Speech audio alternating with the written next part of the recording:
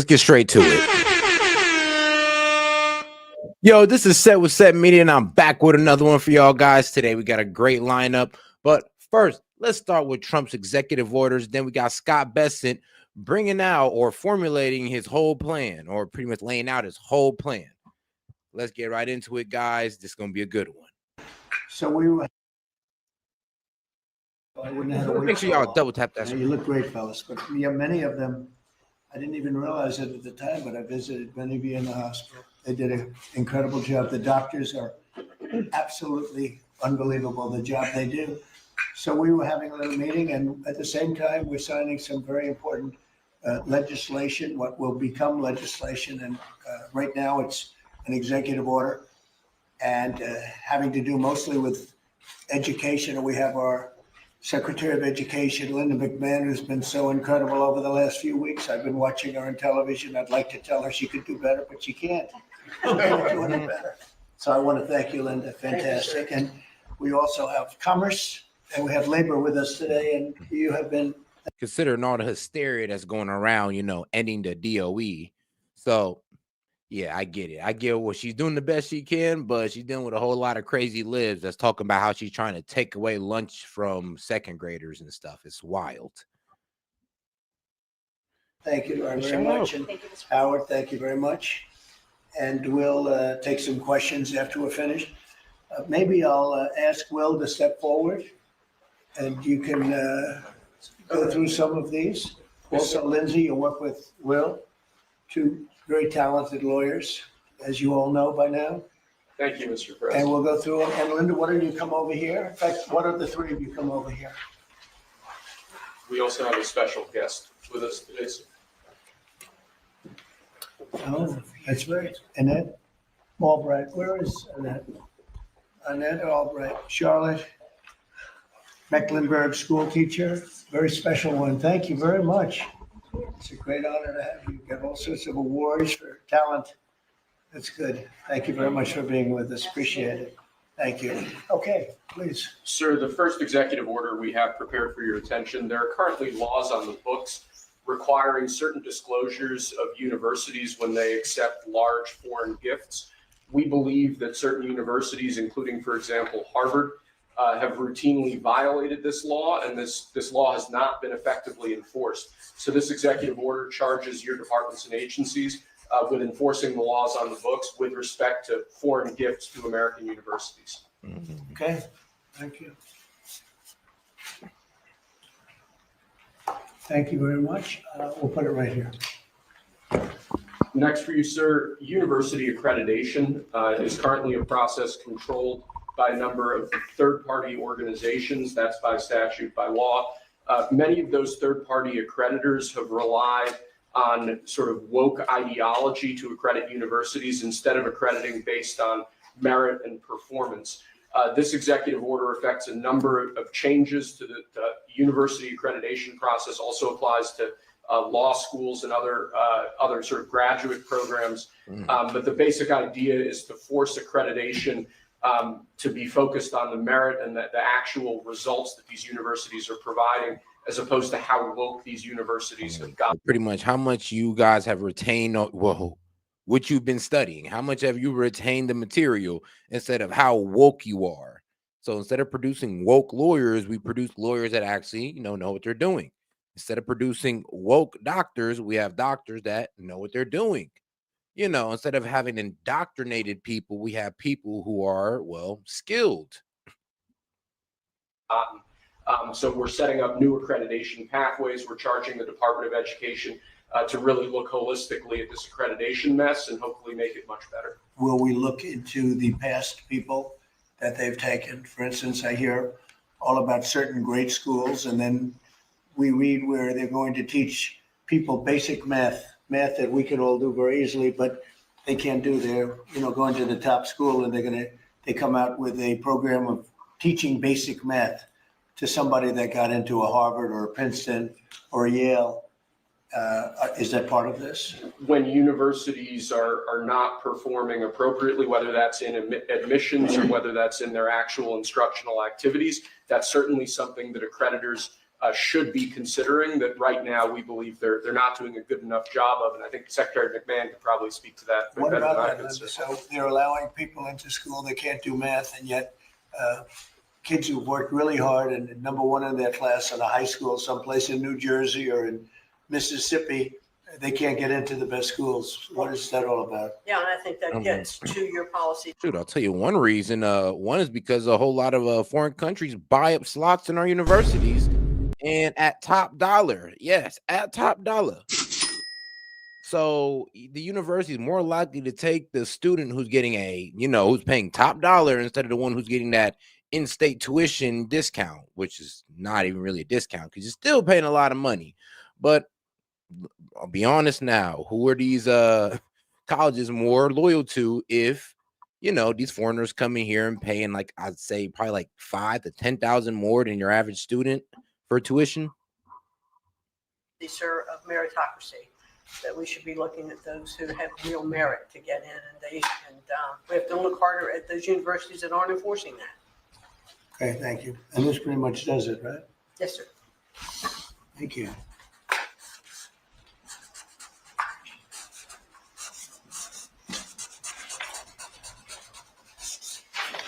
Okay.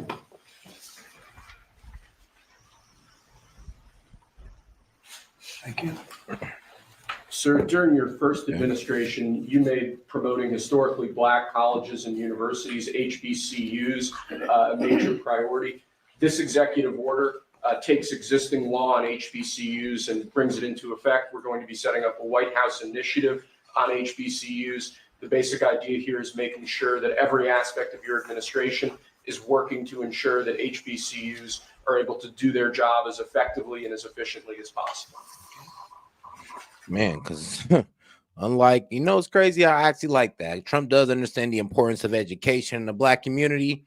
And I guess he's pushing forward money into it, pushing forward that funding that these HBCU needs. They do need it. But hey, it is what it is. But I'll tell you one thing, though. Hey, instead of giving $3 billion to Harvard, you could give $3 billion to them HBCUs. I'm pretty sure they'll be ecstatic to take it. Ecstatic. Make sure you like the video, guys. Double tap the screen.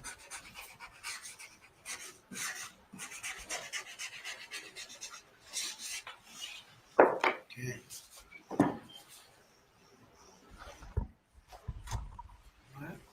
This next executive order relates to artificial intelligence education, sir. You've obviously done a lot in the artificial intelligence space already.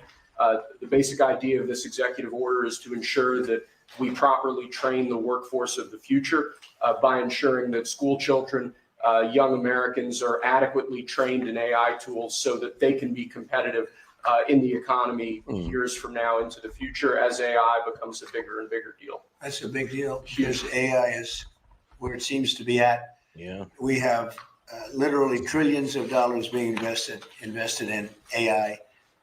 And somebody today, a very smart person, said that AI is the way to the future. I don't know if that's right or not, but certainly very smart people are investing in it heavily.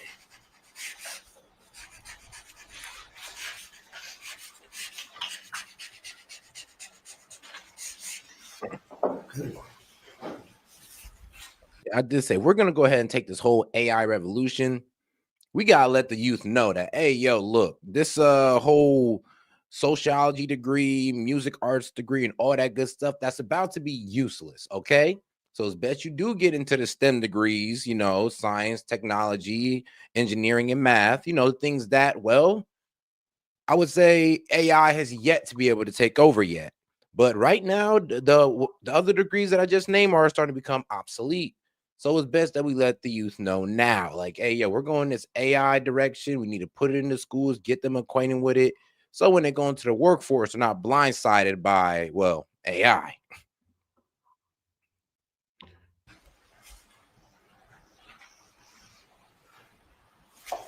Okay. Next year, we have an executive order on workforce development. This executive order is going to charge numerous departments and agencies within the government to reshape the way that we do workforce development. One example from the executive order, for instance, we're looking to get the total number of apprenticeships, new apprenticeships, up to 1 million. in the country to ensure that in critical jobs areas, in areas where we currently don't have enough trained workers, that we're recreating that pipeline to ensure that, particularly as we onshore industrial jobs and new industries, that those industries have the workforce they need to be competitive globally. Okay. Very important. And this is the EO that we're all here working together. I mainly mean they're talking about, well, I would say maintenance and like hands-on jobs, like working with the machinery. Yeah, those things you can definitely have an apprenticeship for and train somebody up, and they can be fresh out of high school. So yeah, I like that idea. And in a way, this is like a training center, right, for what we're trying to do, which is jobs and great salaries. These are great salaries too. Right, it's exactly. So all those factories that you're bringing in because of your trade policy, we're going to train people in trade craft, bring back trade craft to America so that people can work in these factories with great paying jobs. And we're going to train them, and we're going to remake the American dream for all these people. We're working together. Right, Lori? Absolutely. This plays right into America at Work Tour, which I have kicked off. We will work with our state partners and work with our businesses to see exactly who they need in that workforce. And we will skill and upskill these apprentices so they And make sure we like the video, guys. Go ahead and double tap that screen. Let's get more people in on the conversation. Appreciate the support, guys. can get right to work and get in the field and build back this economy for exactly living the American dream. Yeah, thank you, sir. Thank you, Mr. President. Next, sir, we have an executive order on school discipline policies. Under, I believe it was the Biden administration, first Obama and then Biden, the Department of Justice issued guidance that made it almost impossible for schools to enforce adequate disciplinary policies. This created issues in the classroom for teachers and students alike. What do you mean adequate disciplinary policies? Like what, we need to whoop their ass or something? Like, please explain that. Because I mean, hey, if teachers just got the belts in their hands again, I ain't gonna lie, I'm all for it. But if you're talking about, oh, they can't send them out into the corner, or no, these kids can't get suspended no more, you know, y'all going soft on them like that. Yeah, no wonder these kids are spoiled and rotten. Like, no wonder they're like complete brats. Like, where's the punishment? But if we're putting paddles back in teachers' hands, though, man, I swear to God, that's gonna be fixed overnight.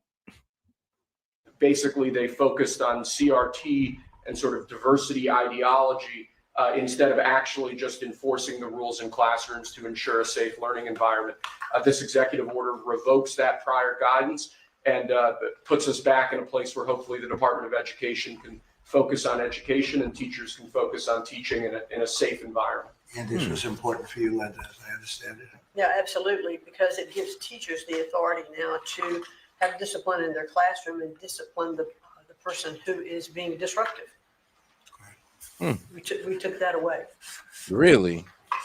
So what do? Just leave them in there and let them be disruptive? Like what? They don't send them out into the hall, grab the paddle with the holes in it? Like what's the process here?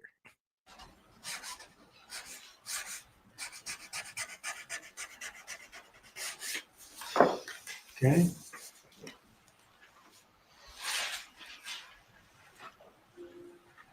Nice. Cool. You, Linda, you should hold that. Lastly, sir, we have an executive order on disparate impact theory. This is a theory that underlies a lot of the modern DEI and CRT driven diversity culture. The basic idea here is instructing your departments and agencies to no longer rely on disparate impact theory as they're regulating, as they're issuing guidance, as they're making rules. We want to focus on results. We want to focus on actual fairness. We want to focus on merit, not things like disparate impact theory and the whole sort of diversity, equity, and inclusion cult. It's getting out of that, huh? Yes, sir. After being in that jungle for a long time. For all the people that think that Trump is going to take away Black history out of in the classroom, like they're going to stop teaching slavery.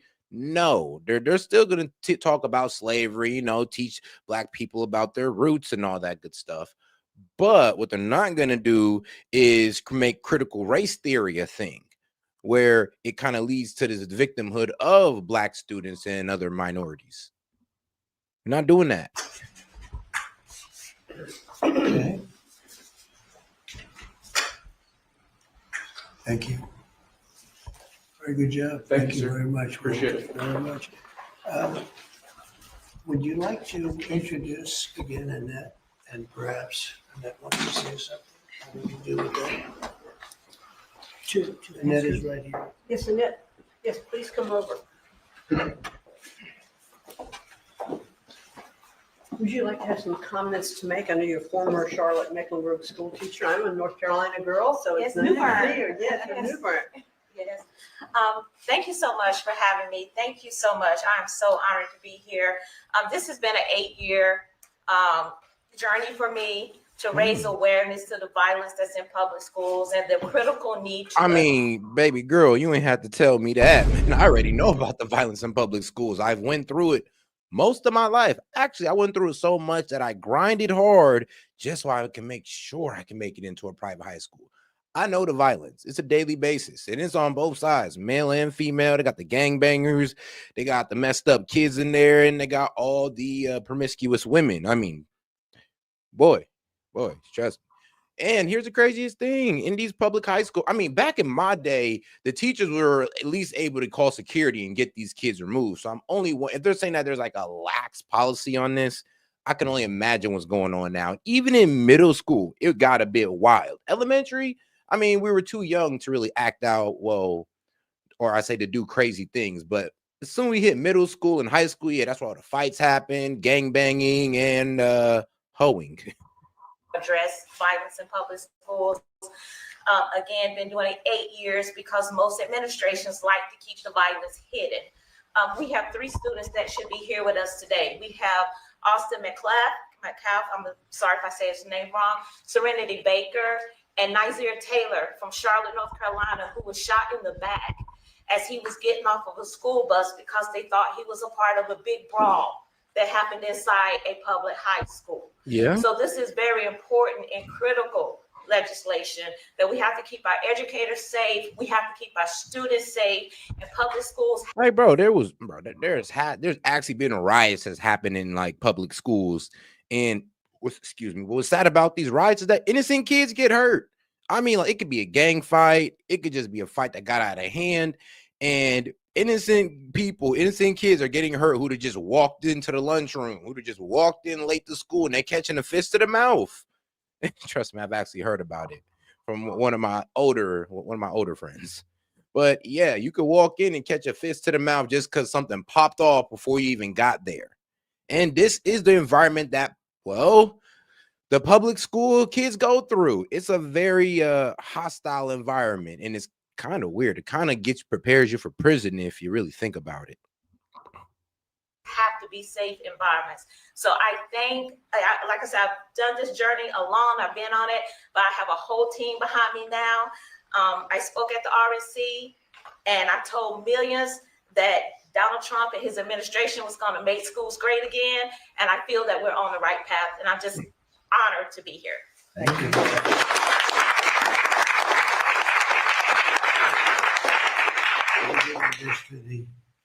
Our great vets that are with us, and is it okay if I give her one? What do you think? Hell yeah. Thank you so much. I appreciate it. Thank you. Thank you. Hell yeah, sis. You fighting for the children of America. You brought a very crucial thing to the president. Like, yeah, our inner city schools, our public schools are trash in teaching our kids and in keeping them safe. Like, this is true, and I'm happy that, well, she stepped up, and she's a Black lady too. So it makes me even more happy because we are the main ones affected by this. Thank you. What an honor. Great job. Could I ask Sarah to speak? Gerardo? Yes, sir. Thank you. Tell Thank us you. a little bit about these great gentlemen. These heroes, Mr. President, are extraordinary. This is my husband, Michael, and so many of our dear, dear friends who are here today. Many of them have met you, sir, in your first administration in the hospital, many times at Walter Reed. Right? And they've had long recoveries. Tomorrow, for my husband, marks 15 years since he was wounded in Afghanistan. Wow. And on that day, about 6 years ago, he had his 120th surgery post-Afghanistan. wow. And you came to see him at Walter Reed and so many others. And we saw great reform in the VA, access, same-day access to prosthetics, mental health care, and we know that that is back. We're going to, these gentlemen were saying, Alex here earlier was saying, in the last few years when he's gone to get a wheelchair, the VA has asked him, this gentleman, they've asked him to prove that he still has his injuries, as though maybe his Yo, limbs would grow back. bro, ain't no goddamn. Yeah, they grinding. If you can clearly see this guy, bro, he has the prosthetic leg right here. Right here. Both of them he has 2 prosthetic legs, one more advanced than the other. So it is a bit wild that the VA is going like, hey, bro, they're like, can you please improve them so we can make sure that your legs didn't grow back? I'm like, are you serious? The disrespect of the VA is crazy. Like the stories that I hear, it sounds like everybody in there just need to go home, bro. All y'all need to go home. We just need a rehiring of nothing but, like, I don't know, members of vets' families and veterans themselves, because y'all don't give a fuck. Obviously, y'all don't care about these people. And they unfortunately did not. Yes. And we've seen that many times. And so we're excited for you bringing back the VA accountability, Mission Act, community care, that were the hallmark of your first term.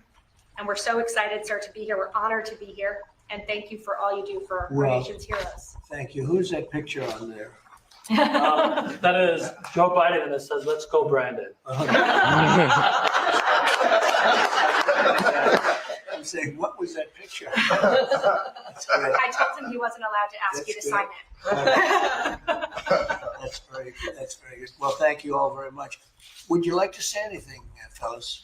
There's a big chance you have a lot of good people watching that believe in you. They happen to be the media, but they believe very much in you like I do. Anybody? Mr. President, we're very happy with the energy that this administration is bringing, and it's an administration that does what it promises. And so we're behind you. We believe in you, and I think we all love you. We got to speak for everyone. Thank you very much. And I'm going to get you a better hat. Say it, better hat. That's a good one. That was the original. It was. Yeah, he got the OG. I've been wearing it before it was cool. That's right. Yeah, he got the OG Make America Great Again hat. That's an early one. We'll save that one though, right? Yes, Mr. President. Thank you. Anybody? Right, vintage. I'd like to say, oh, go ahead. I'm just going to say thank you for loving America, sir. Thank you very Thank you much. so much. Very nice. Thank you very much. True. Thank you. Sir Bennett just spoke, saved Michael Broder's life. And of course, he goes immediately to say thank you, as he was the one that saved Michael Broder, put him in the helicopter, and got him off the combat zone. Wow. So selflessness of these men is unspeakable. That's great. See ya. Yeah, he's alive because of that man right here. Oh. Let's make sure we like the video, guys. We got over 100 of y'all in here, so do me a favor and double tap that screen and like the video. And if you can, make sure to support the show. Appreciate y'all. Well, these are amazing people, great heroes. So that's really great. Anybody else? Yes. I'd like to say it was an honor to serve. You were worth it. This country's worth it. It's because of what Christ paid for. Thank you. And we have a spirit that people haven't seen in many years. At least 5. They haven't seen. I think even then, because we've been through so much for the last 4 years together, it was so bad. It was so bad what they've done to the borders, what they've done all over the place. And it's really an honor to be with you, all of you. Incredible. And I'm going to give you these coins. And I think you're going to really like them. I think they're the best. These are the best coins. And you have your choice. This is gunmetal. I don't know, soldiers like the black, but I think you like this one. It's okay. A lot of soldiers like the black. Here you go. What do you like? I'm with the black. Huh? I'm done. See, I told you. These are choices. I'll take a black one, sir. Okay, look at this. Oh, that rarely happens. You're different, huh? Take a black one, sir. Oh, There you go. that's great. Call the military. No, but I always say the soldiers, they do like it's gunmetal. What do you like? That's what I heard, that it was gunmetal. I'm giving him 2. We have 3 girls. One They're for gonna this fight. one right here. We'll get another one. Okay, All right, though. okay. Wow, In 2010. you deserve it. You deserve that and more. We appreciate it so much. Brave, really brave. No, it's crazy. brilliant people. How come Biden never did this? Like, well, where was this for Biden? Instead, he was celebrating people like, I don't know, the Soroses and what was it? Ketanji Brown Jackson or whatever her name is. Like, come on now. What happened to the people who actually protect America? or who've given their limbs, like mind, body, and soul to America, and we ain't really treating them too nice. Like, where was Biden for them? But all right, let's keep going. Very, very great place. It's called the United States of America, and it's been ripped off for years and years. These people know it. We talked about it before you came in. We've been ripped off by every country in the world practically, and friend and foe. And we're not doing that anymore. So what's happened is Howard, how many countries have we spoken to already? 90. And they all want to make deals, and we're going to make deals, but they're going to be fair deals. They're not going to be rip-off deals. And, we were losing almost $5 billion a year. No country can do that. And now we have it down almost to even, maybe even better than even, because of the tariffs on cars and aluminum and steel. We have tariffs 25% on cars, aluminum, and steel. There's a rush to build new steel plants, a rush to build new aluminum plants, and a biggest rush we've ever seen to build car plants. We have like 11 of them or something, big ones, where you guys maybe work. Maybe you won't want to work, you'll do something else instead of that. But if you like cars, you'd like to work at one of these plants, the biggest plants in the world. 3 of them have left Mexico before construction started, 1 of them during construction. And they're coming to this country. They're coming back. Don't forget, and we get along great with Mexico, but Mexico took 32% of our car building business. So it's amazing what's happened. Remember this number, anywhere from $3 to $5 billion a day. That's not $1 million, that's $1 billion a day. Nobody can even imagine it. And that's what we were losing. And, hence we have $36 trillion in debt and everything else. And in the end, I think what's going to happen is we're going to have great deals. And by the way, if we don't have a deal with a company or a country, we're going to set the tariff. We just set the tariff. What's so scary about that? It lets us know how much, how wealthy we are as a nation. To have $5 billion of straight capital leave our country on a daily basis, and we still haven't walked off the economic cliff yet, is a blessing at this point. This is outright blessing. So God bless America. But yeah, it does have to be turned around, because we couldn't just keep going down this path of money just leaving America and nothing ever coming right back. That we think that will happen, I'd say, over the next couple of weeks. What do you say? I think so. Over the next 2-3 weeks, we'll be setting the number. For China. And we're going to pick, could be for China too, could be for China. Well, we're dealing with almost all of them. Too many to fully deal with, but we're going to be fair to them. But we're dealing with a lot of countries right now, and could be with China, but maybe we'll make a special, a deal. And we'll see what it will be. Right now, it's 145%. That's very high. And make sure you like the video, guys. Please go ahead and double tap that screen, like the video. Let's get more people on the conversation. And if you have any questions, comments, jokes, or disagreements, I'll be happy to read it out loud and engage with it. $2 and up. I appreciate the support, guys. Let's keep it going. It got there because of the fentanyl. They're sending, massive amounts of fentanyl into our country and killing a lot of people, probably 200,000 plus a year. Wiping them out. You probably all have friends who were killed. Somebody was killed in your family or your friends with fentanyl, and somehow it's made almost exclusively in China. And as you know, we essentially taxed them 10 and then another 10. We also taxed Mexico 25, and we taxed Canada 25.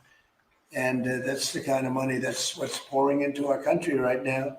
And it's gotten us down from losing $3 to $5 billion a day to actually making money, but breaking even, let's say, but we're going to make a lot of money.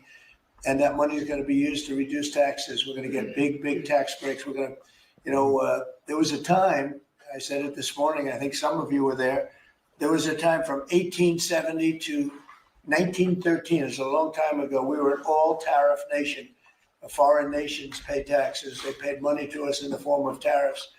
And that was when we were the wealthiest. We were the wealthiest proportionately that we ever were. And they formed committees in 1887 in particular, but they formed committees to determine what we should do with all the money. We had so much money, you guys would have loved it. We had so much money, they didn't know what to do with it. We gave it away to different. Yeah, because back in the day, the forefathers just had a plan on being, completely independent, like mostly independent. Like they did not want to have to rely on France, Britain for nothing, not a damn thing. And trust me, they stuck to it. And if they did, and if anybody did want to sell into the American economy, they had to pay to do so. Or, like I said, the American who decides to work with another country would have to pay to do so. Causes, and you haven't seen that too much anymore. Although we give plenty away, but now we shouldn't be giving it away. We have to take care of ourselves first, right? Absolutely. But we were very wealthy, and proportionately the wealthiest we ever were. We built the Panama Canal. Jimmy Carter gave that away for $1, by the way. One of the most profitable things ever built, the Panama Canal. We gave it away for $1 to Panama. Why? I don't know. Nobody knows, but that's what we had. We had people like that sitting behind this desk. And the thing about the Panama Canal is, well, I'm glad that we got it back from China. That's great and all, but BlackRock? I don't know, man. BlackRock, of all people, of all companies or conglomerates, is a bit concerning, I will admit. But hey, though, it's better than China. Anybody, as long as we have some type of influence over them, anybody's better than China. And that shouldn't have happened. Panama Canal, it was the most expensive thing ever built by our country in history. I'm talking relative dollars. We've never built anything so expensive. I think it was the equivalent of $1.7 billion. And we've never built anything like that. We built a lot of things, but never so expensive. Then we started building other things. We had a lot of money to do it, all based on foreign countries coming in and paying us tariffs. And we're doing that again. And I think we're going to make so much that we're going to be able to reduce taxes in this country by a lot. And we're also going to treat those countries very fairly. But if we don't make a deal, which is possible, we're going to just set the price. Because you remember, they have to come in, they want to come in here and they want to do business with the United States. So we want to set a fair price, and we'll do that. We're going to be very fair, but we'll set a fair price. And then they can make a determination as to whether or not they want to do business with the United States. And I think most of them will. And I think we're going to treat them very fairly. Yeah. And like I said, they're all lining up to do business with us so they can, set some of their terms. Because trust me, if we come to them with the terms, it's most likely going to favor us. And if they don't like it, then they'll just be cut off from our market and their economy will pretty much collapse just like China's. Here's the problem. Well, the problem with China's is their economy been collapsing. This whole tariff war thing just made it 10 times worse for them. And then the fact that they put tariffs on us back is absolutely hilarious because it's like, you guys like sell way more than you buy from us. So you guys putting tariffs on us, it doesn't really do much considering that you guys are the main people who are, exporting products. It's absolutely hilarious. But here we are. Were you worried about what the 145% tariffs were doing to small businesses here in the U.S.? Is that why you're bringing it down? No, I haven't brought it down. I haven't brought it so 145. I haven't brought it down. I said it's a high tariff. It is a high tariff, but I haven't brought it down. It basically means China's not doing any business with us, essentially, because it's a very high number. So when you add that to the price of a product, a lot of those products aren't going to sell. But China's not doing any business. They were doing $1.1 trillion. Think of that, $1.1 trillion. You know what that is? And it was just very unfair to us. And we were doing relatively very little with them. It was very one-sided. Mm-hmm.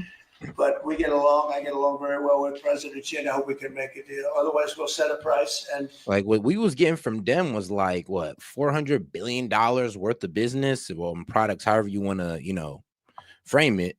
But then what we got, to be honest, what they get from us is like 150 billion. So yeah, they make 400 billion off us. We only make 150 billion off them. Who needs who more? Hopefully they'll come here and they'll contribute. And if they don't, it's okay. So on your trip to Rome, there's a lot of leaders attending the Pope's funeral who also said they'd like to meet with you while you're there. Do you have any meetings set up? Yes, I do. I have a lot of meetings set up. I don't know if I can do it. Do you want to help me out, fellas? I got a lot of meetings. I got every leader in the world, which tells you that we have a good product. It's called the United States of America, and it's great. And these people know about it better than anybody in this room.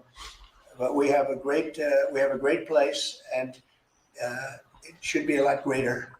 And that's what we're going to do. We're going to make it greater than ever before. It's very simple. Who are you going to be meeting with, President Zelensky? Well, I have a lot of meetings set up. Yeah. And are you bringing anyone with you in the U.S. delegation to the funeral, like Secretary Rubio or a former president? We have a couple of people coming. We'll announce it probably this evening or tomorrow.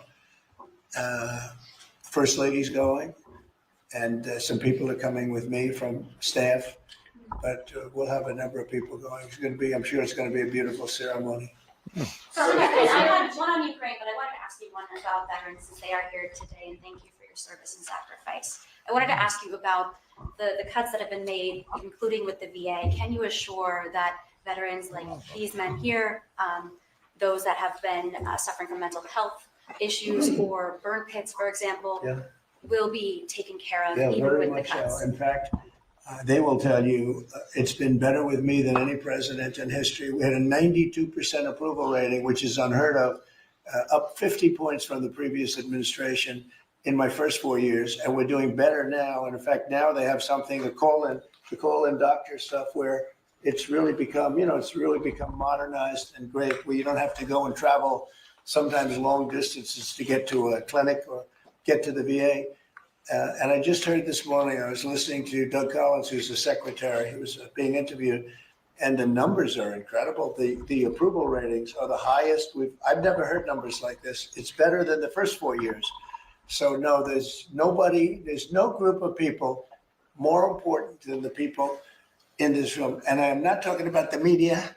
I'm talking about these people right here. There's no group, and they're going to be taken really well care of. It's very important to me. And on the war in Ukraine, are you going to be meeting with President Zelensky? He's asked to meet with you this weekend. Will you be meeting with him this weekend? I don't know that he's going to the funeral or not, but I just hope he gets this thing solved, because we're losing about, think of this, 5,000. I mean, bro, Zelensky, I don't know how long he can keep this up. To be honest, he's just getting desperate for some money, and it kind of shows that Zelensky does not care about his own people.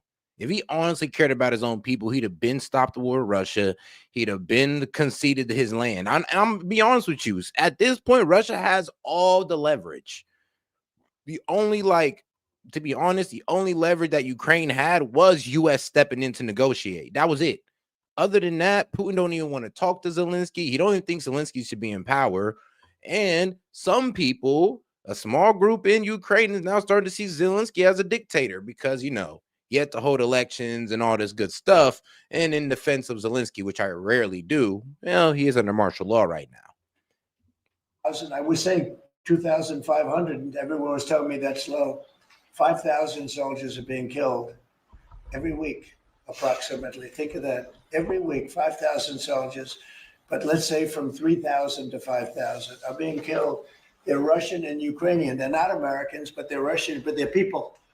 And they're humans, they're human beings, they have families, they wave goodbye to their son, and then they get a call that the son's no longer there. It's a vicious war, and if I can help solve it, we're not losing our soldiers, but we're losing soldiers, a lot of people. And if I can solve it because of a certain ability, that would be great. And if it doesn't happen, I will say that I think Russia is ready, and a lot of people said Russia wanted to go for the whole thing. And because I've heard from many people as well, including ex-generals are talking about, well, I ain't gonna lie, Ukraine's gonna have to concede some land, like Crimea. They're gonna have to give up that. They're gonna have to give up the Donbass. It's gonna be tough for them. But this is the position that they put themselves in. It's like I said, they never tried to go into NATO, or NATO never tried to approach Russia's borders and try to take Ukraine. We wouldn't be here. Ukraine wouldn't be in this situation. If Ukraine would have just said, you know what, we're not going to go into NATO because Putin talking about invading us, we'd have been good. But like I said, we can't sit here and pretend like Putin just woke up on one beautiful morning in Russia and just said, F it, I'm taking Ukraine. That is not what happened. There's a history of this. Well, a history to this. I think we have a deal with Russia. We have to get a deal with Zelensky, and I hope that Zelensky, I thought it might be easier to deal with Zelensky. So far, it's been harder, but that's okay. It's all right. Have you had But I think we have a deal with both. I hope they do it, because I'm looking to save. And, we spend a lot of money, but this is about a lot of humanity. This is the worst. I get the pictures, the satellite pictures. I've never seen anything like it of the fields after some of these battles. It's horrible that it's going for nothing. We would have never had this problem. You would have never had that war if I were president. I guarantee you that. And for 4 years, you didn't have it. Yeah, I can guarantee that one. Like now, the Israel-Hamas war, I don't think Trump could have stopped. But that Ukrainian today, the Ukraine war, he definitely could have stopped that. He could have stopped that by pretty much telling NATO to cut the bullshit, telling Ukraine to cut the bullshit, and pretty much saying, look, if you go ahead and entice this man or pretty much try to get him to attack y'all, then I'm sorry, but we're not helping you. We should have had that position. I guarantee you these guys would have stopped playing with Russia. And that was the problem. NATO told Russia, we're not going to approach on your border. We were not going to do that. And what we do? Approach on their border. And then we try to bring Ukraine into the fold. And well, that was the last straw, well, for Putin. And now here we are today. And all we needed to do was just honestly just keep our word about approaching on Russia's border. And all we had to do was just keep certain countries out of NATO. That's all we had to do, guys. Are you going to meet with Vladimir Putin I will be meeting in with Saudi Arabia? It's possible, but most likely not. I think we'll meet with him shortly thereafter. What is Mr. Mr. President, Whitcock thank going you. to present to the? Federal Reserve Chairman Jerome Powell, during the Biden administration in the campaign, with inflation raging, he lowered interest rates 2 times. Now, with 2 consecutive months of inflation being down, all economic theory you learned in the 8th grade says it's time to cut rates when inflation is down. He's not done that. Have you had any direct conversation with him? No, I haven't called him. I might You call can't do him. nothing about him. I haven't called him, but I believe he's making a mistake by not lowering interest rates. And I think as well as we're doing, we'd do much better. I mean, here's the thing. I've heard both arguments, and both sides have reason arguments for cutting the rate and not cutting the rate. Even Powell himself had a pretty good explanation for not doing so. So it is a bit touchy. It is hard to touch on this subject because it's like, well, I get why y'all want to cut the rates right now because you're trying to, put a nice little spike in the economy. But I see why Powell's not doing it because he's like, well, the indicators to cut the rate have not sound off yet. Like there's no low unemployment and there's no high inflation. Better. He's keeping rates too high. He historically has been late, except when it came to Biden. He was recommended by a certain person that I'm not particularly happy with, but he will hopefully do the right thing. The right thing is to lower interest rates. So we'll see what happens. I think we're sitting on something that's going to be very good with all the tariff money starting to come in. Our country is going to be doing really well, and hopefully we don't have inflation. Groceries are down. When I first came in, people were there. They hit me with the first day that I was president. Somebody started screaming at me that eggs are up. I said, I just got here. And in the first week, they were going crazy. Remember that, Linda? They were going crazy. They're saying that egg prices are too. I said, I'm here for 1 week. Just leave me alone. This is the fake news. And I said, what can I tell you? But Brooke Rollins, our Secretary of Agriculture, and a group working with her have done an amazing job. And egg prices have gone down 87%. Energy now is down $65 a barrel. They have some energy selling gasoline for less than $2 in a couple of states. Alabama, a couple of great states, but all over the country, it's way down from what it was 6 months ago, 3 months ago. And that has a lot to do with the war. When Biden allowed energy to skyrocket, it just skyrocketed. It was out of control. Russia made a lot more money because they make their money on energy. And I kept saying, he supposedly wants to end the war, but he lets energy go out of control. Well, I've gotten it. We are drilling like crazy right now, and we have it down to $65 a barrel. It went up to almost $100 a barrel. And at that number, Putin and Russia made a lot of money. So I think one of the reasons, I think he has a certain respect for me, but one of the big reasons is oil prices are down. I think this is a good time to get the war settled. Thank you. Just one more question. Thank you for that question. For those of us that live here in the district, you said when you came in, you were going to make Washington, D.C. great again. Right. One of the issues we've got right now is we understand there might be an imminent deal between the owner of the Washington football team, whatever you want to call them now, Commanders, and locally in getting the Redskins back to DC and RFK Stadium. That's on federal property. Right. Are you going to be involved in that negotiation? Yeah. And would one of the stipulations be they change their name back to that Redskins? Oh, I see. Well, that's a little bit, nobody's asked me that one. Look, I think when the Indian population is a great part of this country, a great heritage. And we were talking about Massapequa, Long Island, the Chiefs, they call themselves the Chiefs. Well, the Kansas City Chiefs, they're not changing their name. A great team, great people, great owners, great coach and quarterback. I love the quarterback, like his girlfriend too, and his wife. His wife is great. She's been a big fan. His quarterback's mother is incredible. I like that team. They're called the Chiefs. And frankly, I see nothing wrong with it. They call them the Warriors, and not that team, but a lot of other teams, and all of these Indian surnames and different names. And I'm saying that I think that's a positive thing. And when you go back to Indians, they poll this. They don't know why these names are being taken off. They're trying to. I think it's degrading to the Indian population, and it's a great population, and they like when they're called by various names. Now, Washington, the Redskins, perhaps that's a little bit different, but I can tell you that I spoke to people of Indian heritage that love that name and they love that team, and I think it's I think it's a superior name to what they have right now, and it had heritage behind it. It had something special. But a lot of the names having to do with, different places, not just Indians, but I think they changed the name of the Cleveland Indians. Why would you take the name Indians off the Cleveland Indians?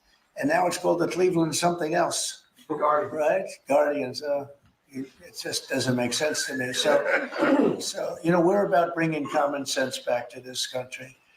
And it may be popular or unpopular what I'm saying, and I've just said to you, he's a nice guy. He got a lot out of me on this one, but I think most people agree with me. I think it really is demeaning to Indians.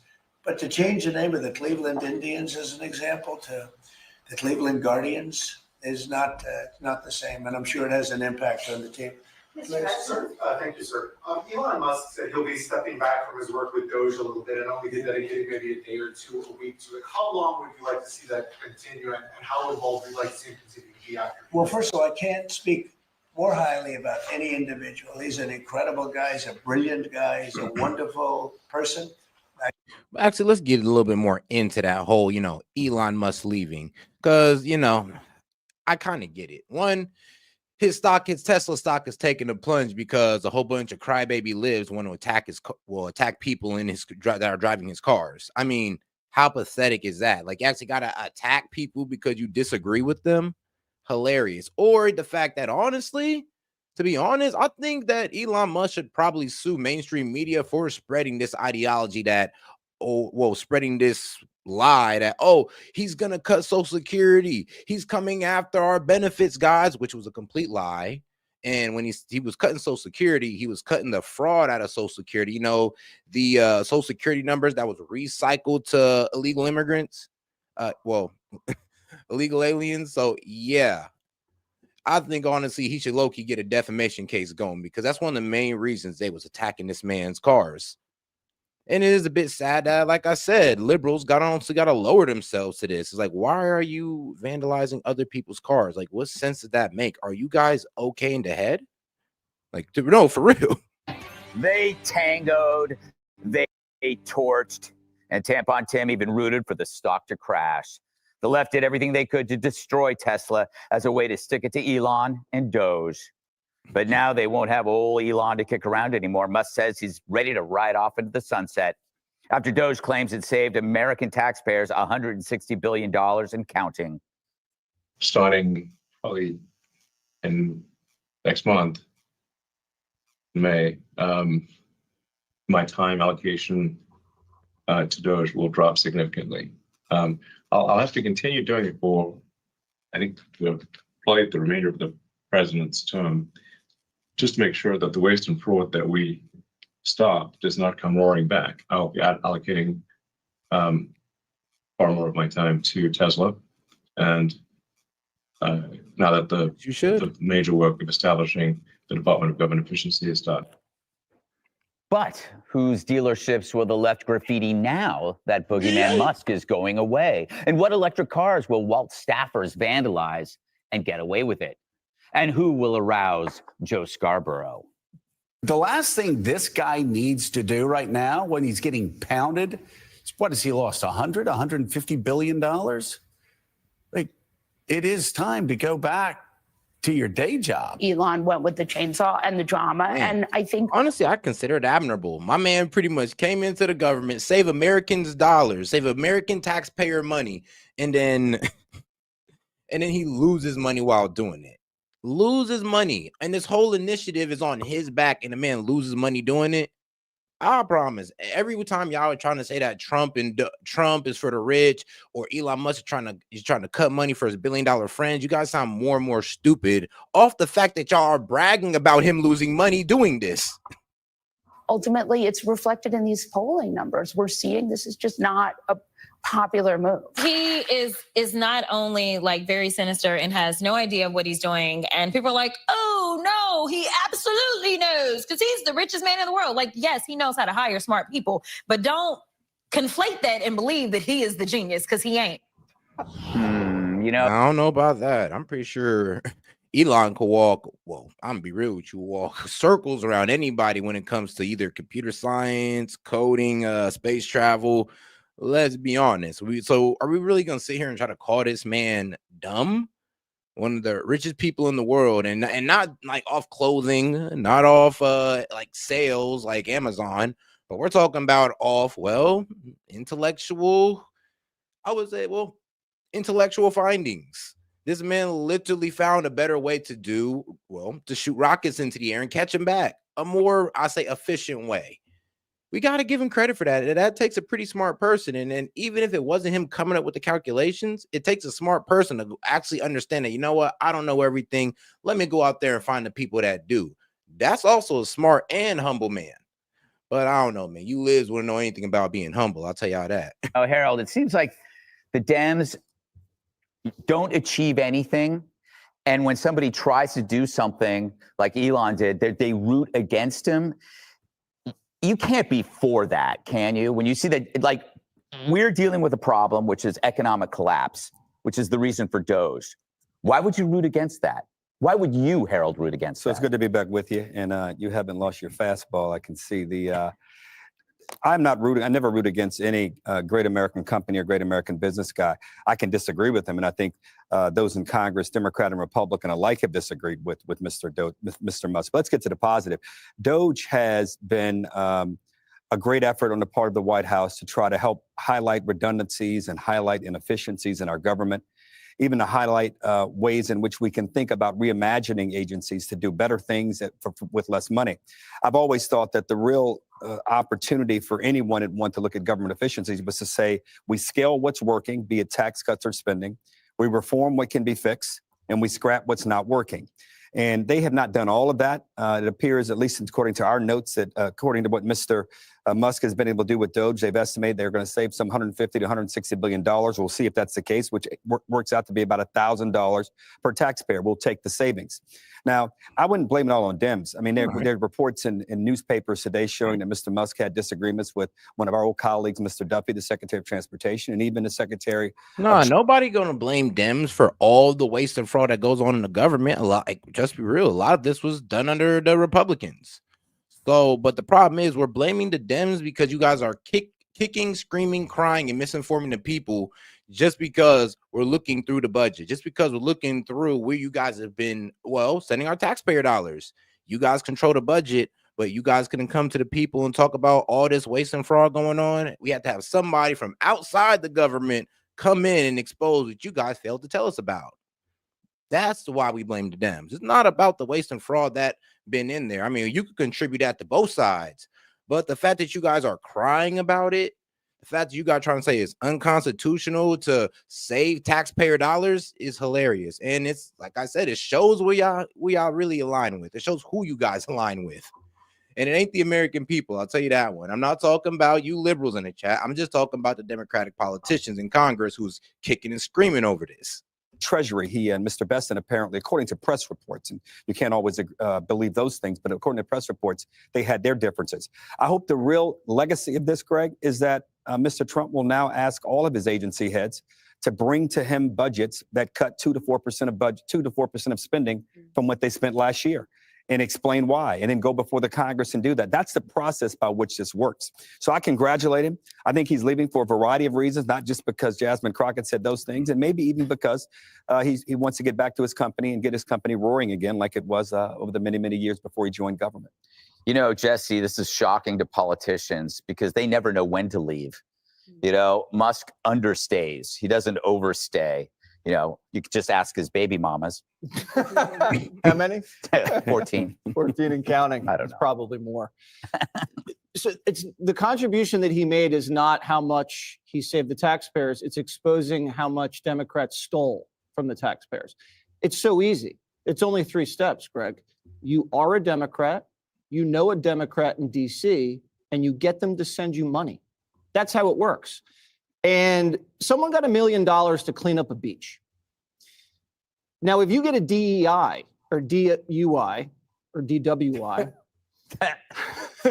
they will make you clean up the beach for free as part of your community service. Or the beaches that I go to, the local government does it already. The clothing optional ones. You've been there? Yes. I thought I saw something. I just needed to wear my glasses. And then they also have $1 million that goes to ocean justice. Now, if there was an auditor that came and asked you, what'd you do with the money? What would you say you spent $1 million on ocean justice for? Did Al Sharpton come out to the beach? And that's what we call waste. When you hit there and say, oh, ocean justice, we spent $1 million towards it. And I'm just like, bro, what? Like, ocean justice. What is that? Like I said, if you actually look up what Elon Musk has been shutting down, shout out Doge.gov. But if you're not willing to believe anything that this man says, then I honestly wonder, like, where you're, like, why even have a criticism if you're not even going to believe it? Like, I look at y'all kind of funny sometimes because even if we show you guys the proof, you guys just won't believe it. So you're kind of irrational people coming at me when you could go look at Doge.gov. Look at this for yourself. You still won't believe it. So what are you doing here? What are you even talking for? If you're not even open-minded enough to hear a different point of view or to even see the facts, understand that, okay, yeah, they were right when they're talking about there's a waste going on. And yell something in a bullhorn to the whale? I don't know, but they stole the money. And that's why Bondi has to get the prosecution referral and put some of these thieves in jail so they don't do it again. He knew it wasn't going to be popular when he did this job. It's like you come in and you're basically telling the whole government to strip naked and have all of these doctors look at every single imperfection. Yeah. And then interview your lawyer and your ex-wife and your assistant. It's like a full body cavity search, and then you put it all on X. Yes. No one wants that. No one. But it had to have happened, Greg, and thank God it did. And for this woman, what do they say? God bless her heart. Bless her heart. Bless her heart. When She's she saying that says about you too, by the way. he ain't a genius. Yeah. Yeah. He ain't. I think that says more about her than it does about Yeah, the only thing she's ever invented is a personality. That's right. I've seen clips of her from a couple of years ago. Yeah. Yeah, we've all seen clips of Jasmine Crockett being able to talk proper and all that good stuff. And, you know, it's kind of crazy how she'd be code switching just to sound more ignorant. Usually black people code switch to sound more educated, not to sound more ignorant. But it is what it is. I mean, this is the climate we live in today, guys. All right, though, but let's hear Bill O'Reilly's, take on it. A bit more of an even perspective. Let's get to the talking points memo. Elon Musk. Interesting story. So I met him for the first time on St. Patrick's Day. And we had an interesting conversation in the Oval Office. And I'm not name dropping. I've already reported this. And he asked me some questions about presentation for the Department of Government Efficiency. And I gave him my opinion. And we had a very good, nice conversation. Now he's going to recede from government for a while. Okay. So I knew that was going to happen, not because of the conversation I had with him. He didn't tell me that. But here's what I said on April 2nd on News Nation. Go. What do you think the reality is about why Musk may be getting pushed or whether he's walking away? Well, as I said very early on, Musk is a short timer. It's just too hot. You just can't have a guy that hot. And he did a good job exposing the government waste, bringing it back onto page one. But now the technicians should take over. You don't need Elon to go out and sell it. It's sold. Okay, so yesterday, Mr. Musk put out this statement, quote, starting probably in the next month, my time allocation to Doge will drop significantly.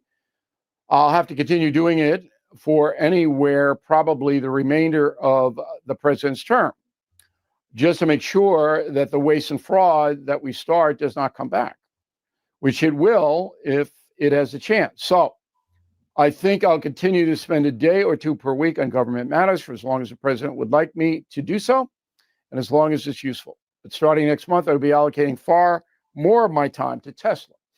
And he has to do that because Tesla is in trouble. It lost $19 billion in revenue since Elon Musk joined the Trump administration. $19 billion is a big number. All right. Profits dropped 71% in the first quarter of 2025. And there's a 13% decline in global deliveries. And that's before the tariffs even kick in. So Musk, who is the wealthiest man in the world, he doesn't want to see his company dissolve. And then you had the political stuff. So he's paid a huge price, as everybody knows, as the far left has attacked him. I can't quite figure out why they hate him so much, but they do. All right. So on the Doge. Because the left hates anybody who they've seen used to be on their side, and now that they're no longer on their side, they completely lash out against them. I mean, willing to even get violent against them. Look at Stephen A. Smith. Look at Chris Cuomo. Like I said, anybody who's ever even had who's open-minded enough to think outside of the liberal bubble, they've rejected completely. And they're, like I said, there's like no, independent thought on the left. Sadly, they all have to believe the same thing. All got to believe Donald Trump is evil. They all got to believe Elon Musk is trying to take their money, or they will be ostracized out of their social groups. It's pretty damn sad. I mean, they think they have free thinking. I'm like, all right, cool. Try to think differently in front of your friends and family. Try to go ahead and try to have a different perspective and watch how you don't got friends no more. I feel bad for y'all existence, but hey, it is what it is. Front, at least $160 billion in waste has been exposed. And that's a fact. Okay, that's not debatable. And government has canceled leases, grants, fraudulent payments, and they've made a lot of changes. This comes out to about $1,000 for every American taxpayer that Musk and Doge has saved. That's pretty good, right? 85 contracts related to DEI have been canceled. Now, that's why the far left hates it, because they love DEI. And I'm going to do that tomorrow, big DEI thing. So write that down. And in addition to the DEI stuff, the far left doesn't want any government cuts. Listen to Senator Warren. Go. When unelected billionaires start ransacking our government offices, this is not business as usual. Nope, nothing is normal.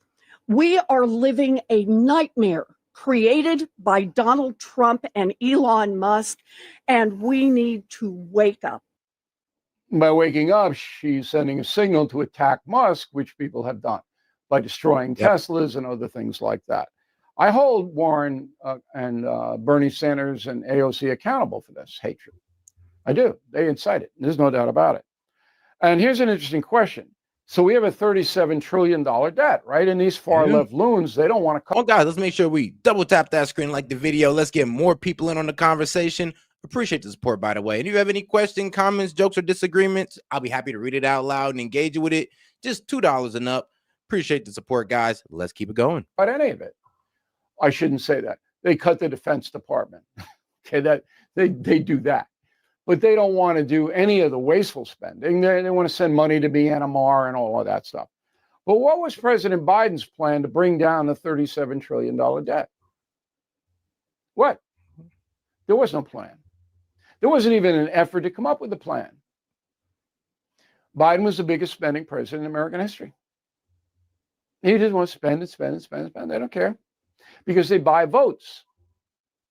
And then everything that Doge wants to cut, you're firing this person.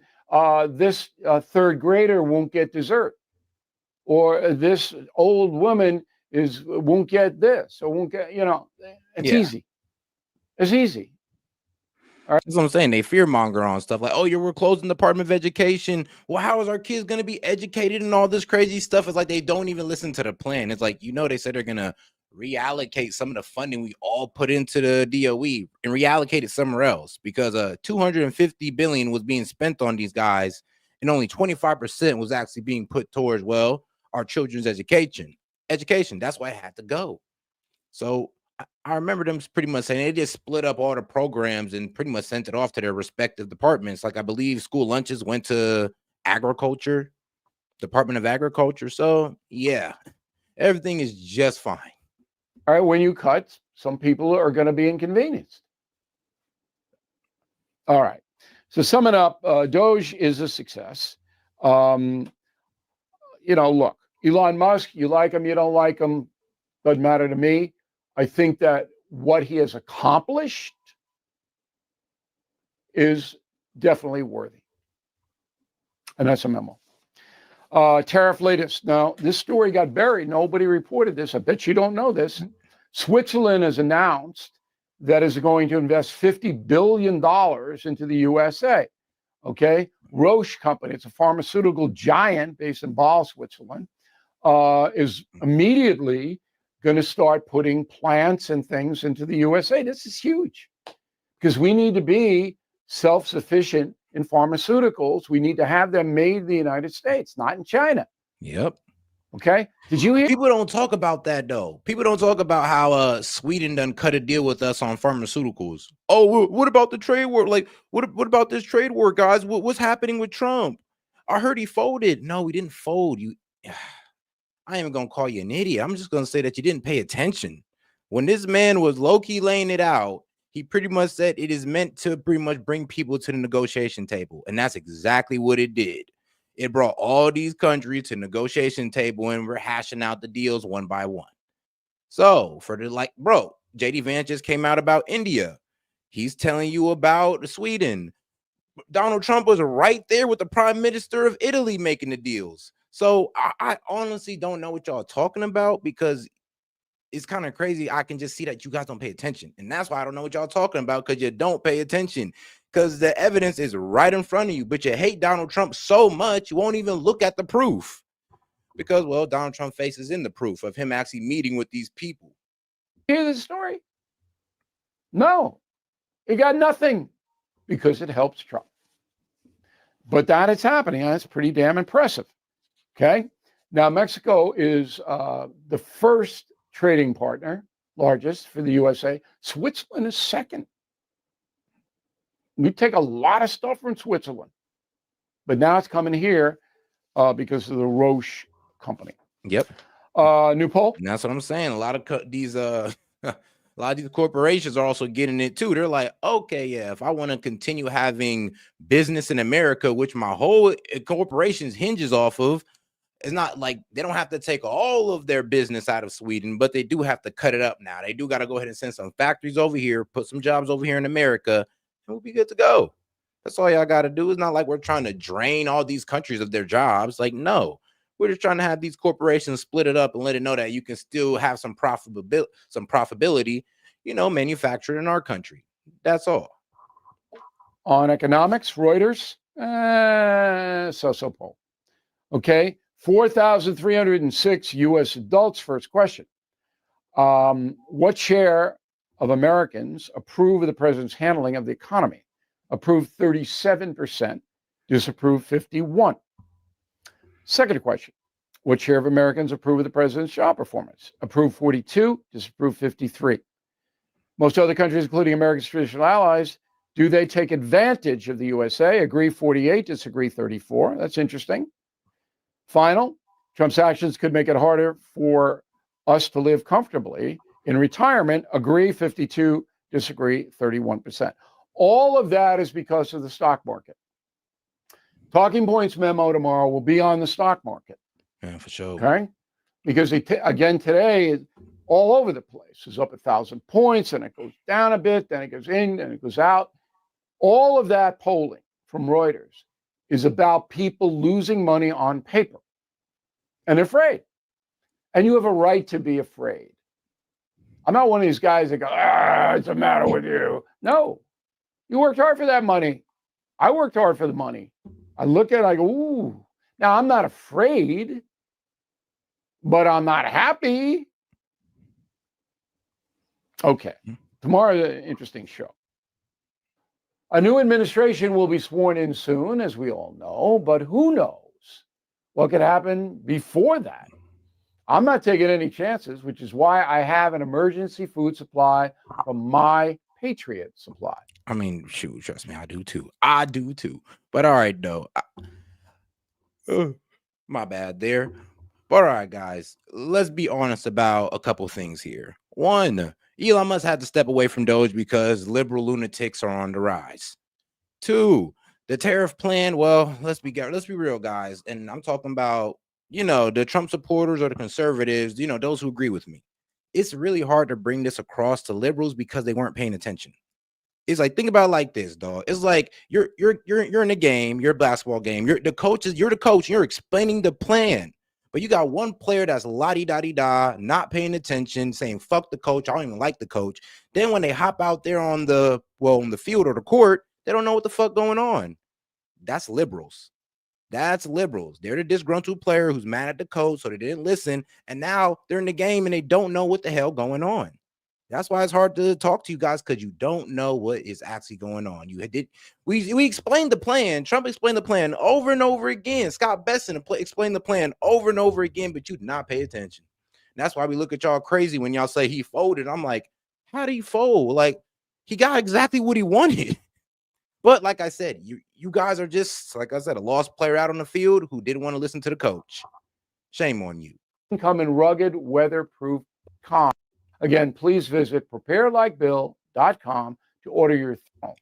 YouTube.com, Andrea Ocasio-Cortez. You'll enjoy that. We have a new one tomorrow. Let's go to the mail. Elizabeth, concierge member. Elizabeth has a life insurance policy with us. I wish Donald Trump were not planning to go to the Pope's funeral. I think he's putting himself in danger. Has to go.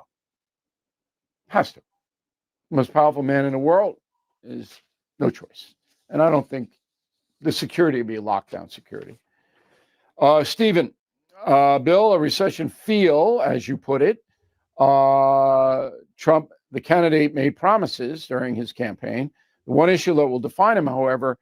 And guys, you have any questions, comments, jokes, or disagreements? I'll be happy to read it out loud and engage with it. Just $2 and up, unless you're a member or something like that. Appreciate the support, guys. Let's keep it going, and let's make sure we double tap that screen. Let's get more people in the conversation. Is the tariffs, because the border and fentanyl are under control. Fentanyl is not under control. As we reported earlier this week, fentanyl is out of control, continues to be. Border is. Tanya. Bill, are you saying you believe Trump will reach a deal with China? However, you also stated that Trump would reach a deal with Putin. In fact, you said the deal was already before Trump even got into office. Why is your reporting on China more accurate than your reporting on Putin? So Tanya's a little disenchanted with my reporting. Okay, which is fine. We like that. Okay, Tanya, here's the deal. The framework for a deal between Trump and Putin was discussed before the president was elected. Yep. Okay. And Putin says certain things, doesn't mean he's going to obey him, but that deal was formulated. I believe it will happen. It's just that Putin's giving everybody a hard time. As far as China is concerned, I'm standing by my reporting. I think there will be a deal. Now, it takes time, Tanya. There's no magic wand, but we'll see. I hate that. We'll see, because I criticize people saying, but you got to give it some time. Reasonable amount of time. In the fall, if nothing happens, believe me, I'll be on it. Kathleen, even if immigrants here reported their status to the government. All right, though, let's get back to our man Trump and let him finish out his executive order meeting. All right, guys, let's keep it going. Let's make sure to like the video, guys. Let's make sure to support the stream with any question, comments, jokes, or disagreements. Really don't matter. $2 and up, and I'll go ahead and engage with it, even for you naysayers. Appreciate the support, guys. I've seen him with his family. I've seen him with a lot of his children. He's got a lot of children. He treats them good. He loves his children. But he's a brilliant guy. And he was a tremendous help, both in the campaign and in what he's done with Doge. And, you know, we're talking about almost $200 billion and rising fast, because many of the things that we were looking at are now being found out to be fact. It's terrible. I mean, the fraud, the waste, the abuse, the everything that's happened is just terrible. So I also know that he was treated very unfairly by I guess you'd call it the public, by some of the public, not by all of it. He makes an incredible car, makes everything he does is good. But they took it out on Tesla. And I just thought it was so unfair, because he's trying to help the country. But he has helped the country. I also want him to make sure that he's going to be in great shape. And I know he is. I mean, he's going to do great. He loves the country. He didn't need to do this. He did it. And I told him, I said, you know, whenever you're ready, I'd like to keep him for a long time, but whenever you're ready, he's an exceptional guy. When you see those rockets go up and come back and land in the same gantry, nobody else can do that but this man. So he's just an incredible person, and he's a friend of mine, and he's a nice person too. He's a very nice person. He really helped the country, saved us a lot of money. And I heard him say that he'll start easing, he was always at this time going to ease out. And when he goes back to Tesla, that'll be taken care of. It was just, it's artificial. These were sick people that thought they were doing something. He's a great patriot, and it should be. I'm pretty sure the shareholders and the CEOs at Tesla was like, hey, Elon, when are you going to stop this crusade, bro? Because we're losing cash. I mean, like, bro, cash money. Because they're trying to, you know, protest Teslas all of a sudden. And then they're marking them up out of nowhere. Like, what's going on? Like, what did you say to these libs? That's what I'd be asking them. I'd be like, bro, what did you say to these people? It's like, why are they burning cars? Why do they hate you all of a sudden? They loved you about a couple years ago. All of a sudden, what? You align yourself with Trump, and now everybody hates Tesla? I thought the libs wanted to protect the environment. What happened to that mission? It shouldn't be the way. That should never have happened to him. Trump over environment, I guess. Now, he makes a great product. It's a great car. It's great everything. Starlink is great. What he does is good. He's doing medical things that are amazing. And we have to, at some point, let him go and do that. And we expected to be doing it about this time. But I'll talk to Elon about it. Thank you for the question. So, a second question. Canada has an election coming up. How would you have a prediction for that, and what do you think the results of With that respect to Canada? with the negotiations? Oh, I don't want to predict other nations' elections. It's tough enough doing this one. Look, I love the Canadian people. I like Canada, but it's costing us $200 billion a year to support Canada. $200 billion. And I say, why are we doing that? You know what? We can make our own cars. We have more energy than they do. We have more energy than anybody in the world. We don't need their lumber, obviously. We have more lumber. We have a lot of lumber. We have a lot of everything that they sell us. But and I mean, now look, it's not like we subsidize their economy, but we do kind of give these guys voluntarily, we give these guys a lot of business, like $500 billion in business. So, and you know, considering how much, they buy of our stuff, it does even out to a nice little $2 billion trade deficit with them. I'm gonna be honest with you, China, I mean, not China, but Canada, I don't understand why they're playing hardball, because if they keep doing this, their corporations will leave. Those American corporations that we let them have will leave, that we took from the American people and we gave to the Canadian people. Yeah, we can always get those back with the tariffs. So I'm not sure why Canada's playing this game. They're trying to save face when they're in a very weak position. Damn near like China. damn near like China, except Canada's in a weaker position. Particular cars, they took a large percentage of the car making, and I want to bring it back to this country. I really don't want cars from Canada. So when I put tariffs on Canada, they're paying 25%, but that could go up in terms of cars. When we put tariffs on, all we're doing is we're saying we don't want your cars in all due respect. We want really to make our own cars, which is what we're doing in record numbers now. You know, we're going to be at record levels in a very near future because of all the plants, the car plants that are being built. And I'd rather see them made in Michigan and made in South Carolina and made in different states, Tennessee.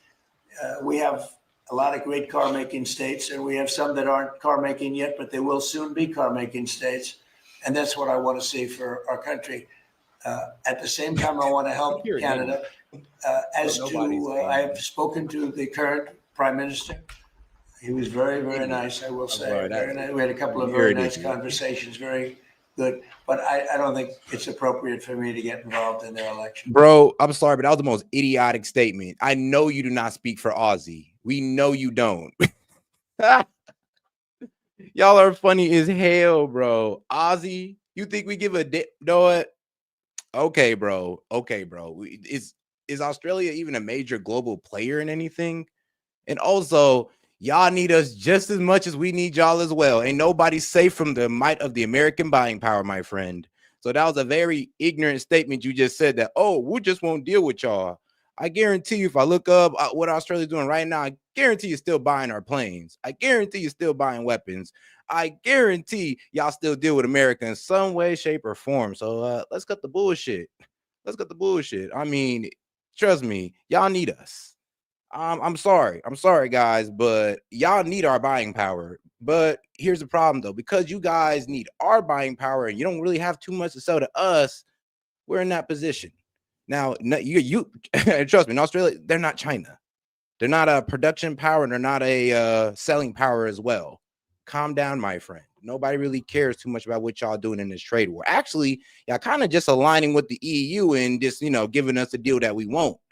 So that's why you saying that don't really make any sense, because you're kind of just bending the knee with the EU, my friend. But thanks for trying, though. Thanks for trying. If I may, this deal that you have with Russia, does it include recognizing Russia's sovereignty over Crimea? Well, everything is good. Look, I just want to see the war end. Oh, and also, who doesn't use the dollar for trade? What, y'all just stopped getting oil in? Y'all just dropped the petrodollar? And last time I checked, y'all ain't even a part of BRICS. So, like I said, cut the BS. Cut the BS. Bro, y'all, there be some Chinese propagandist bots in here, and I'm going to bring y'all more. I'm going to bring some more of y'all in. I don't care. As long, if they're both happy, they both sign an agreement.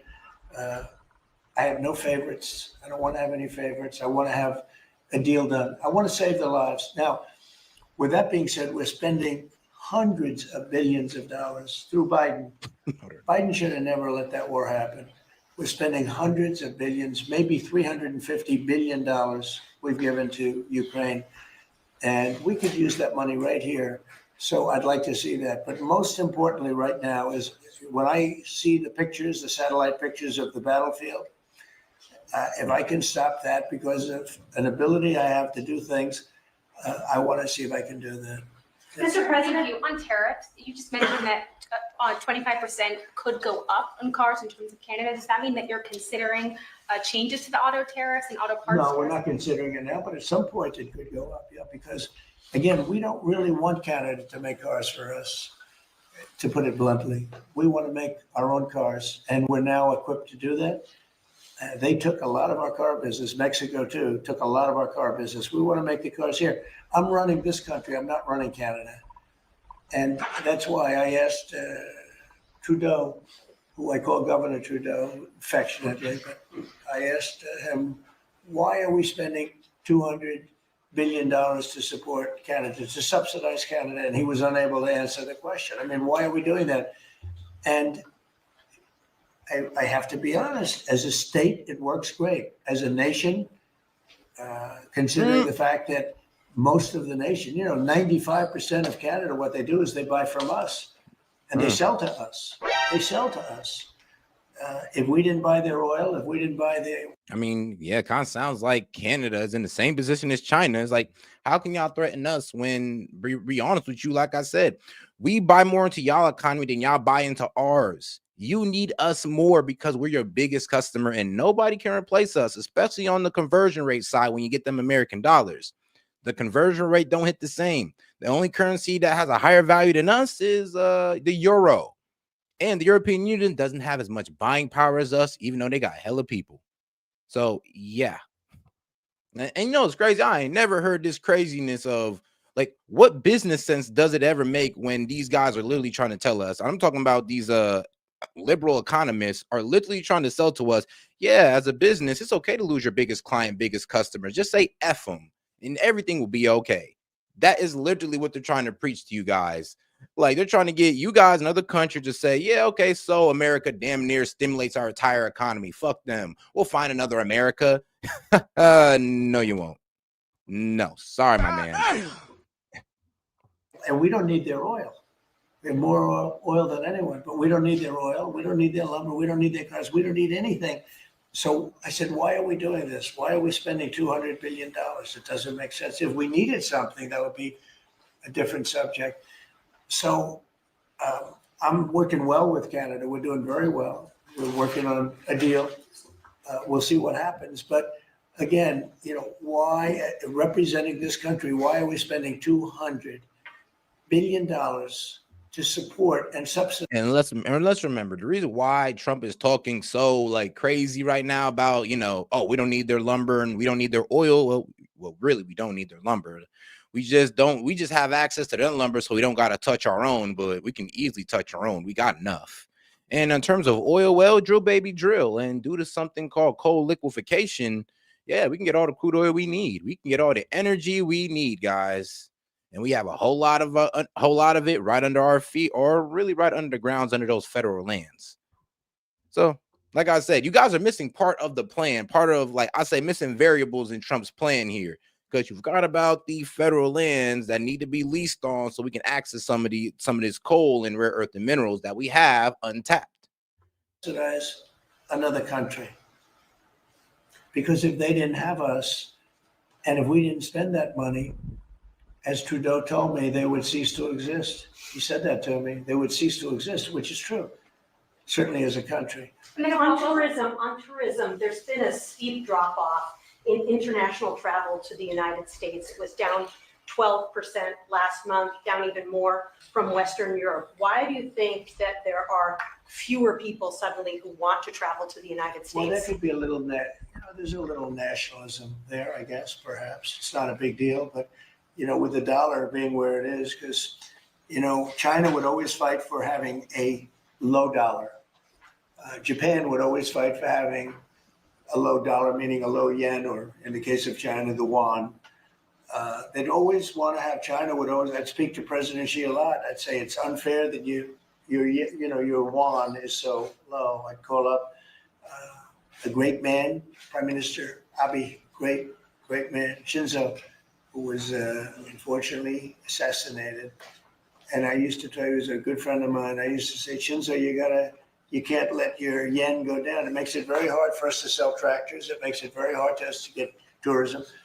And our dollar is a little bit on the low side. And that means that a lot of tourism is going to come in. But I could see a little bit of nationalism at work. And I could see it likewise with us, not wanting to go to certain countries. But that will work out very Do easily. you think some people are scared to come here because they hear the stories of tourists who are detained for a few days or even a week or two? No, we treat our tourists great. They probably don't want to come here because all the major cities are dangerous places to go. I mean, what's one of the nicest places that people like to visit when they come out of here? It's what? New York City, LA. People like to go to, well, ironically, Atlanta. I did not know that part. But let's see, Houston. Oh, I mean, let's be real. These very liberal cities that have high crime. Maybe they want to come here because you libs done effed up all the tourist spots. You ever thought about that? You ever thought about all the places that these people used to go and tour to, like Los Angeles? Y'all kind of effed up. You ever figured that it's not about these immigrants that are getting locked up because they have a certain ideology or they're part of a gang? No, we're talking about people who want to come over here and enjoy America for a little bit. Yeah, it's probably because when they look up what's going on here, they're seeing that all the luxury spots that we had have went to shit, or these luxury cities that we had went to shit. San Francisco, come on now. We're the tourism capital of the world. There's no place like this. And there may be a little bit of nationalism, but I doubt it. I actually doubt it. Yeah. Mr. President, has there been any direct contact between the U.S. and China trade at all? Yeah, of course. Yeah. And Every day. every day. And then secondly, would you support a millionaire tax? I think it would be very disruptive because a lot of the millionaires would leave the country. You know, in the old days, they left states. They go from one state to the other. Now with transportation so quick and so easy, they leave countries. You lose a lot of money if you do that. That would, and other countries that have done it have lost a lot of people. They lose their wealthy people. That would be bad because the wealthy people pay the tax. Okay. So how did the talks today go in London? Do you think that the asks from Ukraine and I think they went well. I mean, you know, we got to get two strong people, two smart people to agree. And as soon as they agree, the killing will stop. But yeah, I think they went well. Pretty well. Mr. President, we understand that your economic team, many of them are here today, J.D. Vance, has negotiated what's called a monster trade deal with India, like biggest one ever. Can you share with us what some of the framework of that might be? You said England. India. India? India. Okay. They're not very complicated, these deals. It's about the tariffs. India charges almost more than any other country in the world. And believe it or not, we do very little business with India, other than the fact that I like the Prime Minister very much. He's a friend of mine. He was here 2 weeks ago, as you know. And we stood right outside at a news conference. Unfortunately, the grass was very wet. It was very hard for people to stand on the grass. They got their shoes all ruined. But other than that, it was a very good news conference. And he's a great guy. But we do very little business. You know why? Because their tariffs are so high. They have among the highest tariffs, higher than China. They have among the highest tariffs in the world. And I understand they're going to reduce those tariffs, but it's really sort of their problem, not ours. We do very, very little purchasing in India because and selling. We do very little selling. I mean, Harley Davidson, I said, how are you doing in India? This is about 6 years ago. They came to lunch as a great American company. They make the motorcycles. And I said, how are you doing in India, as an example? Well, we don't do any business there. Why? Because the tariffs are too high. I said, that's interesting. Well, what are you going to do? He said, well, we're going to build a plant in India. And that's what they did. I don't want that to happen. They were forced to build a plant. Well, essentially what we're doing is the same thing. Remember, there's no tariff when they build their plant here. And everybody wants to build because they don't want to. And the higher the tariffs go, the more likely it is they come in and build a plant, you know? Mm-hmm. If it's 25%, that's fine. If it's 50%, you'll get more plants. 75, you get more. At 100, you get more than that. And they're all coming in at numbers that I don't think Howard has ever been. Yeah, because you're threatening these corporations' bottom line. So they're going to do what you want to keep their bottom line in order. They're going to do what you want. You know, it's so funny, though.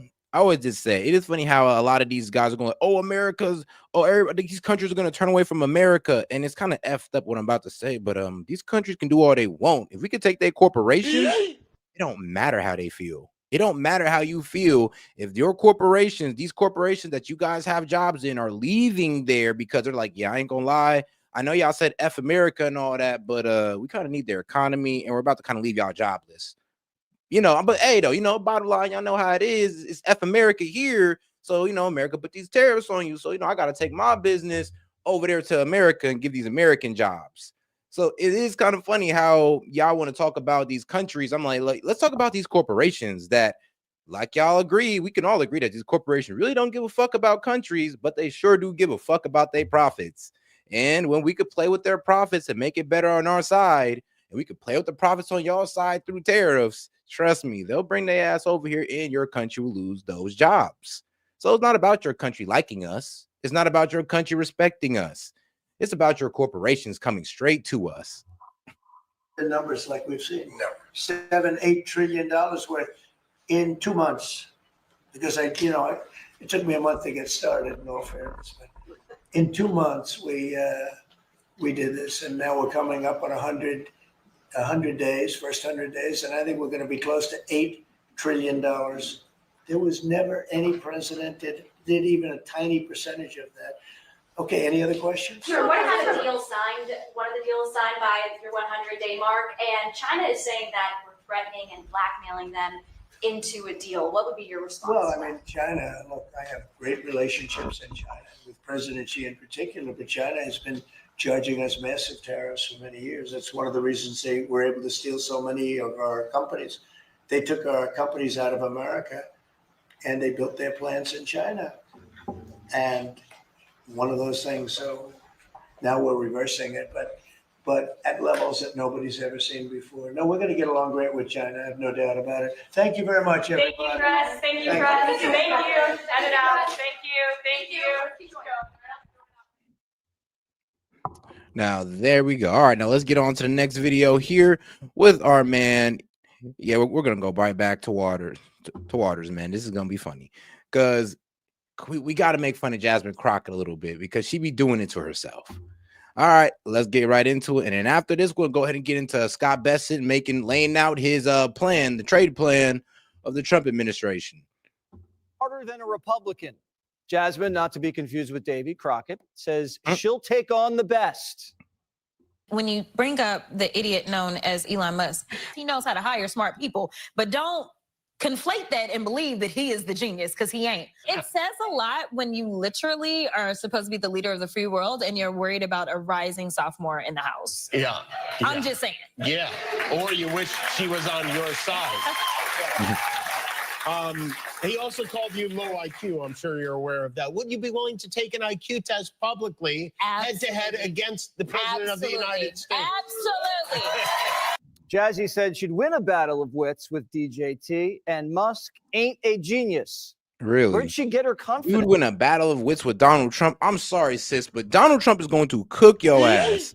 The only way Jasmine Crockett can run out of there, she just starts getting belligerent, just start trying to have those little zinger jokes, like, Senator Hot Wheels or something. If she can come up with the jokes like that, maybe she could save face, and maybe the Liz will give her that, oh, yeah, she sure did get under his skin, like they did with Kamala Harris, no substance, but all performance.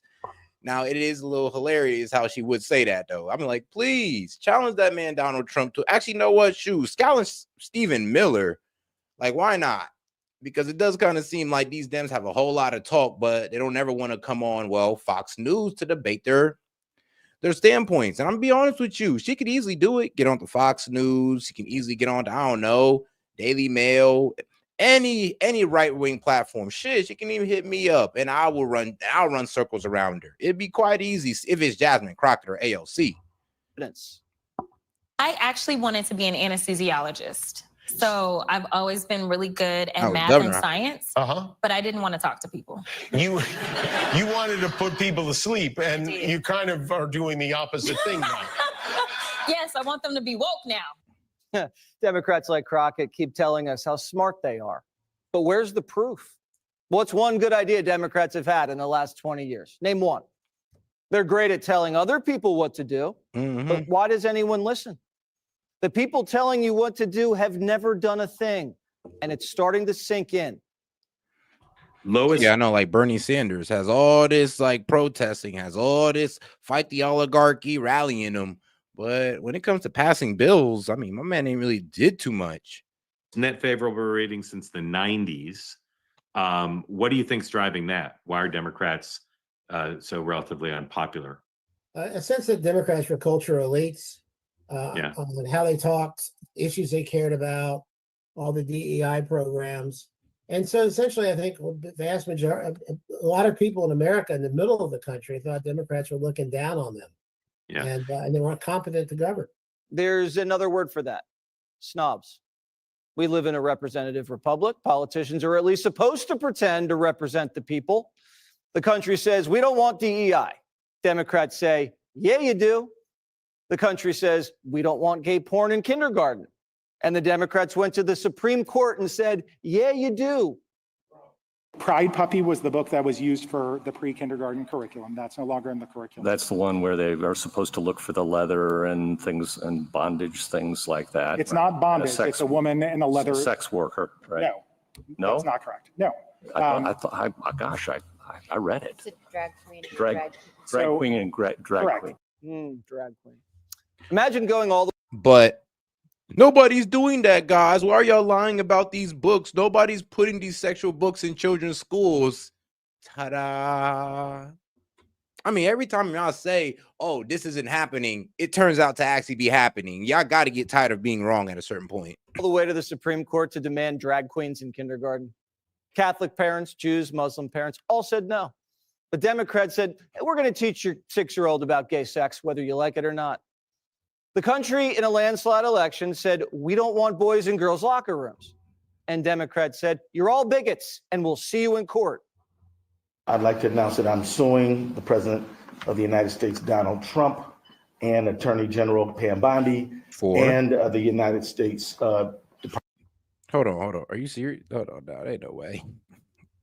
Ain't no way. I have to hear that one more time because ain't no way somebody just said that. And to represent the people. The country says, we don't want DEI. Democrats say, yeah, you do. The country says, we don't want gay porn in kindergarten. And the Democrats went to the Supreme Court and said, yeah, you do. Pride Puppy was the book that was used for the pre-kindergarten curriculum. That's no longer in the curriculum. That's the one where they are supposed to look for the leather and things and bondage, things like that. It's not bondage. It's not bondage. It's a woman in leather. Sex work, right? No, that's not correct. Hold on. So pretty much he's arguing that, yo, this is a sexual book. And the other guy's like, no, it's not. No, it's not. It has nothing to do with sexuality. I'm like, yeah, it does. Yes, it does, my friend. And like, what are you talking about? He's like, be fair, react. Oh, he said, shout out to my man. He says, oh my God, wow. He says, all right, be fair, react to, to Buttigieg on it. Oh, okay. So be fair, react to Buttigieg on Andrew Schultz. I dare you. I mean, sure, why not? I would now, all video recommendations are $10 and up. But hey, I'll take a look at it. I'll see if it's interesting enough. But we do got a program here, and I do appreciate you for tuning in, my man. And Andrew Schultz, now to comment on that, man, he's actually pretty freaking funny, and I do like his perspective on things. So why not? I'll look it up. And you saying he was on Andrew Schultz, and what's his name? Buttigieg? It's a woman in a leather. Sex worker, right? No, that's not correct. No. Gosh, I read it. It's a drag queen. Drag queen and drag queen. Drag queen. Imagine going all the way to the Supreme Court to demand drag queens in kindergarten. So that's not a sexual book. I'm just saying, though. It's like, hold on. Talking about leather boots, bondage gear, cross-dressing to kindergartners. But, that's not happening, Seth. What are you talking about? There's a whole Supreme Court case about it. A whole Supreme Court case about it, guys. We weren't bullshitting y'all when we said they're actually doing this Looney Tune stuff. They're actually like out of their effing minds. Trying to make the kids gay, man, just like the frogs. Catholic parents, Jews, Muslim parents all said no. But Democrats said, hey, we're going to teach your 6-year-old about gay sex, whether you like it or not. The country in a landslide election said, we don't want boys in girls' locker rooms. And Democrats said, you're all bigots and we'll see you in court. I'd like to announce that I'm suing the President of the United States, Donald Trump, and Attorney General Pam Bondi, and the United States Department of Justice. Here's the opening line of our lawsuit. Minnesota brings this lawsuit to stop President Trump and his administration from bullying vulnerable children in this state. We will not participate. I'm sorry. Wait, hold on. Bullying students in y'all state with what? In this shameful bullying. Tampons AG is taking Trump to court, so high school girls have to shower with boys. Yo, I would I pray to God that's not his position. I low-key like sit there and look at y'all Dems like, do you not see how this is still a losing position? Like, what was it? I think I think the governor of Maine is getting sued over the fact that she has yet to stop the whole transgender BS of that. Oh, women can play in men can play in women's sports. Like, come on, guys. You guys got to admit there is some of y'all politicians that is a bit out of line. You only agree with them because they hate Trump. But outside of that, I'm pretty sure you don't agree with how these guys think. I would hope not. I would hope not. Tickets, and we'll see you in court. I'd like to announce that I'm suing the President of the United States, Donald Trump, and Attorney General Pam Bondi, and the United States Department of Justice. Here is the opening line of our lawsuit. Minnesota brings this lawsuit to stop President Trump and his administration from bullying vulnerable children in this state. We will not participate in this shameful bullying. Tampons AG is taking Trump to court, so high school girls have to shower with boys. This is the party who said, believe all women. And all women said, get these guys out of the showers. They're creeping us out. And then they called them transphobic and problematic. Like, yeah, I know. But believe all women. But we're the party of women. We're the party for women. But y'all take opportunity away from women, and then you let women get brutalized in certain situations with these transgender women. You let their space be invaded by men who just throw a wig on. So how do y'all respect women again? Like, please. Because it kind of sounds like the conservatives respect women more than the liberals do, to be quite honest. This is the party that said college boys, before they kiss their girlfriends, have to ask for consent. And now they're saying boys can just waltz into the girls' locker room, strip down, and no doesn't mean no. These snobs think they know better than the president, and not just Trump. A new report in the New York Times says Joe Biden didn't want men playing in women's sports. But Susan Rice told him, yeah, you do. Guess who won that debate? Not Joe. Susan Rice overruled the president of the United States. These snobs told you you were a gullible rube if you thought Joe Biden was lost in an Italian field. He was just going to go shake some hands of the parachuters. You've probably never even been to Italy, you country bumpkin. You don't even know how it is there. Not an iota of shame is entered into their brain. A CNN journalist asked a new media journalist who just got credentialed to the White House this. Listen. You don't deserve to be here because you're not a real journalist. What's your response to them? Well, I'm pretty sure the group of people in there spent, 4 years covering for someone who was essentially dead, and that's being charitable in my description of the president by the name of Joe Biden. So to all those people who are apoplectic over having new media voices, you guys failed, and that's why we're here. Yep. CNN journalists are so fixated on their title that because let's be real, like y'all Dems, y'all voted for Biden, but I mean, sad reality is y'all voted for the man, but he wasn't the one running the president. Like, he wasn't the one running the office. That man was not running America. Maybe, you know what? I'll give it. Maybe he was running America the first year, but after that, it's been his administration. There's no way you guys can sell to me that this man being like losing his mental faculties day by day, damn near every time we see this man, he looks more and more senile. You're not going to tell me that man was running the United States. So basically, you guys want to complain about unelected officials, but you guys voted for a man who left the country to unelected officials. Huh. That is absolutely hilarious. I mean, the hypocrisy of the Democratic Party is hilarious. Never realized other people were doing your job and doing it better.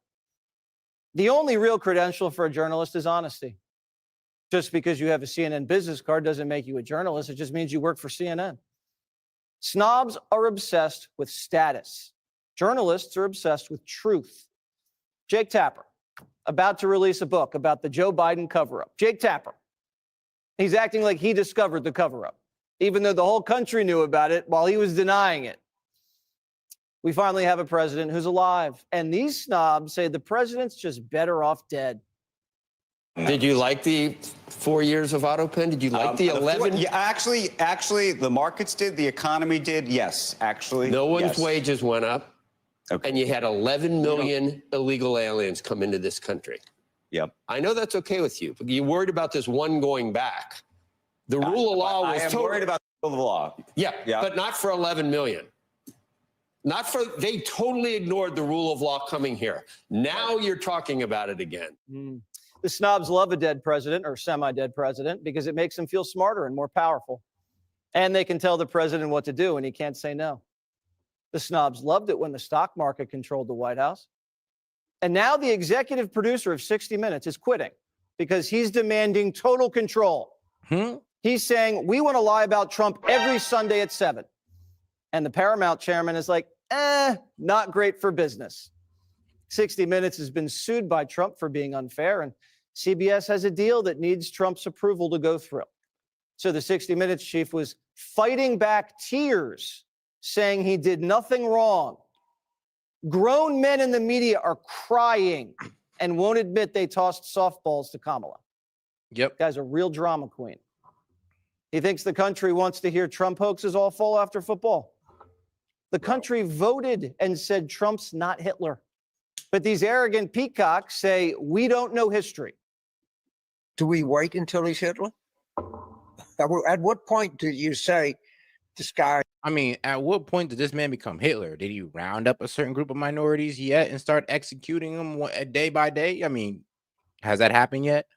I mean, he's rounding up the Mexicans and deporting them. Hitler rounded up Jews and started executing them. I mean, I think you guys are grossly comparing the two, honestly. It's like, come on now, guys.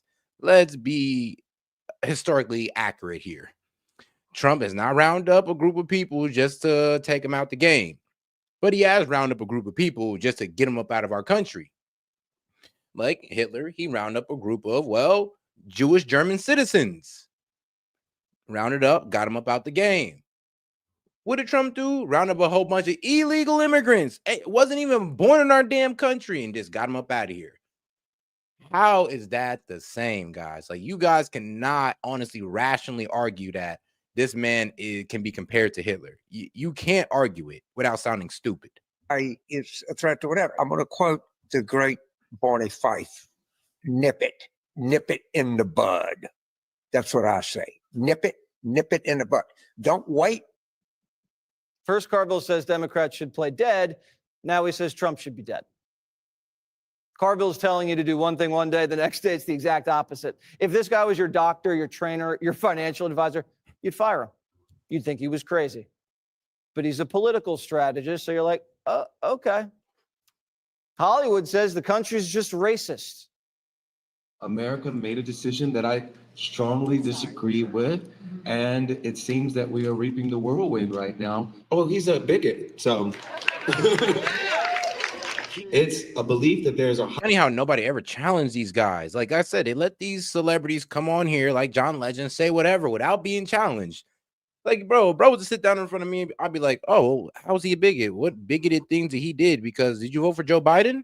All right, cool. Well, Joe Biden was a bigot as well, and you ain't care about that. So bigotry was one of the main reasons you voted against Donald Trump. Then you're not really making too much sense here.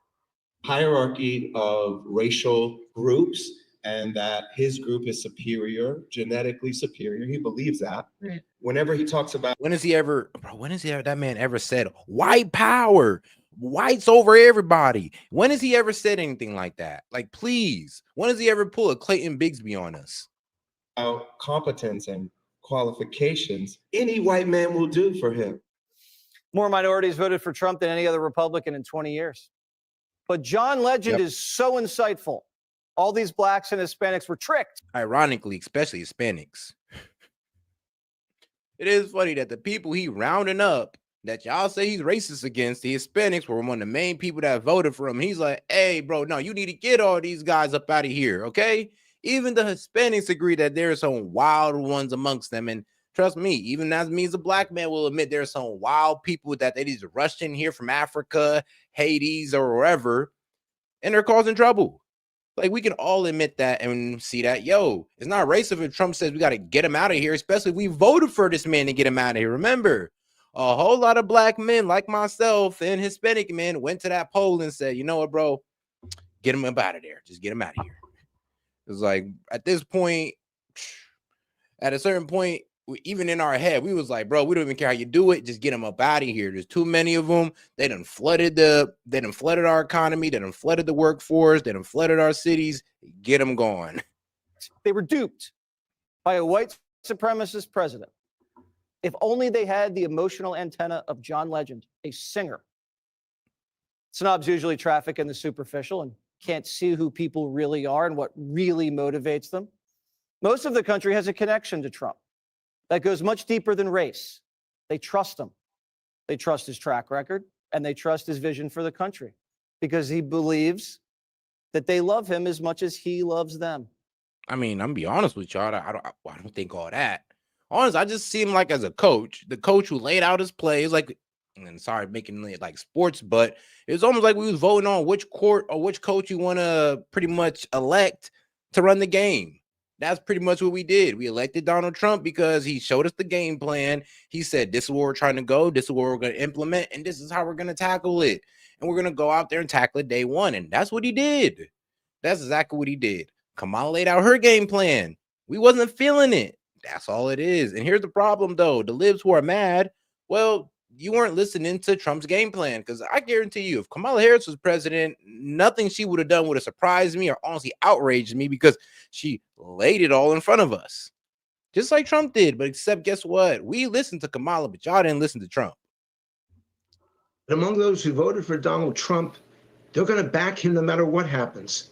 If the markets go down, they should have gone down. They were too high priced.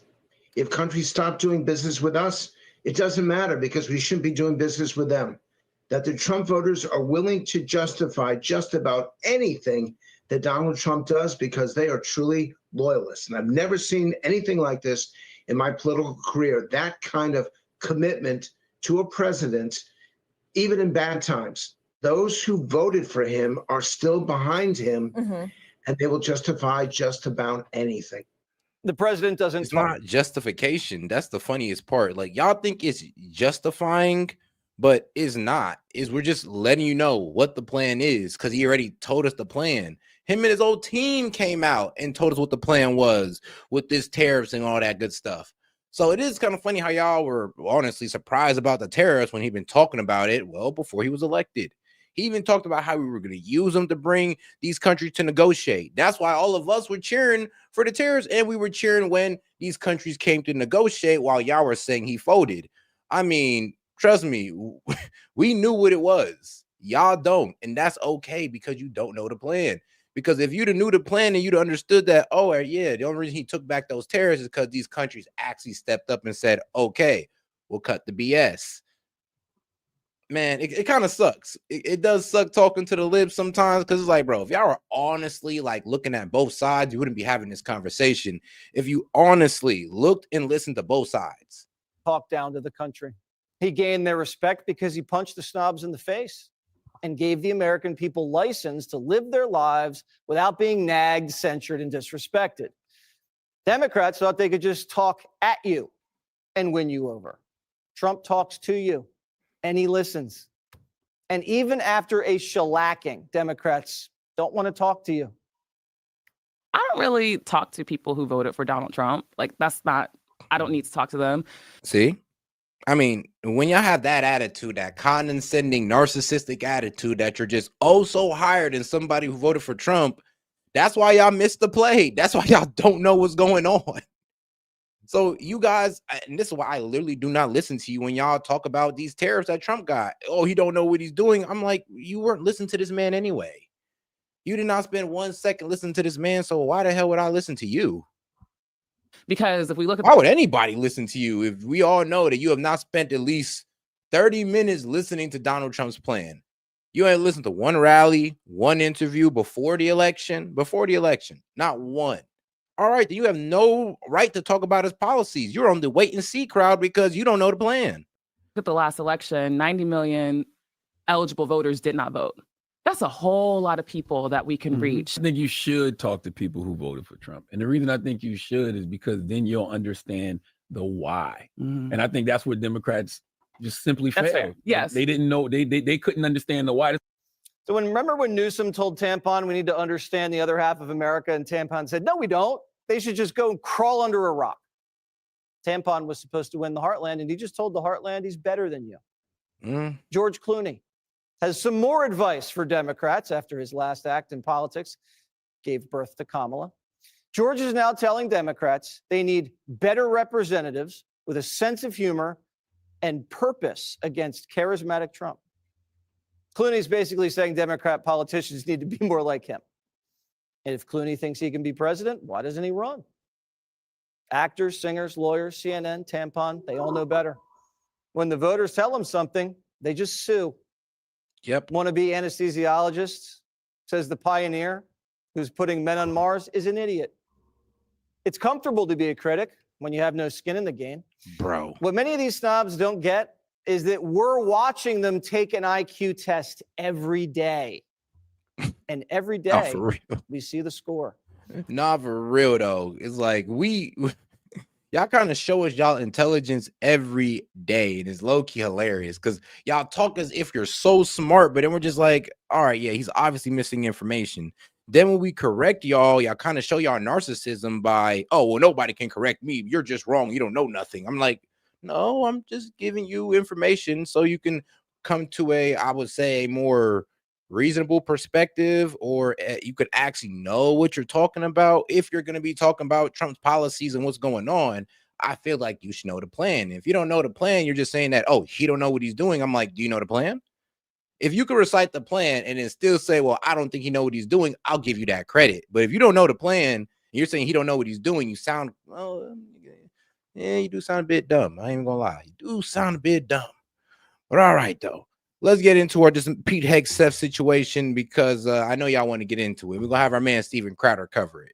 Who do they go to when they try and find dirt on or make you dislike someone? Ex-employees and ex-girlfriends. That's what they did with Pete. Gosh, the left is just so catty. Who do they go to when they try and find dirt on or make you dislike someone? Ex-employees and ex-girlfriends. That's what they did with Pete Hegseth. That's what they do with Donald Trump. People Look, with this an person accident. left. Yeah, maybe they were fired with cause. Yeah. This person doesn't work with them. Maybe he's a former employee for a reason. His ex-girlfriend, maybe she's an ex for a reason. Why do you think the left is going so hard on Pete Hegseth? Okay. Even Chucky hates Pete Hegseth. Well, she's part of the left. That's fine. Yeah. Well, foreshadowing. And I also want you to also, hey, who are they going after really hard and who are they not? Hey, if y'all know the plan, look, just super chat it and ask. Any question, comments, jokes, or disagreements. If you have your disagreements with Trump's plan, go ahead and super chat it in. I'll be happy to engage with it and read it out loud. And we can start that conversation. Appreciate the support. And make sure y'all double tap the screen, guys. Let's get more people in on the conversation. Let's go.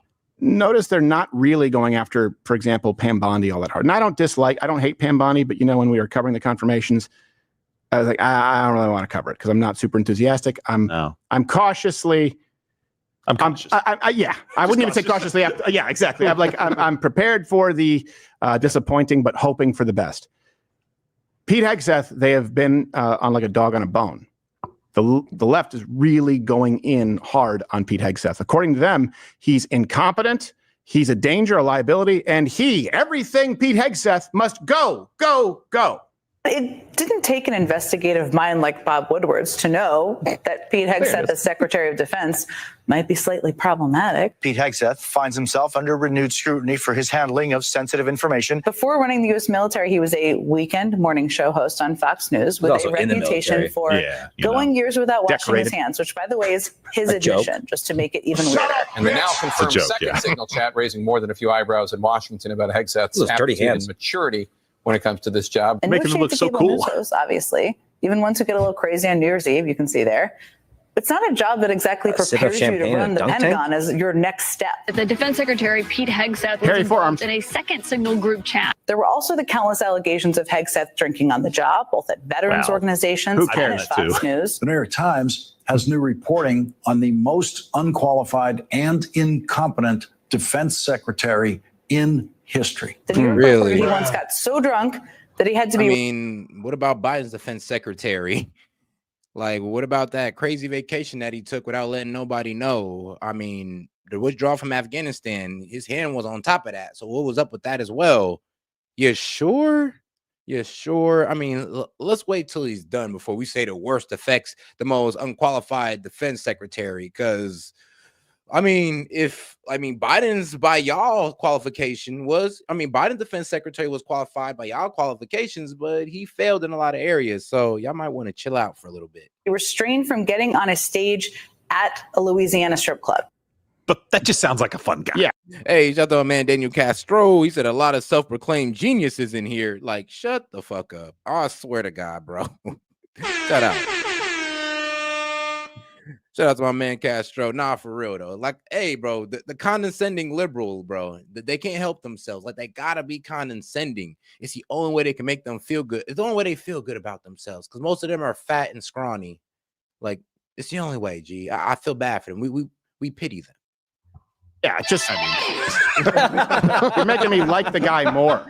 This just in, the New Yorker reports on something in Louisiana. Yeah, exactly. For the first time. By the way, all these... It's probably really true. They got their ear to the ground there Right. by you. And if you don't know, remember, Pete Hegseth he was a soldier. Well, he's a veteran. He fought for our country. He's ran organizations to help veterans. Yeah, he deserves the position. He got it. All these experts, they always used to say, I think it was James Carville who used to say, people vote on who they would most, as far as president, who they would most like to have a beer with. So here, let me present to you the man you would clearly most like to have a beer with. They hate him because he's unapologetically Christian, pro-Western civilization, pro-America, and above all else, for the same reason they hate Donald Trump, Pete Hegseth, as he made some missteps, sure, but he's following through on his promises, which is more than you can say for a lot of people, unfortunately, in this administration. Not all of them. Some have been great. Some have been a disappointment. Hegseth is top tier. So let's go through the reasons they're really attacking him. Reason number one, he has directly, in a measurable, in a quantifiable way, increased morale in the military. So let's go back to Hegseth then, where he laid out the problems before he was in his position. We had problems with recruiting, and he said, look, we have this problem that we have to identify, and we need to figure out a solution. This is him then we'll get to the solution and results. Whatever the combat standards were, say, in, 1995, let's just make those standards. And as far as recruiting, to hire the guy that, did Top Gun Maverick and create some real ads that motivate people to want to serve. And there's lots of other ways in which you could identify who gets promoted and what, but there's an ethos change. There's a reason people don't want to serve, because they don't trust that their senior leaders are going to have their best interest in mind in combat. So, is there anything to show for it? Made a promise? Identified a problem? Well, January 2025 was the Army's best recruiting month in 15 years. And right now, to date, this year, the Army is 20% ahead of last year's recruiting goal, their pace. That's a pretty significant number year to year. Promise fulfilled. Yep. And he's absolutely right in the first video, too. Yeah. He's absolutely right. People, when they join the military, they want to know that the person in charge of them knows what they're doing. Right. Yeah. They want to go, they got good woke policies. They got good sense of. No, they want to know that their team leader knows how to operate a 50 cal. Right. Yeah. What they want to know that their team leader can pull them out of the middle of a village when they get hit in the leg. Right. Yeah. They're not going, hold on a second. How many bipolar air traffic controllers do you have? If he's gay, great. If he's not, great. Can he pull me out of a village? Right. Yeah. Fantastic. It's all I give a shit about. Who's leading this? Would it be squad? And that's what I'm saying. It's like, it's not even about gender. It's about performance when it comes to this whole women in military thing. It's like, look, if women are honest, they'll understand that, that front line is not for them. It's not for them, especially when there's mostly men out there and you got to sit there and possibly have to drag them in, and you will. There's a lot of strong women out there, but y'all ain't that strong, okay? We all understand that. And that's not shitting on women. That's just understanding, a women's physical limits. Squad team, who's leading this squad? Does she have two mommies? Because that's a deal breaker. That's me, Mr. Old Fashioned. We're going to send you over to Tim Pool, people who are not Rumble Premium members, but continue with this. Reason number 2, Hegseth is destroying DEI, which has been a cancer in the military. Let's go back to Pete Hegseth. Then, where he laid out the problem that DEI was crippling the United States military. You guys end up fighting not just on the battlefield, but inside the military. No doubt, inside our ranks. It's one thing to have DEI inside your corporation or inside your university. It's a whole other thing to have it inside the 101st Airborne. You can move to a different state if you want to go to a different school or if you want a different tax rate. We only have one military. And if the military goes woke, then less equipped to fight the wars it needs to fight. That's exactly right. Look, DEI has bad, it can only be bad. Ensuring outcomes can only have worse results than ensuring equal opportunity and letting excellency determine the outcomes. Now, in the corporate world, it's always a net negative. It's never a net positive. In the military, DEI can be absolutely catastrophic. You know what's actually crazy? So, and I do want to catch y'all Dems on this point right here alone. When y'all make fun of Pete for being a drunk, or he's not a drunk now, but for, you know, being an ex-drunk, y'all know how effed up y'all sound, right? We're talking about a man who went out there, fought for our countries, killed for our country, and probably is scarred and seen a lot of wild things. So, like every veteran, like most veterans, and be honest with you, a lot of them do go down that drug route or that alcoholic route. That's a very usual thing we see in these guys. So the fact that y'all are sitting there poking at it, it kind of shows how much a lack of respect that you guys have for our veterans and our military men. Let's just be honest, guys. And yeah, maybe you don't recognize it, but you making that drunk post and then understand that he's a man who fought for our country, mine and your freedom alike. And y'all pointing out that as if that's not a, you know, the casual VA problem. Like, come on, guys. Where's your understanding for those who done risk their lives for us? Profit because you've added bullets. And you're trying to ensure equal outcomes, whereas some people are naturally better. No, but they are. I mean, most military guys are alcoholics. Have you ever been to the military? I haven't, but I know a lot of military guys because I went to Wright State, and it's right next to Wright Air Force Patterson Bay. I went on these, and these guys, most of them are alcoholics, guys. And then even after they get out, they're still alcoholics. The military, it's like the biggest, like the buffest, like most active frat party you'll ever get into. Okay, like I think we understand that. So the fact that you guys, one, don't know about military life, two, don't know about the traumas that these military men go through to make them such strong drinkers after, and then you don't even respect the struggles, their journey to become an ex-drinker, to become an ex-drunk. It all just shows a lack of respect that you have for people that do what you could never done yourself. At flinging bullets downrange. I get that's a gross oversimplification. Or you don't have bullets. Right. You know, you spend so much time. I mean, even when I got out in 2016, so it wasn't as bad as it was in the last few years. But even when I got out, we had to do all these different, training days. We would stop everything we did. We went and go do like equal opportunity. That's what they call it. EO, equal opportunity training. We had to do that like once every few months. Oh my God. It was ridiculous. And it was like, well, we wanted to go shoot. Well, hold on. Well, that's not, we needed to do the equal opportunity, but our job is to shoot. Careful now. That's your patriarchy showing. I'm an infantryman. We shoot. Yeah. Yeah. There's plenty of time to shoot. Well, there's always shooting more is always better. Yeah, no, but you're gonna want to come listen to this Afro lesbian who doesn't shave her pits. Trust me, it's gonna be good for you. We do have the time to shoot, but we don't have the money for the bullets because we spent it on this. Yeah, exactly. We spent it on this training. We spent it on this person, this civilian contractor who has to be our rep to give training to everybody in the brigade. We don't have the amount of money for the bullet. We spent all of our budget on, and we're out there going, literally, dude. We did this the last few years I was in the military. Pew pew pew pew, bang bang bang. Why are we here? I have a fucking gun and I'm going bang, bang, bang. Look, I know you wanted some more 5.56 rounds, and I hear you, but may I present to you our sequential hermaphrodite, who's here to tell you about single origin coffee? And it's not even in the media. Pete Hegseth does a pretty good job at breaking it down, but the media doesn't talk about enough. No, what it actually is. People go, "Oh, you're mad because your platoon sergeant's black." No. That's not the problem. No, the problem is because you spent all the money on other shit. Yeah. Because my black platoon sergeant, who's fully qualified and great at his job, can't do his job. Right. That's the problem. Yeah, that's exactly right. They want you to think that it's an episode of Roots in the military when really now it's an episode of The Birdcage, and we're like, hey, this isn't the most effective for killing. Which brings us to Hegseth now. Okay, he identified the problem. He campaigned. You know, obviously he wasn't someone who was nationally elected, but he was up for the job. He was someone speaking out saying, this is the problem. Okay, DEI, we need to do something about it. Let's go to Hegseth. Now, he has already effectively gutted DEI at the Pentagon. We will have the best and brightest in every position possible. As you said in your inaugural, it is they won't all have his hair and merit-based. the best leaders possible, whether it's flying Black Hawks, flying airplanes, leading platoons, or in government. The era of DEI is gone at the Defense Department.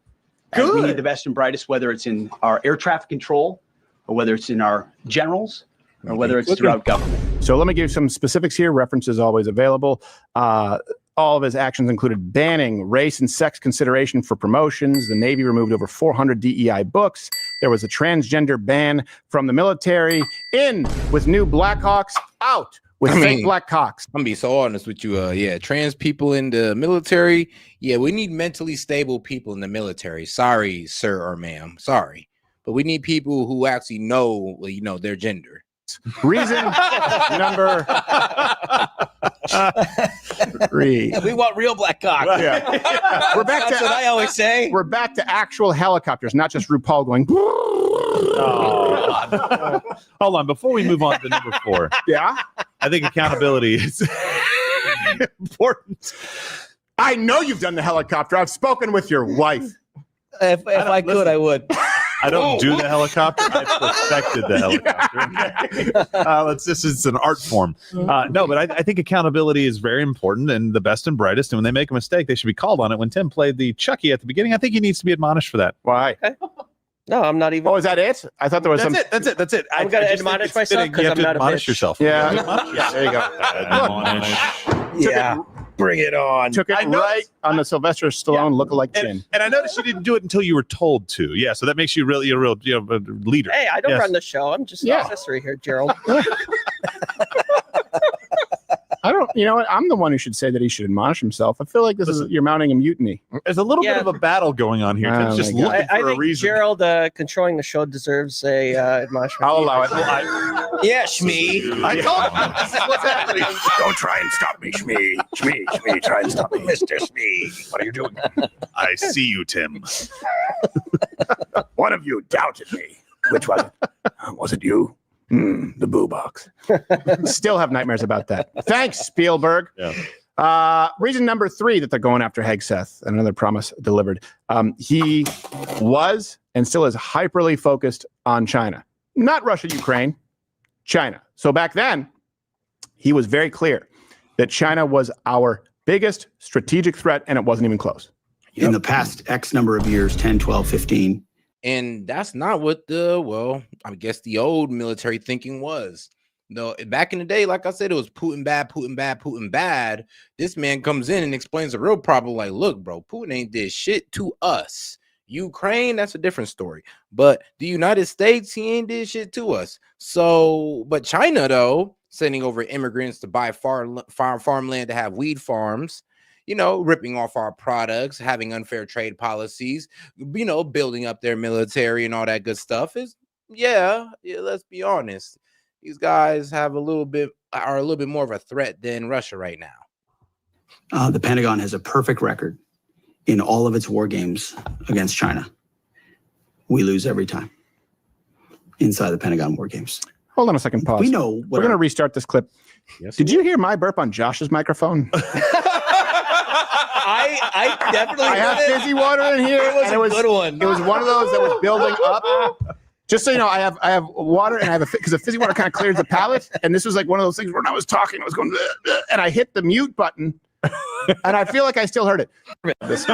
Yeah, we lose every time. The past, we run the clip from the beginning, giving it's a belchy phase without a belch. Yes. There you go. In the past X number of years, 10, 12, 15, the Pentagon has a perfect record in all of its war games against China. We lose every time. That's scary. Inside the Pentagon war games. The only way to win is not we to know pray. What our real capability. You see, we didn't even get to this part of the war on warriors. I mean, the military-industrial complex, the way we procure weapon systems. We're always the way our system works, the way our bureaucratic system works, where the speed of weapons procurement works. We're always a decade behind in fighting the last war, whereas China, we have what did Rumsfeld say? You go to the war, the army you have. We have the army. China's building an army specifically dedicated to defeating the United States of America. That is their strategic outset.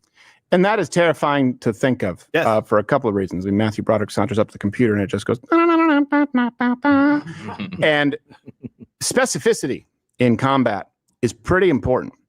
A good example is Rulon Gardner. So there was the best athlete, arguably, who ever lived, is a guy named Alexander Karelin. Terrifying wrestler. Didn't have, I don't believe, a single point scored against him in like a decade.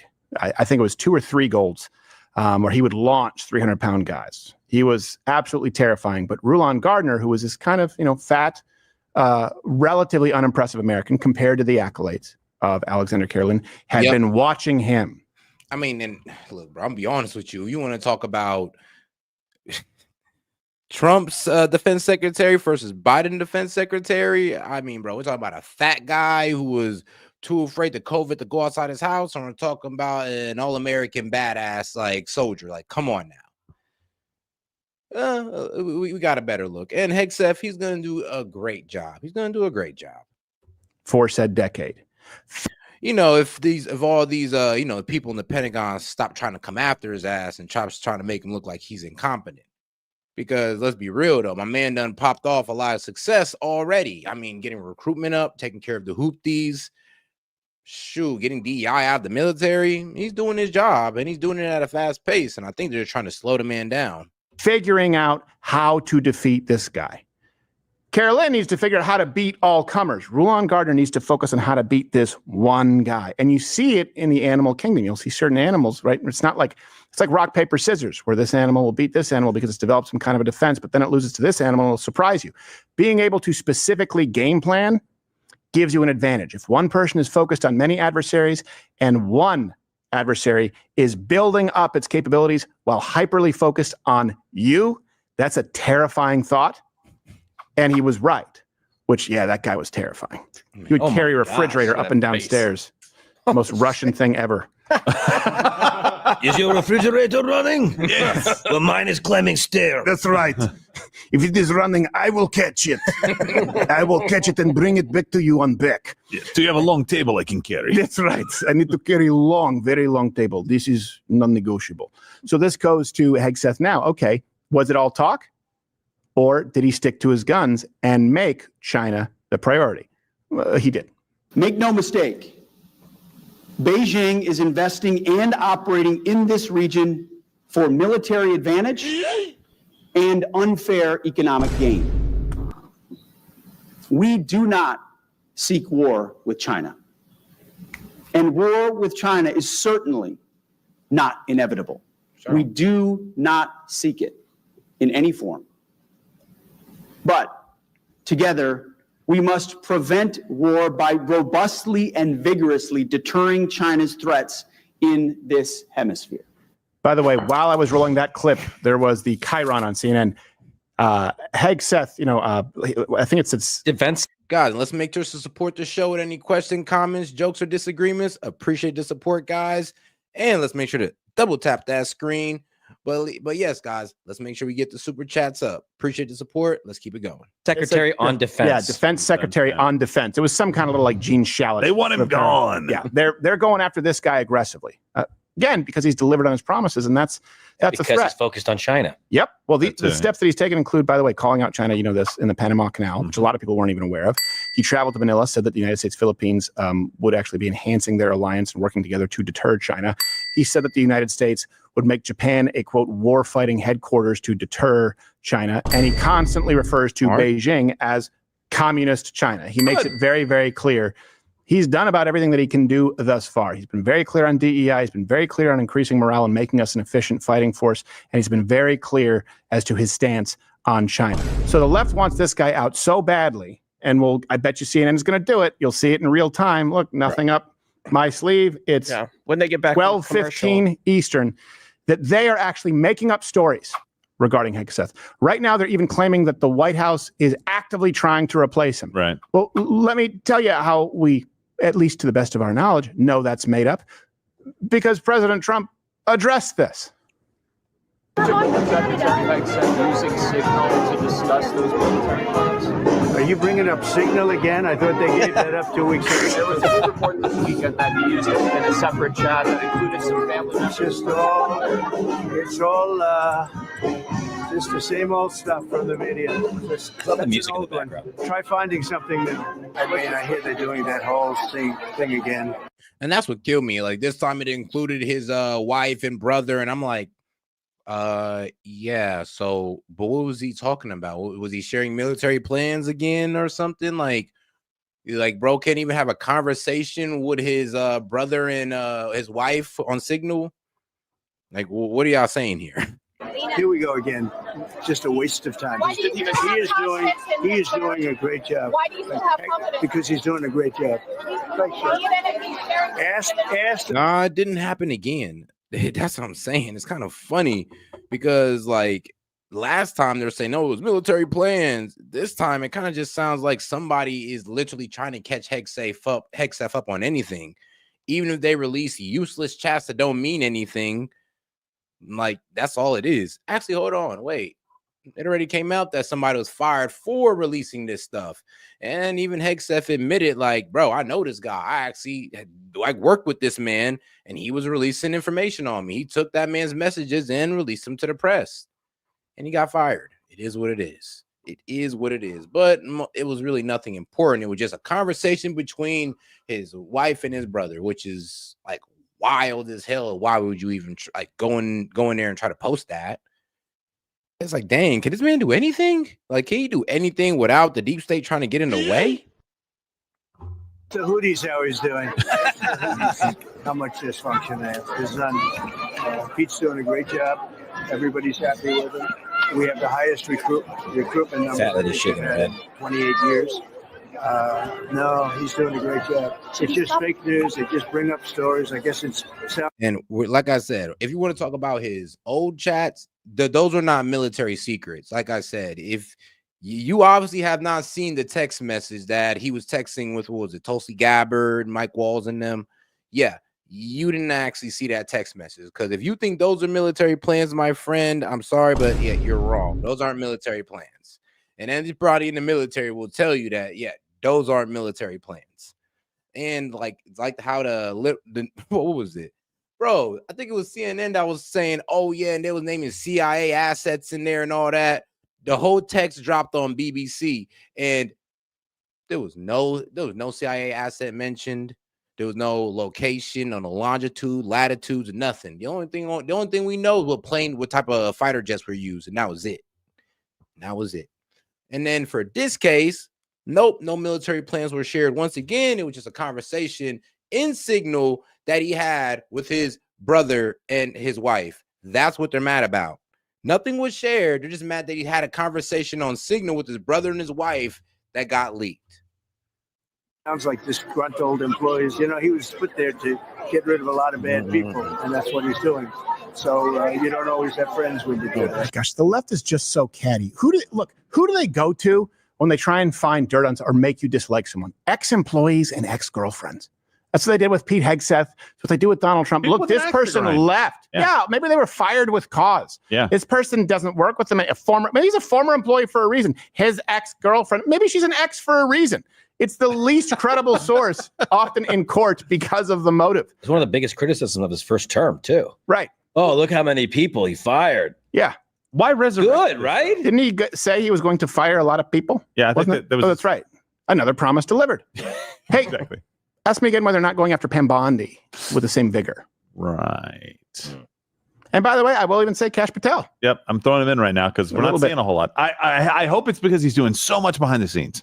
Well, if I'm not mistaken, it was just trending. I don't know if this was recent. Mission Control, you can let me know, where he was calling for the abolishment of the Fed. That was trending. Kash Patel made some comment on the Federal Reserve. It's like, okay, I got it. Epstein. Wasn't yesterday arrests the January we gave 6th? you that already. Come on, dude. Yeah. There was a binder. Hold on, but wasn't the Instagram host showed it to you? What do you want from me? Yeah. It was for those who celebrate the binder anniversary. It was like the 1 month anniversary or the 2 month. I can't remember what it was now. It's time flies so fast. Yeah, and look, if they're doing things behind the scenes, I understand it. It takes time. Talk to us about it. But it's one thing to tell everyone, hey, this takes time.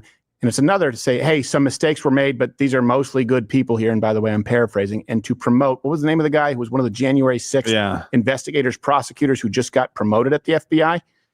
I get it. Look, in other words, hey, there could be stuff going on behind the scenes, and I still think that they're good people. But as far as promises delivered that are quantifiable, Pete Hegseth is in a different league. So if he can do it, even with some missteps and signal, we get it. Why can't everyone in this cabinet? Yeah, Noodles. They just sent in two things. First off, a screenshot that you were referencing with that. Defense CNN. Secretary on the defense. Yeah. And then Lane just sent me the Kash Patel clip. It's 25 seconds. If you okay. And is it recent? It is from. Because this was trending this morning. Where's the date on it? Well, hold on a second. I'll let you look at that, and let's right now look at what they're saying about Hegseth on CNN. You're seeing this in real time. Let's watch it. Very quickly. Now, as you may have noticed, the media likes to call it chaos. We call it overdue. They're going to have a panel, How are the men and a panel women talking about how it's responding chaos. to Watch. to this call? Well, I can tell you personally, it's going better than we could have ever expected. That's one take. The reality is that some of the most biting criticism is coming from the Secretary's own, now former top aides. The White House, now, let's bring on some disgruntled ex-employees who... Nah, that is wild, though. Like, yeah, let's bring on the ex-girlfriends, gruntled ex-employees. Yeah, they're gonna have a very honest statements. Yeah, those statements will be very honest. Next thing you know, you're gonna start bringing up this man's ex-girlfriends. Oh wait, that's what y'all did. I remember now during the confirmation hearing, you was talking about this man's relationships. Yeah, I remember now. Who didn't share his vision about Hegseth's shrinking in Here's the this circle. bitch. And you see, Natasha joins me now. What are you learning? What are you learning? Yeah, She doesn't work there so anymore. I would note that it's not the media describing it as chaotic here at the Pentagon. She's a It's correspondent actually, who's going to relay the information from a disgruntled ex-employee. At what point can you say, hey, shut up, let the men talk? Politico earlier this week saying that Secretary Hegseth was fomenting this kind of chaos at the Pentagon. It's not the media. It's somebody from Politico. Full-blown meltdown in the front office here of the Secretary of Defense. And so you kind of get a sense from that how his own former senior advisors and officials are starting to question his judgment here. And we're told Is that a surprise to anybody with the word former at the front of the description? And how long were they in that position? Former, he's been in the position for 2 months? Yeah. Maybe? Yeah. Were they there before and then he took over and then he said... And then they get caught leaking information. They get fired? I mean, sounds about right. That sounds about right. It's either that or they had DEI hired. But yeah, I mean, just because he's out here firing people doesn't mean that there's chaos in the Pentagon. It just means that he's cleaning house. It is what it is. Like I said, Hegseth ain't going nowhere. Y'all can just keep crying about it. Okay, you're not good at this, you're out. And they go, he sucks. Yeah, were these people who were many of whom the root cause of the problem he was describing before he got the job that he had to deal with, where they wanted to perpetuate the problem? It would be just like saying, well, it turns out that his ex-wife, or turns out that his ex-girlfriend had quite a few disagreements with him and does not share his views on their relationship. Back to you, Dana. I expect former to disagree. Disagreement number one, he left me. Let's hear what she has to say. I'm sure it's useless. And it remains unclear why he needed to disclose that information on the commercial messaging app instead of through commercial system, messaging Dana. app. And Natasha, you're also learning more about Jennifer Hegseth's role at the Pentagon. Exactly right. So Jennifer Hegseth, Pete Hegseth's wife, she was in that group chat on Signal where he shared that information about the military operations. And that really underscored kind of the outsized role that she has played writ large through Secretary Hegseth's tenure as Secretary of Defense so far. And also even before that, during his confirmation process. She sounds to me like she's an empowered woman. I mean, y'all going after bro's wife for what reason? I mean, I hope they're able to bring up like her history. Like, what is she? Did she like ex-military, ex-CIA? Like, y'all better be able to say something about her past instead of, oh, well, she's there, so she must have influence. I'm like, that doesn't make sense, my friend. It does not make too much sense. I hope y'all have something to back that up, like maybe an ex-job she used to work. Hopefully they say something. Woman who he trusts. You would have praised Obama or Michelle Obama for that. Yeah, exactly. You did, actually. He's had with his foreign counterpart, which was Defense Secretary John Healey, British Defense Secretary John Healey here earlier this year at the Pentagon. And so she has very much been a very trusted advisor to Secretary Hegseth. Tell me what the problem is. on very, very closely, especially as his inner circle has dramatically shrunk in recent weeks. Dana. Natasha, thank you so much for that. Appreciate it. And big changes may be coming to the ingredient list of. Oh God, bro! Shout out to my man Castro. He says all I hear is "boo-hoo, Republicans are bad." Wah. I'm telling you, that's all I'm hearing. Is y'all crying about this man Hegseth at every step of the way, crying about Trump every step of the way. Like I said, let's just wait for the end results here, guys. And with this whole signal leak thing, like I said, it's honestly. Y'all ain't gonna hear me when I say this, but I'm gonna say it anyway. It's just the deep state low-key trying to get on him. It's the deep state low-key staying on his ass so they can make sure he don't make no real change. And he's doing it anyway. And they're still coming at him. And then the liberal media works with them to spread, well, I would say the story. Because is it a lie that there's been some signal messages leaked again? Well, no. But here's what they're complaining about. That a signal message was leaked and that it was with his brother and his wife. And I doubt there's any military information being discussed on there because they didn't say that. Okay. Wow. Think about that. That entire report. This is how you know they're ginning up some controversy. I'm talking about liberal media. I mean, trust me, not liberal media didn't say there was military information on there. Trust me. If there was, they'd be thirsty to say it. They'd be salivating at the mouth. They'd have to damn near wipe their mouth as they said it. Versi. Dana Bash played a clip. Let me walk you through this. Pete Hegseth, right? He was offering commentary, his perspective. Well, that's one way to look at it. Let me have a correspondent who cites sources from Politico, from former advisors and or employees who are disgruntled with him. Also, he trusts his wife. That's exactly what just happened. I know. I never thought I'd see two empowered women on CNN Feminist Network come on and bash somebody for taking the opinions of his wife. Well, here's how you know. Well, here's why. Okay, Dana Bash, whoever that broad was, and Pete Hegseth's wife. Who's prettiest? Now you have your answer. Of course they'll bash No, I just couldn't believe it. So, I thought you were empowering women. One, she has a family with him, and she seems to be doing that pretty well. And he's like, "Hey, honey, why don't you come along? Why don't you be a part of the process?" That's fantastic. And instead of going, Pete Hegseth is doing a good job of including his wife in the process and bringing her along and listening to her opinion because it matters. They're like, I can't believe that they're going to take advice. You know what, bro? He can't be a whistleblower because whistleblowers, they don't pretty much report on public news. They don't tell on what everybody knows. When a whistleblower comes up, they're kind of just sit in front of Congress after damn near the crime has already been committed. And they're like, all right, so yeah, a long time ago, this man, Pete Hegseth, has this. I got the paper. I got the conversation. He sent them complete military plans. Here they are for review. Not everybody in America knows. And they're just coming down like, oh yeah, here's the facts that everybody else in America knows. I mean, usually a whistleblower comes out is usually stuff that was never, talked about in public. So no, you can't be a whistleblower. From her? Yeah. Sit down and shut up, woman, says CNN. Yeah, Seems like a smart woman, but man, she wears a lot of makeup. Yeah, exactly. I don't know. I'd like to know what she looks like without all the work done. Oh, you're still. But all right, now, here at Set and Key Media throughout the entire trade war, I said I'll be keeping my foot on China's neck. The boot on China's neck shall stay firm. All right, let's get to this next video. What I say, bro? Like the whole trade war, man, is gonna be Team America, baby. All right, let's go. I owe the bank several million yuan. I haven't been a good boss. My factory hasn't paid wages in 4 days. I borrowed millions just to fulfill orders for the US, and these shoes were supposed to make money. But because of the tariff war, everything is stuck in my hands. I haven't been a good boss, or a good father, or even a good son. My whole family is falling apart. These shoes were meant to be profitable, but now I'm stuck with all of them. I really can't keep going. Yep.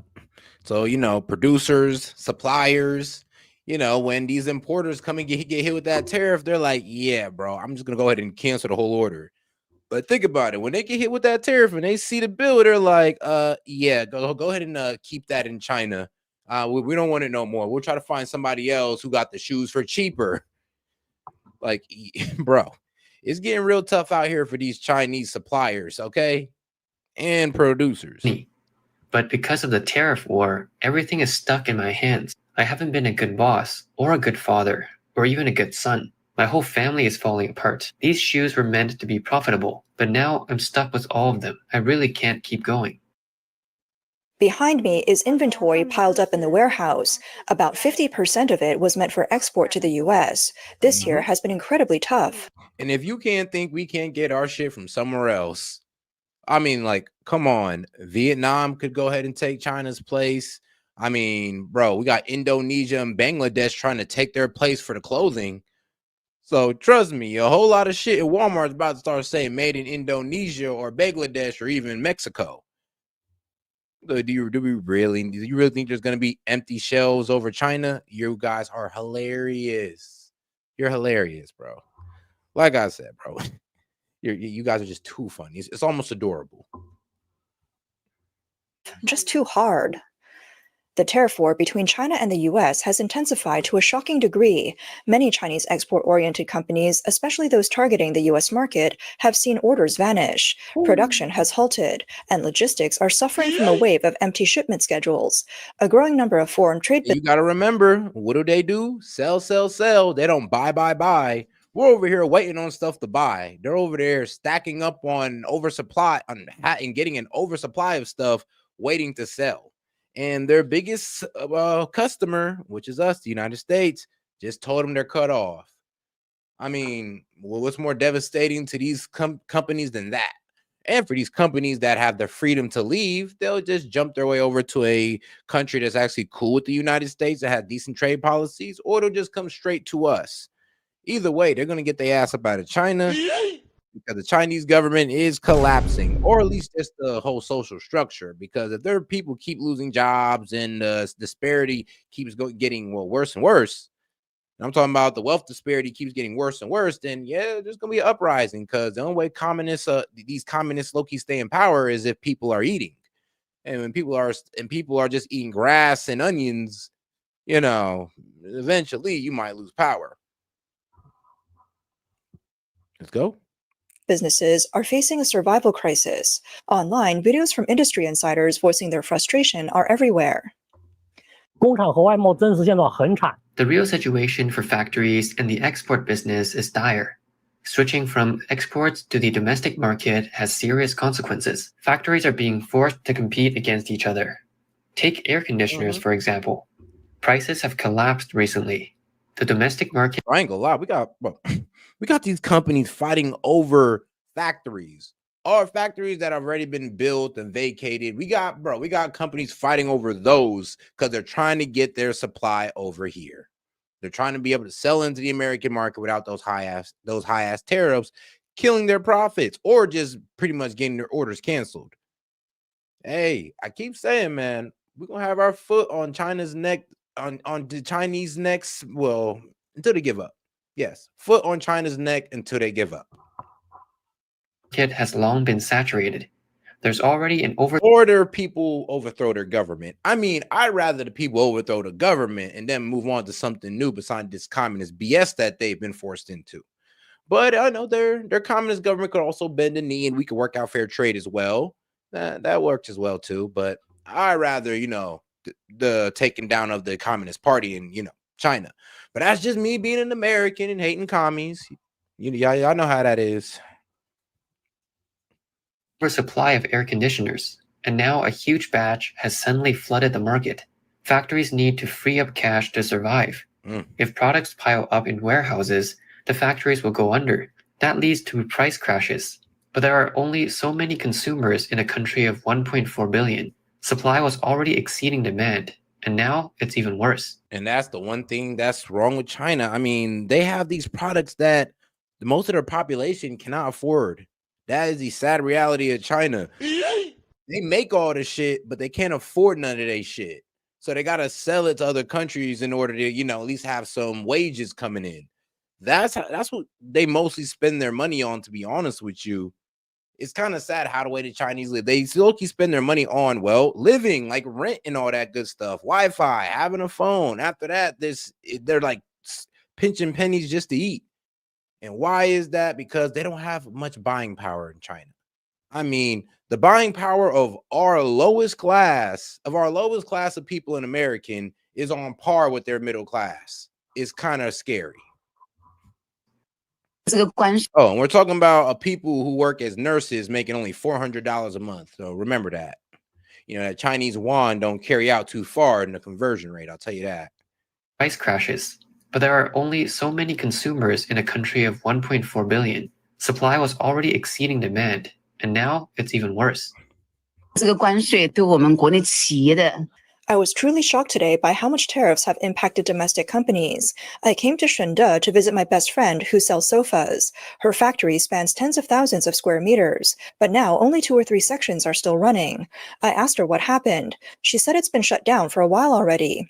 The daily costs were over 100,000 yuan. She had no choice but to lay off all her employees. There are still tens of millions worth of finished products in the warehouse. And you see what I'm talking about when they said tariffs isn't necessarily I would say this, a price raise on the people, because a lot of the times these producers take the brunt of the tariff instead of raising their prices, which they can't afford to do depending on the market, in a competitive market. If they're in a slightly competitive to overly competitive market, raising their price could mean they could lose their position in their market, aka lose sales out to another brand that's found a way to keep their product at price or cheaper. Some of these producers are, like China, take the brunt of the tariffs for the supplier. For the importer. They'll go like, look, I'll cut off half my workforce. I'll stop operations and only go right here if you go ahead and continue with that order. In this way, I'll be able to sell this product cheaper to you and still gain some type of profit. Yeah, it can get knocked down that way to where you don't ever see it as the consumer. Warehouse. She's not even in the country anymore. She's gone to Vietnam to find a factory. It's heartbreaking. I don't even know how to help her.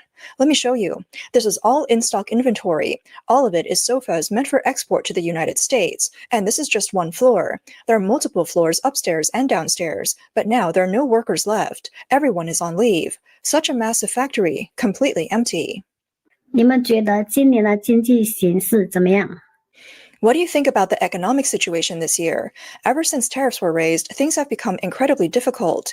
I've been visiting different factories these past few days. Almost all of them are saying the same thing. Foreign trade orders have stopped entirely.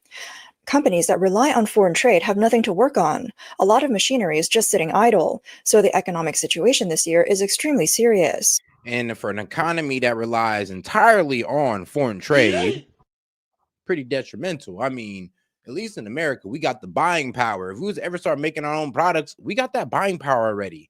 They make their own products and they have no buying power. And that's usually because of the communist system that they're under, or the oligarchy communist system that they're under.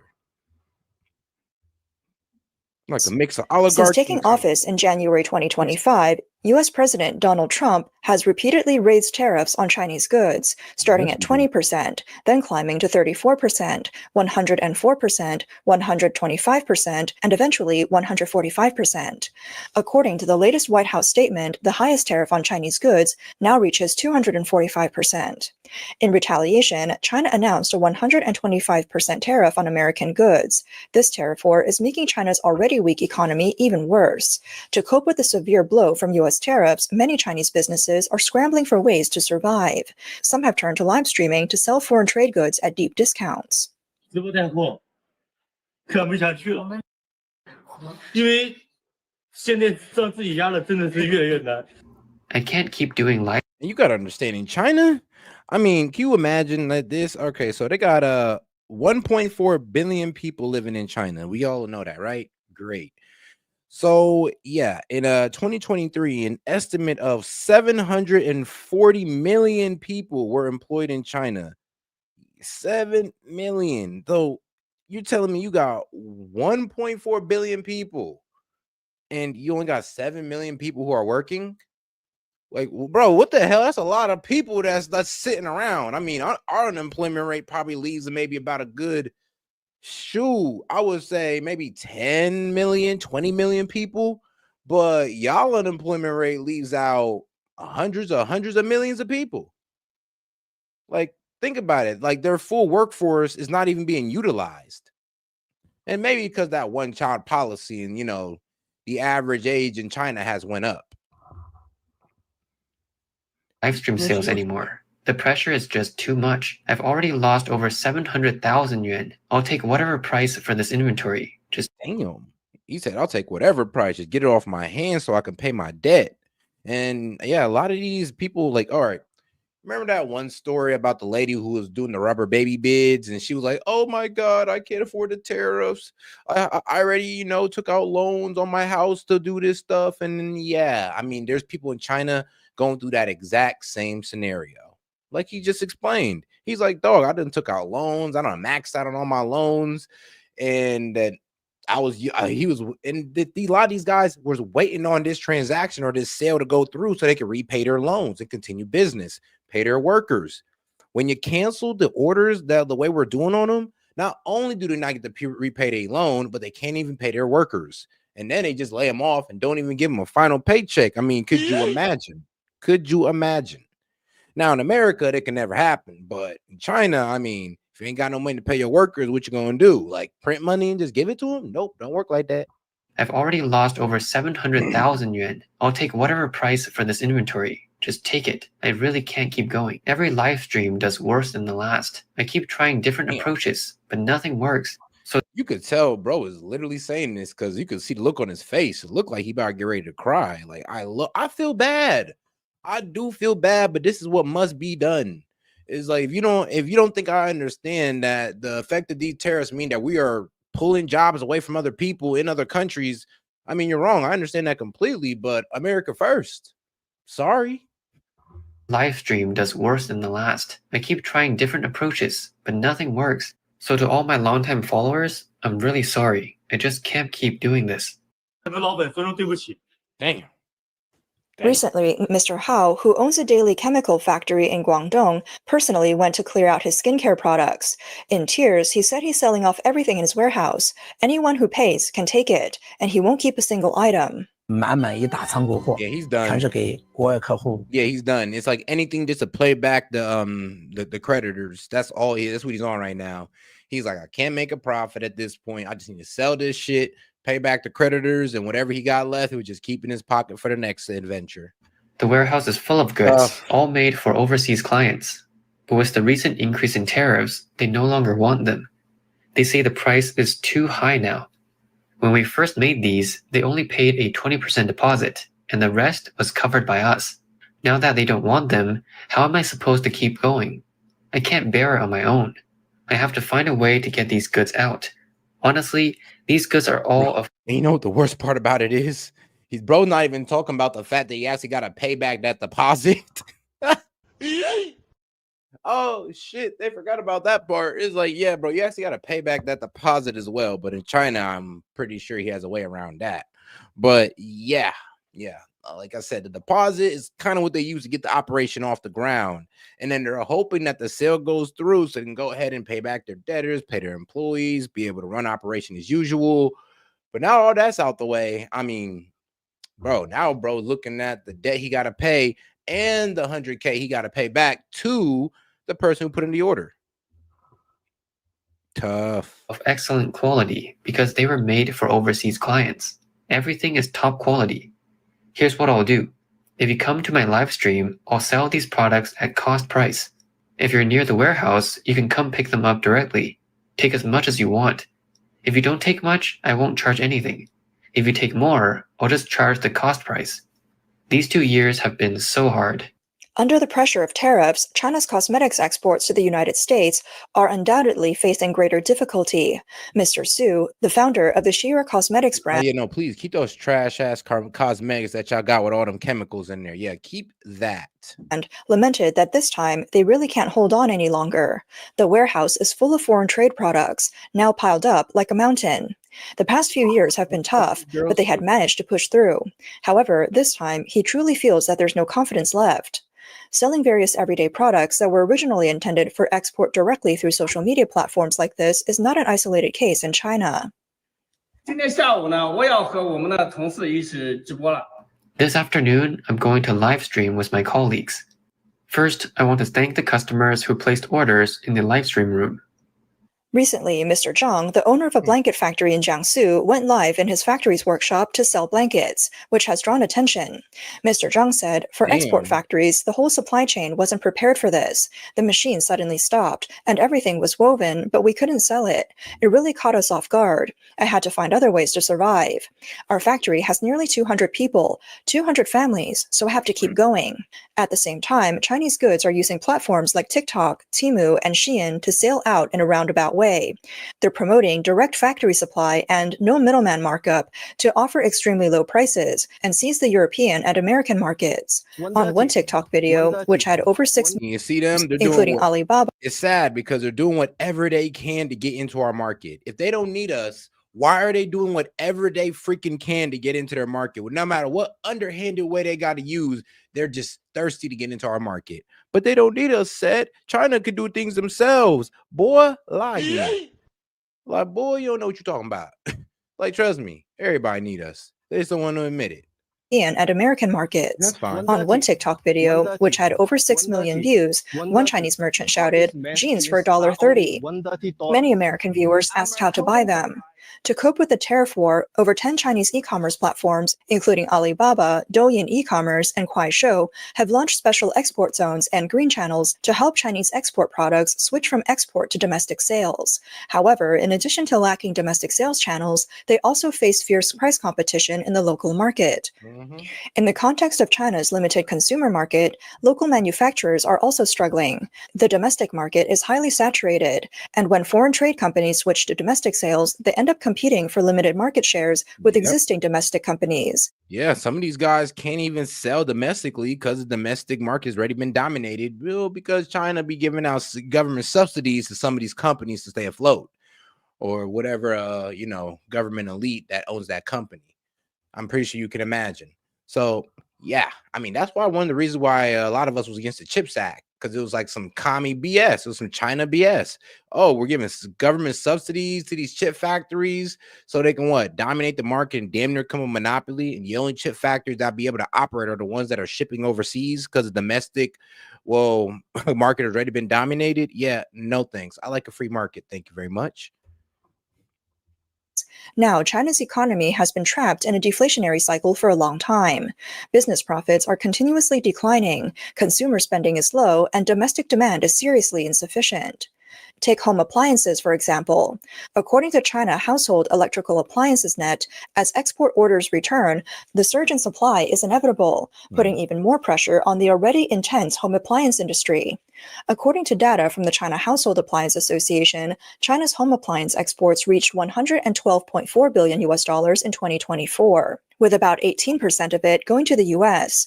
Some of it can be redirected to other overseas markets, but a significant portion of production capacity will return to the domestic Chinese market. However, according to the factory owner, the domestic market has been monopolized by e-commerce platforms, and the high cost and low price competition among peers makes it impossible to make any profit. Mr. Wang, the owner of a fitness equipment factory in Zhejiang, told foreign media that his factory primarily produces treadmills and fat-burning machines for export to Europe and the US. After the tariff war began, orders from the US stopped, and the domestic market has been monopolized by e-commerce platforms. Sale costs are high, and the business is no longer profitable. The factory next door, which made outdoor products, went bankrupt.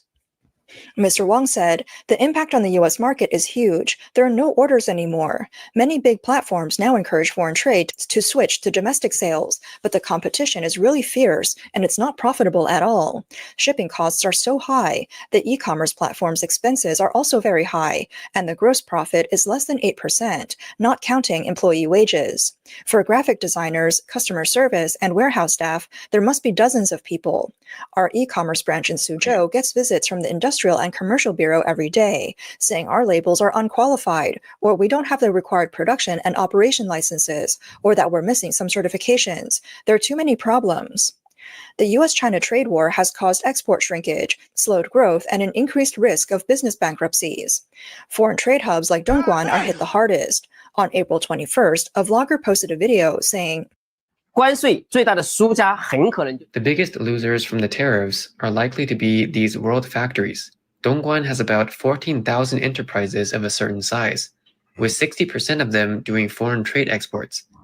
But now, with tariffs soaring and orders plummeting, the manufacturing industry is struggling. These foreign trade factories, to survive, have to turn to domestic sales. The whole industry is now even more fiercely competitive, and it's a competition to the death. What he refers to as competing to the death is not just a snapshot of Dongguan, but a common challenge for China's manufacturing industry under the reshaped global trade landscape. The World Trade Organization has warned that the tariff war could shrink global goods trade by 1% to 25%. For Dongguan businesses that rely on exports, this is undoubtedly a heavy blow. Some factory owners in Dongguan are holding on, continuing to pay salaries, but their cash flow may only last for a few months. Some owners estimate that from June onward, many export companies will announce their closure or bankruptcy.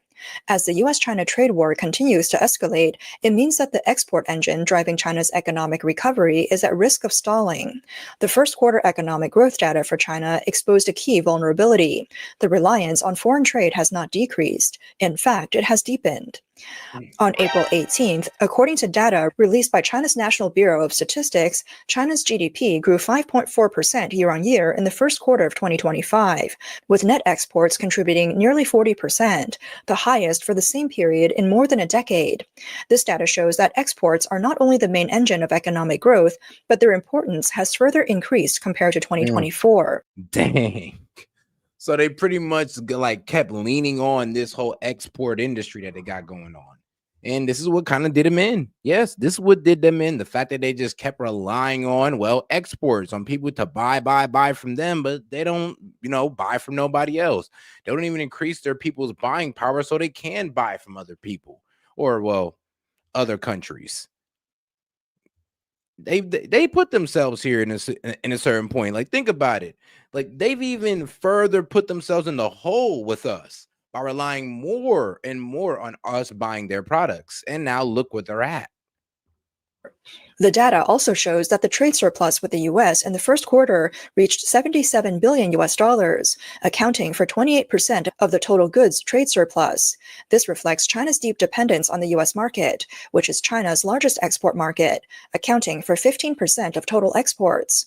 It's worth noting that exports surged by 12.4% in March, mainly because companies accelerated shipments before the US significantly raised tariffs in early April. This front-loading effect resulted in impressive short-term data, but is not sustainable. Under the shadow of the escalating China-US trade war, the seemingly bright export boom is actually hiding extreme concerns in the industry about future prospects. Commentator Li Lingyi used a vivid metaphor, saying that the export increase caused by China's rush to ship in March is like a last flare-up, and in reality, China's foreign trade is essentially collapsing. Additionally, the Chinese government's official fiscal data further exposes the potential fragility of the economy. In the first quarter of 2025, tax revenue decreased by 3.5%, lower than the nominal GDP growth rate of 4.6%. This was linked to a 14% year-on-year increase in export tax rebates and tax reduction policies, indicating that the government is using rebates and other measures to support. Bro, whoever said luxury bags are made in China, dog, that is a damn lie. And you can actually prove that. Like, bro, everybody actually proved that was like CCP propaganda. They was trying to say Hermes bags were made in China. No, each Hermes bag is handmade. That's why it's like $40 goddamn dollars. I'm sorry, $40,000 goddamn dollars. I know, overly expensive. Bro, the stitching. Bro, handmade stitching compared to their BS machine stitching, bro. Whoever sat there and sold you that lie, that handbags, that luxury handbags, like I would say Hermes, Birkin, Burberry, don't matter, Gucci, don't matter. They were all made in Italy. They even say it. It's like, what? No, I'm not even gonna act like because it would sound pretty damn elitist if I said, what, you ain't never had no Gucci before? You ain't never had you a Birkin, boy? But no, I'm not even gonna hit you with that. But if you look up the product, they will tell you that it's not official unless it tells you that it is made in Italy. Foreign trade. But all right, shout out to Fox Chase. And Main said, do you know if Trump closed the loopholes of China selling through other countries like Taiwan? Yeah, he did. Yeah, he closed the loopholes for Taiwan. He closed the loophole for Vietnam and Mexico. And then he's also, on May 2nd, which is my birthday, he's about to close the loophole for Temu and Shein. Businesses. Bloomberg pointed out that the slowdown in fiscal revenue. Hold on, man. Shout out to my man Fox Chase. Appreciate the support, man. Occurred before the full impact of the tariffs, meaning that the Chinese government may need to take on more debt to support the economy. According to data, imports fell by 4.3% in the first quarter, reflecting weak domestic demand. The real estate market remained sluggish, investment decreased by 9.9%, and weak consumer confidence further restricted the contribution of domestic demand to economic growth. One Chinese internet user commented that while they may not understand economics, they understand logic. The total consumption of China's 1.4 billion people is less than a tenth of the total consumption of the US's 300 million people, despite China having the world's largest production capacity. This can only mean one thing: work is being done, but the money is not reaching the people. This person's comment points directly to China's structural economic problems, insufficient domestic demand and wealth distribution imbalance. The blockage of external demand is a result of Beijing's confrontation with the US, where insufficient domestic demand is the root problem of China's economy. For Western countries, Hey, shout out to our man Drum Forever. He's like, Jason, put the keyboard down. Yeah, bro, just put the keyboard down, dog. He said, put the keyboard down, like freeze your fingers, sit on your thumbs, my man. Just sit on your thumbs. However you are typing, just put the device down and go to bed, my friend. Man, shout out my man Drum. Consumption is the decisive. Hold on, man. Hold on, man. Hold on. You know I gotta give you that celebration, my man. Cause my man. Force that drives the economy, but the consumption power of the Chinese people is inherently weak. According to the World Bank and National Bureau of Statistics, in 2024, Chinese household consumption expenditure accounted for 38.5% of GDP, while in the US it was 68%. In the first quarter of 2025, China's per capita disposable income was about $3,900. You know, so crazy though. I could show this to you guys, and you still will think that China's winning. You will still think that we need China more than them. It seems like every time you bring facts to the Dems, you get this. Oh, it was a huge movie. It was the lead.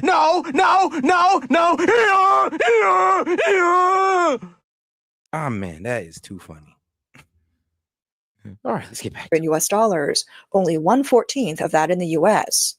The total consumption expenditure of China's 1.4 billion people is about 5.5 trillion US dollars, which is indeed far lower than the US's 22 trillion US dollars for its 330 million people.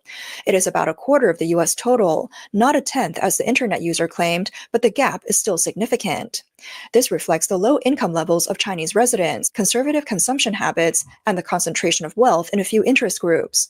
China, as the world's factory, accounts for 30% of global manufacturing output, but many companies engage in low value added original equipment manufacturer production with thin margins.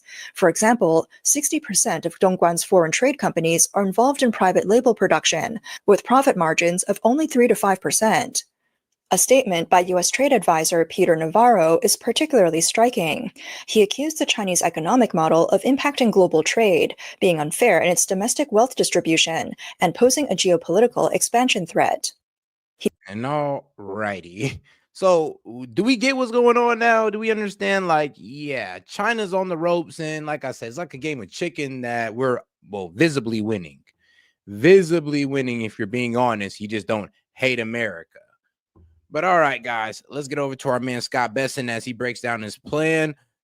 And I think they did say this man pretty much went off on the what was it? What was that organization called? Well, not the IIF, but the IMB. I'm trying to remember what that organization was called. God damn it. Well, shout out Scott Bessent, man, our Secretary of Treasury, our Treasury Secretary. Sorry about that. Let's keep it going.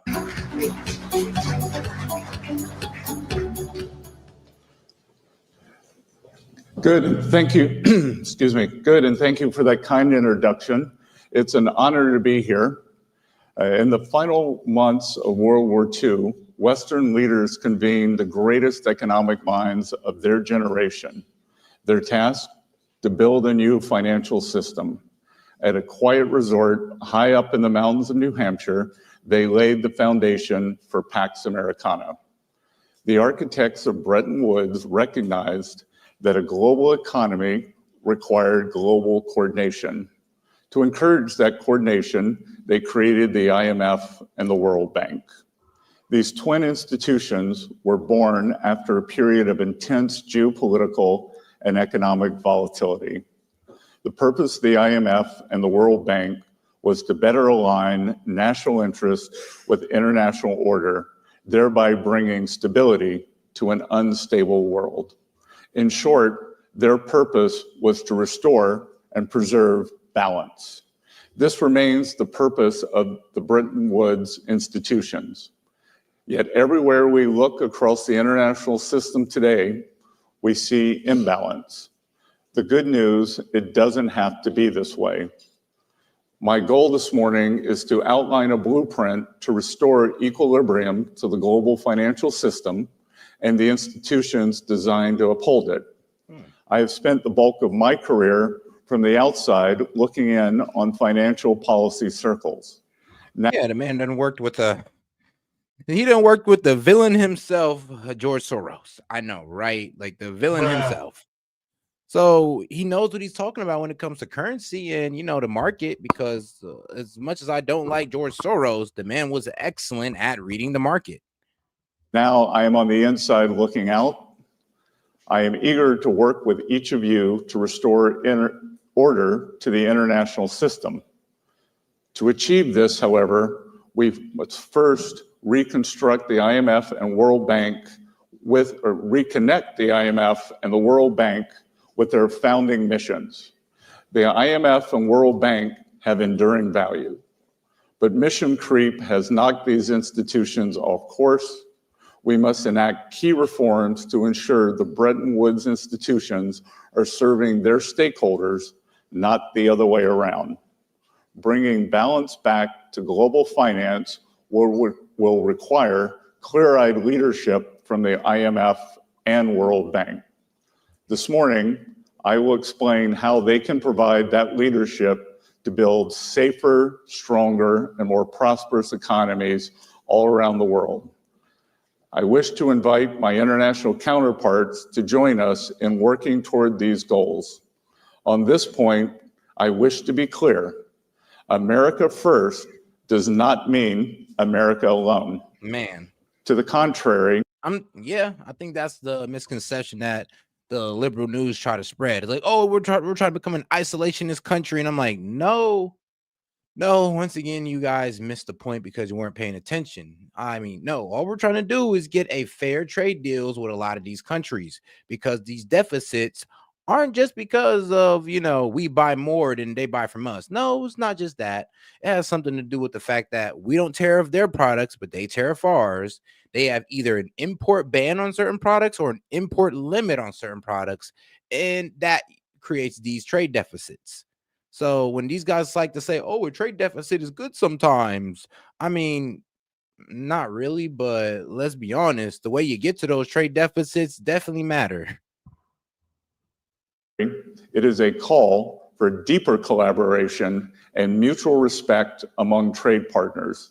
Far from stepping back, America First seeks to expand U.S. leadership in international institutions like the IMF and the World Bank.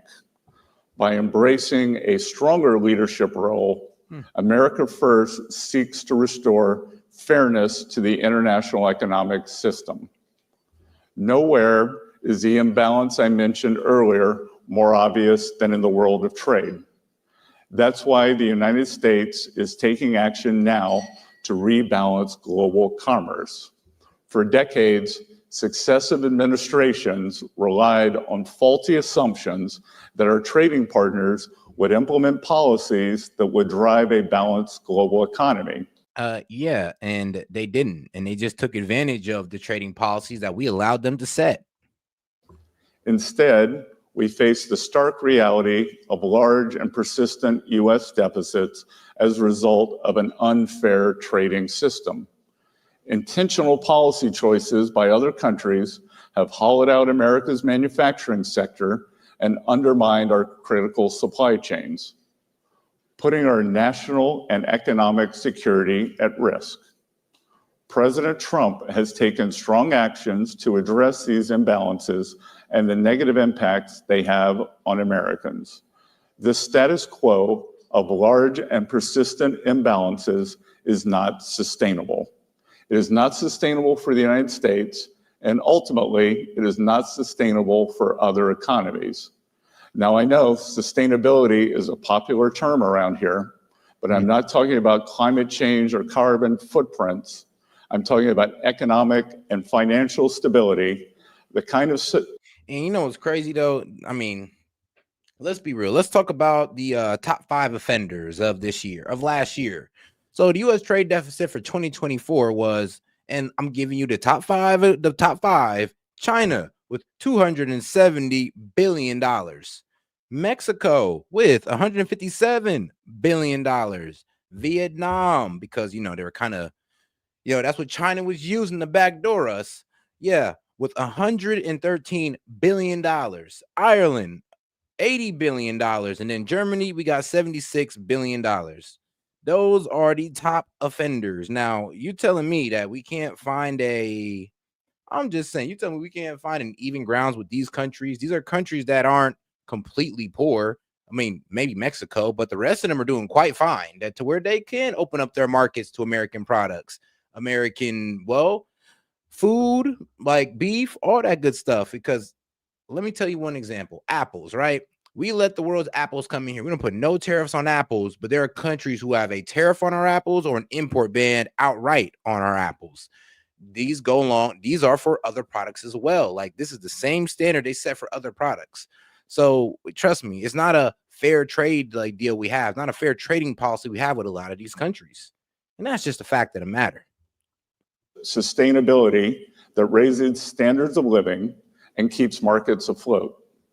International financial institutions must be singularly focused on upholding this kind of sustainability if they are to succeed in their missions. In response to President Trump's tariff announcements, more than 100 countries have approached us, wanting to help rebalance global trade. These countries have responded openly and positively to the president's actions to create a more balanced international system. We are engaged in meaningful discussions and look forward to talking with others. China in particular is in need of a rebalancing. Recent data shows the Chinese economy tilting even further away from consumption toward manufacturing. China's economic system, with growth driven by manufacturing exports, will continue to create even more serious imbalances with its trading partners if the status quo is allowed to continue.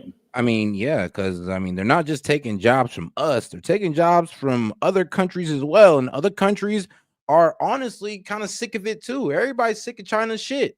Yeah, we're all sick of China's shit, trying to be the #1 producer and take all these jobs away from other countries, not just the United States. There are other countries who are honestly joining up with us because they're like, yeah, I know. They did the same ish to us, and we're here to join you in the fight. Trust me, it's not just because of the tariffs as well. Yes, it's mainly because of the tariffs, but a lot of them are also sick of China's shit as well. China's current economic model is built on exporting its way out of its economic troubles. It's an unsustainable model that is not only harming China, but the entire world. China needs to change. The country knows it needs to change. Everyone knows it needs to change, and we want to help it change because we need rebalancing too. China can start by moving its economy away from export overcapacity and towards supporting its own consumers and domestic demand. Such a shift would help with global rebalancing that the world desperately needs. Of course, trade is not the only factor in broader global economic imbalances. The persistent over-reliance on the United States for demand is resulting in an ever more unbalanced global economy. Some countries' policies encourage excess savings, which holds back private sector-led growth. Others keep wages artificially depressed, which also suppresses growth. These practices contribute to global dependence on U.S. demand to spur growth. They also lead to a global economy that is weaker and more vulnerable than it should be. In Europe, former ECB President Mario Draghi has identified several sources of stagnation, and he has outlined several recommendations to get the European economy back on the right track. European countries would do well to take his recommendations to heart. Europe has already taken some long overdue initial steps that I applaud. These steps create a new source of global demand and also involve Europe stepping up on the security front. I believe global economic relationships should come to reflect security partnerships. Yeah, please save us some money on what we got to put into NATO. That'd save us a couple billion. So why not? Please, Europe, step up on that bill. And I mean, shoot, there's a lot of things y'all could step up on as well, like your own military. I mean, it's kind of crazy how we do protect some of these countries and they talking crazy to us about trade. Like, we protect y'all and you're talking crazy to us about trade. Wild. Security partners are more likely to have compatible economies structured for mutually beneficial trade. If the United States continues offering security guarantees and open markets, then our allies must step up with stronger commitments to shared defense. The initial actions from Europe on increased fiscal and defense spending are proof that the Trump administration's policies are indeed working. The Trump administration and the U.S. Treasury are committed to maintaining and expanding U.S. economic leadership in the world. This is especially true at the international financial institutions. The IMF and World Bank serve critical roles in the international system, and the Trump administration is eager to work with them so long as they can stay true to their missions. And under the status quo, they are falling short. The Bretton Woods institutions must step back from their sprawling and unfocused agendas, which have stifled their ability to deliver on their core mandates. Going forward, the Trump administration will leverage U.S. leadership and influence at these institutions and push them to accomplish their very important mandates. The United States will also demand that the management and staffs of these institutions be accountable for demonstrating real progress. I invite all of you to join us in working to refocus these institutions on their core missions. It is in our collective interest to do so. The IMF. First, we must make the IMF again. The IMF's mission is to promote international monetary cooperation, facilitate the balanced growth of international trade, encourage economic growth, and discourage harmful policies like competitive exchange rate depreciation. These are crucially important functions to support the US and global economies. Instead, the IMF has suffered from mission creep. The IMF was once unwavering in its mission of promoting global monetary cooperation and financial stability. Now it devotes disproportionate time and resources to work on climate change, gender, and social issues. These issues are not the IMF's mission. And the IMF's focus in these areas is crowding out. Yeah, the Institution of International Finances is focusing on climate change. Shouldn't y'all be focusing on international finances? It's in the name. Out its work on critical macroeconomic issues. The IMF must be a brutal truth teller and not just to some members. Today, the IMF has been whistling past the graveyard. Its 2024 external sector report was entitled Imbalances Receding. This Pollyannish outlook is symptomatic of an institution more dedicated to preserving the status quo than answering the hard questions. Here in the United States, we know we need to get our fiscal house in order. The last administration ran up the largest peacetime deficit in our nation's history. The current administration is committed to fixing this. We are open to critique, but we will not abide the IMF failing to critique the countries that most need it, principally surplus countries. In line with its core mandate, the IMF needs to call out countries like China that have pursued globally distorted policies and opaque currency practices for many decades. I also expect the IMF to call out unsustainable lending practices by certain creditor countries. The IMF should push more proactively official bilateral lenders to come to the table early to work with borrower countries to minimize periods of debt distress.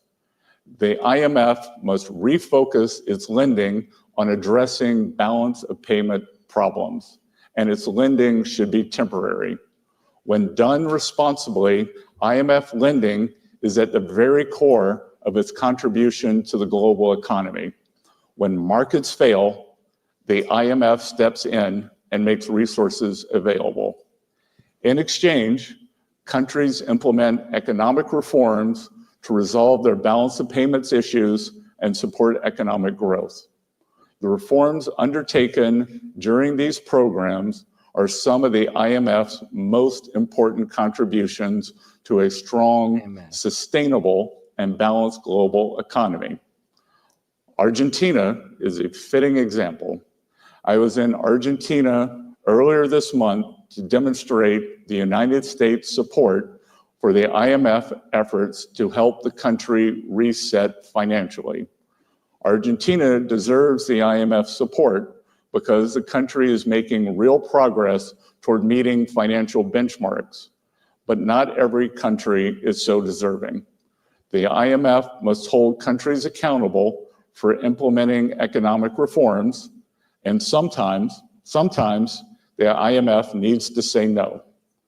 The organization has no obligation to lend to countries that fail to implement reforms. Economic stability and growth should be the markers of the IMF's success, not how much money the institution lends out. World Bank.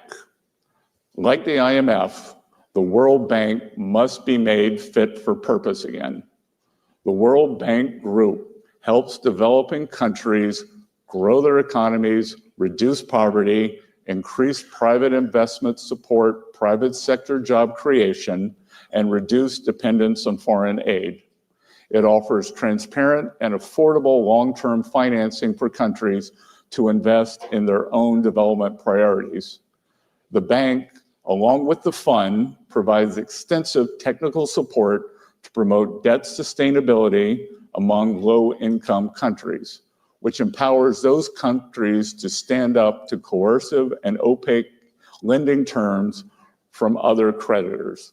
These core functions of the World Bank complement the Trump administration's efforts to foster safer, stronger, and more prosperous economies in the United States and the world.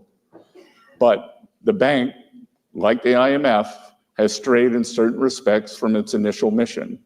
The bank should no longer expect blank checks for vapid, buzzword-centric. Hey, yo, this. Okay, yep. And that's why nobody listens to you, G. That's why nobody listens to you. You read two overly leftist news publications, overly leftist newspapers. Okay, bro, you basically read CNN at that point. NPR, the government, the one that was government funded to write lies about Trump, that one that was exposed by Doge as well. And wait, Politico, the one that was exposed by Doge, that was getting $8 million in subscriptions by the government, that one right there, the one that's pretty much government funded. Actually, wait, both of them are government funded. Both run off for CNN talking points. Oh my God. Hey, man. Hey, Paul, you trying to defend this man, G? You said he had 10 sources. Bro only had 2. Bro. Marketing accompanied by half-hearted commitments to reform. As the bank returns to its core mission, it must use its resources as efficiently and effectively as possible. And it must do so in ways that demonstrate tangible values for all member countries. The bank can use its resources more efficiently now by focusing on increasing energy access. Business leaders the world over identify unreliable power supply as one of the primary impediments to investment. The World Bank and African Development Bank's joint Mission 300 initiative to expand energy access to 300 million more people in Africa is a welcome effort. But the World Bank must respond to countries' energy priorities and needs and focus on dependable technologies that can sustain. All right, I'm going to be fair. Bro. I just want to know, bro, where have you been? All this stuff that came out about NPR and Politico, and you literally chose them out of all people. Bro, Ground News, okay? Go to Ground News. I'm going to give you some sauce right now so you can stop, so the liberal media can no longer, brainwash your ass, okay, bro? Go to Ground News. It's the most fairest way to look at the news because it will give you who's in the center, who's overly right, and who's overly left. And you'll see that Politico and NPR are left-leaning. They talk the same shit that CNN talks. It's like, bro, I get that you don't watch CNN, but you definitely read it. And shout out to my man Zoloff. He's like, bro, golly, you played yourself, little dude. I don't know who golly. Yeah, golly. I don't know. The trolls tonight are wilding. They're wilding. And shout out to my man Castro. He says all the comments they made are now null and void. What the fuck? I know, right? I'm like, bro, when I expected you to say something, I expect you to say like, I don't know, .org. Like, shoot, you could have gave me a news publication. I'd have been like, all right, well, where'd they get that information from? Because these news centers don't just mainly left. I'm gonna say this. I will give some news their credit. They misinterpret the facts on the left. They have the evidence. It's just that they misinterpret it in the way they tell you. Now, at least though, if you honestly want to call out the lies that the left take, when they tell you the resources they get it from, go look at it yourself. Like Donald Trump, when they said Donald Trump took out an ad in the paper and was calling for the death of the Central Park Five. They looked at it themselves and they kind of misinterpreted it. I went to go look at it, something completely different. They said Donald Trump said there were both people on good sides. That's what they reported, right? But when you go look at the actual video, it's something completely different. They give us the sources, but it's up to you if you're going to do that legwork to actually look into what they're telling you. Economic growth rather than seek to meet distortionary climate finance targets. We applaud the recent announcement that the World Bank will seek to remove prohibitions on support for nuclear energy, which could revolutionize energy supply for many emerging markets. We encourage the bank to go further in giving countries access to. And that's exactly how you use it. Use it to read on both sides, look at what resource they're bringing up or the sources that they're bringing up and look into that source yourselves. But let's make sure that both sides are bringing up that same source and look from there and then go deeper into it instead of just reading headlines, which I'm not going to say that you're doing that. I'm pretty sure you're educated enough to read the headlines in the entire article. I will give you that at least. All technologies that can provide affordable baseload generation. The World Bank must be tech neutral and prioritize affordability in energy investment. In most cases, this means investing in gas and other fossil fuel-based energy production. In other cases, this may mean investing in renewable energy coupled with systems to help manage the intermittency of wind and solar. The history of humanity teaches a simple lesson.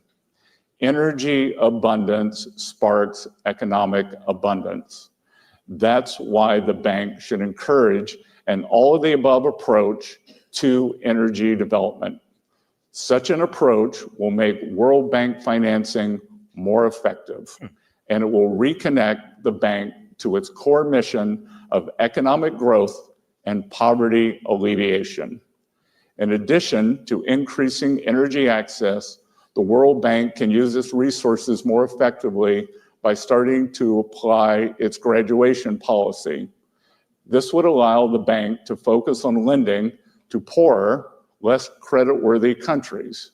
This is where World Bank support makes the biggest difference for poverty and growth. Instead, the World Bank continues to lend every year to countries that have met the criteria to graduate from World Bank borrowing. There is no justification for this continued lending. It siphons off resources from higher priorities and crowds out the development of private markets. It also disincentivizes countries' efforts to move away from dependency on the World Bank and toward job-rich, private sector-led growth. Going forward, the bank must set firm graduation timelines for countries that have long since met the graduation criteria. Treating China, the second largest country in the world, as a developing country is absurd. While it has been at the expense of many Western markets, China's rise has been rapid and impressive. If China wants to play a role in the global economy commensurate with its actual importance, then the country needs to graduate up. We welcome that. The World Bank should also implement transparent procurement policies based on best value. It must help countries move away from procurement approaches that prioritize only the lowest cost bids. Such procurement policies reward distortive and subsidized industrial policies that undermine development. They may also stifle the private sector and incentivize corruption and collusion and result in greater long-term cost. Procurement policies based on best value are better from both an efficiency and development perspective, and their robust implementation will benefit the bank and its shareholders. Related to this subject, I wish to send a strong, and I emphasize strong, message about procurement policies as regards Ukraine. No one who financed or supplied the Russian war machine will be eligible for funds earmarked for Ukraine's reconstruction. No one. To conclude, I invite our allies to work with us as we rebalance the international financial system, refocus the IMF and World Bank on their founding charters. Hey guys, I need to tell y'all a logic fail about the Dems or the Libs. They're pretty much saying that we cannot listen to the people who are running our government in what they're doing, because anything that comes out of Scott Bessent mouth is a lie. Because why? Oh, he's Trump's secretary, Treasury secretary. I mean, do y'all understand how y'all sound? If Caroline Levitt says it's a lie, I mean, bro, it's the press secretary, and at least she reads her sources. I can tell you that one right now. At least she reads her sources. So it is a bit funny when y'all get here and y'all get mad at me for what? Listening to Scott Bessent on a central leaning platform, on a centrist platform. And you're mad at me listening to Scott Bessent, the Treasury secretary, the person who's going to be controlling how our money moves and how this dollar works here. So why wouldn't I listen to that guy? Like, why wouldn't I listen to Kash Patel if something's going on with the FBI, since he's the person running the FBI? Who else would I listen to? Oh, you want me to listen to mainstream media, the people who aren't even in the FBI? Or Pete Hegseth? Why would I listen to Pete Hegseth for what's going on in the Department of Defense or the military? Why would I believe CNN or MSNBC? Like, why would I believe them? It wouldn't even make sense. Why can't I listen to the people who are actually running that department? Do you see how disingenuous you guys sound just off the hatred of Trump? You're telling me that I can't listen to the people who are running these things in our country. Like, come on now, guys. Common sense here. America First means we are doubling down on our engagement with the international economic system, including at the IMF and the World Bank. A more sustainable economic system will be one that better serves the interests of the United States and all the other participants in the system. We look forward to working with all of you in this endeavor. Thank you.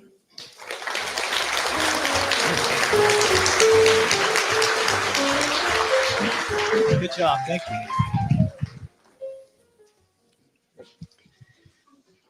Mr. Secretary, thank you for joining us here today, and thank all of you for coming here today.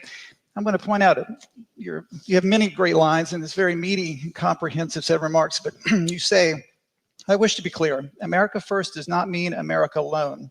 To the contrary, far from stepping back, you seek to expand U.S. leadership in international institutions like the IMF and World Bank. I must say there's a collective sigh of relief across this town right now, because the concern coming into this week is that you were going to do exactly what you said you're not going to do, which is the U.S. would withdraw, but you want to lead. What you're asking for is simply getting back to factory settings, right? Focused approach, and deal with the issues that you see are most paramount, correct?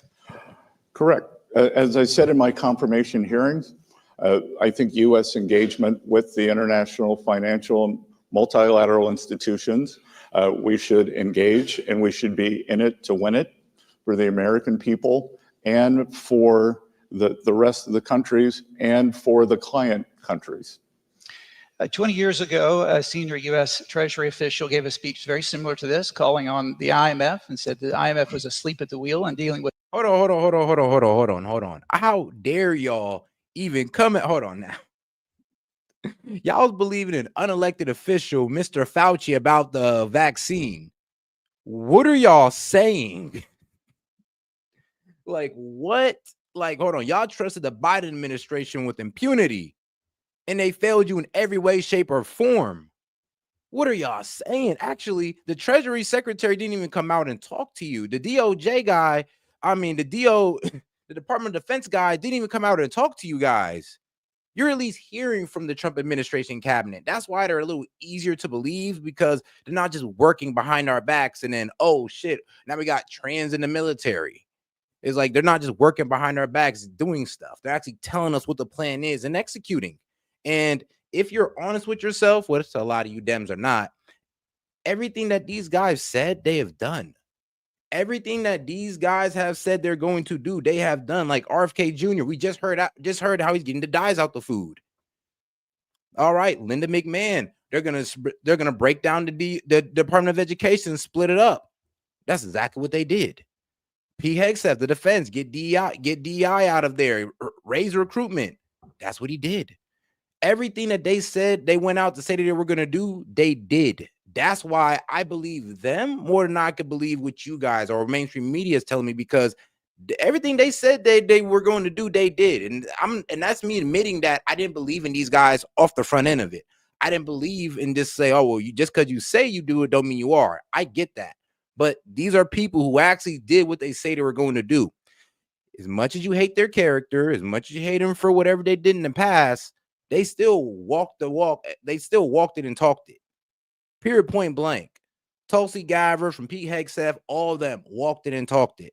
Ratcliffe, I don't know too much about. Now, Ratcliffe, I don't know. I'm still waiting for some stuff to go down with him, but he's CIA, so you may never hear from that man until the end.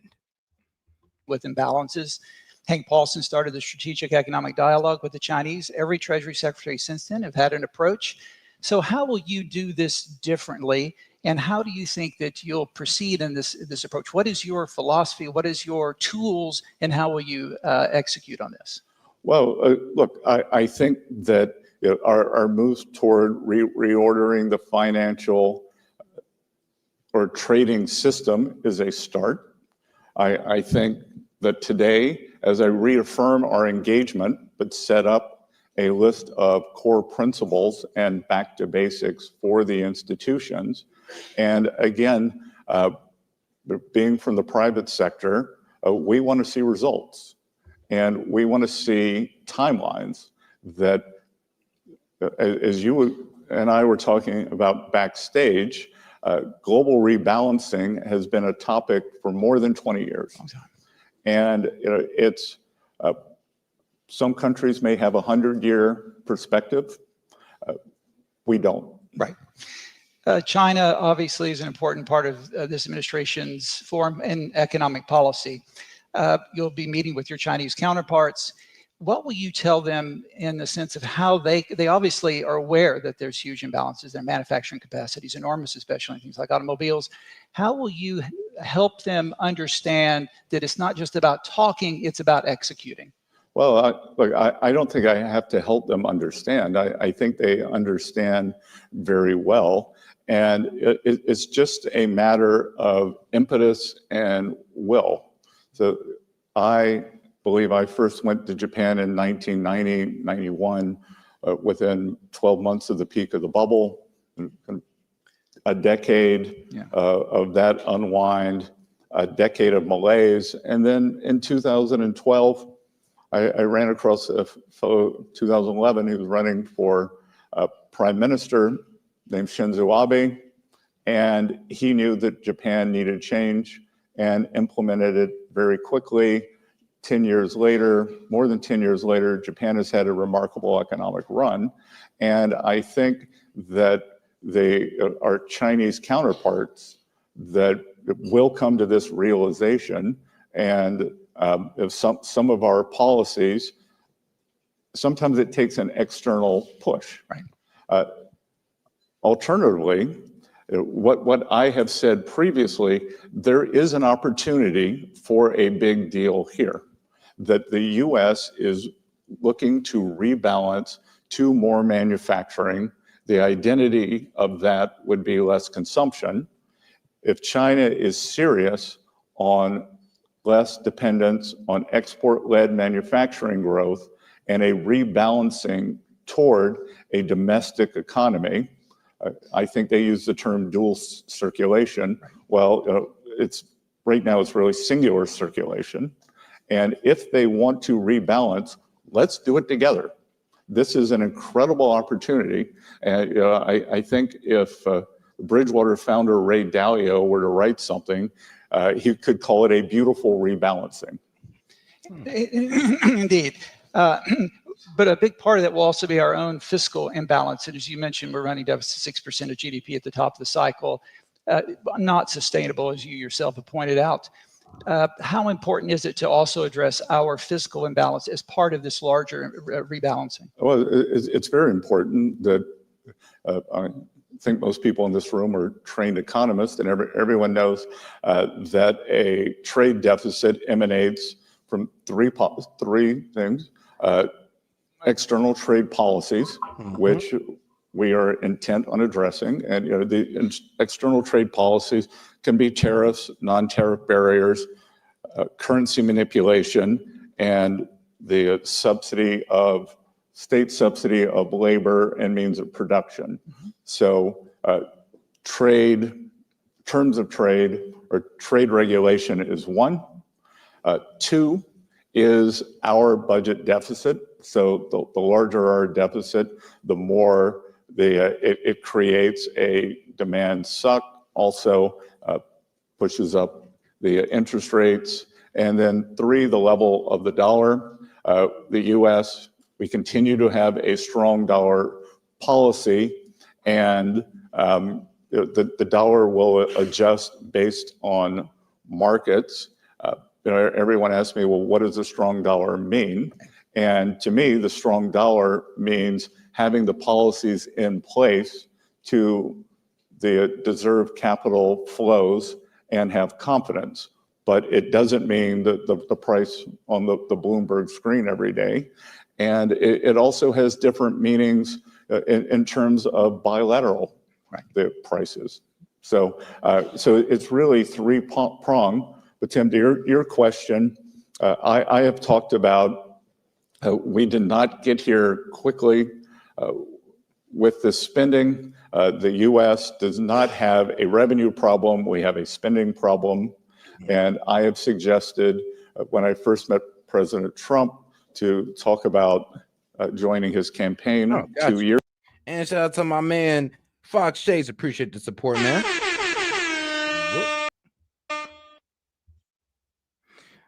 Wait.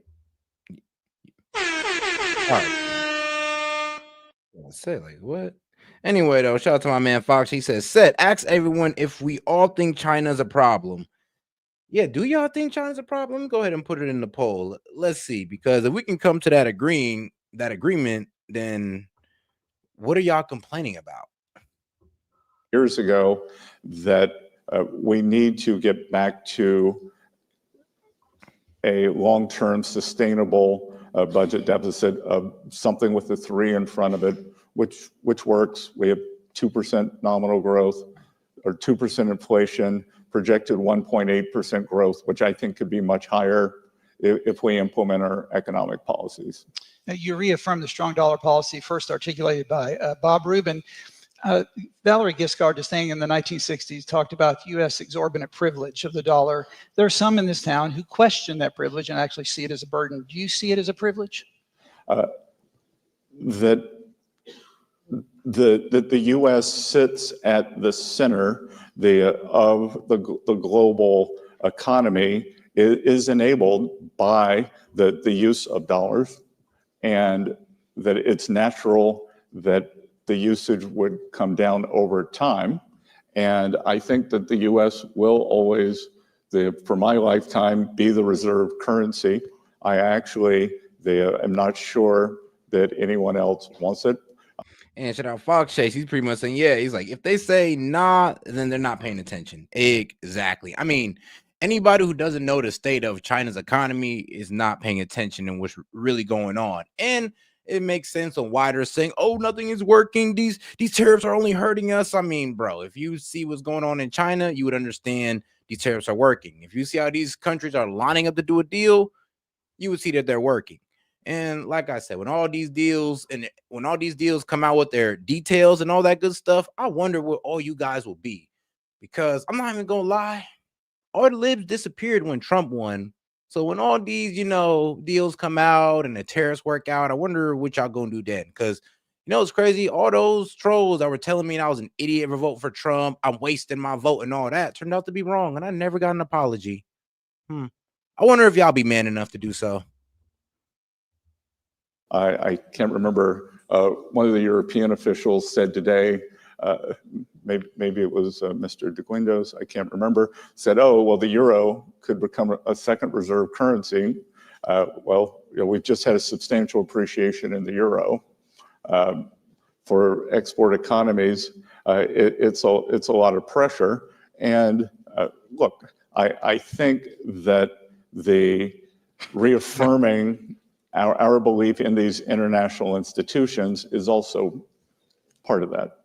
You mentioned the euro. You mentioned in your comments Mario Draghi's report from last year. There was the letter report. Before that, I've been spending a lot of time in Europe. There does seem to be a much more a buoyant atmosphere in Europe. They see this as an opportunity for them. I said something about a possible renaissance. I was heckled a bit, but I actually am pretty positive on Europe. Do you think this is an opportunity to shift some of that demand? The world is reliant on U.S. final demand to shift some of that demand for Europe. Is this a positive time for Europe? Look, I think it can be. And it wasn't in a straight line. It wasn't always the way a trained diplomat would have done.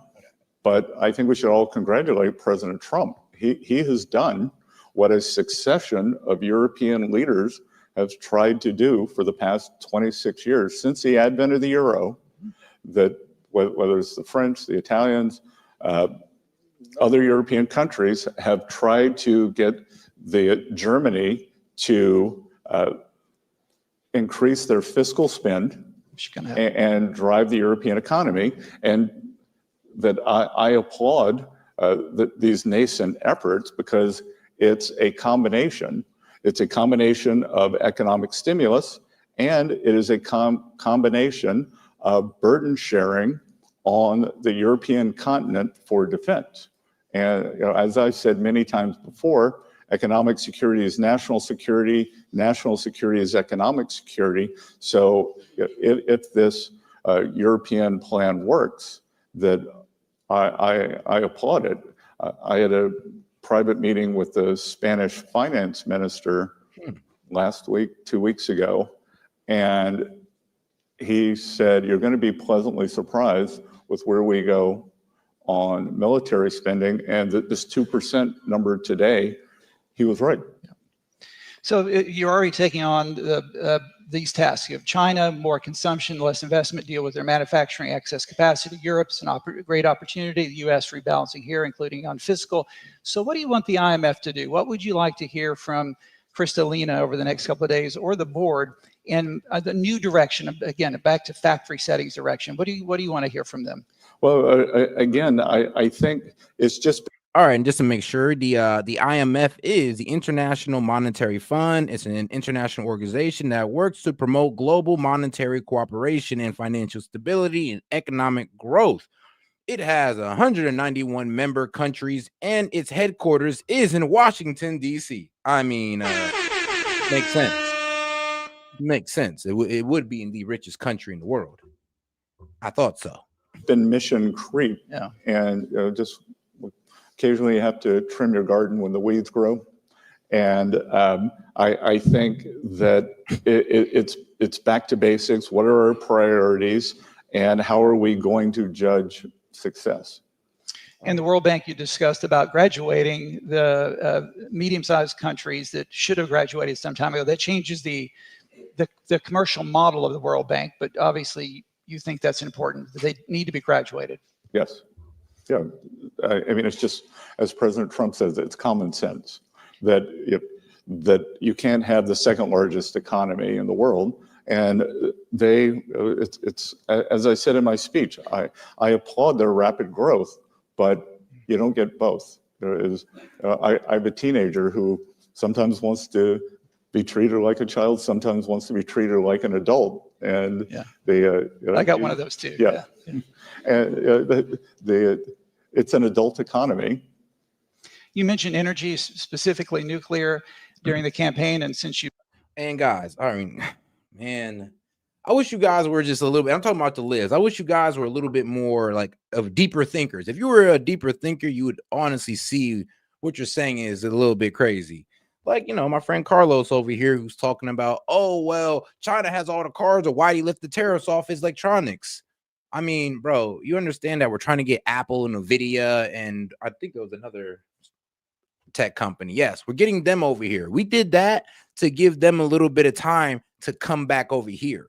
You understand that, right? Okay, you probably don't, because like I said, you weren't listening to the plan. And you probably don't even know that Apple already invested $500 billion into the US already. Okay.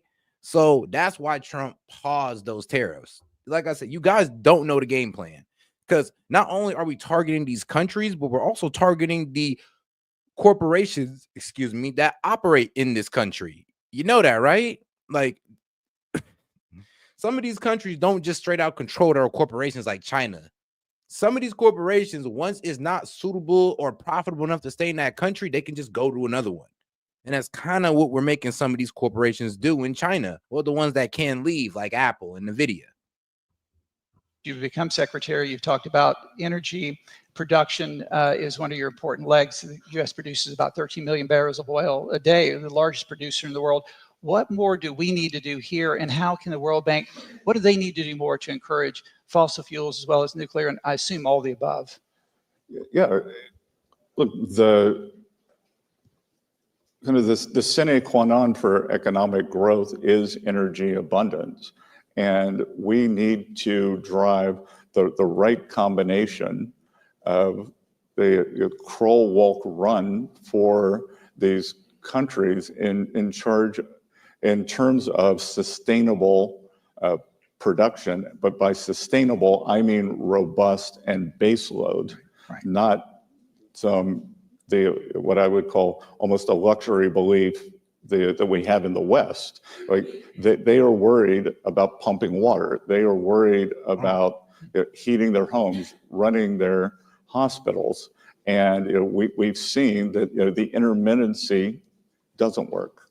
Even kind of in middle developed countries, maybe like South Africa, that seems to have rolling blackouts. Right. So that's not a model. We want to have a model of strong baseload and then bolting on the alternative production, as opposed to beginning with alternative production and then having this latency or intermittency that makes it impossible to industrialize. In the final minute or two, let me just turn to financial intermediation. There's a famous adage that capitalism without capital is just another ism. The institutions you see here are important intermediaries, both in the capital markets and in other forms of financial intermediation. What is your vision, especially for the U.S., in terms of financial regulation? What do you want the industry to look like? Obviously, the capital markets, the U.S. is the crown jewel of this economy. How should we encourage that not only here, but abroad?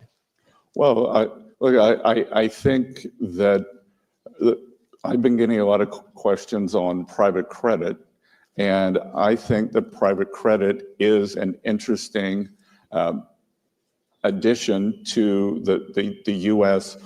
mosaic. And it is the depth and breadth of our capital and credit markets that powers the U.S. economy. And it's the innovation there. I think that private credit's a very new and interesting part, but it is happening outside of the regulated ecosystem. Right. And I always like to say, I'm not an economist, I'm an economic historian. And I think that is a distortion of the system. And it tells me that the post-2008 regulatory corset is too tight on the regulated institutions. And we want to deregulate them or make them more able to provide the opportunity to lend to the American economy and perhaps No, actually, no, because the CHIPS Act is basically what China does in their government. I mean, in their economy, they subsidize certain industries, and these industries run a monopoly on the domestic market. And if you were paying, well, actually, no, you said you just came in. Well, if you were paying attention to the China video, they pretty much touched on that topic already. But yeah, my friend, it's like that's the main reason why nobody agreed with the CHIPS Act, because it's a monopoly maker. Because we're giving government subsidies to companies and they could possibly take over or monopolize the domestic and market, just like what happens in China when they give their favorite corporation government subsidies. They dominate the market, and that's why most of these corporations in China are dependent on exports, or dependent on selling outside of China. That's why that happened. It was a nice little step into directing us towards how China's ran. That's why the CHIPS Act was ripped up, because it was a monopoly maker. It was a very commie bill. To the international economy in a smart, safe, and sound way. As we've seen, the history of financial crises is a overreaction on one side, and I think that we had a regulatory overreaction. I convened something in the U.S. called FSOC, the Financial Stability Oversight Council, which convenes the regulators.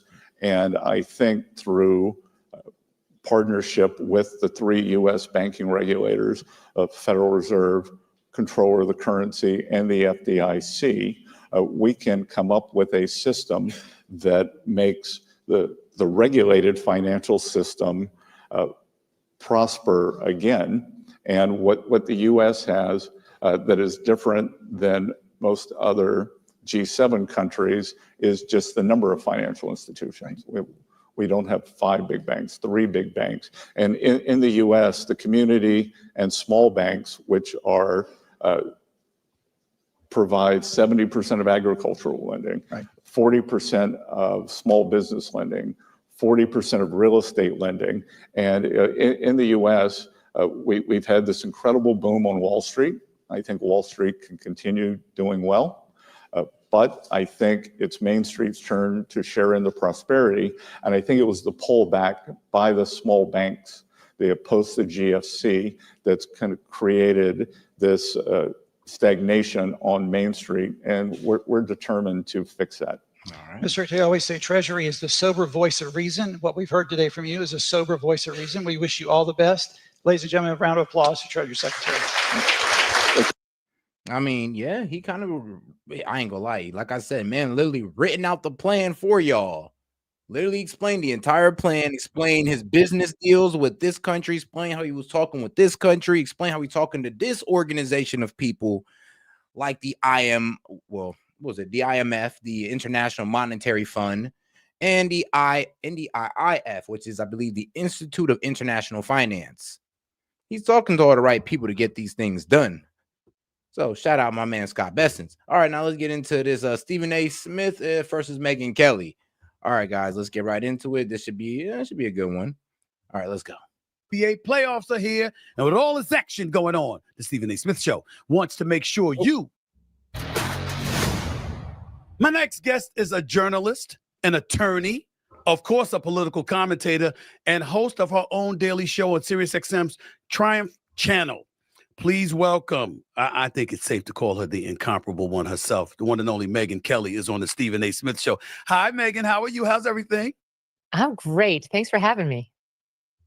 Please, the honor is all mine. First of all, I want to hear congratulations on order. You were named to the Time list of the 100 most influential people for a second time, by the way, if I remember correctly. I'd like to know, congratulations, I'd like to say, first of all. And secondly, how does that feel for you? Thank you for that. Can I tell you something? Maybe you can help me decide this. Should I go to this thing? It's a big gala on Thursday. And I'll tell you something, Stephen A. When I first got named to the list back in 2014, I thought it was a big deal because my career was just kind of on the upswing and it meant something to me. Mm-hmm. Now I have to be honest, it means absolutely nothing to me. When they, called, I was like, whatever. All these people hate me and everything I stand for, and they're very annoying. But then I was like, maybe I'll show up just so I can sort of telegraph the FU message in like a really great dress on the red carpet. Then I'm like, well, that's not the spirit. I've really been wrestling with whether I should even pay any attention to this at all or just go on about my life. Megyn, I am the worst person in the world you should ask that question to, because I could give less than a damn about these things most time. I like to show courtesy and respect to people who give it to me, but I'm not in this business to be celebrated. I want to be respected. I want to get paid for my hard work. But in the same breath, I don't need applause and accolades and celebratory folks around me. I could care less. Not to mention the fact that you did say a lot of them can't stand you, so why should you be in their presence? But then again, it's recognizing how influential you are and showing up. That might not be such a bad thing. And you don't mind rubbing it in somebody's face from time to time. I can tell that about you. Yeah. I mean, I guess I'm just not really looking to achieve the approval of anybody who would be at that thing. But then I heard that there's a possibility both Meghan Markle and Blake Lively will be there, in which case I was like, well, I'm definitely going. I'm going with my iPhone, and I'm going to have to go over them and try to get them to say something to me. Like, I've reported so much on both of them. Like, that's almost irresistible. So I don't know. I have a couple days to decide. Yeah, listen, you think about it, whatever choice you want to make. And listen, nobody can say a damn thing to you because it's been earned. Make no mistake about it. I mean, you're a person that's been around for a long time. You've done exceptional work. I know it's not, I'm not supposed to say these things, but I am a fan. I have been a guest on your show. I do watch you a lot. And damn it, you've proven me wrong on several occasions. So here I stand down with that. Megyn Kelly, when you talk about people not liking you, most of them can't stand you. Why do you think people would feel such negative thoughts towards you today, if you had to guess? Well, if you have Trump derangement syndrome, then you don't like me because I've supported the president and defended a lot of the things that shoot, if you have Trump derangement syndrome, you don't like me either. So, I mean, hey, shout out me and Megyn Kelly share that. If you have TDS, you do not like S.E.T. Tell us our Hitler-esque. That is perfectly fine. About Trump. So, I get caught up in that whole fervor. And a lot of people hate Fox News, so they don't like me from those years. And a lot of people believe, just negative things, negative hit pieces that are put out on you over the years. And they tend to be very left. Normal lefties, I think, are fine with me. All my friends are normal lefties. But far left lefties, those are not my fans. And that's fine. I'm not everybody's cup of tea. I can be off-putting in certain commentary of mine, but for the most part, if you know me, you probably like me. Got you. Well, do you find yourself to be a righty, or do you find yourself to be somebody who's just anti-left because of what the left represents in the eyes of a lot of people in this day and age? That's a good question, because that is a good question. I would like to ask some of y'all, because some of y'all aren't really left. I do confuse you guys as left, and I apologize if I do. But some of y'all honestly just don't like the left, but you don't like Donald Trump either. And that's actually a very funny thing to me. It's like, okay, so you don't like the left, which is understandable, but you don't like Donald Trump either, which is also understandable. You have every right to disagree with the man. It's just, I'm wondering here. It's just like, where do y'all get y'all information to disagree with them? Because like I said, I talked to you guys, and to be quite honest, is like you don't know what's going on. You run off every fear-mongering point of the left, so therefore you can be confused as, from the left. And I would do say, make sure you watch where you're reading your news articles from. Like I said, go to Ground News, and I say read in the middle. Actually, read all sides. Read from the middle, the left and the right. But please don't just read from one article. Don't trust one news publication. Don't trust one news station to give you all your information. That's just never a smart way to go. And if that's what you want to do, I mean, make sure you research all the sources. If you want to do that lazy research like that, just looking at CNN all day or MSNBC, or even just looking at Fox News. All right, there you go. I don't really describe myself as conservative. When people write about me, they say like, oh, conservative podcaster. And it always kind of jars me a little, like that's not quite right. Mm-hmm. I'm a registered independent. I was raised a Democrat. I voted Democrat for many, many years. And then I just started drifting rightward when the country lost its mind. When I was on Fox, I would say I was probably about a 6 on the ideological scale if Hannity's a 10. Mm-hmm. And now I'm like an 8.5, but I don't really feel like I changed at all. I just feel like the country changed, and I looked down at the same spot where my feet were, and things had shifted underneath me. But I'm definitely not a liberal. I can't think of anything I'm liberal on. So I think it's probably a fair label to call me a conservative. It just doesn't really. Yeah, I mean, well, actually, no, I guess if smoking weed is liberal, then I guess I'm liberal on that point. And I guess if not supporting Israel, like not supporting a genocide is, they say I'm liberal for that as well. So I have some liberal stances, but it's just funny though. It's like I said, you agree with Trump, and for some reason, everybody like say, oh, you're agreeing with a pedophile, rapist, and all this good stuff, but they have no proof.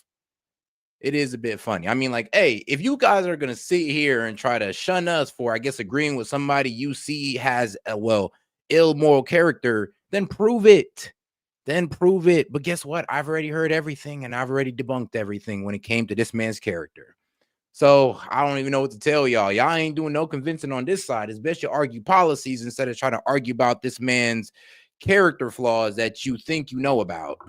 I mean, y'all still think this man was working with Epstein, and he's the main person in his administration, the only administration that's been trying to leak the Epstein files. And let's be real, the only person that's actually hopped on Epstein's ass. So let's be quite honest. If Trump was against Epstein, if Trump was for Epstein, then we still wouldn't have found out about him, because Epstein got caught up during the Trump administration. Really resonate with me. When do you believe that the country shifted to a point where you could no longer find yourself remotely identifying with the left? What year was that? What issue was that? When do you believe that happened for you? Well, it was probably 2017, 18, 19. And then the explosion of 2020 wokeness really did me in, because I was always railing against what we used to call political correctness. Remember Bill Maher's show was called Politically Incorrect. Yeah. It wasn't called wokeness up until like the late teens or 1920 or 2020, and then see, you guys argue like this. You guys kind of argue like children. It's like you didn't even hear my whole point. I said pertaining to his character. If you want to show me proof that maybe some elements of his policy may not work, I'll be definitely willing to hear you out. But when it comes to elements of his character, whatever you guys want to show has already been debunked across the board. So when you sit here and make those childish arguments of, oh, I can't show you nothing now. It's like, bro, what are you, a kid? Like, can we talk like adults here and not just kind of like, I know I be talking for a little bit, but let's not pick out one sentence of what I'm saying and take it as that's the entire topic of what I was talking about. Please, let's be a little bit more educated in how we respond. I'm devoting my life to fighting wokeism. I can't stand it. I think it's the most pernicious, dangerous force that's in America today, or in the world today in some ways. So if there's anything associated, an association between the left and wokeness, I abhor it. I fight it. I want nothing to do with it. And I would never wear a team jersey that would associate me with that. And I think most Republicans feel that way, and most conservatives do too. So whatever that is, I'm totally anti it. So is Bill Maher, incidentally, but he still votes Democrat. But I'm just as vehemently anti-woke, and I vote Republican these days. Define wokeism in the eyes of Megyn Kelly, because so many people sit up there and talk about, well, woke used to mean something different. I know that woke meant being conscientious and being observant and paying attention to what was going on, but obviously that's taken on a different definition over the last several years. So in your mind, what you abhor about wokeism, how it's defined in your mind, tell us what that is. Well, it's an obsession with identity. And it tends to be, it could be feminism, as the left uses that term, which is very unattractive to me. But it's the two main pillars are race essentialism and gender radicalism, where they tell young white kids in school that they're born with original sin that can never be overcome. And they tell young brown and black kids in school that they're born with some sort of inherent perceived defect that we're really sorry they were born with, but we'll try to give them a bunch of advantages to get them through, which is totally disempowering. And on the gender madness, I mean, instead of telling black kids, like, yo, you can perform on the same level, if not better than all these other races. No, we kind of tell them that, oh, you're a victim because of slavery and all this. And this is why the government should just give you handouts and meritless positions because you're black and slavery. So, yes, you deserve to go above other people of merit because you're black and slavery. Wild. There's really no such thing as gender. It's a social construct. You know, you can be whatever you want to be. Biological sex is totally irrelevant. And sex is merely assigned at birth by some errant doctor, but you'll decide. You'll just be a little baby until you tell your parents whether you're a girl or a boy. And by the way, if you make a mistake, you can easily, with very little trouble, switch over to the other sex later without talking about the severe impacts that has on you physically and psychologically. All of that is just... I can start down any of those lanes, but they're all very, very dangerous. Why do you believe the left took on that course? I mean, I will tell this to you and I will confess this to you. As a black man in the United States of America, a part of a populace that represents a little bit over 13% of the population, closer to 14, around 13.6%. I think one of the things that I found utterly appalling is that some of these issues usurped African Americans, immigrants who came across the border legally, of course, some of the Hispanic population or what have you. It seemed on the left to usurp the interest of that voting bloc that supported Democrats for decades. And to me, that's not mentioned enough, but I'm not afraid to mention it. And I've mentioned it on several occasions. Why do you believe the left went about that business, especially when it came to transgender issues, for example, when it might have affected 1% of the population, if not less, compared to that 13% or more as it pertains to the black or Hispanic population? Why would the left do that in your estimation? I mean, I think a huge piece of it is the death of religion amongst the left.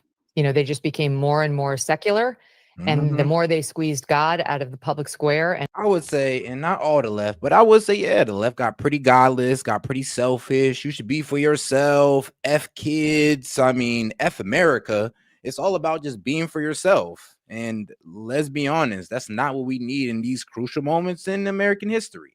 We need a more unifying message. And the left did not have that message, but Trump did.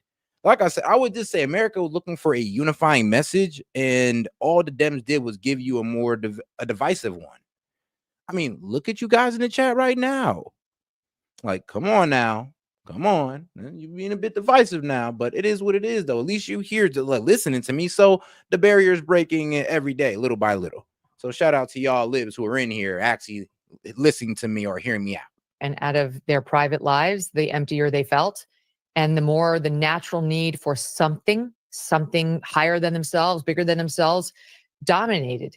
And if it wasn't going to be Jesus or God or, Muhammad, it wound up being skin color and your lady parts and your oppression, which really worked for them. And by the way, it worked for them politically too. So it had added benefits, made them feel like they were part of something that mattered, made them feel somewhat better than, like, I'm better than you because I actually care about women. You see, I actually care about trans people. See, I care about black people. Bro, I mean, nah, that's literally y'all, though. That is literally y'all. It's like I have this condescending, narcissistic view of other people because you feel like you care about trans women more. You care about black people more when y'all really don't. Like, y'all need to cut the bullshit on that. What you really care about is the black women and the black gays. You don't give a fuck about the black men, but that's a whole nother topic. That mattered, made them feel somewhat better than, like, I'm better than you because I actually care about women. You see, I actually care about trans people. See, I care about Black people. If you're not favor race quotas, you're a racist. Those kinds of messages made them feel higher than, better than, which worked to fill some sort of, ego need they had. But I really think ground zero on the whole thing was pushing religion out of people's lives, pushing technology in, increased isolation, and just that fundamental human need to hold on to something, to belong to something. And in the same way some people reach for a bottle or a drug, these people reached for this false god of wokeism with really dangerous effects. I'm fascinated to be talking to you because there's a lot of things that you say that some of it I may not agree with. Most of it I do. Most importantly, I find you to be incredibly thorough. You do not play. And I know that when I come on Megyn Kelly's show, I better be ready to answer some questions. I better know what the hell I'm talking about, or at least fess up to the fact that I don't. Otherwise, I'm going to get raked through the coast because she is no joke. That's how I view you. And I don't mind telling anybody that. But the flip side to it is that you've acknowledged, reading up on you, doing some research on you, you've acknowledged that you've become far more opinionated over these last few years than you had ever been in the past. When you were working at Fox News with the Kelly Files, when you were working at NBC, of course, no question about that. And things have transitioned. You're in the news today, for example, because yesterday you just brought up religion as opposed to secular and what have you. And you were in the news for, criticizing the Pope because of this position on the legals. When you look at yourself, first of all, talk about that, why you took that position, particularly in the immediate aftermath of his death. But most importantly, this fearlessness you appear to have now more so than ever before to express your opinions and your thoughts, no matter what the subject matter is. Talk about that for a second. Well, the latter is an acquired skill because for most of my career as a journalist, the goal was to hide your opinions, to definitely not share them and to quiet your bias and really just report the facts. And whatever you thought personally, you kept in your personal lane. That's pretty much how I spent my time as a journalist. And then I got elevated to the prime time of Fox. And that show was the first that became a little bit more opinion. But if you go back and you watch the Kelly File, you won't see a lot of my opinion. I'll argue with people who say moronic things, but I wasn't really saying this is where I stand on X, Y, or Z. Right. And even when I launched my podcast, I tried to do that. And I remember I had an argument with Mark Cuban, and he lost that argument, but he did win the following point where he said he was pressing me to give my opinion. And I said, well, no, I don't have to do that. You're the guest. And he said, oh, no, not in this lane. You're going to have to give your opinion here. And he was correct. And so 5 years after launching the show, I give it a lot more freely. It's why people tune in. They want to know where you stand. They want to know what you think about things. It's just a totally different game than straight news journalism. On the Pope, look, this was a very liberal Pope. He was a very progressive guy within the Catholic Church. And he was controversial amongst really diehard Christians. They didn't really much love what he did to the Catholic Church. They certainly didn't love his announcements on immigration and how we really needed to welcome all the migrants. It's like, you know what? Why don't you tell it to Laken Riley's family as they grieve the loss of their daughter, and Jocelyn Ngara's family as they grieve the loss of their daughter, their 12-year-old in Texas? Like, we don't need a guy who lives in the Vatican surrounded by walls telling us we can't have walls and we need to have an open borders policy. He was from Latin America. Most of the immigrants coming into the United States that are, we're trying to deal with right now are from Latin America. He clearly had a bias the other way. And the Catholic Church, this has been my own beef, but that of many Catholics, has been taking a bunch of money in cooperation with the government to try to find homes for these illegal immigrants who come in here. So like on Sunday Mass, I never know what my money's going to anymore. Now I try to make sure, is this going to help priests, or this church, or this rectory? Because I do not want to help find housing for illegals. But Megyn, you know this better than me, or at least as well as me, because we've both been in journalism for decades now. There's one thing to say that. It's another thing entirely to say that in the immediate aftermath of his passing. Back in the day, they would have been like, why are you saying this now? Could this not have waited a few days or whatever? So I think along those lines, and the question that enters my mind is, I'm not questioning that you feel what you said you feel. I'm wondering the timing of it. Did you do it because of your disgust with the left, and how, especially back in the day, and if they could do it this way even right now, they would have asked the question, what about decorum? What about waiting? The man just passed away. Where's the level of sensitivity? They would ask that question, Megyn Kelly. What would you say to people who would say something like that? Hey, and shout out Fox Chase for renewing that membership. Appreciate the support, my man. Let me go ahead and get you that. Make sure y'all join the Discord, man. Well, make sure you join the membership. You can go ahead and get access into the members only Discord. Appreciate the support, guys. Let's keep it going. And you also get special shout outs during streams. To you. That didn't even cross my mind to not say that. I mean, we're talking about a public figure, one of the most famous figures in the world and leader of the Catholic Church. And necessarily when a person like that dies, there will be a recitation of some of the key points of his or her legacy. And in his case, you know, his anti or his pro illegal immigration or immigrant. You know, it's so crazy though. And so do we believe in a separation of church and state or not? Because it do be kind of funny how Christians will speak and, you know, they'll talk about capitalism and all this and how people got to work for healthcare and all and housing and how that's not a human right. And then y'all come right at them and be like, that's not very Christian of you. I'm like, really? The same people that want to talk about a separation of church and state want to bring up somebody's Christianity when they're talking about what? Health, how you got to work to have healthcare and what? Work to be able to get a house? Like, come on now, guys. Like, pick a lane there. Immigrant stance was a major piece of his platform, at least insofar as it dealt with the Americas. So, I mean, I'd be remiss not to mention it. You know, I remember after Kobe died, there was a big debate because some journalists were like, he was a rapist. And I remember being like, that is too much because he died so tragically and it had been so many years and he was with his daughter. It was just. And it turned out to be a lie. Like, come on now, man. Y'all wild as hell for what y'all did to my man Kobe. But I mean, trust me, it's nothing that really caught fire though, because Kobe was just such a great personality and such a great player that it kind of, I ain't gonna lie, all the BS that people were trying to talk about him kind of got thrown under the rug. Just such a heartbreaker. We were in deep shock and mourning he was gone. And that to me did feel very tone deaf. But this is a world leader. Like, of course, you're going to talk about what did they stand for? How did they change the church? What were their public positions? And how does it affect America? Because he was the leader of 1.2 billion Catholics all over the earth, not just the United States. And so how did he relate to us over here? As a journalist in America, you're always looking to do that. Like, tell people, what did he mean to people here? Good and bad. That's just the way you do it. What do you think about people who will look at you and they'll say, what do you stand for, Megyn Kelly, especially now because of your support for the president? You endorsed him. You showed up at the rally. I think it was the night before election, made sure to encourage everybody to vote for him. You said you're voting for him, et cetera, et cetera. And we all know how he treated you back in 2015 when you were at Fox. And shout out to Green Bean. He said, man, Trump handed the Democrats a great America. I know, right? And a great economy. Ain't that crazy? But then, you know, we want to talk about the great economy that Trump gave Biden, that Biden effed up. They'll tell you that, no, that was Obama's economy. And what happened with Biden was actually Trump's economy, because everything happens for the president before them.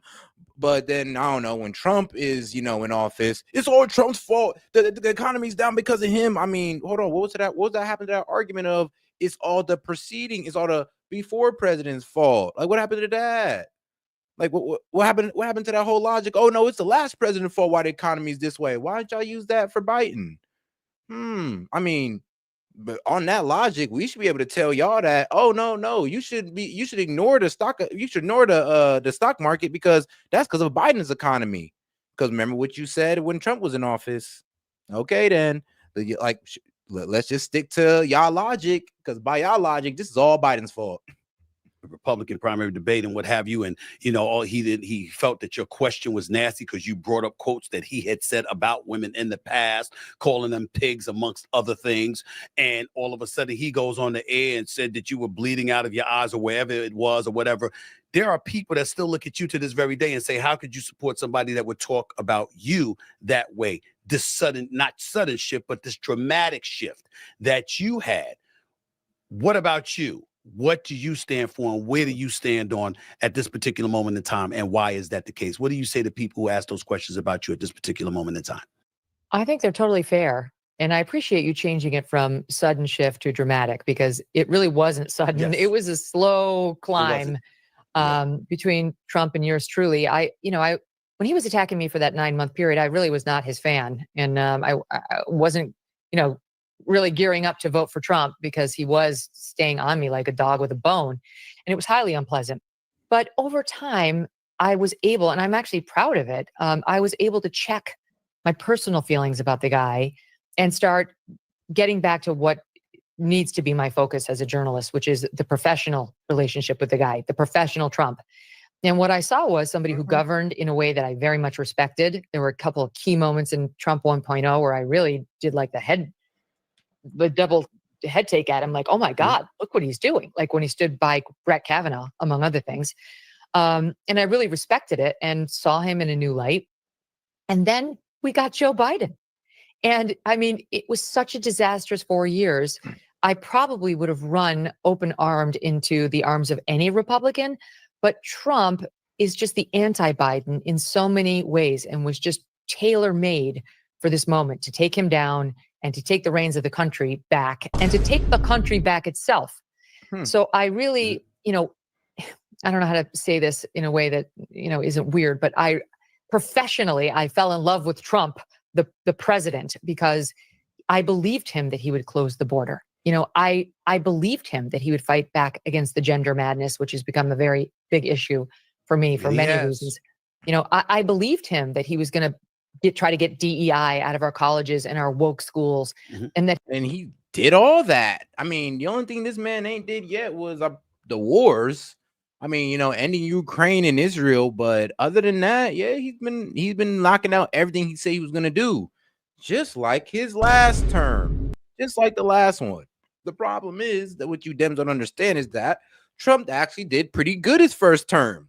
And then we had a President Biden who just completely effed up. And now that's why we have Trump again, because Biden just effed up so bad that it made the whole Democratic Party look like, well, honestly, a bunch of closed-minded idiots. No offense.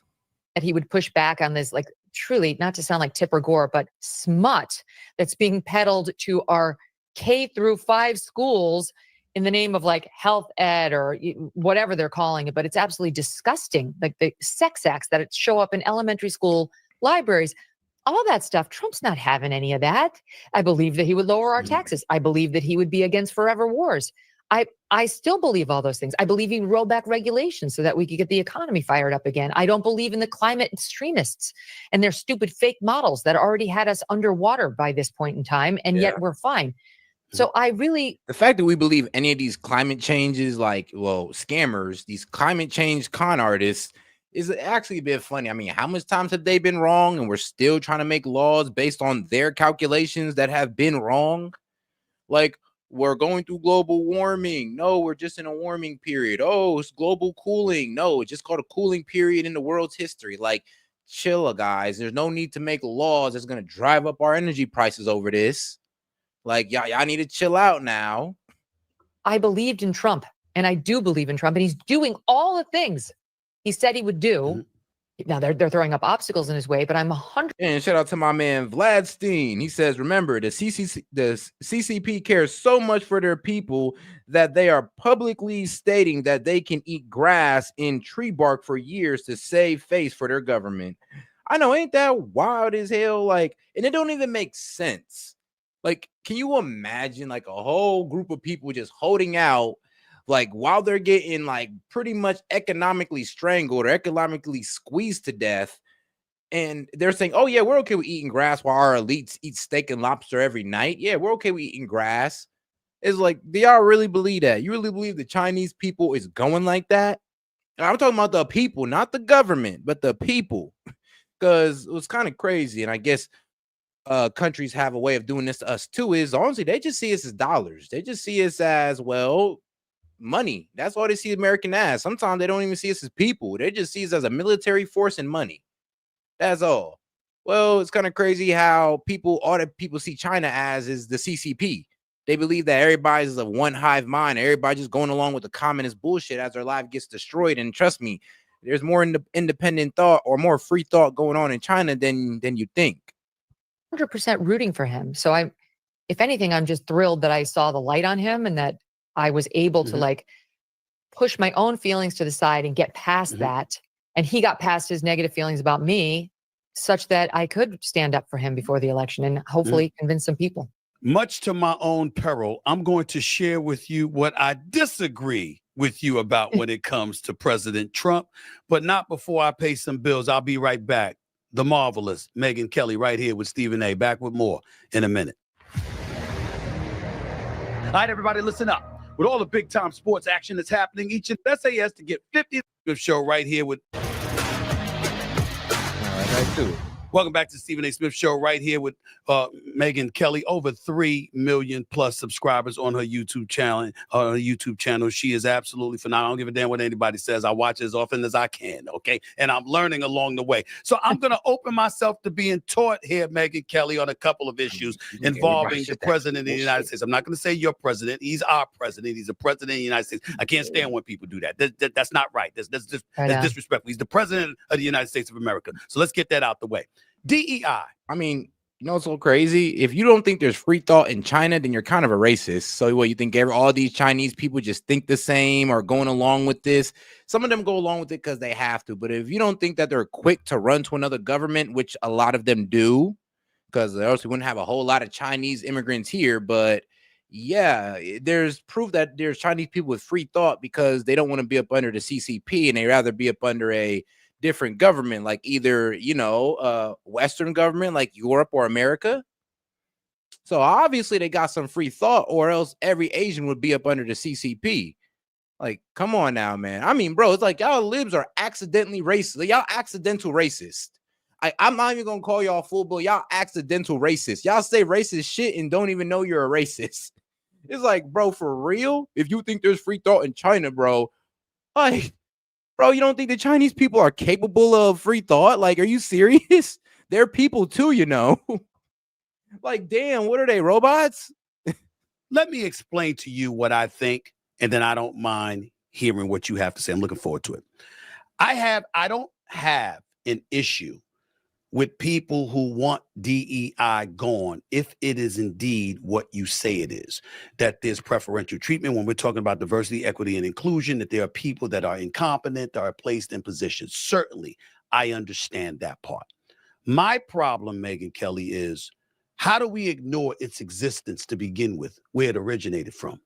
If this nation, whether it's corporate America or beyond, was exercising fairness and truly, truly looking for the best candidates and not engaging in favoritism that favored primarily white males, then there would have never been any need for DEI, just like there would not have been any need for affirmative action or other things. And so for me, when I think about it, that's what I believe folks who speak against DEI, specifically on the right, obviously, is missing. They don't bring up that element. To that, you say what?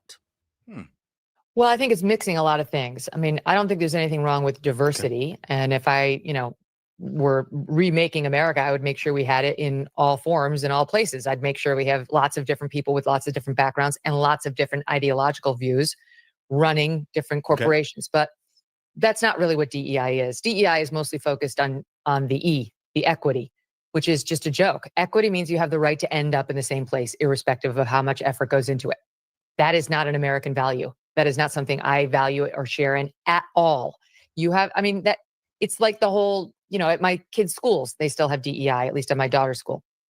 And they were asking, what does it mean? What is equity? And I was explaining. And the woman actually said, this is just this year, she said, at our new school, to which we fled to try to get from the super woke school in New York, said exactly what I said is the definition of equity, right? To wind up in the same place. And I said, you know what, Yardley, that is what equity is. And so on Halloween, you should go out there and you should work hard and go to every single house in the neighborhood and get a huge bucket of candy. Then you should go over to some kid's house who didn't trick or treat at all, who was too lazy, who just sat in front of his TV watching some stupid show, and you should give him half your candy because he has the right. He has the right to end up at the same place. And then when you go to take your exams, you have to let the girl who didn't study at all, who just phoned it in because she was on the phone with her friends, copy off your paper. She's entitled Because you're white and she's a minority. I mean, that was the whole thing about DEI. It was pretty much saying that, yeah, you should let yourself be looked over, even though you're the better candidate for somebody who is lacking in performance. And we're going to choose that person lacking in performance because they're of a certain gender or color, or of a certain color and gender. To the same grade you have, As irrespective long as they're just not white or Asian. of how hard you've worked and she hasn't. That's equity, and it's immoral. So I'm completely opposed to it. And this is like what Kamala Harris ran on. Diversity is a different story. And I think we really were working toward it, and we were doing pretty well as a country. You know, I think when I grew up and I was in college in the 90s and thereafter, it was something, race was being diminished, and we were starting to look at people as whole human beings. We were seeing interracial marriage go up. It was just becoming less of a thing than in like the 70s when race was still very much people's focus. And then we set ourselves back by making it the top thing that we were supposed to notice about other people. And that created a wall between us. That created more of a divide between the races in a way I had never experienced in my 50 years on this earth, now 54. And so I think many of us just You don't look it, by the way. You don't look it. Thank You you. don't look it at all. I just want to let you know that. Okay, but go Thank ahead. you. So that was, my problem. And then we had the messaging around it. And I'll tell you, so just one example, my kid's school in New York, one of the best schools in the nation. This is this school from which we fled. It was, I have two boys and a girl, and our boys were at this boys' school. And they actually made it mandatory reading for the faculty there. This thought. Hey, shout out to my man Luke. He says, Mr. S.E.T, why are you not a brainwashed liberal? Because, bro, I'm a man who actually wants a family, who want to see Americans live in peace. I'm actually a heterosexual man who don't believe in critical race theory, who don't believe in a victimhood mentality, and that's kind of what the libs kind of push on my people, and I'm good on that. So I'd also say I'm not liberally brainwashed, because I don't believe all white people are evil. So that's one of the main reasons too. Trust me. I mean, a lot of black liberals, they kind of run off this ideology that just all white people are evil and they owe us reparations and this madness that they honestly can't substantiate, but they'll say it. And you know what? It's not just so liberal of people. So liberal. It's like they just say stuff that they cannot substantiate or they cannot really argue for. And I'm not all you liberals, not all of you. I mean, some of the more educated of y'all are okay, but even then, I feel bad for y'all because it must be hard to defend the indefensible. Shout out to JD Vance. And shout out to Luke. He says, will China defeat America? I mean, boy, hell nah. They can't beat us. They won't beat us. I mean, look, they can't beat us due to the fact that they kind of they kind of hinge their whole economy on us. They hinge their whole economy on they'll never find out about how much we're screwing them. That was literally their mentality. They hinged their whole economy on, they just need us so much for production because we're just so great China. It's like China got a little bit of narcissistic. I'm gonna be honest with you, as if we can't get some of these rare earth minerals from somewhere else. Like we can't have some other country build these products or these corporations, or we cannot make China an unfavorable market through tariffs, which is exactly what we did. We made them a very unfavorable market for corporations. And for those who can't leave, they're just going to get crushed. For those who can leave, they will go to another country or come to the U.S. So we're in a game to honestly where we can't lose. I mean, we hold all the cards here. The only cards that China holds is how they want to lose. I mean, you can lose and you can keep your government, or you can lose and we can squeeze you until your people overtake you, or somebody in your government overtakes, Z or whatever that guy's name, or the leader of China. It's like, it's only going to go one or two ways. It's either, three ways. Either Xi gets it together, or he gets pushed out of power, or the Chinese people just push the entire government out of power, and we start seeing some wild stuff like, I don't know, worst case scenarios, mass execution of the CCP party. Sorry about that. But all right, guys, let's keep it going. Thought piece by this one professor who posited that in every classroom where white children learn, there is a future killer cop, and that white mothers are indoctrinating their children in Black death. In response to which I said, we're out of here. this is such bullshit. My brother's a cop, first of all. And the nerve to look at our sweet little. Oh, and one thing that kind of keeps me away from being brainwashed is honestly being a nationalist. Like, I love being an American. I'm all for my country, and I want what's best for my country and my community, of course, which my community resides in this country. So to be for your community, you kind of got to be for America. And to be for America and have the success of America means that you're also wanting the success for your community. So if America ain't doing good, trust me, the black community ain't going to be doing good either. If America's doing good, then that means the black community can do good as well. It's just sometimes we don't take advantage of certain opportunities that we have. Boys, what my boy was in kindergarten, and say, yeah, there's a future killer cop because of his white skin. It's blatantly racist.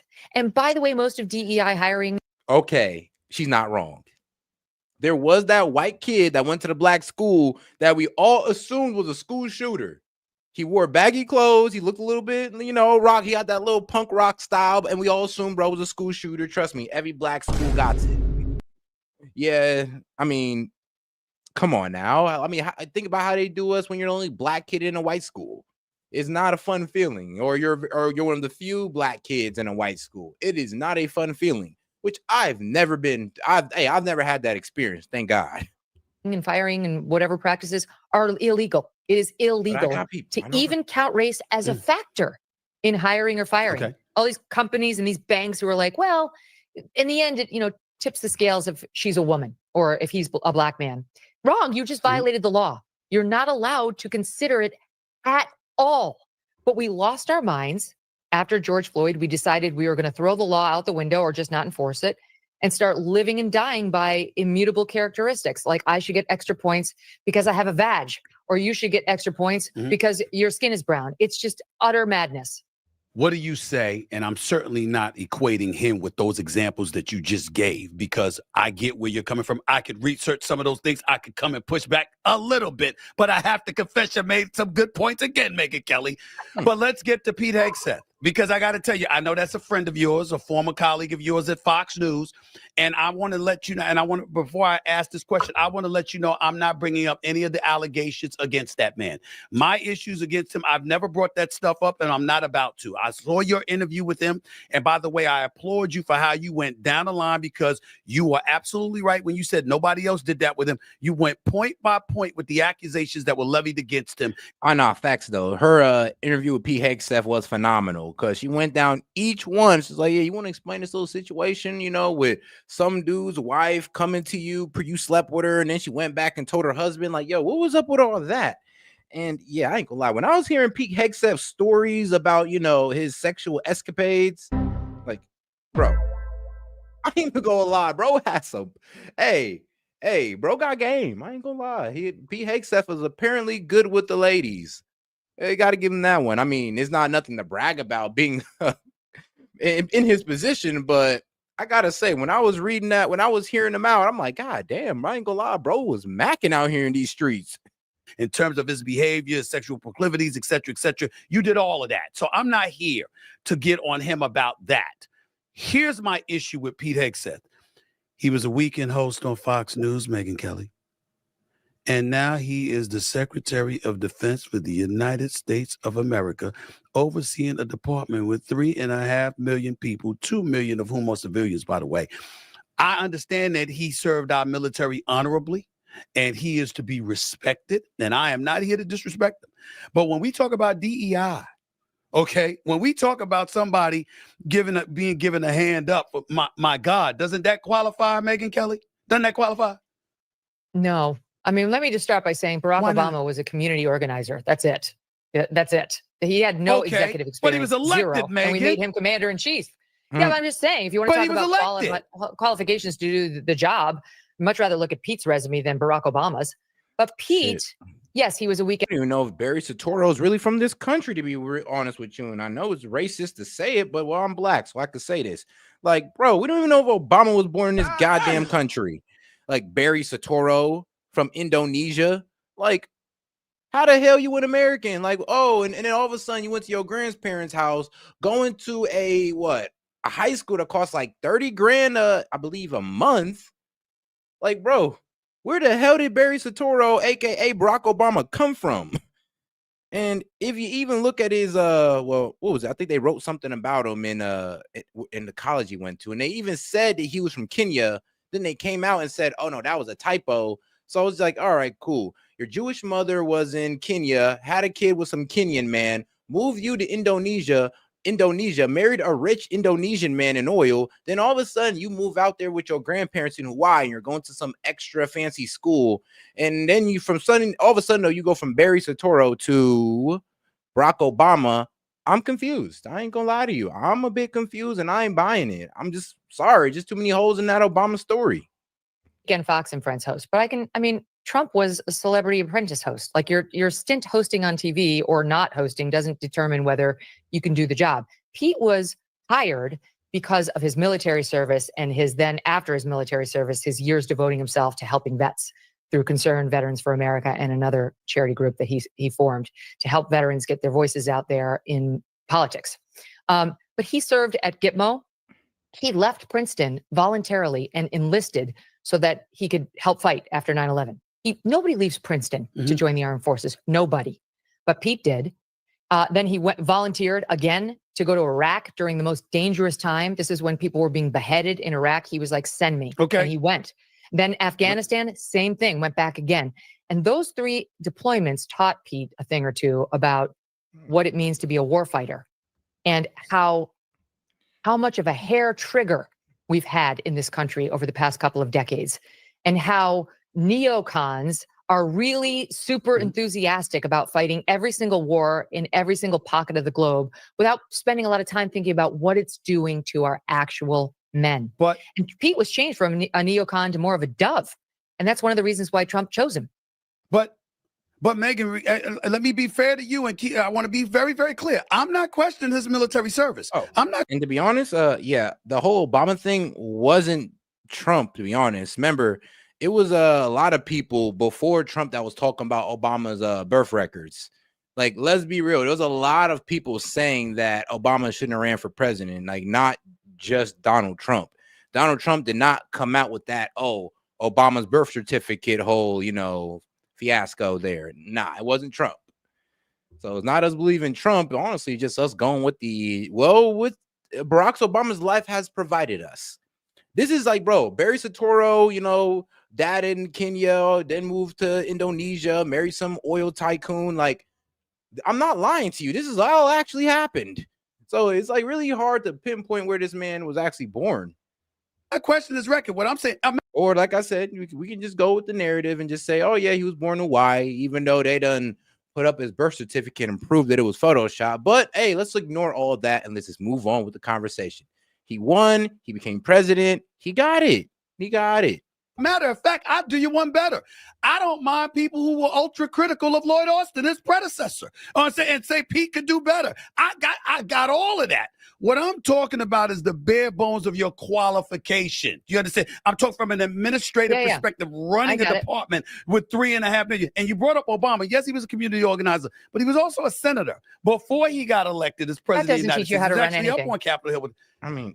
I didn't say it did. I didn't say it did. But for years, that's how it happened. I'm talking about the process. You saw a senator, you saw a congressional figure, Maisie you saw a Hirono governor. should be the Defense Department chief? No, it's a no. She's an idiot.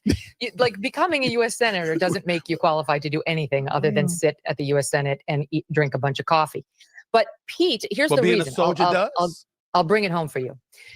What was happening is we were relying too much on the so-called experts and the so-called generals. And that is how we wound up in 2 forever wars. We have a ship of, it's neocons and it's the industrial war machine and it's the Boeings of the world and people who make a lot of money off of military conflicts. And it had become this cottage industry where they saw conflict and they pushed us like an aircraft carrier. They had that much force behind the push to push us into these conflicts. And we had too many Republican leaders in particular who said, yes, I'll do it. And by the way, the Democrats weren't much better. And today are even worse. Yes, I'll do it. I'll do it. I'll do it. And we're going to spread democracy through the Middle East. Okay, sure. How did that work out? We made a bunch more enemies. Countries hate us even more now. And then we sacrificed generations of blood and treasure. And what happened with Trump 1.0 was he had he saw it firsthand with people like General Milley, that he shouldn't be talking to the generals and just listening to them. And he actually brought in a bunch of generals to advise him on what we should do about Afghanistan and closing that down. Okay. And then he brought in a bunch of enlisted guys. And one of the reasons why the military war machine didn't like Trump was because he said, I'm done listening to the generals. I want to know what the enlisted troops have to say. And they all said, get us out of this war. It's pointless now. And so Trump learned that he needs to talk to the actual war fighters about whether we're winning and losing, whether it's a battle worth fighting, what the actual sacrifice looks like. And there was no better person than Pete, who, by the way, attained the rank of major, which is great. You know, he's not a 4-star general, but he was an officer, and he was also an actual fighting soldier in the actual armed forces who had put his life on the line. 2 more questions before I let you get out of here, because I know you got to run out. I thank you so much for your time. Question number 1, you were critical of Christino. I mean, and obviously, so, I mean, you didn't like her in the fatigues with the commercials or whatever. You spoke out against her. So you ain't playing around. You're going to call balls and strikes. I'll give you credit for that. But considering her and how she just got, I think it was her pocketbook stolen over the weekend at a restaurant in D.C., including a passport, driver's license, keys, and government access badge. Bruh. When you consider the security of this nation, we're talking about Pete Hegseth with this whole controversy he's in, you know, with the text messages and stuff like that, and having folks in the text chain and national security issues being open, you know, with his wife and his brother included in the text. And then you got Christy Notes. That's our homeland security. That's our national defense. How secure should we feel when the Trump administration appears to be having those kind of problems at this particular moment? I'm not worried about that at all. I really kind of want to know where Kristi Noem was about to flee to. She had her passport and $3,000 in cash. Who travels with that? Like that, I was like, what? I guess that's her personal habit. I never use cash. Who uses cash anymore? I don't even have 2 nickels anymore. It's like whatever. Okay, so that doesn't bother me. But the Pete thing, I laid it out on my show today exactly what's happening to him. But what happened there, Stephen A., really wasn't his fault. The signal thing, that was his fault, and it wasn't a good idea, and I don't defend it. But what's happening to him in terms of the hit pieces coming out against him is a more... Oh, guys, and let me know if you want me to go ahead and get to that, because, hey, I got time. We can get to that Obama video if y'all want to, and the whole breakdown of the evidence. We can go ahead and look at it all for ourselves since y'all feel oh so comfortable. At least let me present the evidence, you know, before y'all make y'all judgment. You know, fair is fair. And shout out my man Luke. Appreciate the support, man. He says, Mr. S.E.T, your bravery and love for America is why China envies us and can't defeat us. I like your common sense takes, and the show is entertaining. Hey, I appreciate the support, my man. Hey, I try as hard as I can. And that's what I would like, well, a lot of Americans to develop that attitude of, bro, we're not going to let a bunch of commies beat us. We're not going to let a bunch of people who's willing to starve their people beat a nation that would low-key sit there and turn our stomachs at the thought of our government sitting there letting a group of people starve. We would overthrow our government overnight if there was ever pull something like that. And we know it. And we know it. If our government was deliberately and we knew starving a group of people, we would overthrow that government. That's what it means to be an American. Low-key is sitting there looking at other governments and going like, yeah, we're better. We got things way better. We got things way better ran here. We got the freest women in the world. We got the richest people in the world right here. And you should be happy about that. I mean, especially women. Especially women. Y'all should really be happy, because anywhere else in the world, you don't even got freedom of speech. And then sometimes you don't even got rights. So, hey, shout out America. Like, you can't find nowhere better. Come on now. You really can't. You could try, but you can't. Interesting story. They started having leaks from the Pentagon of top secret information, like our plans for the Panama Canal, and to potentially get them in line if they don't want to help us getting China out of there in terms of influence. Pentagon plans that the president had asked for. You can't have that shit. You cannot have the Pentagon leaking war plans to NBC News, which happened. So they opened up a leak investigation. He wound up saying these are the 3 guys who we believe did the leaks. They got escorted out of the building on Friday, and day after day since they were escorted out, there's been a hit piece on new information that just happens to reflect very poorly on Pete. So you have to keep it in perspective and follow the timeline. It's clearly a campaign to bring him down. The president sees it. The president has said he's not persuaded by it. And I think that's probably how this will land. Last question. He says stuff like dog, bro, our country is so rich, bro. We got $6.8 trillion budget. A $6.8 trillion budget, my man. A lot of these, bro, most countries do not have that to spend on their people or on running their government. Trust me, we have the richest country in the world. I mean, and if you don't want to go off the dollars, I mean, let's just talk about military might alone. Like I said, bro, if you don't like America, I mean, go to the country that you think is better.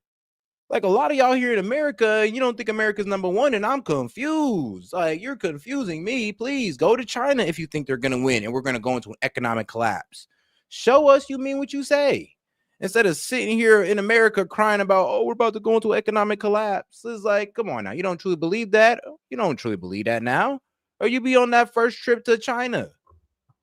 he has said in defense of himself and, pointed out how these people that were let go and released suddenly this information, these stories are coming out day by day by day, which is obviously another finger being pointed at the leftist media who's coming after him, it appears. Steve Bannon was on this show last week. He had a lot of interesting things to say, pushing for Trump in a third term. I'm not going for that. The 22nd Amendment, Megyn Kelly. I'm not going for that. No president shall serve more than 2 terms. Don't try to change it up now. But ultimately, my last question to you would be this. It's the Steve Bannons of the world. It's a Pete Hegseth who's overseeing the Department of Defense. It's somebody like a Megyn Kelly who, for all we know, was probably reached out to by the Trump administration. But things are going for you so well right now. Why would you do something like that? In the end, when we look at Megyn Kelly, at this point in time in her life and in her career, how happy are you doing what you're doing? And what kind of noise do you anticipate you making in the years to come? Not just with your show, but with a podcast network that it's now reported you're starting, with all the things that you have going on and your voice resonating more and more profoundly with each passing day. What do you see for yourself coming down the road? Well, I never have any delusions of grandeur. I have the advantage of having been raised by a mom whose message was generally, I love you. You're not special. I'm open-minded to specialness, but I've really seen nothing so far. But, still love you. We're going to have a great life. And that's still, my mom's still around and that's still her messaging. So I never think of myself in those grandiose terms of like my network and my voice. But my goal on the show is to remain relentlessly factual in a sea of misinformation, to just try to stay relentlessly factual and help people understand what's real.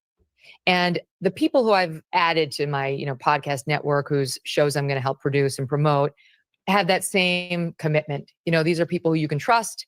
They have their own bent on the news, and that's fine, but they'll let you know when it's their opinion versus they deal in the world of what is real. And I think there needs to be a place where you can still trust that that's the case. And for me, I have to say, life's never been better. I finally gotten things to the place where I can work, which I love and fulfills me. And I think it's a public service in a way, what we do. But I also have time to be with my family. I take my kids to school every day. I pick them up. I have dinner with them every single night of the week, my husband too. And we spend our weekends together. We're just in a sweet spot as a family, given my kids' ages, which are 15, 14, and 11. They still love us and like us, and we feel the same about them. I wouldn't change it for the world. I would never go back to cable news ever or broadcast news. There are rumors that I'm doing it every other week on the internet. They're all lies. I don't know how people get away with making this stuff up. It's all lies. I love what I'm doing and I wouldn't change a thing. I go to work in my stretchy pants every day, Stephen A. Stretchy pants and sneakers. Couldn't do that at Fox News. I was in polyester with Spanx. Okay. It's a new day and I'm loving it. Should I be on the same channel as Megyn Kelly? Should Megyn Kelly and Stephen A. Smith end up on the same channel? I don't know if I'm qualified. And it might be a very dangerous proposition for me, Megyn, but I don't know. Come on over. The water's fine. I mean, come on, Stephen. You might as well come on over here, dog. It's a wrap. Like, the liberal party done already pushed you out. Democrats don't want you no more because they say you're a MAGA talking head, all because you didn't just talk to some people on the other side. Well, they done pushed you out, G. Is either you're going to pull a Chris Cuomo or you're and stay where you are, but, just understand that you're ostracized, or, you can come over onto this side. You might be a good candidate, or even better, you can try to take over your side's party. Like, go ahead and see if you can be a Trump for the Democrats. And let's see what happens to Stephen A. Smith. I mean, y'all all might be calling him a Uncle Tom and a what? I can only imagine how they attacked this man for trying to change the Democratic Party. Can only imagine.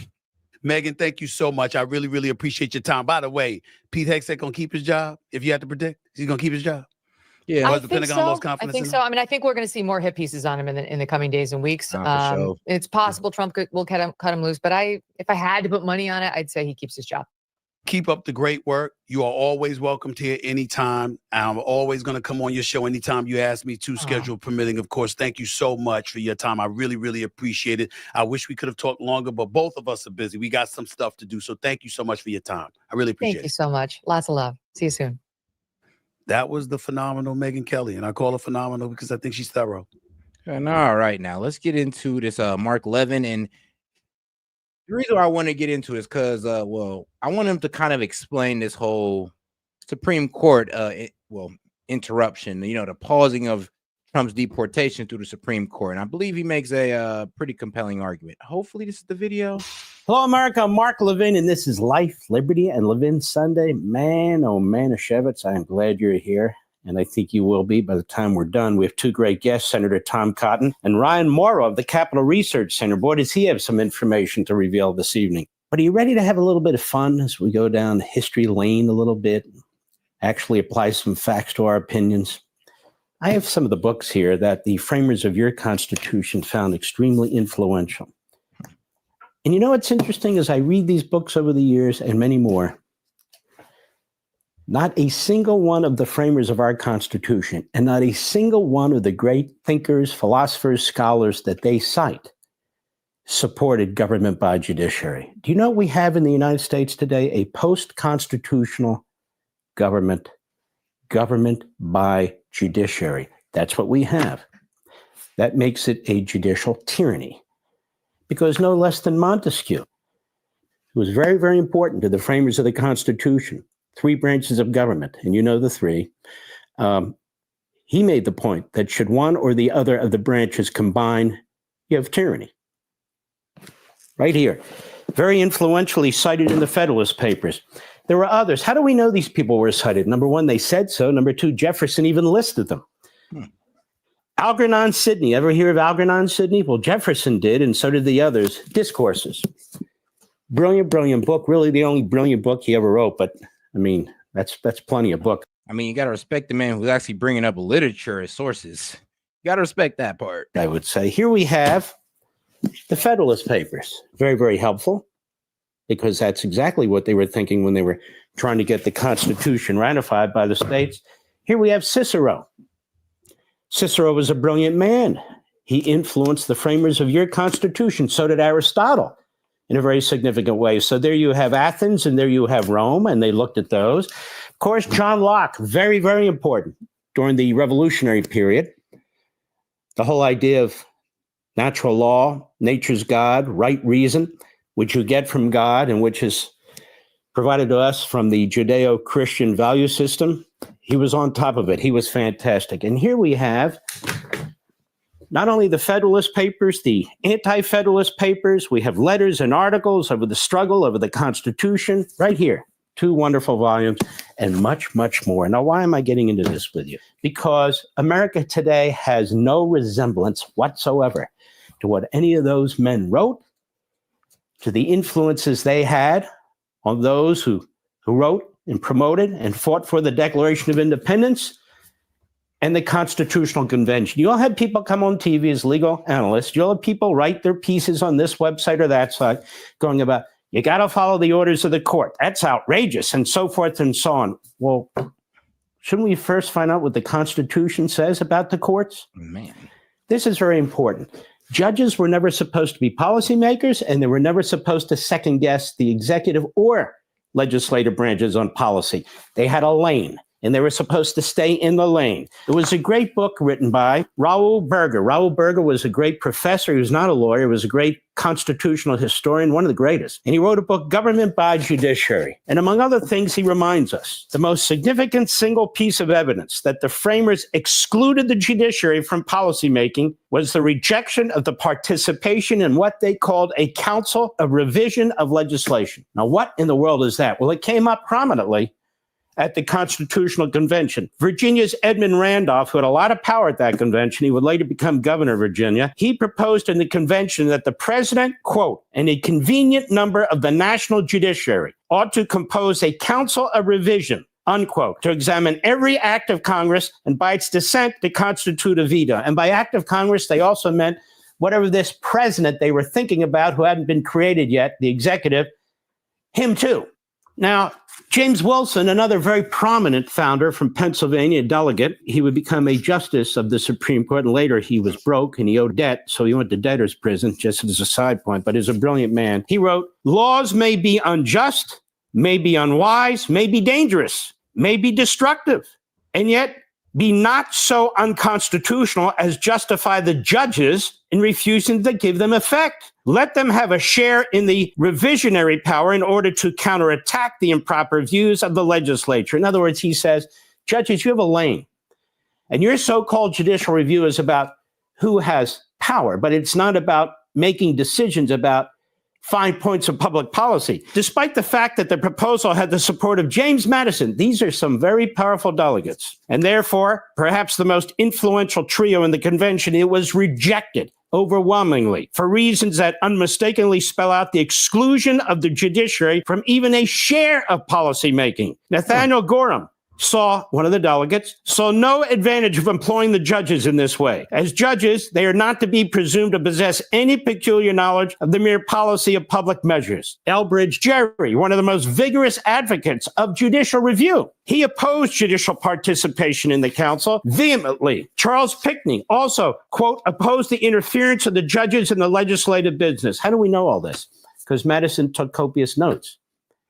They're called Madison's notes. Rufus King joined in the opposition on the ground that as the judges must interpret the laws, they ought not to be legislators. Roger Sherman, quote, disapproved of judges meddling in politics and parties. It is reasonable to infer that John Dickinson, this is the same writing, delegate from Pennsylvania, Dickinson, you may have heard of the college, expressed a widely shared view in cautioning that Judiciary of Oregon became by degrees the lawgivers. Plainly, the framers refused to make the judiciary lawgivers, even to the extent of allowing them to share in the legislative making of the law. They said no, let alone finally to decide on the policy, an exclusive legislative function. That is, you in the courts, even you in the Supreme Court, you don't get to make the final decision on policy. They drew a line between the judicial reviewing function. And yeah. So that's why it was wrong for the Supreme Court to pause Trump's flights, because that's a policy that he's enacted through the Aliens Enemy Act to round up all these, members of terrorist organization groups and ship them off, averting due process. Like, they have no right to interfere with policy. That's pretty much what they're saying. Now, you have the right to rule on it, but you can't interfere with it until a judgment has been made.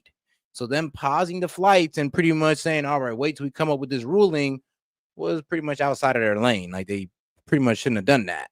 And it's kind of like the judicial branch and the legislative branch teaming up to go against the executive branch. And that goes against our checks and balances. Function that is policing grants of power to ensure that there would be no encroachments beyond the grants. In other words, to make sure the three branches stayed in their lanes, and legislative policy making within those bounds. No, court, you don't get to go into the legislating policy making into the executive branch. That's none of your damn business. Exactly. Dangerous and destructive as such policies may be, quote unquote. I mean, like, then what the hell we voted for a president for if the judicial branch, the people we ain't vote for, the people didn't really vote for, like, what's the point? If Congress is allowed to tell the president what to do and the president can't tell Congress to chill or have any say against them, like, you're pretty much saying that Congress runs the government. Oh, but checks and balances, like, bro, all y'all, you only scream checks and balances when Congress or the judicial branch goes against the executive or when they team up to go against the executive. But let's be real though. What's been happening is that these guys have been stepping outside their lane to go against the executive branch, which is the president, which is the true elected official in this matter. Quote, they were yet to be the exclusive province of the legislature and eventually the executive when they created it. That is the inescapable inference from the facts and fortified by other historical information as well. I mean, all over the place throughout history, what the courts are doing today is tyrannical by any definition of the word. It's anti-constitutional and thus unconstitutional. So when you have former federal prosecutors and others on other channels and so forth getting up and saying, the president's defying an order. He is, or he's not. But they don't ask the first question. Where did the court get this authority in the first place? Well, they got it from Congress, who wrote the law. That's not what the framers thought. Congress doesn't have the power to do this either. They can write a law, but they have to stay in their lane. They have to stay in their lane too. Congress isn't a legislative branch created by the framers that's free to get involved in anything and anything they want. And just because they pass a law, they can encroach the executive branch's authority and so forth and so on. I'm getting back to the text of the Constitution, to what the framers wrote, not what has transpired today. So I wanted to point that out. Now, birthright citizenship is back. I've discussed this, 412 times over the course of the years I've been here. For 20 years on radio, I've written about it. And yet we still have reporters who don't know what they're talking about, either by ignorance or on purpose. One reporter the other day said, birthright citizenship is in the Constitution, the 14th Amendment. No, it's not. Not in the least. It never has been. Our friend Hans von Spakovsky over at the Heritage Foundation, he's pointed out, as I've pointed out, as so many others have pointed out, he says, what's the citizenship status of children of illegal aliens? What is it? Well, no court has ever ruled that they're citizens. No court. He goes, exactly. And that's what kind of be killing me, because it's like, yo, we got a bunch of pretty much citizens or unelected. I mean, let's be real. You guys are not court officials. None of y'all are. And no court has ever ruled on, okay, well, if a legal immigrant comes here and have a kid, is that a citizen? Well, guess what? No, because the court never ruled on it. No court has ever gotten together over a case of illegal immigrants and trying to make their kid a citizen. No court has ever got together on that. It's only been off the public opinion of you guys saying, oh, yeah, that's okay. That's the 14th Amendment, but it's not. But it's not. And if you guys want to bring up the quote, oh, well, it says persons in there. Well, I'm pretty sure the forefathers, when they wrote persons, they weren't thinking of illegals who just come into the country and have a kid. Like, that person's, label is real debatable on what the forefathers meant by persons. Goes on, the 14th Amendment. Critics claim that anyone born in the United States is automatically a U.S. citizen, even if their parents are here illegally, but it ignores the text and legislative history of the 14th Amendment, which was ratified in 1868 to extend citizenship to freed slaves and their children. Yeah, to free slaves and their children. So people like I said, slaves who weren't considered American citizens, who were considered property, were now pretty much turned into citizens and their children. That's what it was for. You guys trying to make it about illegal immigrants is historically incorrect. The 14th Amendment doesn't say that all persons born in the United States are citizens. I think that if that's what Congress meant, and if that's what the ratifiers meant, they would have said that. They never said that. It says that all persons born or naturalized in the United States and subject to the jurisdiction thereof. You don't subject yourself to the jurisdiction of the United States by walking into the United States. Ooh, it's like, yeah, see, all persons born or naturalized in the United States are subject to the jurisdiction thereof. So pretty much saying that, well, if you're an illegal immigrant and you come from El Salvador and you have a kid here, well, you're subject to your country's laws, not Americans' laws. So you're not an American citizen, which means that whatever kid you have is not an American citizen and not under the 14th Amendment. So, hey, shout out to our man Levin. Like I said, setting the liberals straight here. Said that. They never said that. It says that all persons born or naturalized in the United States and subject to the jurisdiction thereof. You don't subject yourself to the jurisdiction of the United States by walking into the United States. Oh God, just because you're El Salvador, like you and your El Salvadorian wife come over, have a kid, you just don't subjugate yourself to, oh, well, now I get to be a part of your constitution too now because I just walked on over here. I'm like, that doesn't even make sense. It's like, what? The non-citizen saying, I'm here. That's not how it works. That sentence is critical. Conditional phrase. It's conveniently ignored or misrepresented by advocates of birthright citizenship. Critics erroneously believe that anyone present in the United States has subjected himself to the jurisdiction of the United States, would extend citizenship to the children of tourists and diplomats and illegal aliens alike. That's not what they did in 1868. There is absolutely not a word anywhere in any document, in any transcript, that even crossed their minds. It was so preposterous. That's not what that qualifying phrase means, the jurisdiction thereof. Its original meaning refers to the political allegiance of an individual and the jurisdiction that a foreign government has over the individual, not the legal jurisdiction, because you can have foreigners in the country who violate the law and you prosecute them. Does that make them citizens? No. The fact that a tourist or illegal alien is subject to our laws and our courts if they violate our laws does not place them within the political jurisdiction of the United States, as the phrase was defined by the framers of the 14th Amendment. The amendment's language was derived from the 1866 Civil Rights Act, which provided that all persons born in the United States and not subject to any foreign power would be considered citizens. Senator Lyman Trumbull, a key figure in the adoption of the 14th Amendment, said that, quote, subject to the jurisdiction of the United States included not owing allegiance to any other country. No, you have to have absolute allegiance to the United States, one political entity, the United States, and that's that. Even in a case called U.S. versus Wong Kim Ark, which all the birthright citizenship acolytes repeat. It was 1898. It was a case, it's often cited by the birthright supporters. Due to its overbroad language, the court only held that a child born of lawful permanent residence was a U.S. citizen. That's a far cry from saying that a child born of individuals who are illegally must be considered a U.S. citizen. But even in that case, that's not what the Constitution says. So the United States Supreme Court today is free to reject this 1898 decision, but certainly it can't argue that there's precedent for illegal aliens, that is their children, having birthright citizenship, because no Supreme Court has ruled that. Yep. No Supreme Court has decided that these children can be here off the 14th Amendment. The 14th Amendment is only being incorrectly, translated because, like I said, even in the 14th Amendment, it says that, these people are subjugated to their jurisdiction, which means they're subjugated to the rules of their country, of their birth country, where they came from, where they were born from. Not they can just run across our border, have a kid here, and now they're subject, or now they're under the jurisdiction of our Constitution. That is not how it works. State Department has erroneously interpreted that statute. A statute, 18 U.S.C. section 1401, to confer citizenship on illegal alien children. So this was done by a bureaucracy. This was done by a fiat. It was never done by federal law. The federal law doesn't help the birthright citizenship crowd, because Congress never conferred birthright citizenship on the children of illegal aliens. Never.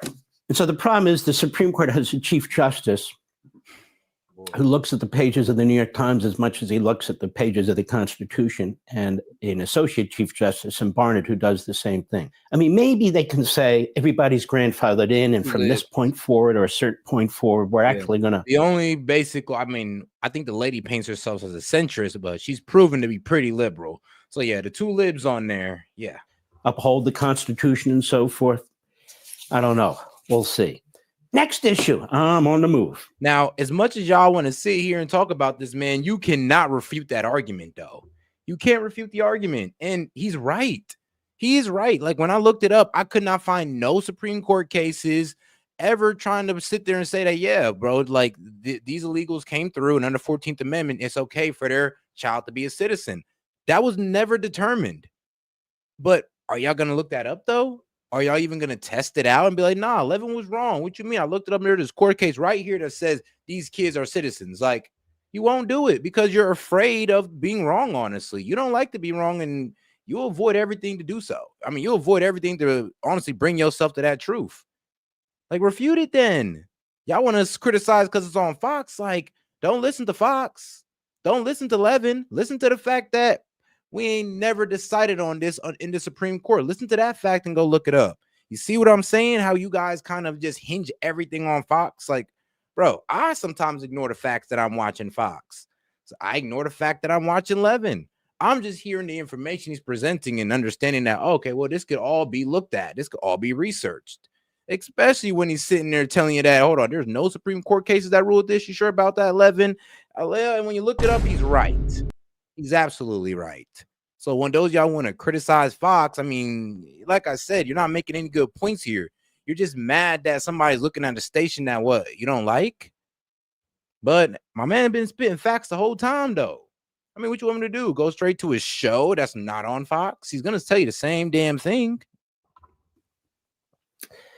Harvard University, or maybe it's called Harvard College, they say we have an absolute right. But I did say I was going to do this for y'all. So make sure y'all double tap the screen and like the video, and make sure to send in any question, comments, jokes, or disagreements, $2 and up. Appreciate the support. Make sure you support the stream by super chatting in. Let's get to this Obama video, since I told y'all I was going to play it for you. American food grant Because Obama in it is. And I just think that I have a lot to say about this. I think that it's time. It is time, Black America. It is time for us to revisit Barack Obama in general. And I know, okay, it's a sensitive subject. I know this is one of those things where me, the messenger. See, you're being disingenuous. Bro just brought up, bro, he read out the 14th Amendment word for word. He told you that there was no court case deciding this. You won't even go look that up, but you'll sit there and have the nerve to comment as if you know something, as if you know more than this man. Humble yourself, young man. You know nothing, to be honest with you. Humble yourself, because this man just explained to you how you were wrong, every way, shape, and form, and you have nothing to refute it. Nothing. But Levin's wrong for playing with the Heritage Foundation propaganda. He's wrong because those are the guys who wrote Project 2025, so he's wrong. No, that's not what it means. It's not. I'm sorry, but that's a very childish way of looking at things. Is definitely going to get shot because none of us were awake back in 2008. So when people were pointing out some oddities about Barack Obama, right, everyone was quick to go, oh, that's because of racism. Like, that's like, come on, this is absolutely happening because you just don't like him because he's Black. And I count myself among them. I have to always remind you guys, like, I was a liberal or left leaning. I never actually voted for Democrats, but I too thought that anybody that was saying anything about him was racially motivated. I cried the night that Barack Obama won. But I want to be clear. I've grown up since. I've got 3 kids now. I'm married. I'm seeing the world through a different way. I realize what the media is, and I realize how they really do think that Black people are stupid. And in the retrospect, there were definitely some very weird things about Barack Obama. For example, and this is just a fact, back in 1991, when Barack Obama was completely unknown to the public, he was working with a literary agency that was named Acton and Distal, okay?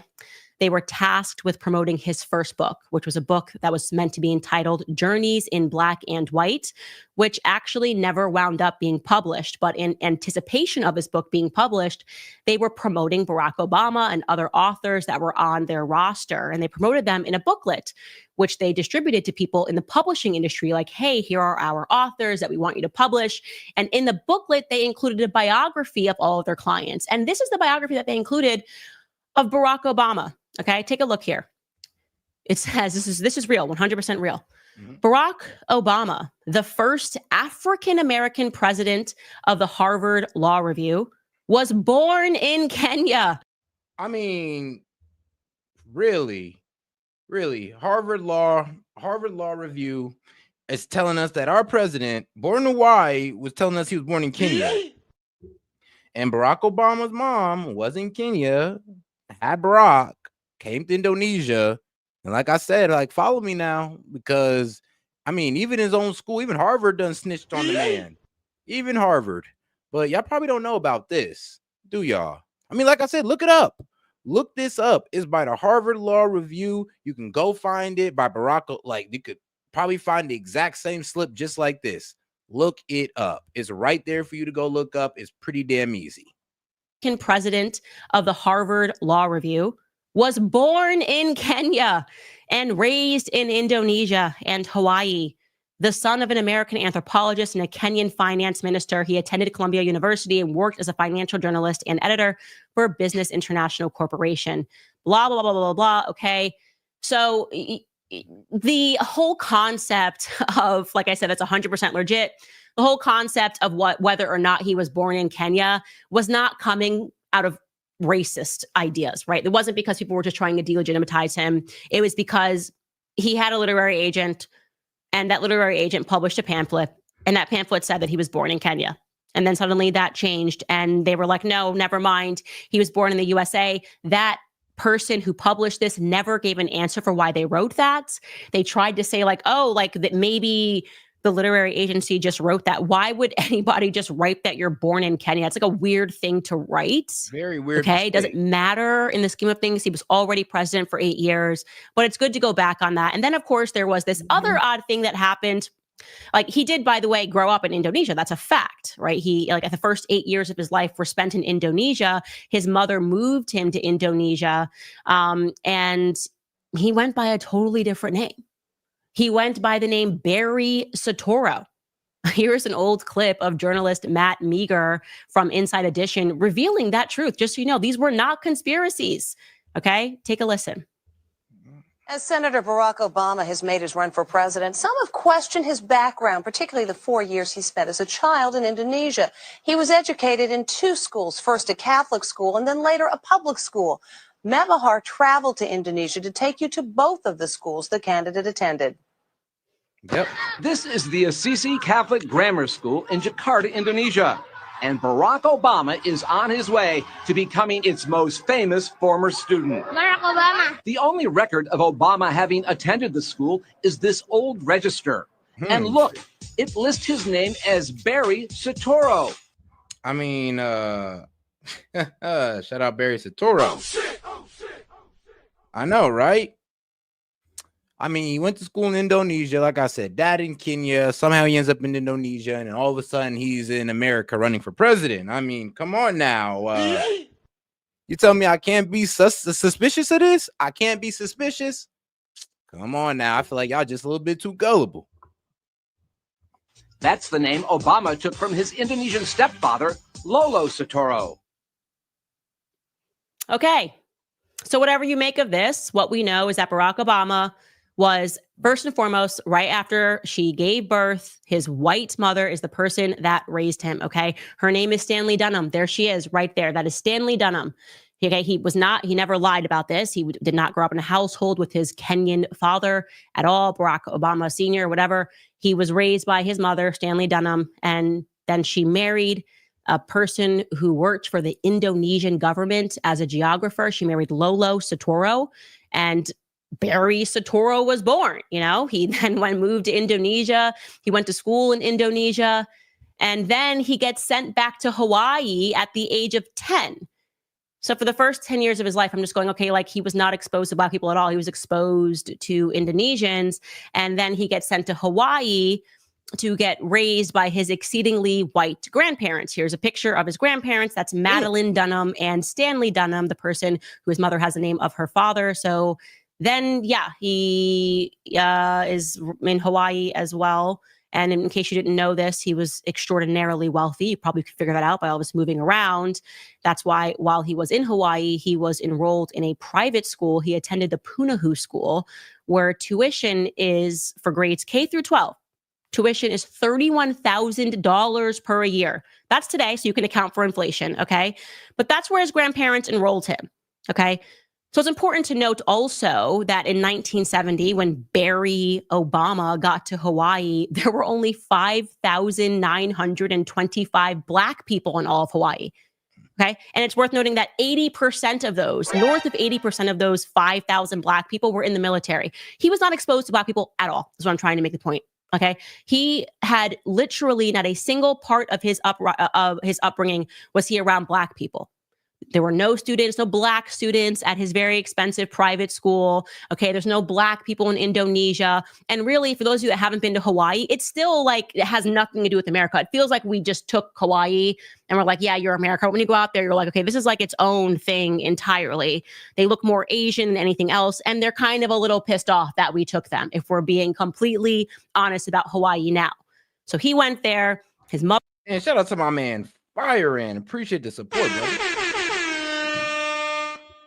And he says, don't you just love people that never seen something, that know nothing, and will doubt everything? I mean, bro, I'm telling you, like I said, I'm literally giving these guys the benefit of the doubt to prove to me that they just don't believe anything that's anti-Trump, right? And I'm literally giving them this right here, like, all right, guys, I'm going to give you something crazy, and I want you to look up the facts. You guys have not been able to do that. You just been, no, that's wrong, that's wrong. I mean, we got one guy in here that's saying that they've been dropping info and they have not said a damn thing. It's like, I'm really wondering, like, bro, you guys argue very disingenuously. It's kind of funny. It is very funny, honestly. It's like, and if you think that you had any good points, no, but you have achieved being a condescending ass, though. But I mean, that's a basic liberal tactic there. Is kind of try to like talk down on you to make it seem as if they know more when they really just sound like an idiot the whole time. The whole time sound like a complete idiot, but we kind of just let them ride off and have their condescending attitude because, well, obviously it's kind of all they got in life. And I do feel bad and I don't want to burst their bubble. I'll be honest. I let them have it. I mean, think about it. They're doing this in the chat. They're not even willing to go do no independent research. Can you imagine? Can you imagine how they think or how they move in real life? Mother went to a school that the same one that his dad went to in Hawaii, the same one that his stepdad went into Hawaii, really kind of feels like he was a part of some weird military program. And then after that, after going to his $31,000 per year private school in Hawaii, he goes to Occidental College in Occidental University or college, whatever it is, in California for 2 years, where he roomed with a white guy for the first year, white guy with blonde hair. He's written. It's actually sad. Like I said, instead of people actually refuting what Candace Owens is saying, nah, said, I got this right here from actual Harvard Law Review. And they said, oh, Obama's actually from America on this one. It's like, you can't do that. That's what I'm saying. You guys are attacking the person presenting the message. You're not attacking the information. You're attacking the person giving you the presentation and not the information in the presentation. Do you hear what I'm saying? Do you understand how childish y'all look when y'all do this? You're attacking the person who's giving you the facts instead of attacking the facts. And you guys are just embarrassed yourselves in front of about 200 people doing that who've honestly been looking at you doing it the entire time. I mean, you kind of wonder why we're looking at you crazies because you have yet to attack the facts, but you attack the person. I mean, instead of attacking the facts that I say, you rather attack me. You have yet to attack the facts. When y'all attack the facts, people will listen to y'all. Written about it for his freshman year and then moved to live off campus in his sophomore year with a Pakistani for 1 year. His dorm mates have described him as doing a mean Mick Jagger impression. Literally, I know I've heard the name Mick Jagger, but I had no idea that he was the lead singer of the Rolling Stones until today. I was today years old when I learned that. I'm just saying, I understand like people grew up in a household that listened to rock and roll. I didn't grow up in that household. MJ was not Mick Jagger for us. It was Michael Jackson. The whole reason we're doing this series is because somebody came for the Jacksons. That's the kind of household I grew up in. So then Barry Obama met and dated a woman in his sophomore year. Her name was Alexandra McNear. You might remember she's the one that released the letters that Barry wrote to her where he talked about his homosexual feelings. Like he says, like I mean, they did have that crazy ass old man come on Tucker, like, what was it? Larry St. Clair. Yes, look up Larry St. Clair, Tucker Carlson interview. And he was just pretty much saying that Obama was pretty much a gay guy who smoked crack. Pretty much. Like, I know, wild. Yeah, a gay guy who did smoke crack. Makes loves to men in his mind. And so he had like homosexual inklings. He then went to Columbia University and still dated Alexandra McNear and was writing her these letters at that time. Anyways, I'm just thinking like, what part of Barack Obama's life gave him the authority to tell black men how to act black in America. And I'm sorry, Z, and this is why I got to call you out, my friend, because what? Do you hear yourself? Like, really hear yourself? I said refute the facts. You said I've attacked the facts. You just don't listen. I'll try again. How many white Indonesian do you know? Dog, are you stupid? Like, really, really think about that. Are you stupid? Did that really attack the argument? Did that, like, bro, if you listen to what she said that Barack Obama was born in Kenya to a Kenyan father. He moved, left that guy and moved and married a man, I forgot, but his last name Satoros, and that became Obama's stepfather. You're not even listening. Like, and how many white Indonesians do you know? It don't fucking matter. You're not even trying to attack the facts. You're asking me a question. I said attack the facts, and you have yet to do that. And you wonder why I don't take y'all serious. But at least the two trying to speak out and make yourself look stupid for the chat. I appreciate you guys, okay? I do, because y'all making yourself look dumb for the chat. Like, y'all not making the liberals look too good when I asked you to refute what Candace Owens is saying and stop attacking Candace Owens. You asked me, when's the last time I seen a white Indonesian? Motherfucker, when's the last time you seen a Blasian? But they exist, do they not? That's what I'm asking you. What part of his life? Was it Hawaii? Was it Indonesia? Was it Alexandra McNear? At what point did suddenly, like, Barry... I can't believe I thought y'all was better than that. To be quite honest, bro. And shout out to my man Fire Ant. Appreciate the support, man. He said, just sent you something in Discord to play about 6 minutes long that can explain these guys. Oh, of course, I got you.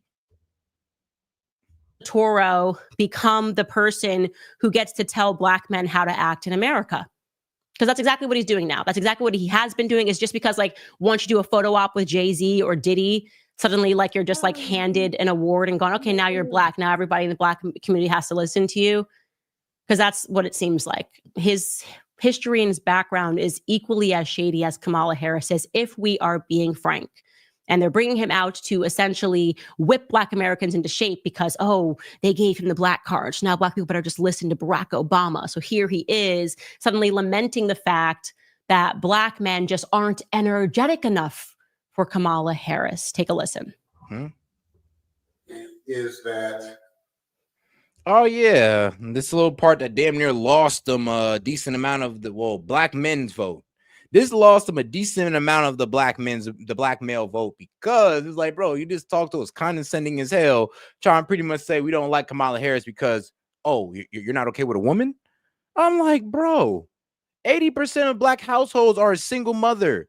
80% of us come from a woman-ran household. It's not that. That is not the problem. Trust me, my friend. We have not yet seen the same kinds of energy and turnout in all quarters of our neighborhoods and communities as we saw when I was running. Now, you played yourself on that one, man. I also want to say that that seems to be more pronounced with the brothers. The brothers. So if you don't mind, just for a second, I'm going to speak to y'all, right? To the brothers. And say that when you have a choice that is this clear, when on the one hand you have somebody who grew up like you, knows you, went to college with you. Whoa, grew up like us. I'm like, yo, Barry, I'm gonna be honest with you. Most of us didn't grow up with a rich stepdad who was basically an oil tycoon. Like, and I'll be real with you, your mom sure didn't know how to pick him on that note. But yeah, most of us did not have rich grandparents, and we could afford to go to, I'm not sure if it was $30K a month or $30K a year. I'm pretty sure it was like $30K a year high schools. So yeah, Obama, we didn't grow up like you at all. At all. A lot of us ain't even leave. Some of these guys ain't even leave their damn cities. So to say that they grow up like you, a person who jumped from Africa to Indonesia to America, yeah, trust me, dog. We don't have that much in common. Besides, you can talk black or talk with a little bit of understands the struggles and pain and joy that comes from those experiences. So you have to work harder and do more and overcome and achieves the second highest office in the land. I'm sorry, Barry Toro, but you are going to have to sit your ass down. Right. I got to tell him right now. That's what Barry has to sit his ass down. This is like, she understands the struggle no more than you understand the struggle. Both of you, okay? How does this work? Again, Barack Obama was raised by 3 extraordinarily wealthy white adults. There's nothing wrong with that. I'm not saying that he is not genetically black. He has been honest with the fact that he didn't know his dad, okay? His dad died, I think, when he was in college at some point. He never was raised by him, was never raised around black people ever. That's fine. But why are you speaking to the brothers? Like, when did it? But all right, though, let's get over to our man Fire Ends video, man. Appreciate the support. Got it right here pulled up for you. Let's go ahead and get right into it, man. My man Yuri. Mr. Bezmenov was born in 1939 in a suburb of Moscow. He was the son of a high-ranking Soviet Army officer. He was educated in the elite schools inside the Soviet Union and became an expert in Indian culture and Indian languages. He had an outstanding career with Novosti, which was and still is, I should say, the press arm or the press agency of the Soviet Union. It turns out that this is also a front for the KGB. He escaped to the West in 1970 after becoming totally disgusted with the Soviet system, and he did this at great risk to his life. He certainly is one of the world's outstanding experts on the subject of Soviet propaganda and disinformation and active measures.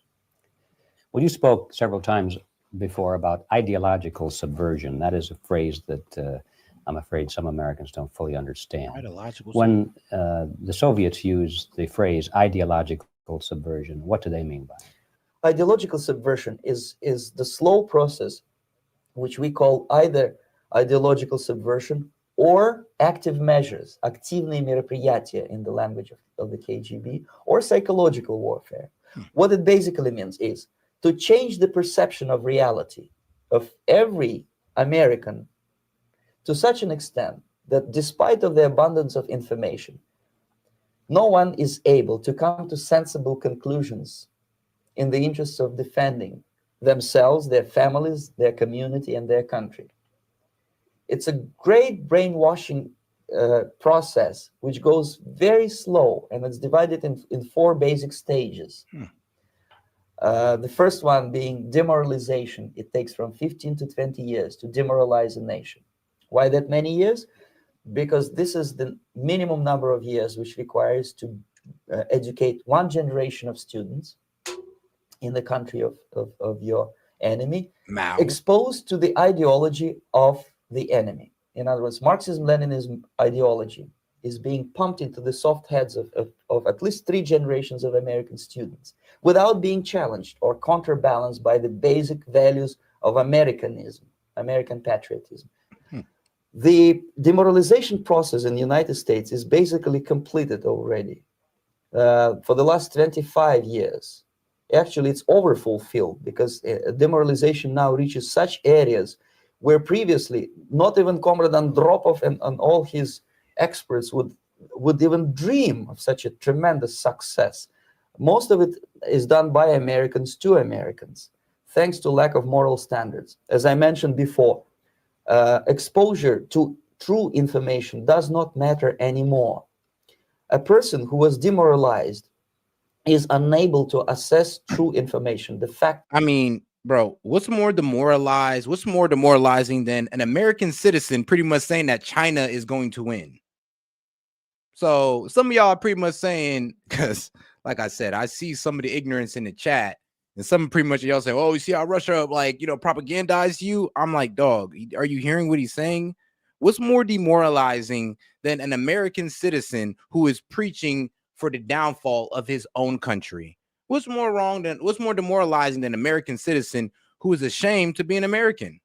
Shoot, who's ashamed to be a white American at that? I mean, what's more demoralizing than that? like I said, he's speaking on some stuff because I see why Fireman showed me this or wanted me to play this. Because and that demoralizing one is y'all demoralized Americans. You are people who no longer believe in America because you have been demoralized. That's why y'all talk this way. That's why you say, oh, Europe is going to eat our lunch. China's going to eat our lunch, because you are demoralized. And I feel bad for you. Tell nothing to him.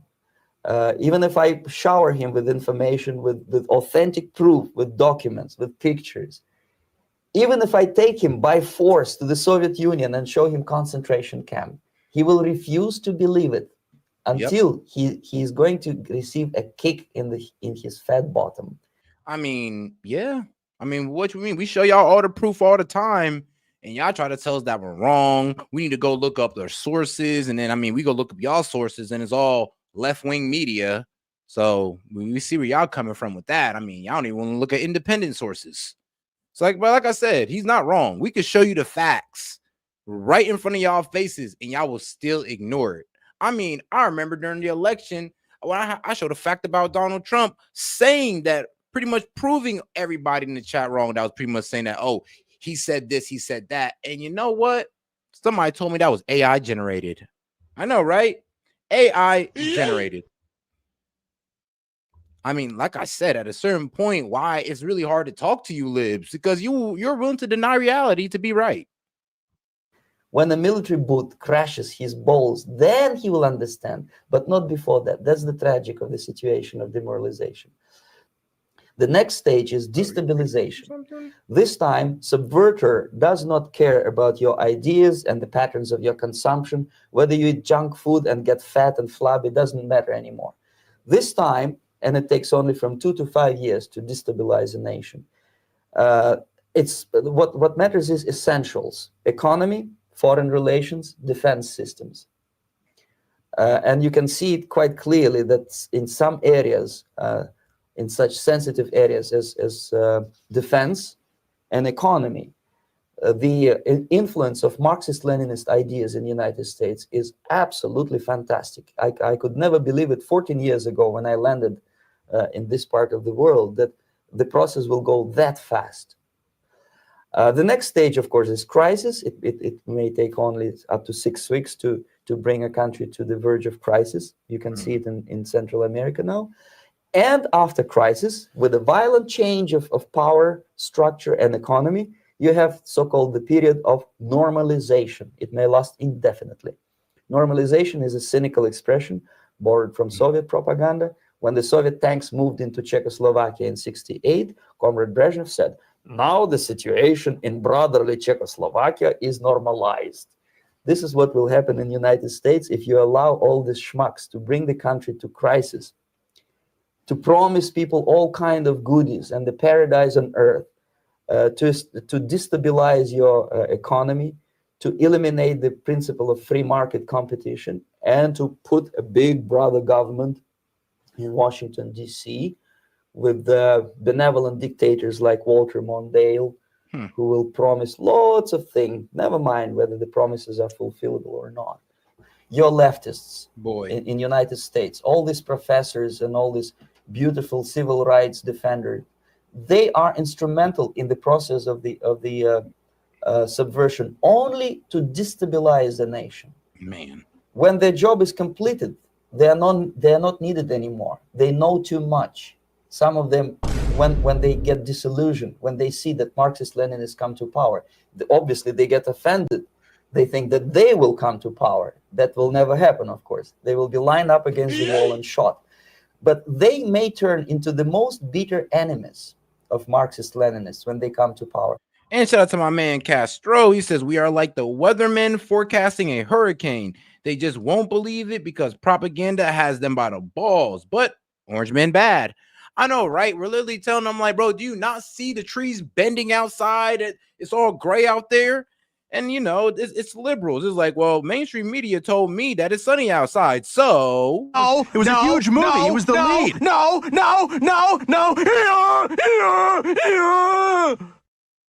I swear, it's just so funny, the fact that it's a donkey and what's the Democratic Party symbol? I know, funny. And that's what happened in Nicaragua. You remember most of these former Marxist-Leninists were either put to prison or one of them split, and now he's working against Sandinistas. It happened in Grenada when Maurice Bishop was already a Marxist. He was executed by a new Marxist who was more Marxist than this Marxist. Same happened in Afghanistan when first there was Taraki, he was killed by Amin, then Amin was killed by Babrak Karmal with the help of KGB. Same happened in Bangladesh when Mujibur Rahman, very pro-Soviet leftist, was assassinated by his own Marxist-Leninist military comrades. I mean, yeah, that makes sense. I mean, I remember when I was looking over the history of Sudan, these guys ain't had a stable leadership since the beginning of the damn country. After that, it's been leader after leader. Like, bro, talking about every time power changes in Sudan, it's through assassination. That's the only time these guys change power. It's not through voting or political takeover. No, it's through assassination. Every time. Every single time. All right, guys, let's get to the next video here. Because, like I said, we're going to keep our foot on China's necks with this video. And then we're going to go ahead and switch to the social hour. Because I got a pretty good video for y'all that y'all are going to enjoy. But let's get to having our boots on China's necks. Yes, American-made boots on China's necks. Yeah, remember the CCP. Boot on their neck. All right, guys, make sure y'all double tap the screen. According to reports from South Korean media SBS News on April 21st, South Korea's Customs Service, KCS, raided a factory near the new port in Busan, uncovering large quantities of Chinese-made mattresses disguised as made in Korea. These mattresses were fraudulently accompanied by certificates of origin from 22 South Korean companies, with the intention of re-exporting them to the US through South Korea. It was reported that 1.2 million mattresses were exported to the US in this manner, amounting to a value of 74 billion Korean won, or $52 million US. This is one of several cases recently uncovered by South Korea's Customs Service involving Chinese companies mislabeling products as made in Korea and exporting them to the US. According to KCS data, the total value of illegal exports in the first quarter of 2025 reached 29.5 billion Korean won, about $20.8 million US, with 97% of these goods destined for the US. In comparison, the total illegal exports in 2024 amounted to 34.8 billion Korean won, with 62% of the goods being exported to the US. This indicates a significant increase in Chinese goods being routed through South Korea to bypass US trade restrictions. One of the reported violations involved battery cathode materials worth 3.3 billion Korean won. These materials were imported from China, labeled as made in Korea, and re-exported to the US to avoid the high tariffs imposed by the Trump administration. Yes, and this is how, China got around us the first time. This is how they got us the first time. We thought we were going to have fair trade with China, but they said no. They kind of went behind our backs and transported their products to either Mexico, Vietnam, or, South Korea. And they would go as far as switching the labels on them, the made in label, to kind of subvert these tariffs. This was a problem. This is why, things didn't work out for Trump the last time, because he didn't foresee the loophole that China took. And he didn't foresee other countries allowing China to honestly break trading laws, because you're not allowed to do that. It is illegal, but break trading laws for China so these guys can get a buck off it too. Yeah, we didn't expect that part. Trump didn't expect that part, but guess what? He did now. And you want to know how we know? Because he tariffed the entire world, even the inhabited islands. Another case, reported in March 2025, involved surveillance camera parts worth 19.3 billion Korean won. These parts were imported from China, lightly assembled in South Korea, and then exported to the US to bypass restrictions on Chinese telecommunications equipment. This practice, known as origin laundering, refers to the act of falsifying or altering the country of origin labels on goods to evade tariffs, bans, or other trade restrictions. Common methods include simple processing in a third country, changing packaging, or relabeling to exploit loopholes in trade regulations. Lee Kwang-woo, a planning official at South Korea's Customs Service, noted that during Trump's first term, the trend of fake exports had already emerged, and with his return to office, this issue is likely to intensify. He revealed that South Korean authorities began investigating these practices after Trump's re-election to prevent any escalation of violations. On April 21st, South Korean and U.S. customs officials held a meeting to discuss enhanced joint enforcement measures to address cross-border origin laundering issues. Additionally, South Korea's customs service also seized a shipment of advanced semiconductor products worth approximately 5.1 billion Korean won, around 3.6 million US dollars. These products were imported by South Koreans, misrepresented as low-end semiconductors valued at only 1% of their actual price, and illegally exported to Hong Kong. South Korean authorities have pointed out that some foreign companies are attempting to exploit South Korea's free trade agreements by using the country as a transit point to avoid US tariffs or bans. In response, South Korea's Customs Service announced the establishment of a special trade security investigation team to focus on cracking down on re-export trade practices that exploit tariff differences between countries, aiming to protect South Korea's global trade reputation. It's worth noting that this action by South Korea comes ahead of high-level US-South Korea talks regarding Trump's tariff issues, signaling South Korea's intent to clarify its position to the US and secure favorable treatment in the ongoing tariff negotiations. South Korea is just one of the countries taking tangible actions to distance itself from China and clearly aligned with... I mean, Vietnam has distanced itself from China. They put sanctions on China, so shout out Vietnam. They didn't really chose their side. Japan then chose their side because China tried to come out with the fake propaganda news that, oh, they're having talk with Japan. Japan prime minister comes out quick as hell. It's like, nope, we ain't talking with China. South Korea, they ain't messing with us either. So it kind of sounds like we're going to leave you on that island by yourself. And that's exactly what's happening. That's why Xi's trying to go to all these places, trying to see if he can work out a favorable deal. But the problem with Xi is that he has nothing to offer them. He has no buying power to offer these other countries because they don't have any buying power. That's the problem with him going around trying to deal with these guys, because they're going like, well, look, bro, unless you could replace the buying power of the U.S., sorry, we can't do nothing for you. And that's the loss that China's at. With the US. Meanwhile, Chinese President Xi Jinping's recent charm diplomacy tour of Southeast Asia has been followed by a series of unfavorable events for China. There has been a subtle shift in attitudes towards China, not only in traditionally China-friendly countries such as Singapore, Malaysia, and Cambodia, but also in nations like India that have maintained a non-aligned stance. This change suggests a potential collective pushback against the Chinese Communist Party, CCP. Interestingly, the first major... It's like, how are we going to replace 1.4 billion people? I'm like, surprise, surprise, everybody. Out of that 1.4 billion people, only 700 million actually has purchasing power. Yes, out of 1.4 million people, bro, only 700 million have like, well, 1.4 billion people, only 700 million has purchasing power. That's nothing. That is nothing compared to what we're rocking with, okay? I mean, bro, out of, I would say 350 million Americans, I would say probably maybe like 50 to 60% of us have some type of purchasing power. I mean, bro, we even got kids in America who got more purchasing power than adults in freaking China who have full-blown educations. I mean, shoot, if you paying your kid, or let's say your kid is somehow making $400 a month, they're making more than a nurse is in China. Understand that part, okay? So first, let's understand like the difference between our economy and theirs. And let's also understand the difference of our currency. See, they can try to go into another country, but that conversion rate is not going to hit as hard. I mean, for every $1 is 7 Chinese yuan.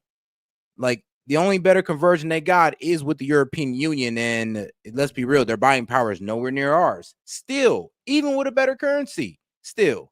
And if you want to go with third place, which might be the yen, our conversion rate is still better than them. And what they're going to do, business with Mexico and get paid in pesos?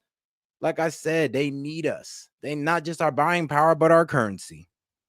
Major criticism of Xi Jinping came from Singapore, a country long viewed as pro-China. On April 21st, Ho Ching, wife of former Singaporean Prime Minister Lee Hsien Loong, shared an article from the local media outlet Critical Spectator on Facebook. The article boldly stated China would hold more sway in the world today if Xi Jinping hasn't been a mobster for the past 12 years. The article criticized Xi. Yeah, because y'all have been able to build your consumer market and y'all have had more of a stance against U.S. I mean, if you guys continue with these same practices, but I'm pretty sure if you'd have got this guy up out of here, then we'd probably had fair trade, and we wouldn't even need to do all this with you guys. Xi's 12-year rule, comparing him to a mafia boss who has acted aggressively in the South China Sea, violated international laws, militarized islands, and harassed other countries' vessels while still promoting the idea of resisting. I ain't gonna lie, that is an asshole move. We're just gonna spray you with a hose, like the whole ship. Like, that is a bit of an asshole move, but funny all the same. I'm not gonna lie. Bully. The article went further to point out that the CCP has banned foreign companies from operating in China, illegally subsidized industries, stolen intellectual property, violated illegally subsidized industries. I mean, this is what the whole argument I had with the CHIPS Act. It's that we was making it a legally government subsidized industry, and that's what we were going to do with the CHIPS Act. They was going to monopolize the the domestic market, and they'd have become oligarchs on their own. We created a whole new oligarch class with just the computer chips, and it made no damn sense. Like I said, I mean, shouldn't we kind of just leave it up to competition and not give these guys government funding? Like, isn't that a bit like commie-like, China giving government funding to their favorite companies? And let's be real, the CHIPS Act wasn't giving money to all these chips companies, just our favorite ones.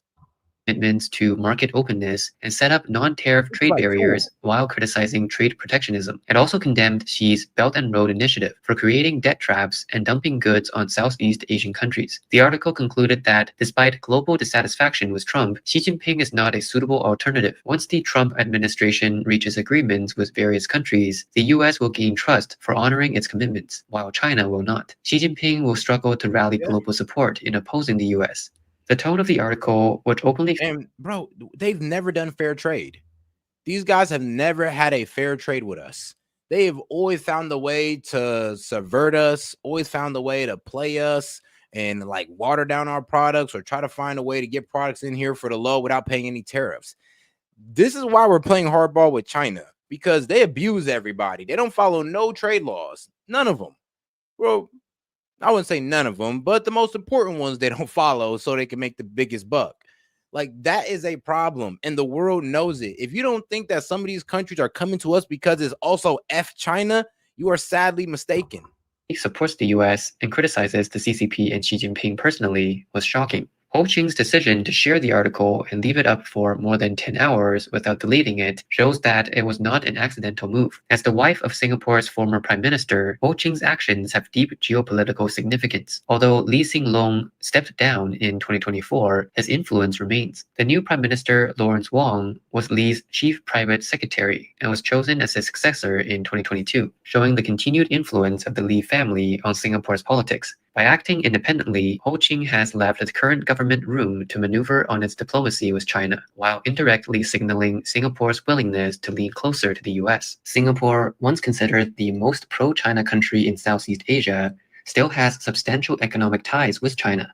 Ho Qing previously served as CEO of Singapore's sovereign wealth fund, Temasek, which had investments in China amounting to 19% of its total portfolio, worth over 2 trillion yuan. Despite this deep economic connection, Ho Qing's public endorsement of an article criticizing Xi Jinping indicates that Singapore is no longer intimidated by China's potential retaliation.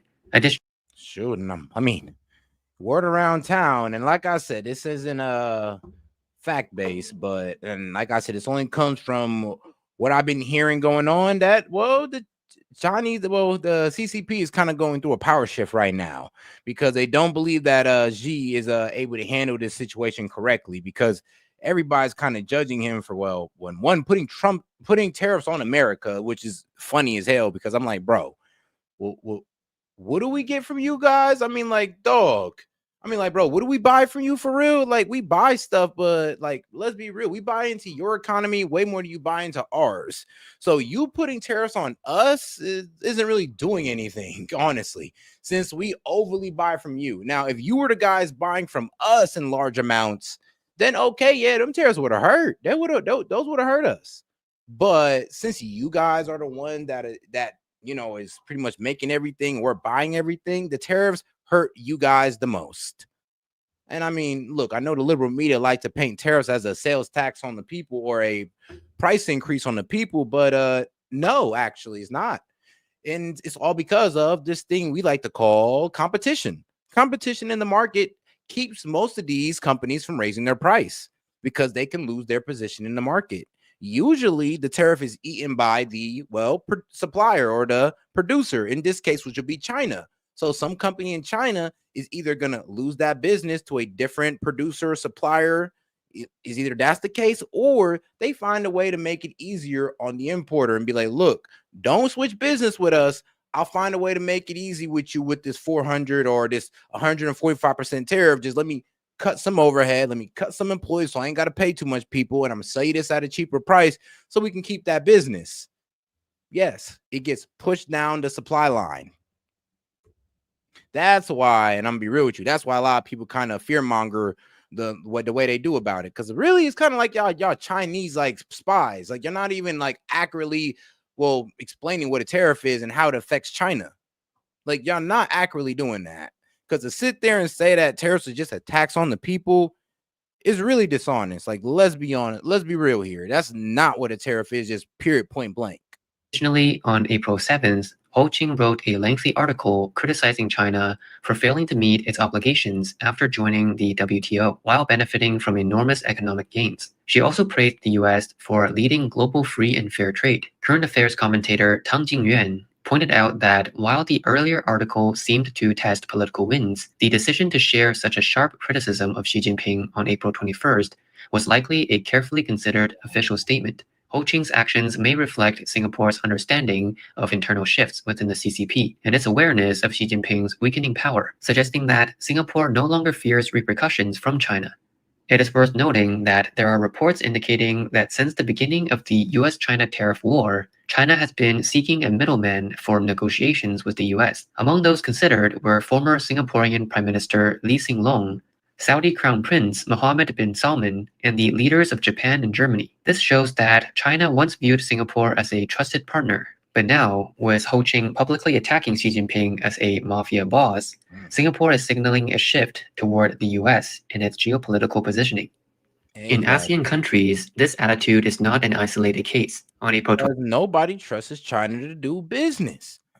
I mean, everybody understands that in the world, but I mean, citizens in the United States. I know, right? Like, man, the main people who should understand it don't understand anything. It's tough. I mean, when people try to say we're the most uninformed people in the world, I mean, man, I hate it. I hate when they say it, but they are not wrong. They are not wrong, guys. I promise you, they are speaking facts. 21st, Reuters reported that Malaysia Airlines Group, MAG, is negotiating with Boeing to take over Boeing 737 MAX planes that were returned by Chinese airlines due to the US-China trade war. MAG CEO Isam Ismail stated that acquiring new planes early will accelerate their fleet renewal plan and shorten delivery waiting times. MAG plans to have 55 new 737 MAX aircraft by 2030. Like I said, if you didn't hear me in my argument, I said market Pacific. Most prices won't raise because a lot of these guys cannot afford to raise their prices. Like I said, if you're going to sit there and miss the same element that the left or the liberal media or mainstream media missed, which was competition, like they forgot all about the fact that these markets are in competitions or these companies are in competition within a certain market. And if one company can find a way to not raise their price and still make their profit by passing it down to the producer or finding a different way to get it manufactured, then everybody else is going to have to find a way too. So yes, when I say it depends on the market, like the clothing market will not see any price increase. You know why? Because there are other producers other than China. Like, we can go to Bangladesh, Indonesia, or Mexico. 3 other places we can go to get that. So why would these companies raise their prices if they can sit there and avoid the tariff right there and then with 3 other locations? All that's going to happen is that there's going to be some poor clothing company in China that's got to close down because they lost business. Like, is that not ringing any to you? Like, come on now. And like I said, you're missing the element of competition in the market. Like, these Dems explain it as if there's only one competition in the market and they can just set the price wherever they want. You know what that's called? A monopoly. We don't got too much of that in here. I mean, we got a couple of them like Facebook and Google, but Meta and Google, but maybe Amazon, arguably, but that's it. And has already ordered 18 737 MAX 8s and 12 737 MAX 10s, with an additional 30 aircraft option. This move is not just a commercial decision by Malaysia Airlines, but also has significant geopolitical implications. The Chinese government's order to stop accepting Boeing aircraft on April 15th, even at the cost of losing large deposits, is intended to retaliate against the US. What was meant to pressure Boeing in the Trump administration has inadvertently created opportunities for countries like Malaysia. Malaysia's action not only alleviates Boeing's inventory pressure, but also sends a friendly signal to the US, undermining China's perceived strategy. At the same time, this move is seen as Malaysia's attempt to reduce its trade surplus with the US and strengthen its relationship with Washington. According to Malaysia's official statistics, Malaysia had a trade surplus of about $25 billion with the US in 2024, and this order is expected to help balance bilateral trade. India is also eyeing this opportunity. On April 21st, Bloomberg reported that India's national carrier, Air India, is planning to take over Boeing 737 MAX planes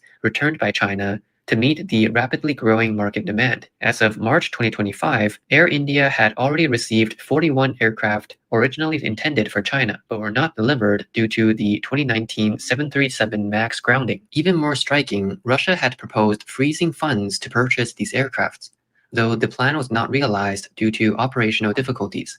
I mean, man, that's just one thing. All these, no, so funny. I'm thinking, what, China stopped buying Boeing airplanes, and you know what happened? All the countries that we put on a waiting list for these Boeing airplanes come and ate those mugs up. I mean, we're not really taking too much of a hit here, guys. I'll tell you that right now. It's not that much of a hit. It's kind of like, it's pretty hard to affect our economy. I'll tell you that right now. Like, there are some guys or some small businesses who's feeling the heat. Like, I'll even tell you this. The lady who is this one lady who pretty much imports what was it? Rubber baby bibs. Yeah, rubber baby bibs. Rubber. I know, right? But she imports those in, and she was crying, pretty much saying that, yeah, I over leveraged my house to pay for this, and now the tariff came in. It's about $8,000. I don't got it. I mean, yeah, that is kind of how tariffs work. That's how tariffs work. It affects the supplier or any importer on both sides. But guess what? 9 times out of 10, and I'm be honest with you, the prices does not raise due to competition. Because let's be real, there's other plastic baby bids or rubber baby bids that weren't ordered from China that the other company got somewhere else, and their prices staying just the same. I mean, like I said, you guys are forgetting the main element in economics. So it's kind of crazy how people are trying to tell me that I don't know economics, but you have left out the element of, competition, which is probably what makes economics so unpredictable is, human nature, human flaws, and competition in the market. If you guys can't address that, I mean, who are y'all to tell me about economics? To be quite honest with you, if you can't address one of the main things that make economics, economics. What makes our free market a free market? Competition. So if you can't sit there and say that, I can see how competition in the market does keep people from raising their prices, which, I mean, even in economics, they'll tell you that. But for some reason, you've all ignored that for, tariffs are bad and they're a price increase on the people. And that's what you've been set to believe. And I'm sorry that you're not willing to listen to, somebody else's perspective. Or trust me, I could show you an economist that says this flat out. Says it flat out. But you still wouldn't listen to it. Even the examples I'm giving you with the clothing, you couldn't even refute it, but you will still sit there and not listen. I don't know what to tell people who don't understand economics. This proposal highlights the growing rift in the relationship between... At least admit it. Like, come on now. I'm not an asshole. I'm not going to sit there and be like y'all and be, how could you not know this? I'm not like the lib. I'm not like y'all. I'm going to sit there and treat you with respect and be like, bro, if you just tell me you don't understand, shit, we can break it down. But if you want to sit here and be condescending while talking like you know something, dog, hey, I got mods in the chat that'll make it look like an idiot. Between Russia and China, reflecting Russia's disregard for China's sentiments. In contrast, China's refusal to accept Boeing aircraft not only results in lost deposits, but also disrupts the import of aircraft parts, negatively affecting China's C929 large aircraft project and putting the safety and maintenance of its Boeing fleet at risk. Meanwhile, Boeing has benefited from the returned planes, with Malaysia and India quickly purchasing the planes without any inventory pressure. China's move to halt Boeing deliveries is what I tell you, I mean, hey, yo, China, we found another country with 1 billion people and with a whole lot more buying power. Where's your leverage now? Where's that leverage now? I mean, you had a whole lot of people with no buying power, and we found a country with a whole lot of people with buying power. Yeah, I mean, way more buying power than y'all. India ain't perfect. India ain't perfect by a long shot, but it's way better than China. And a perfect example of shooting oneself in the foot, a counterproductive and foolish decision.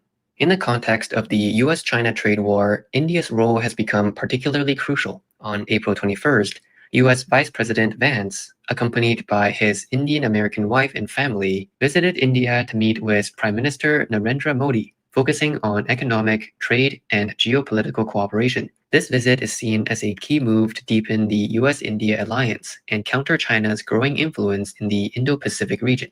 After the talks, Modi publicly declared that India would firmly stand with the US in the trade war, joining forces to counter China. In addition, to mark Vance's visit, India announced a 12% temporary tariff on imported steel, effective for 200 days, to curb the surge of cheap steel imports. While not explicitly targeting China, this move clearly addresses China's dumping practices and aligns with President Trump's push to limit cheap Chinese products. Given the long-standing tension in India-China relations due to border conflicts, it is not surprising that India is aligning with the US in the trade war. However, what is more striking is Cambodia, a country often seen as a loyal ally of the CCP, making a surprising move, signaling a shift in their stance. On April 22nd, the Cambodia-China Times reported that the president of the American Chamber of Commerce in Cambodia, AmCham, Casey Barnett, stated that the Cambodian government is amending laws to control and prevent other countries from using Cambodia as a transshipment hub for goods to the US. Led by Cambodia's Deputy Prime Minister Sun Chansol, the Cambodia-US Bilateral Relations Coordination Working Group held the first round of trade talks with US Trade Representative Jamieson Greer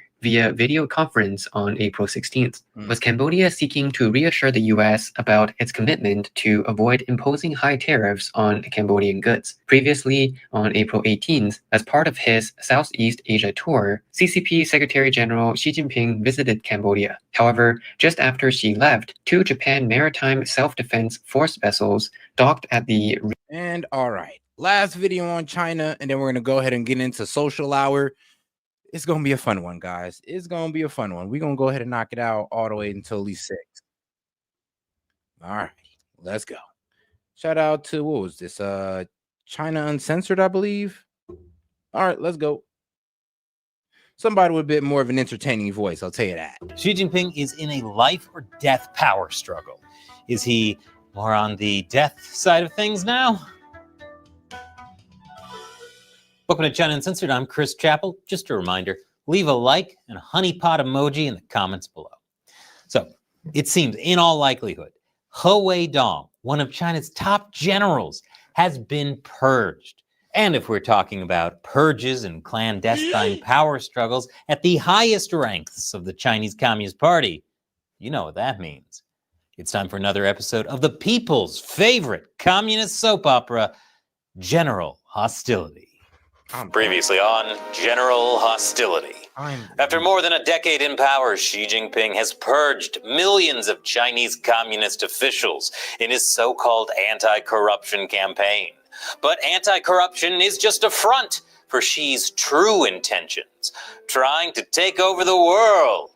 Okay, it's actually purging disloyal officials to solidify his power over the CCP. And then trying to take over the world. But in the face of a trade war with America and a fraying economy at home, are Xi's days numbered?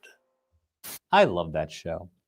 So yes, since Xi Jinping came to power in 2012, he's purged a lot of people, particularly in the military. This is pretty typical in communist China. It happens every 10 to 15 years. In 1959, Mao Zedong purged Marshal Peng Dehuai, China's defense minister at the time. Why? Because Peng resisted Mao's cult of personality. He obviously lost that power struggle. That sparked a huge round of purges in the military. Fast forward to the 1970s. Mao's chosen successor, Marshal Lin Biao, allegedly tried to assassinate Mao. And so Mao began another massive purge of top officials in the military. When Deng Xiaoping led the CCP, a failed Chinese invasion of Vietnam led to another round of purges. When Jiang Zemin came to power in the 90s, boom, more military purges. You get the idea. Purging the military is just what CCP leaders do. It's on their list, along with genociding a religion and or ethnic minority of their choice and trying to take over the world. When Xi Jinping became the leader of the CCP, he was in a massive power struggle with a political faction tied to former CCP leader and current pickled toad, Jiang Zemin. So, of course, he purged all the military officials promoted under Jiang. Well, almost all of the military officials. Xi purged General Guo Boxiong, who was in charge of military development, and General Xu Saiho, who was the political commissar. They had been in charge for a long time, so almost every top Chinese military official had been promoted by them. Xi's purge was devastating. He completely reorganized the People's Liberation Army command structure, and all the top positions were now filled with people Xi personally promoted for their loyalty to him. And that's what's so weird about this recent round of purges. Xi is getting rid of people like He Weidong, who are widely believed to be Xi Jinping allies. He Weidong was big. He got what's called in Chinese politics a helicopter ride. Xi promoted him several ranks at once right to the top. In 2019, he was put in charge of China's Eastern Command. Yeah, I'm pretty sure bro is kind of looking at him like, hey, yo, you put tariffs on America, but America barely buys into us. So what was the point of that? I mean, it kind of makes sense. Like, bro, I'm pretty sure people in his party is looking at him like, bro, just capitulate. Like, just go to America, sign whatever deal they need to, and we just cut the bullshit. It's not like we're going to stop making money. Like, what is this all about? I'm pretty sure there's people who have that exact mindset in there. In other words, the guys who would be invading Taiwan. Then 2 years ago, He was promoted to be number 3 in China's Central Military Commission. That's the group that controls the military. The number 1 position is obviously Xi Jinping, but the number 2 position is Zhang Youxia, the only survivor of the purges of General Guo Boxiong and General Xu Saiho. So if you were placing bets on who Xi would purge, you'd think Zhang Youxia, who was promoted by the generals appointed by Xi Jinping's archenemy, would be way more likely. So why was it He Weidong? Well, since this is the opaque world of inter-communist party politics, there are several explanations floating around. According to Miles Yu, who's the director of the China Center at the Hudson Institute, when Xi collapsed all the different departments of the PLA during his big reorganization I mentioned earlier, this created a lot of overlap, redundancies. So with generals Zhang Youxia and He Weidong, they have overlapping core competencies. That's why you got enormous internal struggle and fight against each other for favor. So it's basically a turf war, and that's why Xi Jinping had to sacrifice one of them. Of course, that doesn't really explain why it was He Weidong that got purged and not Zhang Youxia. So here's another explanation. It has to do with this guy, Miao Hua. Miao was another member of the Central Military Commission and Xi Jinping's main propaganda guy for the military. So, a major Xi ally in the military. And he got purged. That was a few months ago. Sino Insider, a risk consultancy that specializes in elite Chinese politics, suggests his purge could have been similar to Chairman Mao's purge of Lin Biao, a close ally that may have become too ambitious for the great helmsman. In the process of advancing Xi's political objectives, Miao could have inadvertently cultivated his own power base, or was perceived by Xi as having cultivated a power base that could threaten his interests. Life as a CCP official sounds stressful. If you don't get enough power, you get purged. If you get too much power, you also get purged. If you even look like you might be getting too much power, you still get purged. So if you're about to get purged, what can you do to save yourself? Rat. Man, somebody need to give them the 48 laws of power. And I think it was the first chapter of Don't Outshine the Master, my friend, because Yeah, then the master comes after your ass out of insecurity of you gaining more favor, and now your ass is in the gulags. I know, right? 48 laws of power, first one. Other people out. According to Yuan Hongbing, an Australia-based Chinese dissident, Miao Hua, in order to save his own skin, made sweeping accusations of disloyalty. How sweeping? He accused around 1,300 people at all ranks of the Chinese military of disloyalty, including people above him like He Weidong. But then there's yet another explanation floating around out there. Xi Jinping is out of power, as in totally out of power. And General Zhang Youxia, the number 2 guy in the Central Military Commission, is really in charge. That's why Xi allies are being purged, because now there's a new guy at the top. As the guy basically in charge of China's military, Zhang would have a ton of power. And Xi has certainly made himself a lot of enemies over the years. And with the Chinese economy struggling, young people unable to find work, and a growing trade war with the United States, maybe enough people within the Chinese Communist Party have had enough. Yeah. And there certainly have been coup attempts against Xi before. But there are some problems with this. Rumors of a successful coup against Xi have obviously not always panned out. And looking at Chinese state-run media, you don't get a sense that Xi's going anywhere. Instead, you see Xi Jinping thought on culture leads path to national rejuvenation. And senior official calls for thoroughly studying, implementing Xi Jinping thought on culture. Officials at all levels, particularly in the military, are still being told to study Xi's writings and speeches. Typically in Chinese communist power struggles, before one faction topples another, they create a narrative around it to sway public opinion. If Xi really were out of power, you wouldn't expect his propaganda to be so prominent. The real test of Xi's power will come in 2027 at the 21st Party Congress, and whether or not he gets elected to another 5 years as China's supreme leader. But don't worry, there's plenty of general hostility to watch before then. In fact, there are signs that there are bigger purges ahead, not just in the military, but throughout the entire CCP. Last month, 2 CCP officials switched jobs. Now, that might not sound earth-shaking, but it's highly unusual. In fact, unlike the military purges that happen every decade, this has never happened before since the CCP took over China. This is Shi Tai-fung, who was in charge of the United Front Work Department.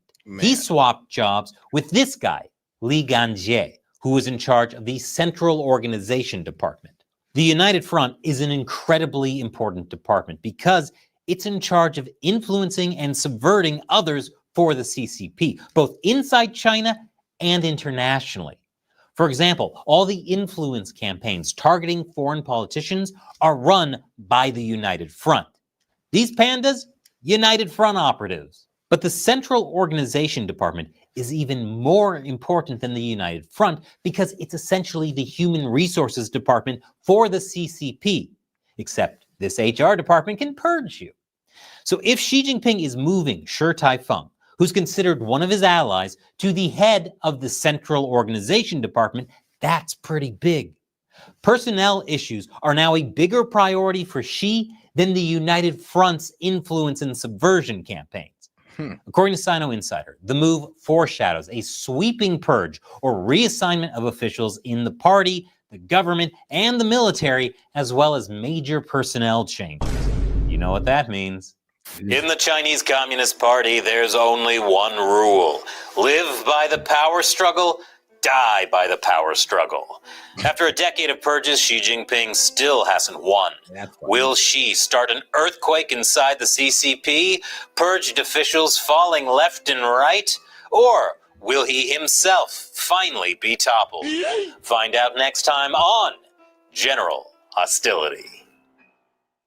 And that show is only possible because of support from viewers like you. Click this button to subscribe to our premium website, ChinaUncensored.tv. There's a bunch of exclusive content.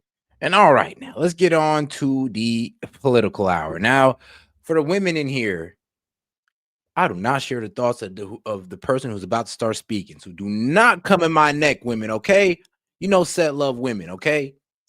can't hate y'all. But anyway, though, yes, let's get right to it. This got pretty damn controversial. I'm not even gonna lie to you. This man Myron is a menace. Boy, that man is a menace out here, bro. Woo, bro. I ain't gonna lie. This was actually a good video, but it was also controversial in many ways as well. All right, guys, let's get right into it. Let's make sure to double tap the screen. And if you have any questions, comments, jokes, or disagreements, make sure to send it in $2 and up. I'll be happy to read it out loud and engage with it. Yes, we're switching from the political hour to the social hour, guys. Let's go. Because when those messages came out originally and the allegations came out originally, it made Johnny Depp look terrible. I mean, he lost a deal with Pirates of the Caribbean, lost a lot of money, lost a lot of support, both financially and in his career, lost roles. And, everyone believed Amber Heard, a.k.a. Amber Turd. And what ended up happening was he took it to trial, and it was one of Oh, okay then. All right, let's keep it to the first debate then. What was this one say? It says sexism benefits women. I mean, shoot, what doesn't? Anyway, besides me just yapping, anyone that wants to come up and challenge one of my views or agrees, disagrees, give your 2 cents, you're more than welcome. I think all of you guys are, somewhat smart. You're here in college, right? Unless you cheated on your SATs. But is it still SATs or ACTs now? It's SAT. Okay. Damn, I'm old. So I know different places take the ACT, but yeah.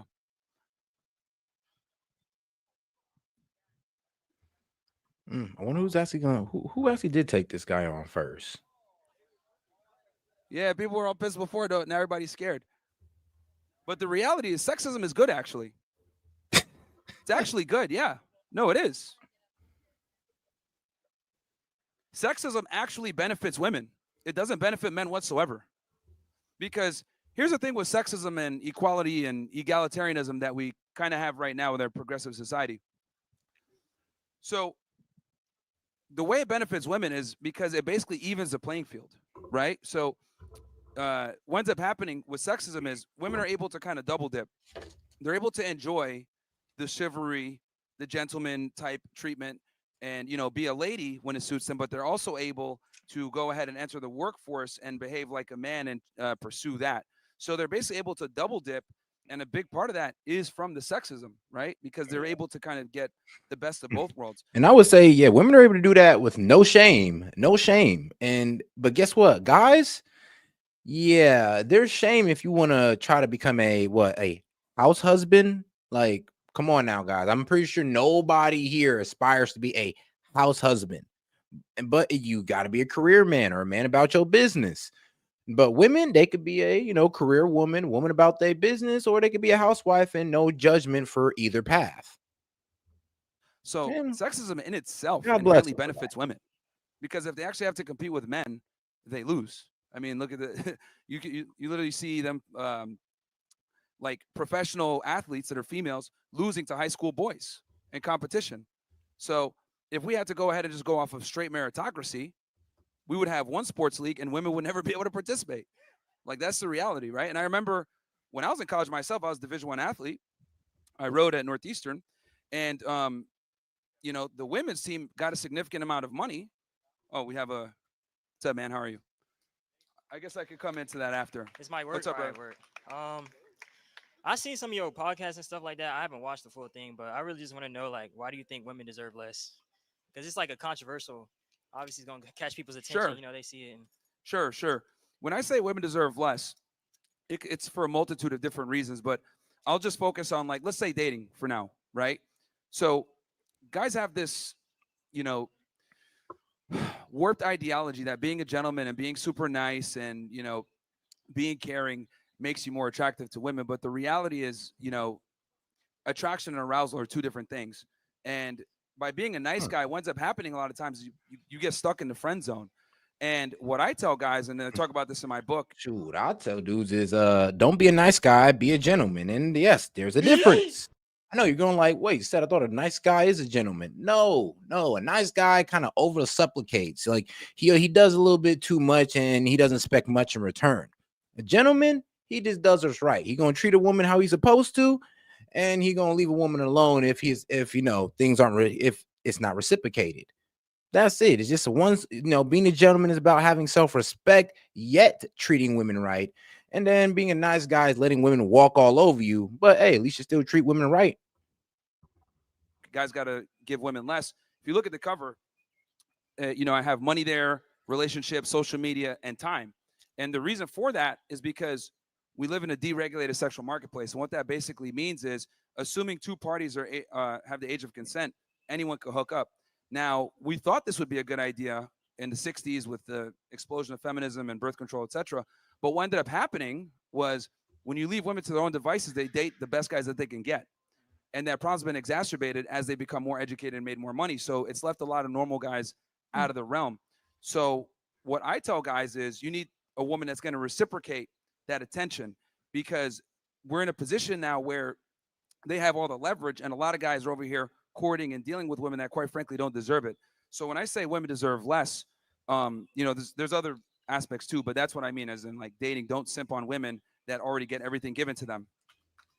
I hope that answers your question. Yeah. Isn't that just like a generalization though? Because I feel like it's case specific with every person. Like when you say that, it's like you matching one archetype of men with another archetype of women, and then you making that the case for everybody. Well, I think the world operates on generalities, right? There's a reason why Braille isn't everywhere, because there's not that many blind people, right? So, in general, being a nice guy is going to set you back. Now, are there some girls out there that are, will reward you and give you sex and a blowjob for being a nice guy? Sure. But the reality is, being a nice guy typically always puts you on your back foot.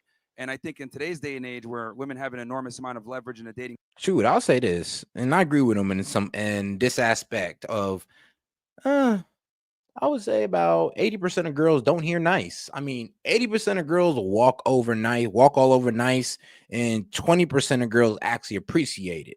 I mean, I'll even, F it, I'll probably go as far as say 90% of women walk all over nice or don't hear nice, and 10% of women actually appreciate or actually, accept the nice guy and don't try to walk over them. So it is the best to kind of have that make her work for it mentality. And I'm not talking about she's devalued or anything. I mean, just make her work for, I guess, your attention, your time. That's it. She ain't got to feel devalued for her to do that. And you ain't got to talk down on her for you to sit there and be like, well, you do kind of got to earn my time in relationship. Like, that's all. It's all about self-respect. Am I right? Marketplace, guys need to kind of go in there with their eyes wide open so they don't put themselves in a bad situation. So generalizations are typically how the world works. Of course, there's always going to be anomalies. There's always going to be exceptions to the rule. But I think in general, men need to operate from a position where they're mitigating risk and not investing too much upfront, because we have way more on the line than women do when we get in relationships. I mean, so you say like sex. Well, yeah. In terms of how these how divorce laws work, men do have a lot to lose, so I will give them that one. I mean, the only thing women lose is probably depending if she got married early, the best years of her life, which is also crucial. So that's an even trade in a way, depending on how long they were married. Do you think that's the end goal of a relationship? Like, where do you view that? Well, it's the main agency that women have. What if you don't give them that agency though? If you have like different priorities, generally, like the man or the woman? The man. As you should. Okay, what do you mean by that? If you can kind of, like, if you don't go into a relationship just expecting to get that out of it, then there's really no leverage there if that's not something you really want out of that person. Well, a lot of the time that's cope, right? So like guys will sit. Yeah, I'm about to say, I'm like, bro, hold on now. Did bro just say, well, a lot of times, what if you're not talking to a girl to get some,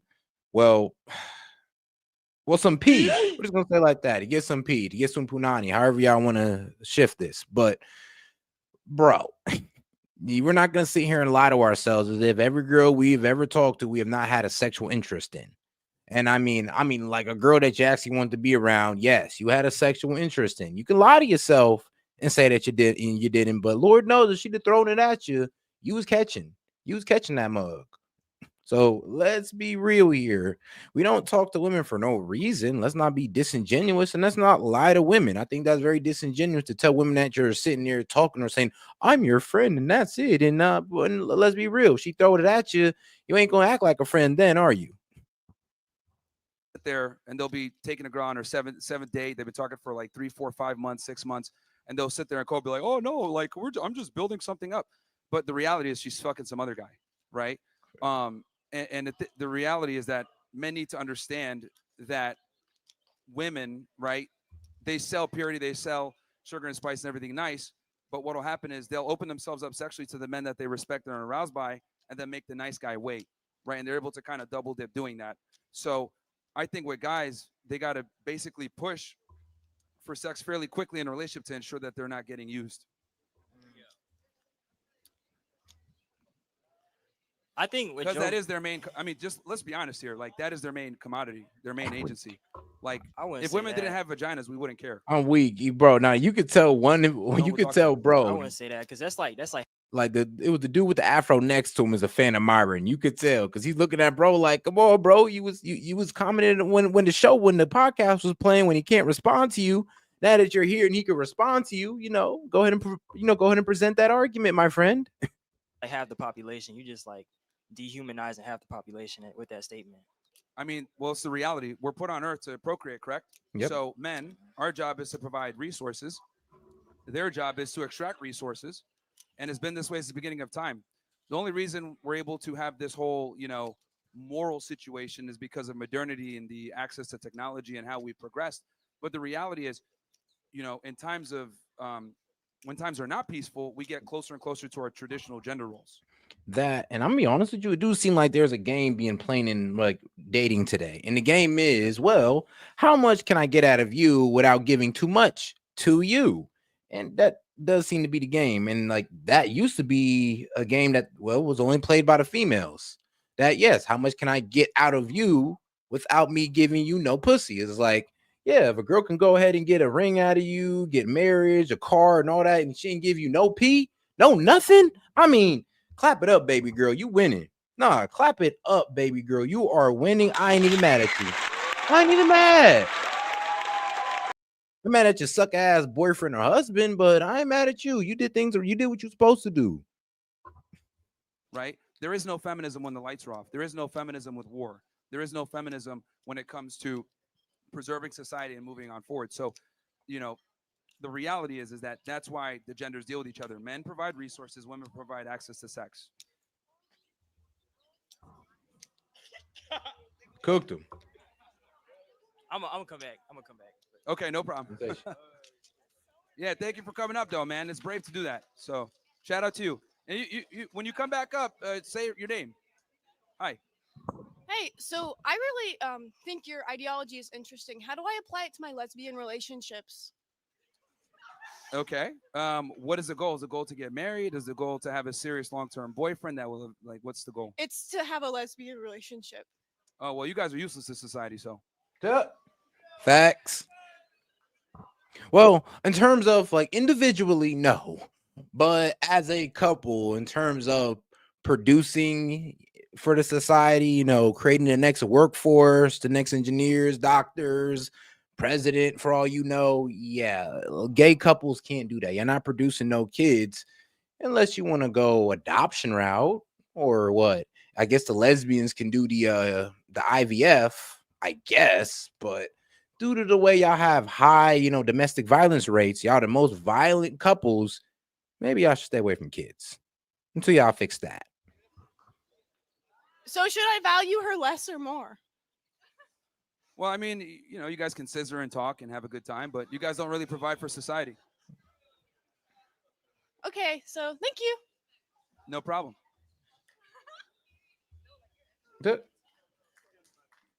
Yeah, I mean, if you're not contributing to a nuclear family, you're effectively useless to society, being honest.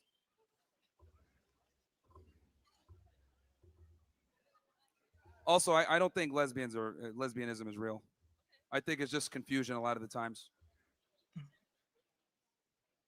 Because the reality is, because I've interviewed maybe almost 4,000 girls on my show, and girls that say that they're lesbian or bisexual, I always like to ask them, well, if you had to pick one gender for the rest of your life, who are you going to pick? And 9 out of 10 times it's the men. And the reason why is because men have to provide value in a relationship. Women don't a lot of the times. Like with us, we have a multifaceted list of things that we have to bring to the table, whether it's being tall, strong, competent, financial resources, men have to rise to the occasion to be. I mean, not for real though. All we ask of women is that you come with a good attitude and healthy. That's it. You come with a good attitude and healthy. And I mean, like, if it be your fitness or your fitness and your ability to produce babies. Oh God, man, we need the babies.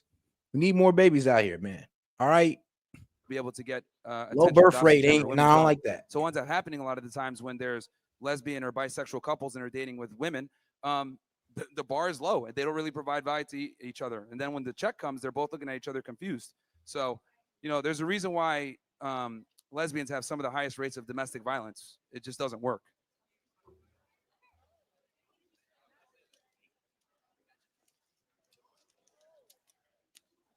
Hey, I'm back.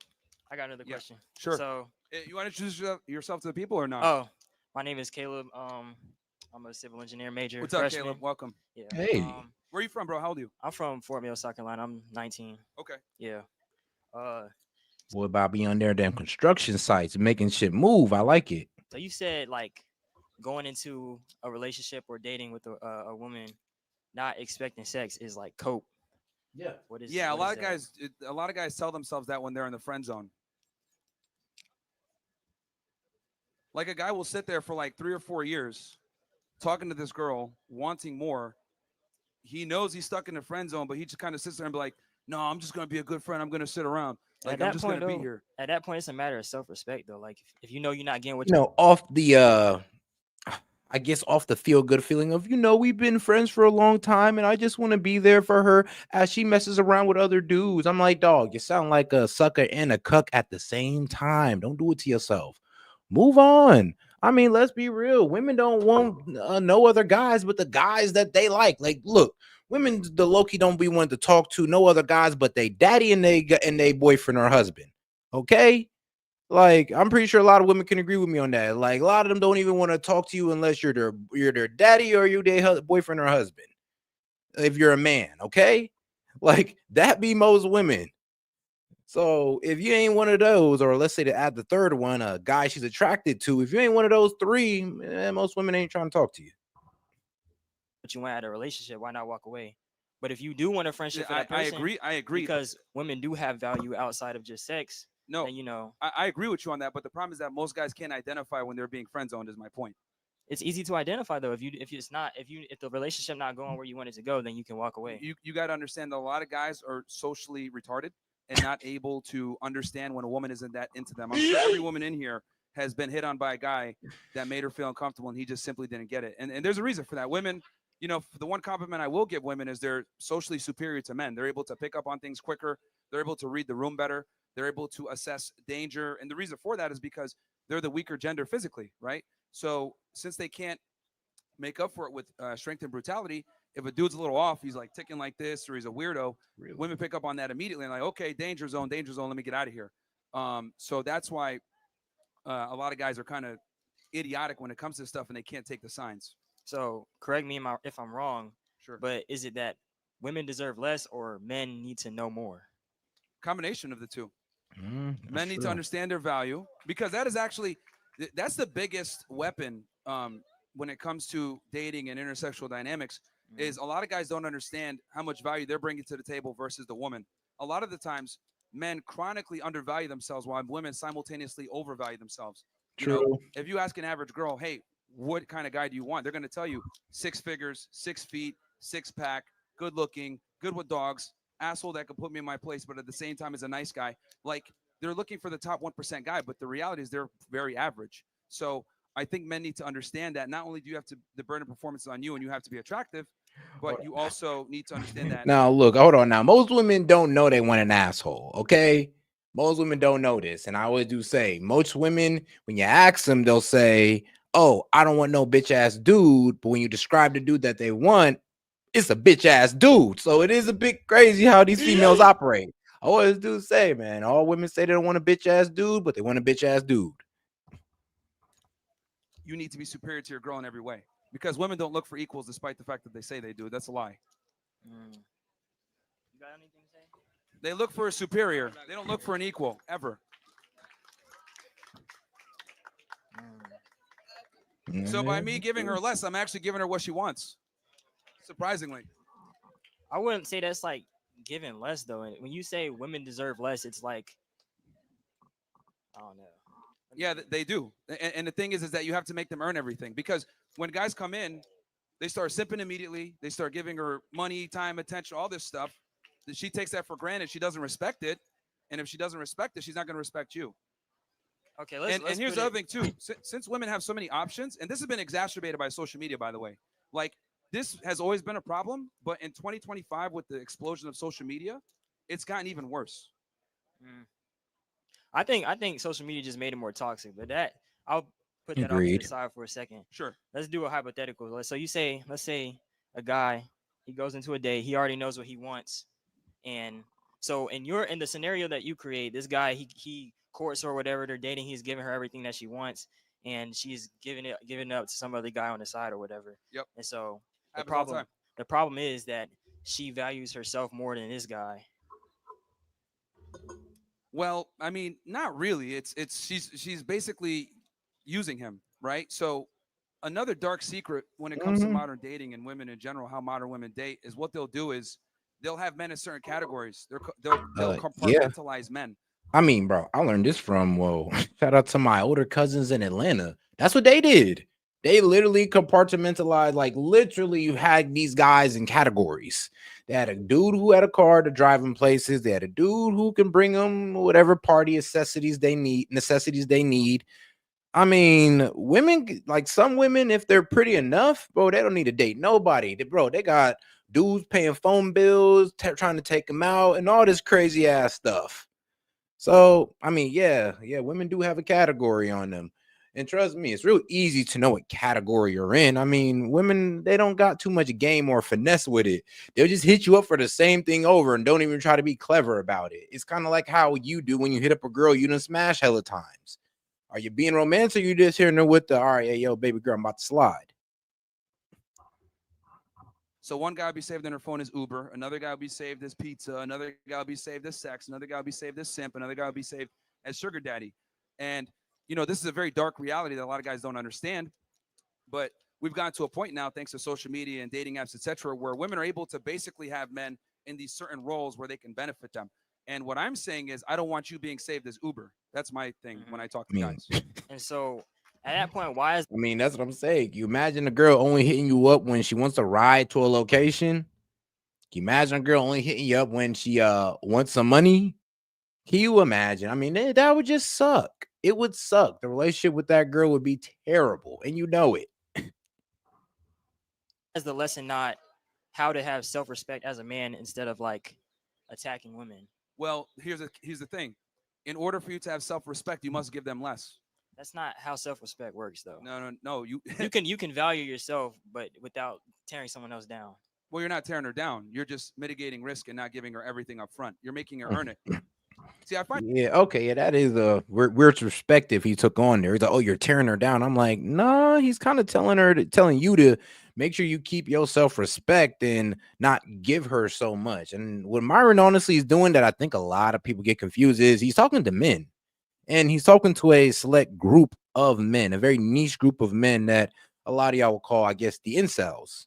He's talking to that kind of like that group and maybe the guys who aren't so bad.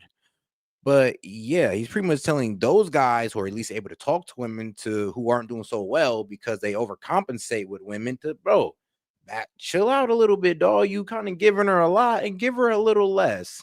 Now, women deserve less as a wild title, but maybe he should have named it Give Her Less. And that would have probably crossed over a lot well with women. But hey, man, his marketing team was golden for the women deserves less, because that's a head turner right there. I find it interesting that women will sit there and have these super high standards, right?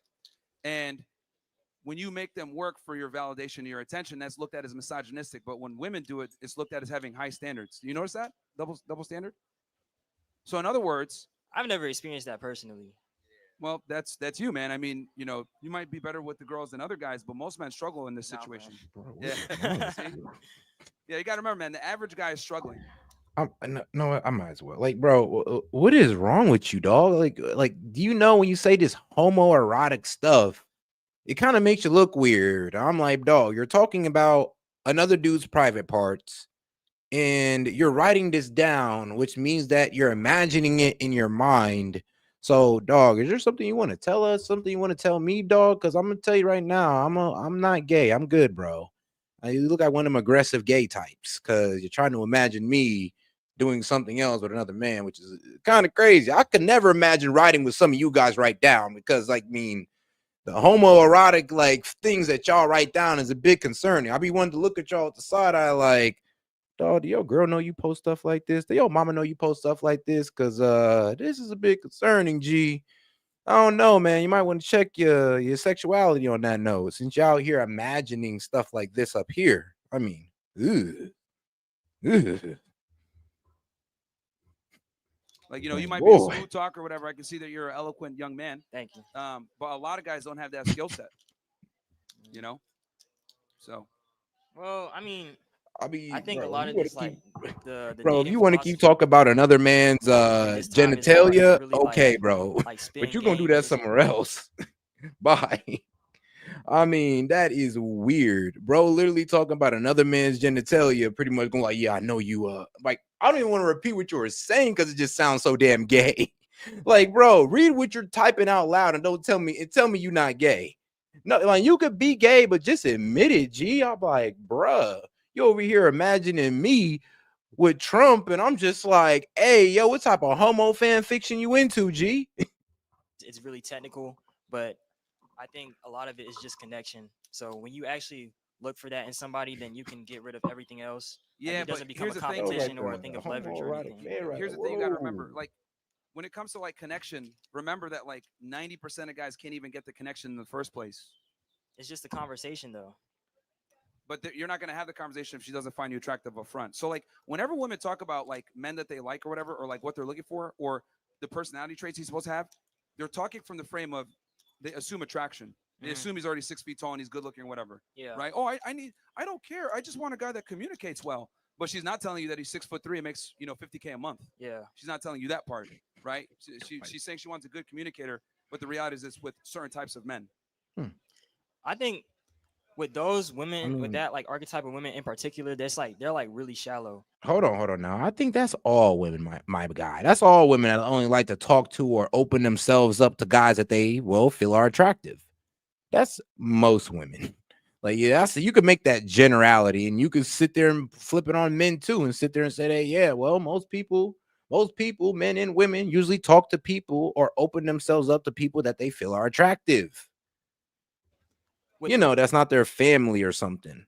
Those women with that like archetype of women in particular, they're like really shallow. Like me personally, if I see a woman like that, that's a lot of women. It's not though, because I know a lot of women who go off of the way a man carries himself or the way he speaks or the things he believes. It's not just how he looks. And part of it is how he looks. I'm not saying it's just how he looks. It's a complete package. But what I'm saying is that they want them well-rounded in multiple different things. Typically, the more money and status a woman has, or the hotter she is, the pickier she's going to be. And this is even for average women. Average women are looking for an above-average guy 9 out of 10 times. We got 5s looking for 9s. But then if you ask her, what do you rate yourself 1 to 10? She'll say an 11. 11? Like, what the hell? So yeah, but that's kind of, hey guys, that's our fault. That's our fault why these 4 and 5s are so privileged. I'm gonna tell you why it's our fault. Because you right there, my man, what's good with you? Yes, you decided to have a nice little drunk night or a slow night, and you decide to go hit up that 4 or 5 and make her feel like a 7 or 8. It's your fault. It's my fault too, but it's both of our fault. God damn it! Well, I know we effed up. So, have you like met real life examples of these guys who are trying to talk to women and they're not having any success? A lot, coach, a lot, literally thousands of them. So, and what are they doing wrong? Well, there's a multitude of reasons, right? It could be that they're socially awkward, they don't have their money on point, they're fat, they don't speak well, they stink. Like, there's many failure points for men to take an L with women. And the thing also that I think that's important is women are pickier now than ever before. So, like, you might have everything in place, but she won't like the color of your socks. Oh, I'm good, So girls get turned off very easily now because of the paradox of choice. See, I personally can't speak from these generalizations because I'm speaking from my personal experience. Of course. And it's anecdotal. So you're going to be limited in what you can, understand or know. because you're only 19 years old. And trust me, I had that same mindset when I was 19 too. I had this whole, idealism and women are equal to us and everything else like that. But the reality is they're not. If I'm going to be honest, they suck at most things. Oh, wow. Men are better than women in almost every regard. Crazy. I've heard you say that before. Yeah. But I don't really think that's I mean, true. And personally, I don't think my viewpoint is idealistic. We're literally better than them in everything where we compete. That's why they have to have their own separate leagues. I think. Yeah, but nobody shows up at WNBA games. Good point. The WNBA is literally subsidized by the NBA, right? It's like we like champion mediocrity from females. I'm over here trying to think about one thing where men and women can compete in and women could win. And I don't want to sound sexist and say cooking. I know I'm trying hard not to, but it's kind of hard. Just because we want to be equal, right? I think we got double standards in gender roles because men and women are good at different things. Not that men are better than this or women suck at this. Like we have different things that we're inclined to. I mean,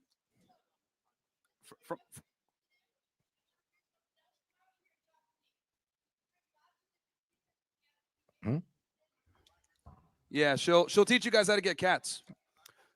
That's what she'll teach you guys, how to get cats and get triggered. But the biological reality is men are better than women at most things. Yeah, I mean, hey, you can get on the mic. You get on the mic. She wants to tell you guys about her Siamese cats. We got a Karen in the house. Fantastic. But yeah, anyway, like I was saying, yeah, men are better than women in almost every realm of competitive endeavor. It's just the reality, right? And this shows what they're attracted to as well. Does a woman want a guy that's shorter than her, dumber than her, makes less money than her? No, she's looking for a superior. That's just how it is. It's biology. Now, I know this is like offensive, right, to the left to point out these biological realities, but women are not attracted to men that they're equal to. They'll sit there and say that. I mean, but how they behave is two different things. I mean, yeah, that's true though. I have never seen a girl more I've never seen women in, let's say this, like department wise. I would say women in my department aren't really attracted to the dudes in their department because, well, they probably usually make around the same as you. Now, I'm not saying, they're just not attracted, but they're usually not, and are trying to shoot for one level higher above themselves or way all the way up there, or at least at their level. So we do give women that. They either go at their level or higher. Rare times they will go low. Rare, very rare. I mean, like, look at Nicki Minaj and look what she did. I mean, bro was a nobody, and he was just some cheating hood dude off the street, and she made that man a multimillionaire. That is a 1% off story. You would not be that man Kenneth Petty. I'll tell you that right now. So, but to be fair, though, we do give women that, all right, like, what you mean? If I work in the same department as a girl and I'm making decent money and she making decent money, she ain't going to look me past. She ain't going to walk past me now. And now, if you're not to her liking, then hell yeah. But if you are and you make a good amount of money, or you can at least take care of yourself where she ain't got to put nothing down for you, you're in good standing. You're in pretty good standing, my friend. So, what's up, man? How are you? What's your name? Hi, how are you? My name is Trey. It's nice to meet you. How are you, Trey? So I heard your views on lesbians a moment ago, and I'm just curious how those views transfer to gay men. Do you believe they don't exist as well? Because you did say that lesbian relationship. Oh no, he didn't say they didn't exist. He just says that, well, your relationship is fruitless, pretty much. Cannot exist because men are more multifaceted than women. That was your main argument point on lesbianism prior. And I'm just curious how that carries to. So, what are my thoughts on gay men? Yeah. Well, you guys are kind of useless to society too. Fair. Yeah. I am pretty damn useless. Yeah. but not because I'm not having kids, just because I'm crazy. Yeah, from the nuclear family perspective, right? I say that kind of as a joke, but yeah, I mean, I think the backbone of any thriving society is the nuclear family, and if people aren't contributing to that, I think it's problematic for society. So gay men and lesbian women don't contribute to that, unfortunately. And I don't think gay men should be able to adopt children either. I think that's crazy. I don't think lesbian women should be able to adopt children either. Controversial. Kids need to be protected. I mean, well, shit. I would say the only reason why I've had a recent pushback on that is I used to believe that, well, gay couples could have kids or should get adopted kids, but there's been a little bit too many cases of well, I'm just gonna bluntly say it. There's been way too many cases of gay men getting kids, getting boys, and well, molesting them. Be quite honest with you, it's fucked up, but that's the reality, and that's what a lot of people don't want to tell you about. The main reason why they kind of don't want, gay couples, grabbing kids or adopting kids. I mean, that's kind of one of the arguments they have, and there are cases of it. There are cases of it. More than enough cases to make you sit there and wonder, like, yeah, maybe we shouldn't give you, boy, since you're attracted to men. And, I'm just saying, this kid is not yours. He will become a man one day. You know what? Let's not get into the whole logic trail of that, okay? Let's just leave that alone. At all costs, and exposing them to sexual degeneracy is a problem, because that's what homosexuality and lesbianism is. I'm a firm believer that gays and lesbians need to go back in the closet. We don't need that stuff outwardly. That is a point of view that you are entitled to. Have a nice day. Fair enough. Thank you for coming up. Thank you for coming up. Yeah, I guys, I know it's scary, but like I said, I'll chat with you guys. You got questions on my worldviews or disagree? I'd be happy to have a conversation with anyone. Hey, what's up, man? What's your name? Hey, name's Joshua Williams. What's up, Josh? How are you? Decent. How about you? Good. I like your shirt. Appreciate it. Wanted to ask you about your main selling point, women deserve less. Yeah. I'm gonna hit on the first couple chapters of the Bible, Genesis 1 through 5. Yeah, if you could go through it quick, though, because we don't want to do a Bible study here, man. Look, man, I'm telling you, it's like, look, I get where the Bible has a position on, like, relationships and all that. But and I'm not trying to be disrespectful, but if you're using the Bible to date women in today's time, I mean, bro, you might want to use that to date women in your church. And even that might not even help you. Even that, because we all know the women in the church acting fugazi right now, acting wild.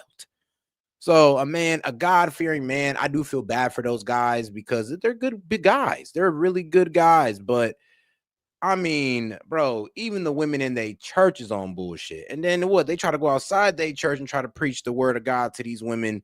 That don't work out either. So these are guys that usually stay single for a while, to be quite honest with you. Now, a good amount of them, get wifed up eventually, or get husband up eventually. But man, I ain't gonna lie. When you one of them Bible thumpers, you're best just going to your own crowd. It is very hard to date outside your crowd, my friend, especially if you're a hardcore, Jesus. Oh, Jesus is the way, the light, and everything else, Son of God, and all that good stuff. And shout out to that. But in this dating world where where we got dealing with a whole lot of liberals who done turned away from God, you deal with liberals who actually sit there and try to attack your faith. My man, it's best you just stay around your own people. And we got to keep it moving. But yeah, go ahead. Bro, there's literally people who will sit there, bro. If we can, there's people who will sit there and talk down to a Christian for believing in their faith. And this Christian has better grades than them, is more accomplished than them, is more physically adept than them. But we got losers out there that really sit down there and talk on people like that because of their faith, because they have a faith. I hate people like that. I ain't even gonna lie. Those are the worst type of people. And that the Bible is the center point of all life because it is God's divine word, and that the shirt only Jesus. When you focus on Jesus and you have Jesus centered on everything, not necessarily Jesus first, but Jesus centered, everything is going to change. Your whole life is going to change. Your whole ideology is going to change everything. So I want to focus on Jesus's creation, his perfect creation, when he created male and female. When you see all of his other creation, he says that he saw that the day and night he saw good. He saw it well. But when he talks about creation, man and female, he says it is very good. He takes it to another level that humankind, his creation of man and woman is much different than the rest of his creation, and that they are created in God's image. So, being that they're both created in God's image, both man and female, how do you say that women deserve less when they're both created in God's image? Well, when I say that, I mean as in the man needs to be the leader, right? And the Bible obviously talks about this too, right? It goes God, man, then woman. My problem is when I say women deserve less, I mean as it's vague on purpose, right? Depending on the context that we're talking about here. Yeah. But in this regard, when it comes to having a family, being married, etc., it means that the man needs to be the leader, right? Now, I think the problem is that a lot of guys go into relationships thinking that their woman is equal to them and they can split the check and all this other stuff. I'm a big proponent of the nuclear family. I don't think women should work. I think men should be bearing that burden. But the problem is that we have this egalitarian mindset. Yeah, I don't know why more Christian dudes don't drop their nuts for real. It's like, baby girl, you gonna listen to me because God appointed me the leader of this relationship, and that's why you gonna listen, okay? It's go God, me, you, children. Boom. That's God intended, and that's what we're gonna do. Now, make sure you at church on Sunday mornings. Where we're telling men to treat their women as equals, and that's just not how it goes. I'm a big proponent. If you have the authority, if you have the responsibility of taking care of her, you should also have the authority over her to tell her what to do. Okay. Because let's be honest here, all the Abrahamic religions know that when you leave a woman to their own devices, they fuck up. So now, talking about Abrahamic religions, we're going to focus on the Old Testament now. Not wrong. The Old Testament is based on the covenant with Moses and how it I mean, bro, you ever met a girl with no big brother, no dad, and just her mom? Boy, I mean, not all of them is crazy, but most of them is crazy. My boy, no big brother, no mom, no dad. I mean, no big brother, no dad. Damn. I ain't gonna lie, girls like that, boy, they are the worst to deal with. that the law, the first 5 books of the Bible say that the man is to be the leader, which is Yeah, shown and that's all I'm getting at when I say which that. is shown in Romans. Romans says that, and I may be quoting wrong, so forgive me if I am quoting wrong, but the New Testament says that the husband, the man, is supposed to love his family and his wife the same way that Jesus loved the church. Yes, but see, we're kind of at the finish line right now. Before we get to that point, you need to identify the women that are even worthy of being a wife. And because I like what you're saying here, right? Like, again, I believe in a nuclear family, and I think that as a man, it's your job to protect, provide, and provision. But the problem is that most women simply don't deserve that nowadays, right? A lot of girls are promiscuous, bad habits, don't respect male authority, but they want you to wife them up. And I'm telling guys, don't do that. You got to vet women out in the beginning very hard, because thanks to modernity and feminism, what's happened basically is like all the training wheels that society had to keep things in place and to keep things in check are gone. We used to have Christianity. We used to have shame. We used to have the church. We used to have strong knit communities. But now that's all out the wayside. So since we have removed these social training wheels, what's ended up happening is we have this deregulated sexual marketplace where a lot of women are just not worthy of being a wife. And I want guys to focus on, like, when you do identify the woman that's worthy of being your wife, then obviously you give her the world. I'm not saying not to give her everything, but she has to earn that. And that's the problem, is that we just think that girls should get things for having a vagina. And I'm here to say, like, no. And I would say to not necessarily add on, but just add on to my point. I say with women that may be deemed as, I would say this, like, guys, if let's try not to bring like religion and too much religion into that. That's the problem. He's bringing way too much religion to try to back up his points. And the worst part about this is, well, dog, you are, well, Muslim. I mean, not Muslim, but Myron is Muslim. So you can sit there and speak Christianity all you want. It's not really gonna resonate with him. Like I said, like, it's damn near almost the same with me. You could speak it, and I get completely what you're saying, and I even hear you out on most parts. But if you're using it to explain to go on every point, dog, I mean, let's be real. You're not gonna hit every time with the Bible. Sometimes you're gonna have to try to talk about your points without going to the Bible, so people can know that you got some type of free thought going on there.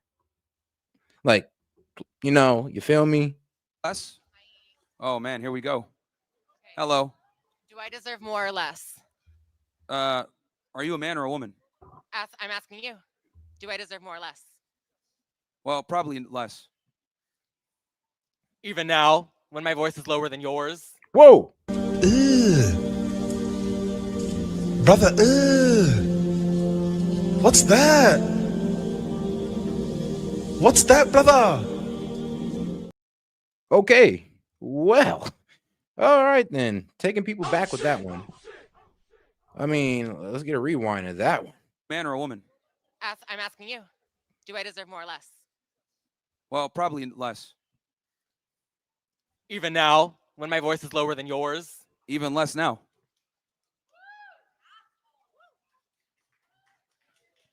I knew something was off. Saw that Adam's apple. I was like, oh, here we go. Boy. What was that? It's oil in my beard? Color correct. All right. I'm weak. Liberals be having the most childish jokes. They're pretty much trying to say, yeah, you need some more color on your beard to hide the white hairs. I'm like, girls, you gotta understand, like, a real man kind of don't like hinge on this whole pretty boy thing that y'all girls do. Like, y'all hinge on looks. Guys, you can sit there and call us ugly and try to come at our looks. Look, I don't ever see myself as no pretty boy, so that's not really gonna hurt my feelings, to be quite honest with you. It's like I kind of pride myself on my ability, not my physical looks. I pride myself on my physical strength, not my physical appearance.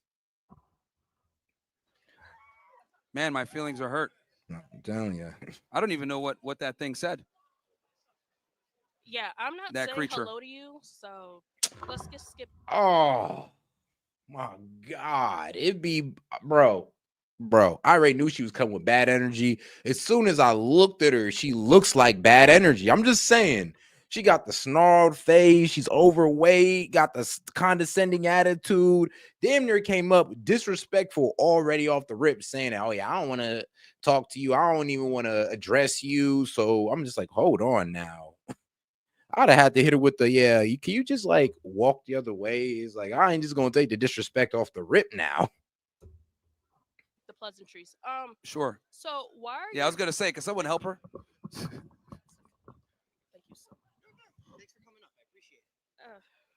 Wow. Wow. Oh, I hate that type of energy, bro. I really do. This young man just came to help you, so you didn't sound like, muffled and nobody could hear you. He came to help you. You still hit him with the, for real? Hey, nah, I ain't gonna lie. Yeah, that'd have got her up out of it. I'm like, all right, go. You could disrespect me, but you ain't gonna disrespect my helper now. Nah. Get up out of here and learn some respect. You in college don't know how to respect other people. The hell wrong with you? So are your views on women based on data or personal rejection?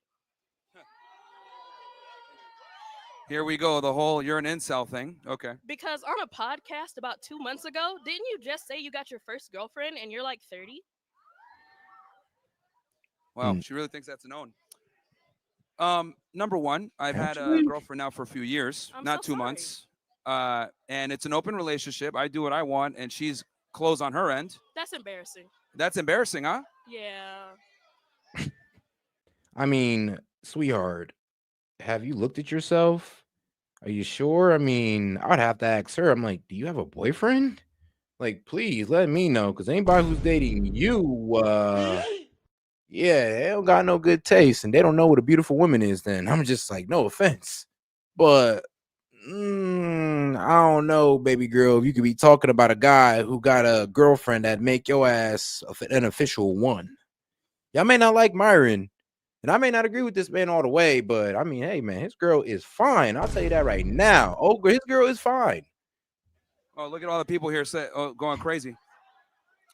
So here's the reality, right? So let me give you guys a biological reality here.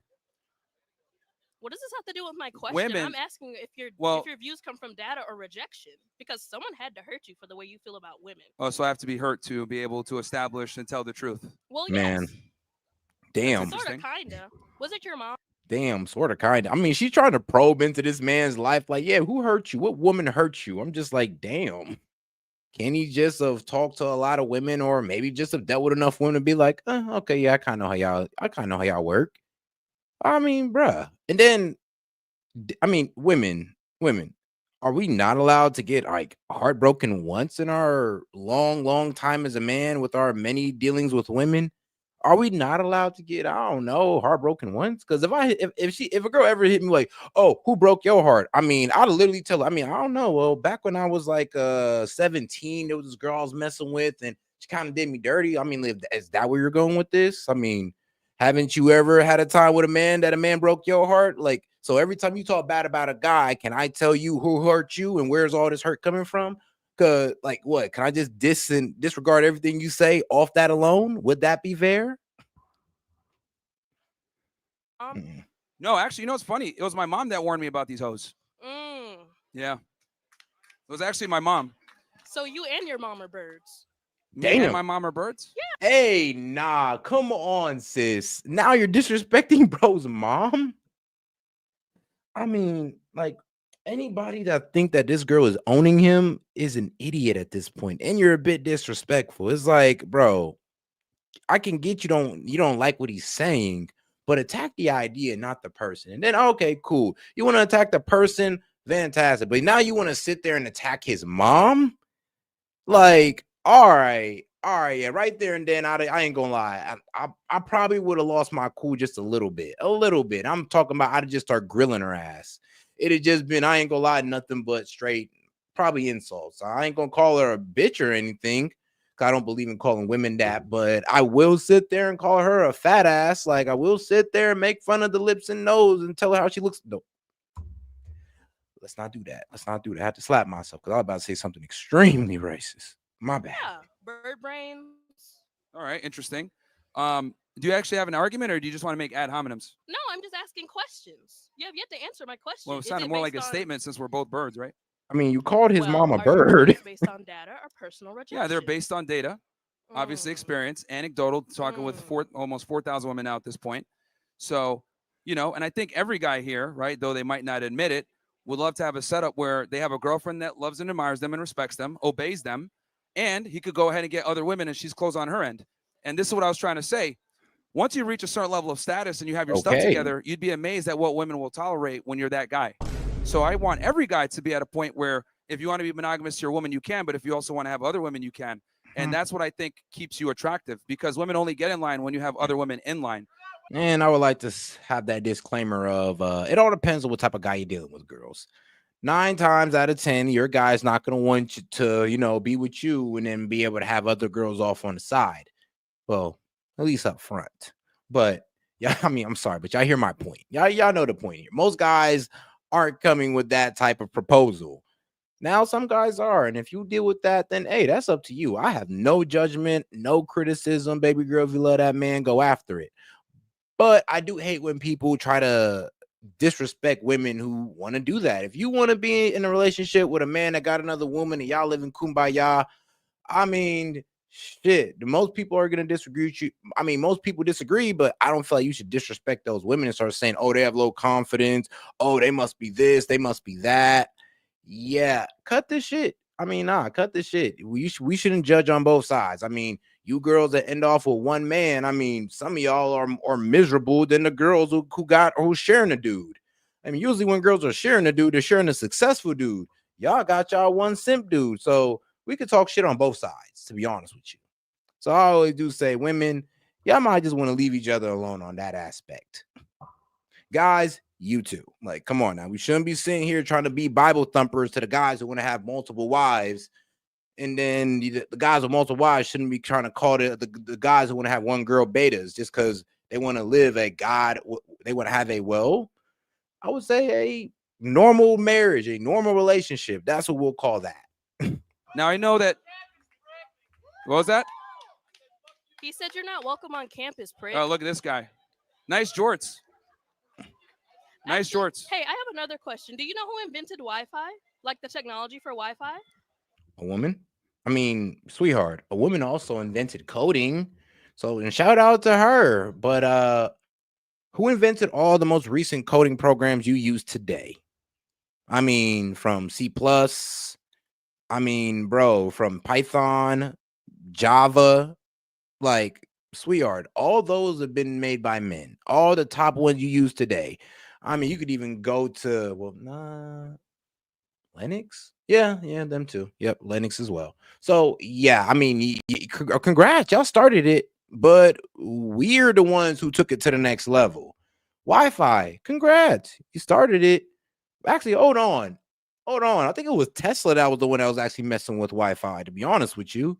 I think it was Tesla was the first one.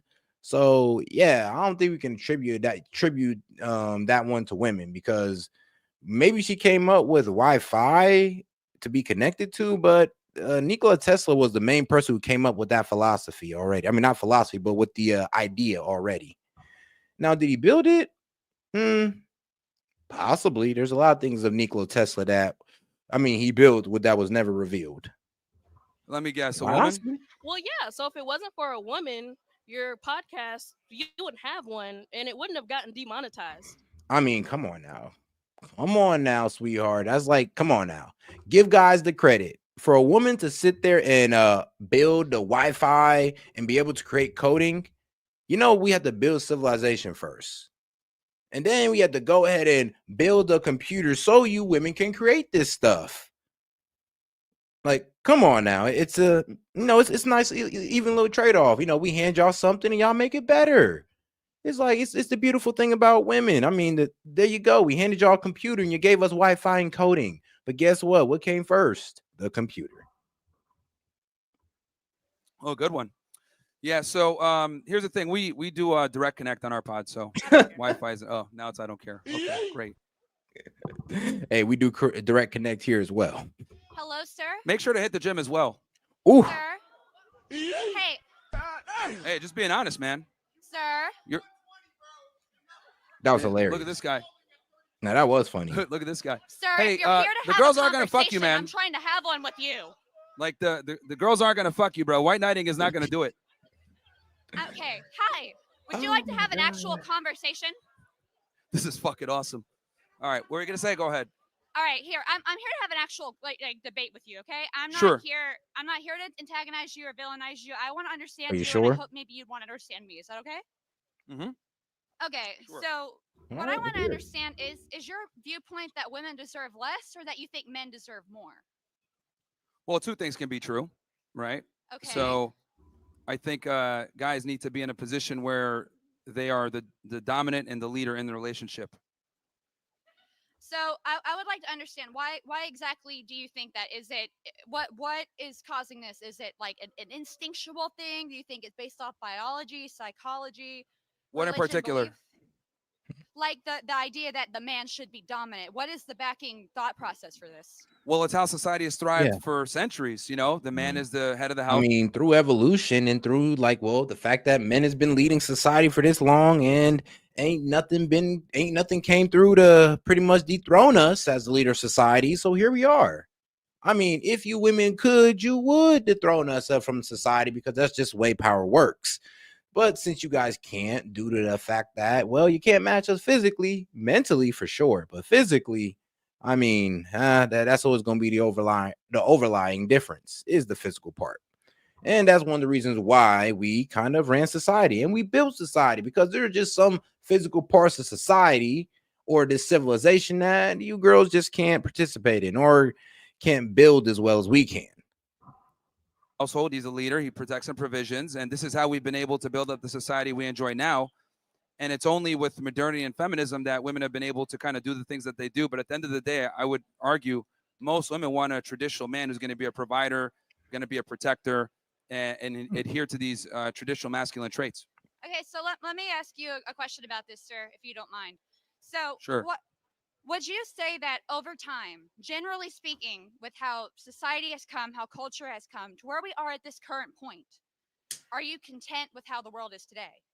with society? Are you happy with how society has turned out? What exactly do you have any issues with modern society? Well, I mean, look, obviously there's pluses and negatives, but I do think that modernity has led to the overall degradation of society. And it's because we don't prioritize the family anymore. So is the issue less that women deserve less, or that we should put more of a focus on traditionalism within the family? Well, that's kind of the same thing from before. Again, men need to be in a different position now where they need to be able to vet out women properly for them to be their wives. Because the thing that sucks for guys now is that most women want to be married, but they're not necessarily wife material. Everyone wants to get married, but no one wants to be a wife is basically what I mean. So true. I think well, you're a lesbian. I don't know what you're talking about. But anyway, You're a lesbian. anyway, so yeah, that's what I think it is. Guys need to really focus on the family, but before they can even do that, they need to be able to go in with their eyes wide open with how society is and how we're playing the dating game, because we have more to lose. Mm-hmm. Okay, so I understand where you're coming from. Sure. I think it makes sense that you would like to have, you know, women would be able to be mothers, would ever be able to be wives. If a man is being a provider, clearly you would want something in return, right? I mean, like, Yeah, to obey me. oh, I don't. If you want people to hear you out, I don't really think obey would be the best word to use. I mean, like, obey kind of implies that there's a lack of free will and thought. Would you think? Interesting. I mean, you gotta listen to me, you gotta follow me, you gotta obey me. I don't really care. I wouldn't. I mean, it is kind of funny how she's getting upset over the word. I would ask her, I'm like, look, don't focus on that word. Like, you agree with me, you just get mad about the word obey. Let's just keep it on track here. So you say there's a lack of free will there, but is there? I mean, with the term obey, like the connotation that it provides when you say the word obey. yeah, because here's the thing. I find it interesting that on my end, I'm protecting and providing, and the one thing I ask in return is for her to obey, but that's a problem. See, that's Now, Michelle, not to be a dick, but we can feed them. Now, shout out to women, because like I said, yeah, we can't birth them, but we sure can feed them though. Like, let's be honest here. And now I would say this though, and I would always give women this respect. When women actually raise their kids and they breastfeed them and do all that, I mean, yeah, the kid turns out the best. And it is only due to technology, like due to, well, what we got today. Due to I guess not technology, but due to due to the bullshit that we got today with this powdered milk for babies, yes, a guy could low-key feed the kid without you. Now, is that what's best for the kid? Oh, hell no. Oh, hell no, not at all. But I mean, we can feed them, like, dang. Well, and not like we're taking that away from y'all. We're not taking away y'all birthing kids. And we're not going to sit there and never say, oh, yeah, us men can sit there and birth kids better than women. No, not at all. But we come on now. We can at least feed them. Well, I didn't say it was a because here's the thing.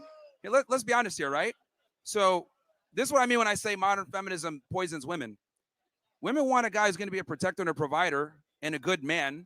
But if he asks, hey, I need you to obey me in return, she'll say, I don't like that word. Why do I need to obey you? Well, you need to obey me because I'm the one that's responsible for you. So if I'm responsible for you, that means I'm supposed to have authority over you as well.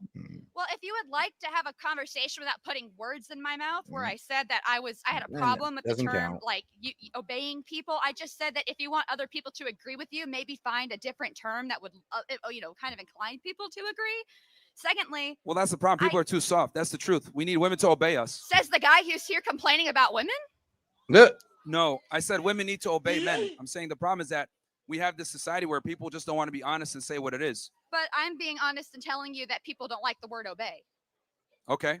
Oh, well. So well. Okay. Oh, well. That's what I'm You know, saying. I find it- I'd have said the same thing. I'm like, yeah, oh, well. Like, what can I tell you? I could have told you they got to listen to me, obey me, follow my lead. Like, I'm not sure which one of those words would have offended you more. Who knows? So if you're going to get mad over the word obey, I mean, I don't know what to tell this young lady. You're getting mad over words and not even, well, his idea.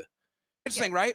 So a lot of people think I just talk smack to women all the time, but I actually talk more smack. Anyone that watches the show, I actually talk more smack to men. I tell them to not be fat, not to be losers, not to be dorks. Like, I bully the guys so that they become better. Men kind of accept this. But when we say we want something in return, women don't want to follow it.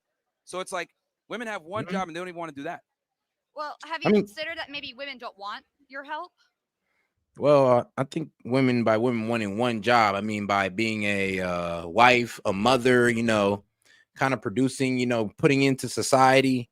Oh yeah, a lot of women don't want to do that. And then, they'll say for either selfish reasons or financial reasons, whatever it is. You girls are running away for what it really means to be a woman. No offense.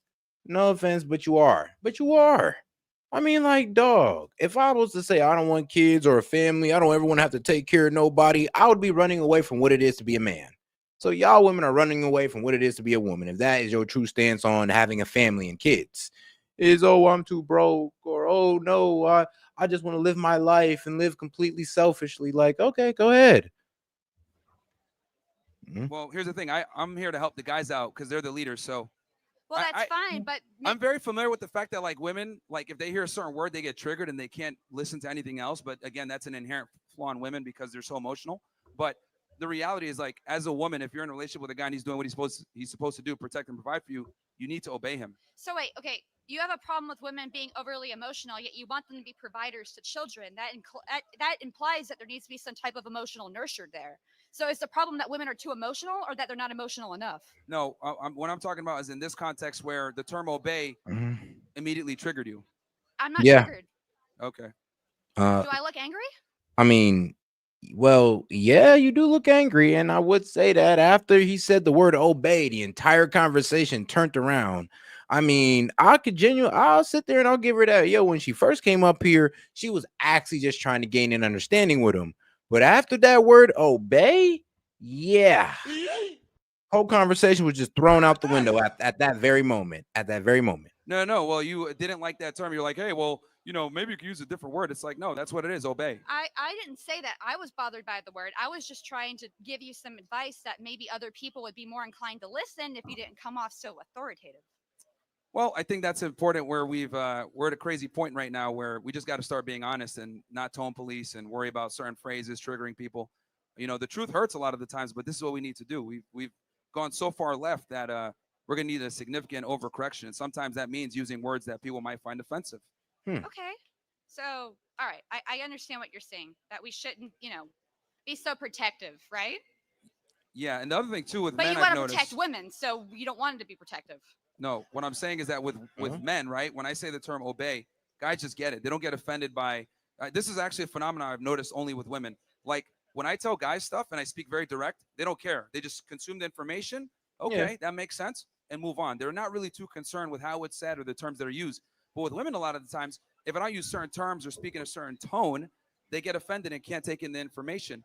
And I think if women were a bit more receptive to the direct nature of the things I say, they'd be a lot better off because I mean, bro, I wish women could take directness, like, bro, so bad, but that is just not women, bro. You always gotta water it down or soften up with women, because like if you want to tell your friend, hey, yo, bro, you're a fat ass, okay, you need to lose some goddamn weight, you fat ass. Like, what the hell, bro? Bro might even crack a smile with you. He might be like, yeah, bro, you're right. And that be that, bro. If you come up with a woman with that exact way, you might make her cry at the end of this conversation. You might make her cry before you're halfway through it. You damn near got to, like I said, water it down to, hey, babe, maybe you could, maybe you want to go to the gym with me or something. You always got to frame it differently with women because you can't be so direct. And I know guys, we want to be direct. We do just want to say straight up what it is. But when it comes to women, it's tough. That's why we kind of like hanging around our guy friends so much, because it is that release from the filter of kind of beating around the bush with our girls. I'm very honest about it. It sounds like men tend to obey you more than women. Well, I mean, if they listen to what I say, they'll probably do pretty well in life. Yeah, If you want someone to obey you, why don't you just go with guys? that's a good one. I'm just genuine question. Hold on. So you're looking for, like, oh, if you want somebody to obey you, why don't you look for guys? I'm like, what? Like, huh? I mean, why has it always got to go to being gay? Why do you care so much about women if, like, the men are listening to you just as is? You're trying to do a thing for the men, right? Do them a favor, help them out. Women aren't asking you for any help. I mean, sweetheart, he never said he was here to help women. He mainly said he's here to help the guys who struggle with women. You're literally here getting mad at him for, or pretty much telling him that he should do exactly what he's doing. Yeah, I mean, he's doing exactly what you're kind of lecturing him on, or pretty much nagging him about. Yeah, no, I know that's why I focus on the guys, because they're not emotionally Then why are triggered. you here talking about women? Because that is a big obstacle that He a lot does. of guys can't fix. They can't Then why are basically, you trying to fix it? because if we don't have women, we don't have the nuclear family, and a lot of guys struggle with this. He does. Now, here's the thing: I understand that you might be in a privileged position where dating and getting men to court you isn't that hard, but for average guys, it's not that easy. So Well, a I lot don't of need guys need to anyone learn to this court stuff. me. I'm not looking for that. There's more to my life than worrying about what the other sex does. Okay, well, you have that privilege since you're a woman and the men come to you, but They men don't need to come figure to this me. stuff out. I came to you to talk to you. Again, Did you come to me? I don't think no, so. no, but this is us having a discussion here. What I'm saying is that, like, you're maybe like a 3 or 4. So, like, Yeah. you're gonna have more market pull, right, than a guy. Miami 3 or 4, Miami, because like I said, this man is from Miami, and I ain't gonna lie, the scaling, the female scale is a little different. It's a little skewed in Miami, because, bro, when they say, if you look, a Miami 7 is like a 9 probably anywhere else. No offense, guys. Yes, but a Miami 7 is probably like a 9, probably even here in Columbus, to be quite honest with you. That's like a 7 or an 8. You're gonna have more options than the average guy. So for you, right, you're getting an abundance of options, whereas guys are not going to get that same level. So, and the other thing too with women is, women are just simply better at dealing with the opposite gender. Men need to learn this stuff. Guys don't kind of come out understanding female nature. They have to learn this stuff either through someone teaching them or I don't through think I took a losses. crash course on how men work. I'm sorry? Bro, this is the biggest lie I've ever heard. I'm gonna tell you why. Nobody talks about how gay men are anti-women a lot of times. That is the biggest lie I've almost ever heard, bro. On the LGBT side, bro, who is it kumbayaing with y'all? When you women go out, bro, y'all are kicking it with the gay dudes now. What? Bro, I've heard women literally say they feel more comfortable around gay men. That argument is so asinine now. It's like, it don't even make sense. Women and gay men, bro, they're best of friends. Damn near almost every woman in the chat can damn near contestants to be like, okay, yeah, I got like one gay friend that I like. What do you mean? Bro, usually the more gay a man is, the more pro-woman he is. Like, what are you talking about? Actually, like, where'd this argument ever come from that guys who just criticize women are just all of a sudden gay, when it be the gay dudes who don't ever say shit about women? When have you ever heard a gay dude come out and criticize women harshly? Which one? Please tell me, name one. Because I don't know not a single gay dude has ever came out and said anything. And I'm being so honest. I'm low-key tired of hearing that. I am, because like, bro, gay dudes are women's damn near their best friend most of the time. So where does this logic come from? It's like, and then when was it wrong to be gay? Like, tell me this. Why do y'all just hate gay dudes all of a sudden? Like, oh, so when a dude's talking out against women, being gay is bad now. Please make it make sense. Oh, but when it comes to your political ideology, oh, being gay is good again. Oh, when it comes to a females, when it comes to your best friend, oh, being gay is good again. Weird. I didn't take a crash course on how men work. Why do men need to take a crash course on women? Because men, here's the thing, men have to build up the attraction and approach the women. They're the ones that got to make things happen. Women don't. You guys are in a privileged position where the men just come to you. So you guys are stupid, basically. I mean, if that's the conclusion you're going to come to, I No, guess. that was a question. That wasn't a conclusion. It was a question. No, it's a learned skill that they need to develop to learn how to properly deal with women. So Why that do they you don't need to end learn up- how to deal with See, this is exactly what I'm talking about. I teach guys to avoid women like you, as a matter of fact. Thank you. Stay away Yeah, from me. yeah, well, I don't know. You should be in the kitchen somewhere, but it's fine. We'll have this discussion. Yeah, the reality is, what was that? Yeah, probably can't cook either. I've insulted you once this entire time. See, this is precisely the problem. Combative, assertive women that, don't want to necessarily obey or know when to, be quiet when I'm making Who a the point. fuck are you to tell me to obey you? He didn't. Okay, sis. She got it. She got it. I mean, bro never even said that. Bro never said that. He said this is why women need to obey men, and now she's over here kind of just conflating it. I'm like, to what? Him telling you that when he didn't tell you that?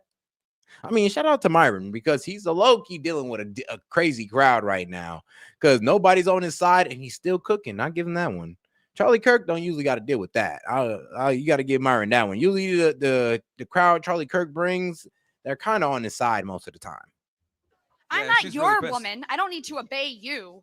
I'm not in a relationship with you. I'm trying to have a conversation with you. I don't need to obey you. Well, you're under just kind of needs. just talking over me when I make my point or answer your questions or trying to, instigate some type of reaction, which is cool. I think it's funny. It's interesting. But Well, I aren't think, you instigating a reaction yeah. by being here on a campus with people who are more or less going to have Well, I'm different- just telling the uncomfortable truth that a lot of people don't want to hear. So it's okay for you to be instigative and combative whenever you want to share your truth. But when someone wants to give another side of the truth, you want them to be quiet and you think that they aren't obeying you. Yes, because a man's job is to be a leader and be assertive and convey information. Women, you guys supposed to be quiet and make sandwiches. That's the difference. No. You can make your own sandwich. If you need to take a crash course on how to talk to other people, you can take a crash course on how to make a fucking sandwich. Anyway, If you're such a strong provider, sound, provide. you sound mad that they you know how ain't to make a around sandwich? Yeah, I do. Want me to teach you? No, thank you. That's a woman's job. Okay. All right, cool. So what do you do for a living? Genuine question. What's your job? Yeah, we get to the next person. Why can't you answer? Why can't I you think answer it's what pretty your job obvious is? what I do. I mean, Well, it's not. I'm a stupid woman. So could you explain to me what you do for as a living for your job? okay, I'll come back to you, Overy. Let's go to her.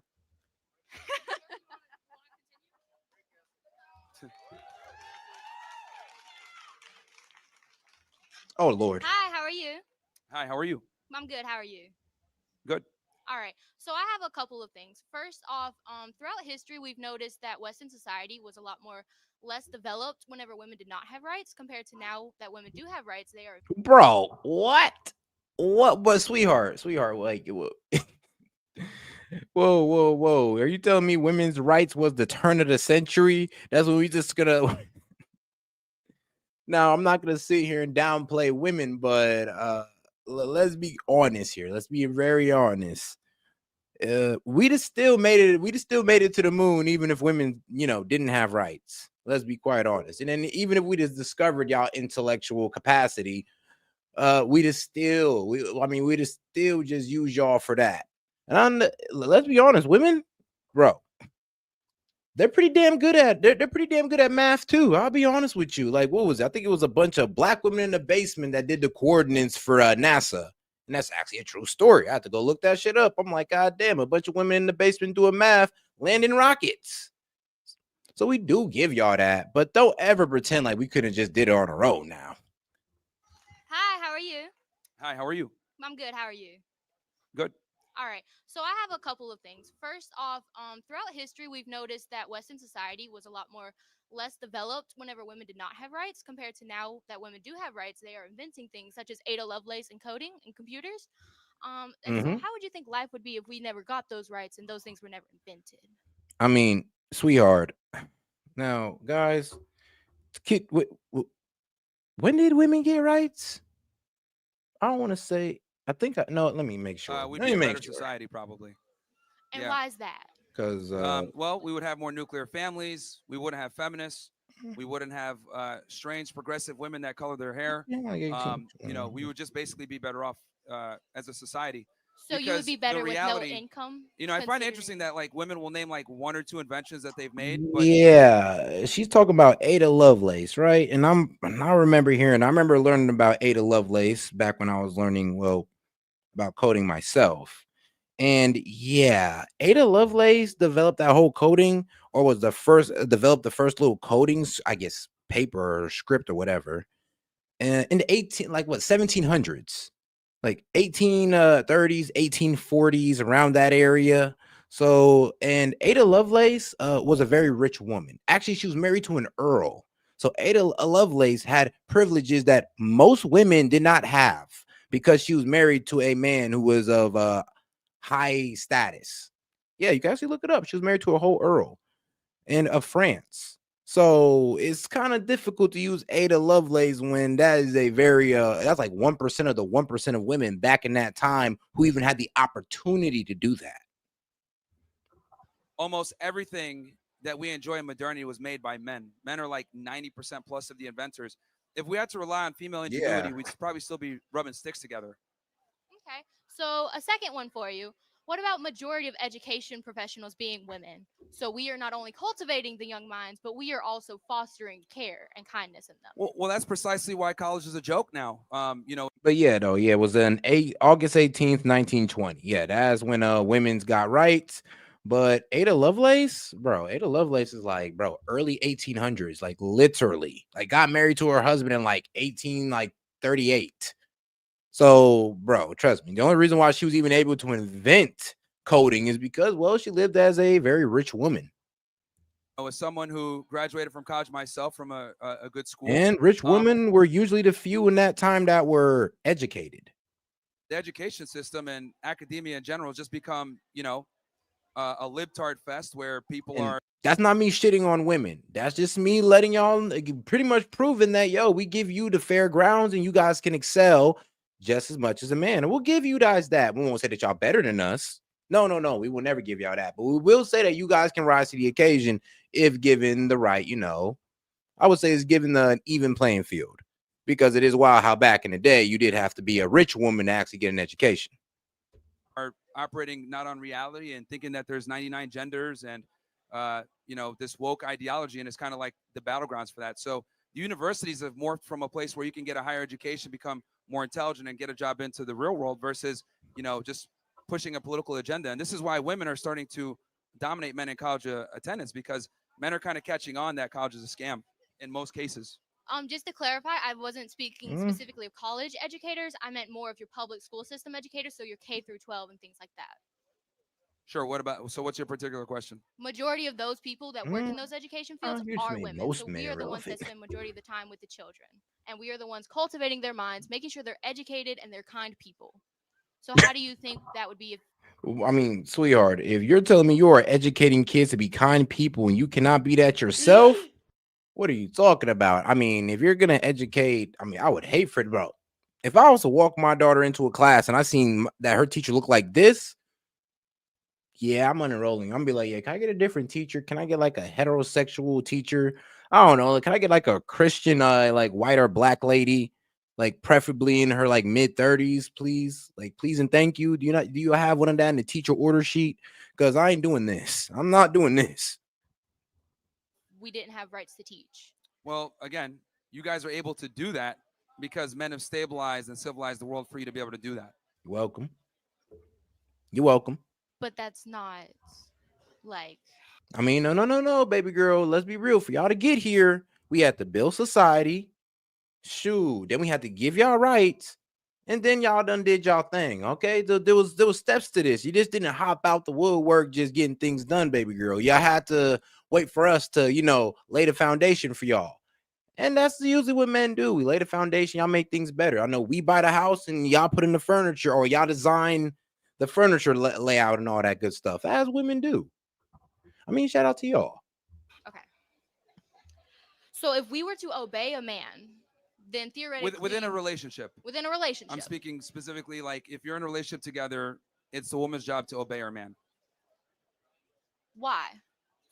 Why not the other way around? Who says what? You?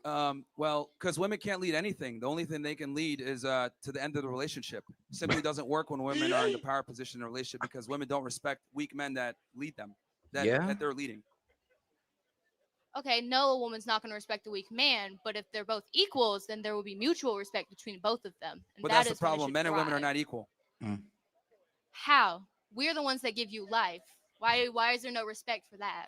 I mean, well, actually, technically. I mean, not to sound like a brute, but I mean, it's not like we can't make y'all do it. I know it sounds effed up, and I would hope this would never come around, but I always did say if the birth rate got too low, and men had to choose between women's rights and the existence of humankind, yeah, I'm sorry, women, but I'm gonna be honest with you. I think y'all got women's rights until things get a little shaky. No, I'm just saying. I know it sounds crazy, but guys, hear me out on this one. Let's be real. In the crazy scenario that the birth rate gets a little too low, I mean, we're gonna have to make some tough choices, ladies. I don't know. Maybe y'all should focus on that birth rate more than we do, because that whole Handmaid's Tale that everybody was fear mongering about. I mean, shoot, if we start dwindling in numbers like crazy, I mean, wait, we're looking at two things: women right or the continuation of the human race. Which one's more important, guys? I'm just asking. I'm not answering that question though. We put our semen into you, and that's what creates life, not you guys. You guys just incubate. it. Actually, semen can be performed and created in a lab, so we don't even need you anymore. Thank you. Wrong. They are able to create semen in animals and do that. So no, you cannot just create us in a lab, and we can't just create you guys in a lab. I know we've tried. We've tried to make women in the lab with the whole womb, but it failed. I know you women haters. I know you're really upset, but thank God. And women, no. You cannot replace us. Sorry, but they have not found the way to replace the male sperm so you guys can have kids. Nope, still need us, and we still need you. I know, right? It's a very crazy relationship, but we in it for the long run. Fantastic. Look at that. They could be in a lab. Hi. Yes. Can you hear me? A little bit. You might have to move the mic down for her, guys. No, I got it. You got it? Yeah. Okay. Oh, it's all the way down. Damn. The struggles of being 5 foot nothing. Anyway, what's your name? Myron, nice to meet you. Byron? Okay, cool. Myron, yeah. What is? Sorry. Myron. Myron. Yeah. Gotcha. Thank you. What's your name? Ozzy. Okay. How are you, Sorry. Ozzy? I have no clue who you are. So this No is problem. very interesting. So I have a couple of questions for you. Sure. I noticed that you keep up bringing up the nuclear family, Yeah. right? And like you put that on a pillar, and that like No. you value it highly. No, Michelle, you missed the point. No, I'm not saying do away with y'all. I'm saying what's like, okay, it's gonna sound grimy what I'm about to say. Like I said, I'm talking about if it came down, the birth rate got too low, we was getting too low in numbers, and it came down to women's rights or the continuation of the human race. Yeah, that is where things get a little shaky and where you guys might start seeing more of a Handmaid's Tale reality. If you ever even watch the Handmaid's Tale, is where a bunch of women were enslaved to pretty much have babies for the wealthiest of men. I mean, literally like a baby farm. It was wild. But you know, that in that reality, that was crazy. I think the reality of that story or the storyline in there as well was the birth rate was too low. Yeah, you know what, women, y'all might want to start watching that birth rate. Your rights might depend on it. I'm just playing, but or am I? That as well as like the patriarchy, and you talk about how this is like a good thing and it, benefits you and I guess women as well. And so on the patriarchy, I specifically wanted to ask you, how do you feel about the like negative implications and just like actual effects of it, both on men and well, just mostly men? Exactly. The patriarchy? Yes, sir. So, okay, are you talking from the sense of like from a modernity sense of today, or are you talking about like before with No, literally today. literally So, today? Yeah, and well, I guess we could also visit like you talk about how like the nuclear family and when that was at the height was like I think was it before World War? It was like before and like during like the World Wars, like that kind of 1950s era. Yeah. I mean, okay. So, what's your? I'm just trying to understand your question specifically. Yeah, so you talk about valuing the nuclear family, and I'm trying to ask you why. So, like, if you Why? could, like, Okay. Yeah. very So the clearly reason just why is explain because children are the future, and in order to raise children properly, you need a mom and a dad, right? You need that balance. So, and that can only really be done in a nuclear family. This is why I'm not a fan of gays adopting or lesbians adopting. I think, the child needs to have a strong father and a mother in the household, for the best chance at being a productive member of society. I'm telling you, I stand on the same opinion. I'm not saying that we should just ban them from it, but I am uncomfortable with it. I will state my uncomfortability with it. That's why the nuclear family is so important, because our future is built on that, which are the children. Okay. You gotta stop with the bazinga. And then going to then the patriarchy. The patriarchy, okay. Yeah. What about it? So you're talking about how like you value it and you find it good that men are then forced to go out and do these things. So you're talking about kind of like the men's rights issues, right? Yes, I think men, there's a burden of performance on us, and I think that that's something to embrace and rise to versus trying to be equal to women. Okay, so you believe that men should not have a choice. As far as in what regard? Working? Mm-hmm. Not just working, but just style of life and like so taking away that choice from men and just generally from people of like their direction in life. I think every guy should be prioritizing, whether they're building themselves up to eventually have a family, right? I understand that, for men, it takes time for us to acquire our value versus women kind of have the value up front. But I do think that every guy should be striving to become successful so that eventually a family will be dependent upon him. Okay. I get where you're coming from. Yeah, I don't think women should be working. I think they should be prioritizing motherhood, not Okay. jobs. So then why so taking our Or at least if you get pregnant and try to sit down for them 9 months, well, I don't know, maybe like a year, like and a half. Like, come on now. Like, if you want to work and you love your job and all that, you love the people, I get it, but you gotta at least sit down for like a good 9 months to a year and a half. society and the amount of people that it takes to run a I fully think I gotta stay functioning, very well anyway. endowed society that takes people of all kinds of creed, right? Sure. So when you take away that matter of choice from both men and women and everyone in between, why do you then believe that that will be a better society? Well, the thing is this, right? So you're mentioning this thing about choice, and I think that's an illusion, right? And we need to be honest here when it comes to women pursuing education and a career. What we tell them is, hey, look, go get a job, make money, enter the workforce, and then you can have a family at the end of that. And what ends up happening a lot of times is women follow this route, get an education, get money, get a job, get a good career, and then when they try to find a guy at the end of that, it becomes significantly harder. Because what's ended up happening is, I mean, that is true. I mean, look, like, it's the sad reality of the world, but yeah, a guy coming out as a surgeon at, I don't know, 35, yeah, bro ain't lose no option. Actually, bro done gained options. Yes, the man done gained more female options. But a woman coming out, let's say medical school surgeon, making great money, has at 35 has lost options.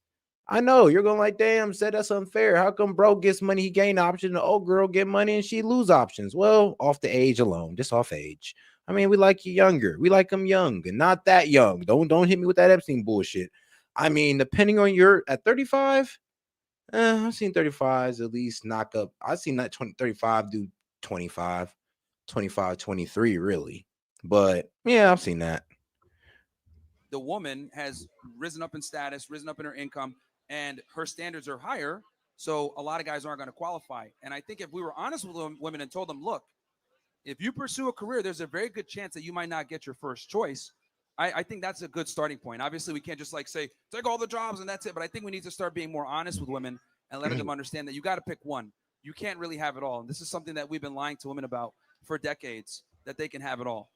And then they end up at 31 years old, unmarried, no kids, wondering why guys don't take them seriously. But it's because they didn't know the truth about this stuff. So then how do you feel about like the same thing but then happening towards men? Like in what regard? You like take you for example. You say that you have like I think you mentioned you have an open relationship, but specifically on your end. Only on my end. So you take the nuclear family, which is a loyal and faithful husband. Only women could be sluts. We are the slut makers. Yep. Girls over here try to call me a slut. Yeah, well, I know the girls ain't gonna agree with me on this one, but it is female cope when you sit there and try to call a man a hoe, a whore, just because, you know, he's out there doing his thing. He out there slanging dang-a-lang. And he earned every right to do that. And I know what y'all thinking, like, what do you mean? I'm like, bro, usually a guy can only do that. I mean, bro, a guy could only do that when he's actually getting out there and like making money, or he's in good shape, he takes care of himself. To slay like that, you got to be doing something as a guy. But as a woman, I mean, you could be failing in every area in your life, financially and all that good stuff. As long as you look decent, you can still go out there and get sexual access to men. You can still go out there and get a whole man to take care of you. But that is not how it works for guys. And I think we both know that. So, yes, that is why we are the hoe makers, because, well, you kind of gotta, for a guy, you gotta work to be a hoe. For a woman, I mean, you ain't gotta do too much. You just gotta go out there and be promiscuous, and that's it. Just go out there and talk and open your legs. You're done. A guy, you gotta at least get in shape, at least learn how to talk, and then boom, you gotta go get some money, some resources, and there you go. There you go. And then you can go out there and frolic among the women. I would suggest that, but y'all get my point. We're the slut makers, man. There's no such thing as a man that's a slut. May I continue? Yeah, go ahead. Thank you. So you're talking about how you have an open relationship. So you have the nuclear family. Yep. The stereotypical nuclear family is a loyal working husband who goes Sure. to the office or whatever, makes money, come home to his wife, provides for his wife, takes care of his wife. You value highly the nuclear family, but you yourself are not taking a part of it. Why is that? Well, I have a certain goal that I want to hit financially before I, go ahead and have a family. I have some business aspirations, and I want to make sure I get that out of the way so that when it is time to be a father, I can focus 100% on that and not necessarily be as tied up with work. So and that's kind of one of the, the good things about being a man is that though we are not born with value, if we work hard enough, we can create value, and that gives us a bit more time on the time clock versus for women, they have a fairly finite amount of time to be able to build a family. So for me, I'm focused on hitting a certain financial goal first so that when I... No, I'd ask though. I like to ask you, my man Josh, like, do you think though it would have been easier? And this is where the polygamists kind of has to stand their point on.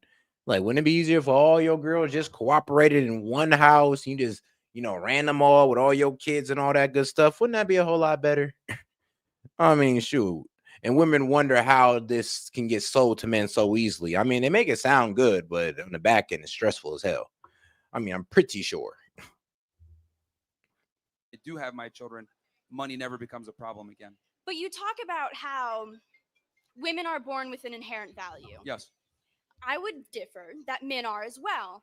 And what you are doing, so the nuclear family, part of men's value comes from being loyal and being hardworking. And I feel like when you miss half of that, like what you're doing, you are then degrading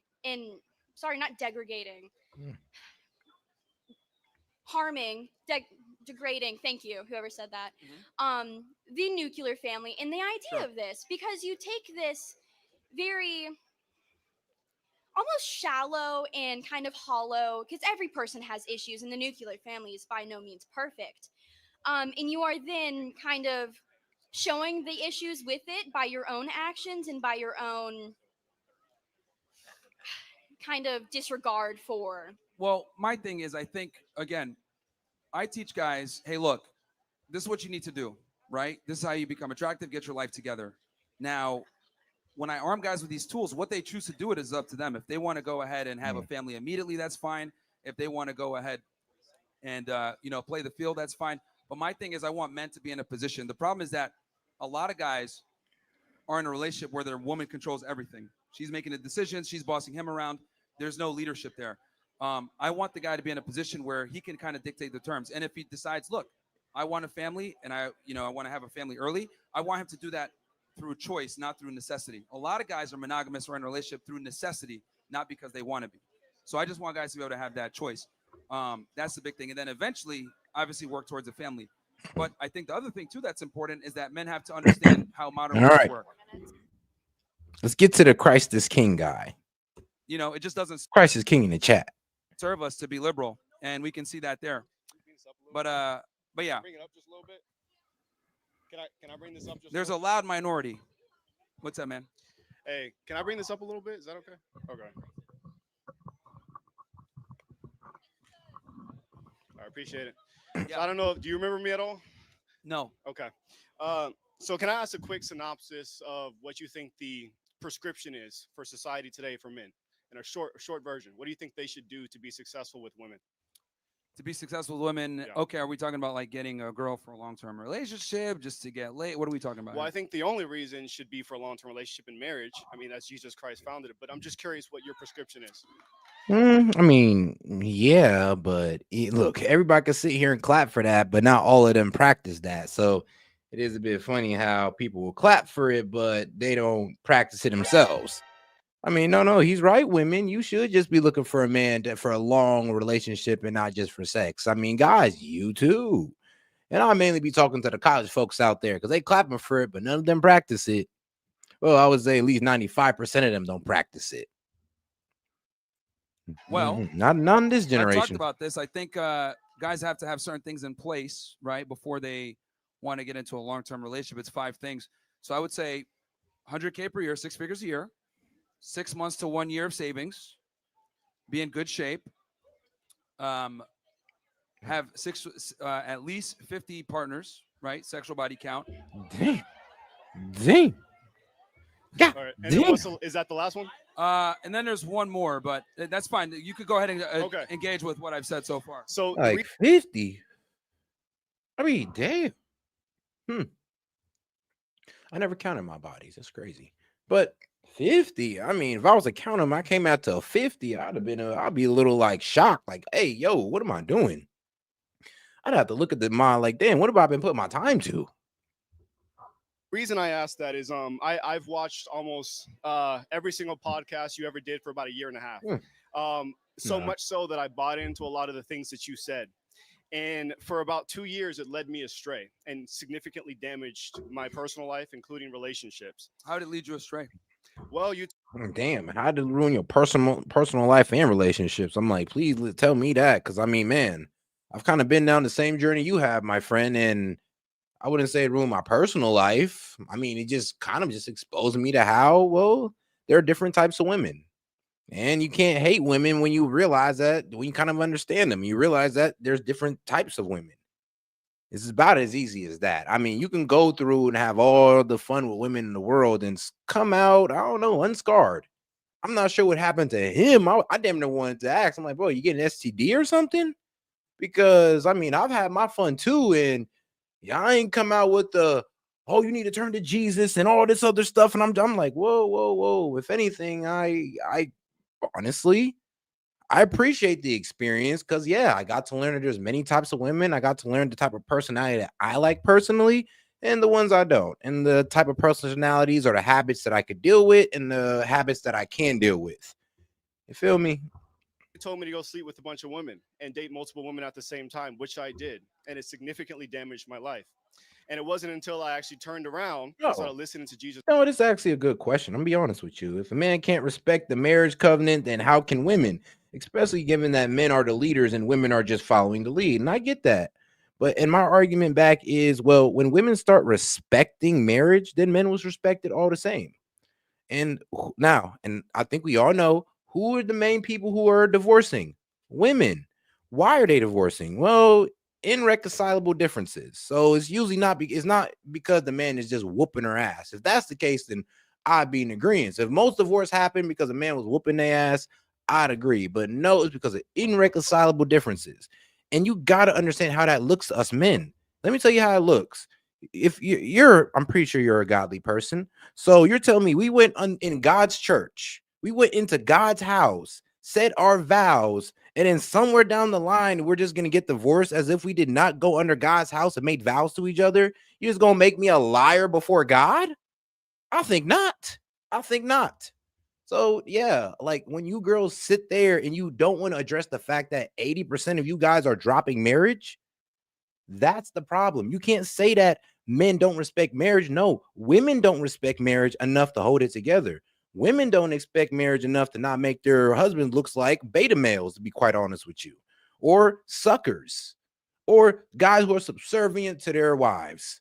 Y'all don't make it look sexy enough for us. I'll be quite honest with you. And don't say that we should just be honor bound by God to just live a subservient life to women. Y'all don't make it look sexy. I'm not saying that that's you, because you probably are a good wife. You probably treat your man really good. But I'm saying that is how most women are doing us out here. And I've never been married. But but as a man, if I'm looking at a 80% marriage. Like, yo, most of the time she's gonna divorce me. Like, what? And then women don't even talk about this. If anything, they champion it and say, oh yeah, do what's best for you. I mean, what do you expect us men to sit here and tell y'all? Y'all don't respect it. We respect it because we won't engage in it. Because we respect it so much as not sit there and let it be scrutinized like this, to let it be defiled of the way it's been defiled. Like, nah, we're not gonna sit here and just let y'all in and walk us into the house of God and lie before God. We ain't doing it. Jesus Christ that I was saved. Now I'm happily married. I have one child now with another one on the way, and I've never felt happier. But I felt. Congratulations, that's good. That's really Thank good. you. And I know you're not against that, but my concern Yeah, is what who you're saying to would men be? leads them astray, because I'm a walking example of it. And I think you're significantly damaging people, and especially you're leading people away from morality. Women are not sex objects. Women are created in the image of God, and they are valuable. I mean, bro, it kind of seems like, I'm gonna be real with you, he kind of set you on this path to lead you to morality. So you can't say he set you off the path of morality when the path he set you on, and not really him, but you decided to go out there and have sex with a whole lot of women. So that's why I can never blame nobody else, no other man, for my decisions, because I decide what the hell I do. So you decided to go out there and do that, my friend, and it led you to your wife. I mean, hey, congrats. Good job, bro. Like, what you mad about? Like, everybody happy for you but you? Be treated as such. Why should God give you one of his children if you don't even know how to treat him? So I think. So a question for you. You said you got out there dating and meeting women and stuff like that. And then you said that it kind of hurt you. Yeah. How did it hurt you specifically? Did you like just start? What happened specifically? Well, I started warring against my own flesh. It's like trying to fill an empty void. There's a God-shaped vacuum in the heart of every man that can only be filled by God alone. Anything else you try to fill with that's not going to satisfy it. And I tried to do it with sex. Yeah. So would it be fair? How'd you meet your wife? We actually had the #1 dating podcast in North and South Carolina called Who Hurt You Podcast. Okay. And I'm also friends with Fresh. I know him very well. I texted him before I came here. And I know pretty much everyone on your crew. But And see, guys, look, I get it. You're trying to simp for the girls, right? I'm not even gonna say simp. I would say you're trying to stick up for the girls right now, but you can't refute the fact that yes, mostly women end divorces. This is not about me trying to shift blame to women. This is me understanding what is going on. Like, yeah, you can't sit there and tell me that I should just rush into marriage, and women can't sit there really tell me that, mug, if they're the ones ending it. Like, if a woman tells me, hey, yo, you should get married, I'm going like, why the hell would I do that? You the one that's ending it. Y'all the one that be ending them, and then y'all be, well, low-key getting the cash out of us. Why would we do that? Like, really think about what you're asking of us. Really think about the product that you're presenting here, because you got to sell it to us. You got to make it look sexy here. That's all I'm saying. Make marriage look good again, okay? Make marriage great again. I was a heavy follower, and you actually inspired me to start the podcast, and I realized what I was doing was wrong. Yeah. So would it be fair to say that when you went through that experience, you were able to identify characteristics that you probably found as unredeemable and you probably wouldn't want to commit to, right? In what way? Well, when you were seeing these women, right, you probably started seeing patterns in how they behave, how they speak, or whatever. Maybe they're not qualified to be a wife. Correction. 69%, which is still overwhelming amount. Still. Like, so you tell me out of 10 marriages, only 3 gonna work out? Yeah, I don't know. I gotta have some years in the game with old girl if that's going down. I mean, I gotta have some years in the game. And then still, I don't trust the government, so I probably wouldn't engage with it on that aspect alone. Unless old girl can agree to being married through the church only, with no legal binds on it, with no government punishment if anything goes wrong. Why not? I'm all for it. Because the thing is, right? Well, I don't need that. I have the Bible for that. It tells me what to look for. Yeah, but the thing is that you were able, and again, you're probably not going to notice it, but when you dated and dealt with all these women, you probably were able to identify characteristics that you were not fond of, or characteristics that would make a woman not a good candidate for a long-term relationship. And I think half the game is figuring out which girls don't qualify for marriage versus which ones that do. And clearly you learned a skill set on how to become attractive and get women. And then you're able to identify the things that you like versus the things that you don't like. And that only comes a lot of times with experience. Now, look, if a guy can go ahead and, find a woman as a virgin and be attractive and be able to understand. No, marriage. Look, the idea of marriage is not bad. Like picking somebody to be with for the rest of your life and making a family just sounds like the most beautiful thing you could do in your life. It's just what marriage has been turned into is bad. Like the idea of marriage, I mean, bro, that's what all of us guys dreamed about when we were kids. That's all we would talk about is, hey, yo, yeah, I can't wait to get my wife and kids. As kids, this is what we wanted to do. And it still ain't changed. It's just as we grow up, I guess certain dreams get shattered, and that's kind of what we've been presented with in the world. Like you got to grow up to the real world. It's not about us thinking that marriage is bad. The idea of marriage is a beautiful thing. It's just look what we get. The idea of marriage that I guess was once established is not what we're getting today. And we got to be honest with ourselves and admit that. And how to navigate that, that's great in modern times. But the reality is a lot of guys don't. And I mean, even in your success story, you had to go through a lot of bad women to be able to identify your current wife as the one. So failures are good. They're good. No, it's Yeah, an idea. failures, excuse me, failures in the sense of socioeconomic or maybe even relationship failures could be good. But there's a difference with what I'm saying. I'm saying that we're warned against our soul. Jesus Christ commands us to marry one woman. That's it. Sure. And what you were causing me to do was sin against myself. And that's the point I'm trying to get to. It's immoral. Yeah, I mean, you got to take personal responsibility, bro, because here's the reality. No, I do. 100%. Yeah. So Yeah, but I'm saying, like, how are you taking personal responsibility, bro, if you are saying that, oh, you led me down this path, you led me to deal with all these hoes and stuff, and now all of a sudden I ended out to my woman. I'm like, bro, hold on. You're kind of missing the thing here. So you can't sit here and blame this man for sending you on this path, but then only credit yourself for finding a wife. Because if that's the case, to make perfect sense here, maybe be logical about it, if he set you on this path and the path ended out with you turning to God and, getting your wife, then you should be thanking the man, to be quite honest with you, because now you got out the way, you learned discernment among women, and you found you a great wife and Jesus at the same damn time. Ain't that good? So very publicly, I have in that's front of and over that's why 40,000 people. I've done that. Yeah, great. But the point I'm trying to make is I teach guys a skill set, right? If I give you a gun and you shoot yourself in the foot, is that my fault? If I taught you how to properly use it, how to disarm it, disassemble it, how to load the magazine in properly, all that. If I give you the skill set, then you shoot yourself in the foot, right? Is that really my fault? No, I just arm you with the skill set. Then you choose what you want to do with it. Now, obviously, you wanted to go on toward a sex escapade, which is, I guess, fine.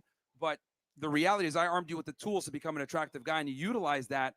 You can't come back and get mad. No, and you say, didn't arm me with that. I became attractive when I followed Jesus. That was it. Oh, okay. Now it's changing the story. No, I'm not changing any story. It's one thing to be attractive in the sense of gaining sexual partners, but it's a completely different thing to be attractive to someone that wants to marry you and spend their life with you and have kids with you. Those are two completely different sexual attractions. If I walk in here looking like Thor, I'm 6'2" and shredded, obviously I'm going to be attractive to women, but it doesn't mean that that's a relationship that produces value for me and my family. And I know, right? And you use your powers for evil. I mean, then you use it for good. Hey, bro, we're in the same corner. I mean, shoot, it get like that. I mean, you went down there and you did it, and now you didn't satisfy yourself to where you don't even feel like you need to do that no more. You found yourself a wife. I mean, like I said, it's a bit weird how he's not kind of seeing the correlation here, but hey, it is what it is. I mean, I'm glad he found God at least. Again, everyone is different, right? For you, it took some time, and you found God, and you shifted. But the reality is, I gave you the skill set, and then you choose what you want to do. That's up to you, and you made that decision, not me. I just taught you what to do. Exactly. How to do it. It's on me 100%. I'm not placing blame on you. But what I'm telling you, from someone that listens here's the other to you, thing too that you got to understand. What happens when you speak to people and tell them to do these things. Here's the other thing too. Like now you're operating with 20/20 hindsight. You went through it. You experienced Correct. it. You That's know. true. A lot of guys need to get their hand burned sometimes to figure out how things work. Because let's be honest, men are very stubborn. Why do they need to do that? If they find a God-fearing woman, they wouldn't do half the stuff you're talking about. Well, they got to. Here's the thing. I mean, dog, hold on now. You ever been? I mean, bro, you're being a bit too naive about what really goes down in these churches, my friend. Like, really? Pastors sleeping with women? Pastors sleeping with other dudes' wives? wives going out with the pastor or other members in the church. Yeah, let's not pretend that don't go down, my friend. So we're not just gonna sit here and pretend like, oh, you turn to Christ and everything just a fortitude of like godliness. It's like, oh, nothing wrong will ever happen. It's like, nah. I mean, if you find the right woman, it may be less likely to happen, but we're not gonna sit here and pretend like all you need to do is have a Bible and be in church and you're gonna find yourself a godly woman. Be quite honest with you, some of these women in these churches are the furthest thing from godly, outside the church. Finding a God-fearing woman in today's day and age is a lot harder said than done, right? So I did it. Yeah, it's a lot harder. And so did everyone in my whole family. So it's not that hard. Yeah, that's anecdotal. And before y'all get mad at me, we do understand that the church is not the people within the church. So we can't separate the church, which is God's house, from the people in the church, which is low-key disrespecting God's house right now. And it's also disrespectful that, like I said, and I will stand on this point, that women want men to go into the house of God, make vows, for them to break those vows, which makes us both look like liars in God's house. And I swear to God, you lie to me in my house, I'm gonna F you up. I ain't gonna lie. So I can only imagine how God feels about that. Like, let's be quite real here. It's like, come on now. Would you really like anybody who vowed to you under your house? Like, I'm just saying here. Hey, don't make me a liar before God. I'll just leave the whole thing alone. But that's my point there. From your perspective, but again, you learned the skill set. You were able to find a wife, and I'm happy about that. But you got to take a little bit of accountability here and understand that you basically got a loaded gun and shot yourself in the foot. And you're trying to blame me for it. No, I'm not blaming you. Like I said, I take accountability. Yeah. There's a big difference there. Okay. But look, nothing against you. Like I said, I've hung out with Fresh 8 or 9 times recently. I love them, and I think your heart is in the right place. But I just wanted to give you from someone that actually listened to what you were saying to do, read your book, and it didn't work. That's all I was trying to do. Yeah, it did. It did work. You got exactly what you wanted. It's just Jesus got added to it. Thank God. But I'm just saying though, you got what you wanted. You like, I'm gonna be honest with you. If you ask him, I'm saying, what you're gonna say? Do you wish you didn't have sex with all those girls? You're gonna say, yeah, do you want to take it back? I doubt that part, because I'm pretty sure you learned some crucial lessons while dealing with those ain't shit women. Like we all do. And I mean, bro, if his like book and his advice led you down that path to mess with hella women, then find God in a wife. I mean, shit. Trust me, I think most guys would want your results, my friend. I think most guys would want those results. I mean, hold on. You tell me you got to sleep with hella women and you found a wife at the end? Shit, sign me up. Sign me up. All right. Well, actually, it did. You didn't notice it yet. Okay. You're not going to be able to identify your wife and have been able to find her and figure out what characteristics you like and don't like, right? Unless you went through that. My wisdom came from the Bible, not you, but I appreciate it. Sure. Thank you. Okay. I'm not trying to hold on, bro. Now I've read the Bible, and I don't think Jesus ever had anywhere, or any of the prophets, or any of the guys like my man, like Luke, Mark, and them. None of them ever really had a section on how to spit game to a young lady, or did I forget, or did I miss that part? Last time I checked, I ain't never read about Jesus pulling up on some hoes, okay, or pulling up on some women. Now, I don't know about that. I damn near want to ask. I'm like, damn, what game they got in the Bible? And don't just tell me to be a godly man, because that ain't it. What game do they got in the Bible, G? Because I'm pretty sure you got that game from the hella women that you gamed up and messed with. Come on now. Don't play stupid. It's okay. Bro, it's okay to admit that, bro. Myron's advice was low-key solid. It helped you get a lot of women. That you now found a wife in God. Like, bro, it's like nobody's mad at this man's results. It's just funny how you just can't like correlate how you just admitted that Myron set you on a path to find a wife. But you're coming here is telling him that it don't work. I mean, that was probably the best advertisement for this man ever. And he thought he won. Well, it looks like they're trying to shut us down, guys. Oh, man. But yeah, all right, we're going to leave it at here. I might go ahead and finish the rest tomorrow because, yeah, it's about that time. The sun has risen on my side of the USA.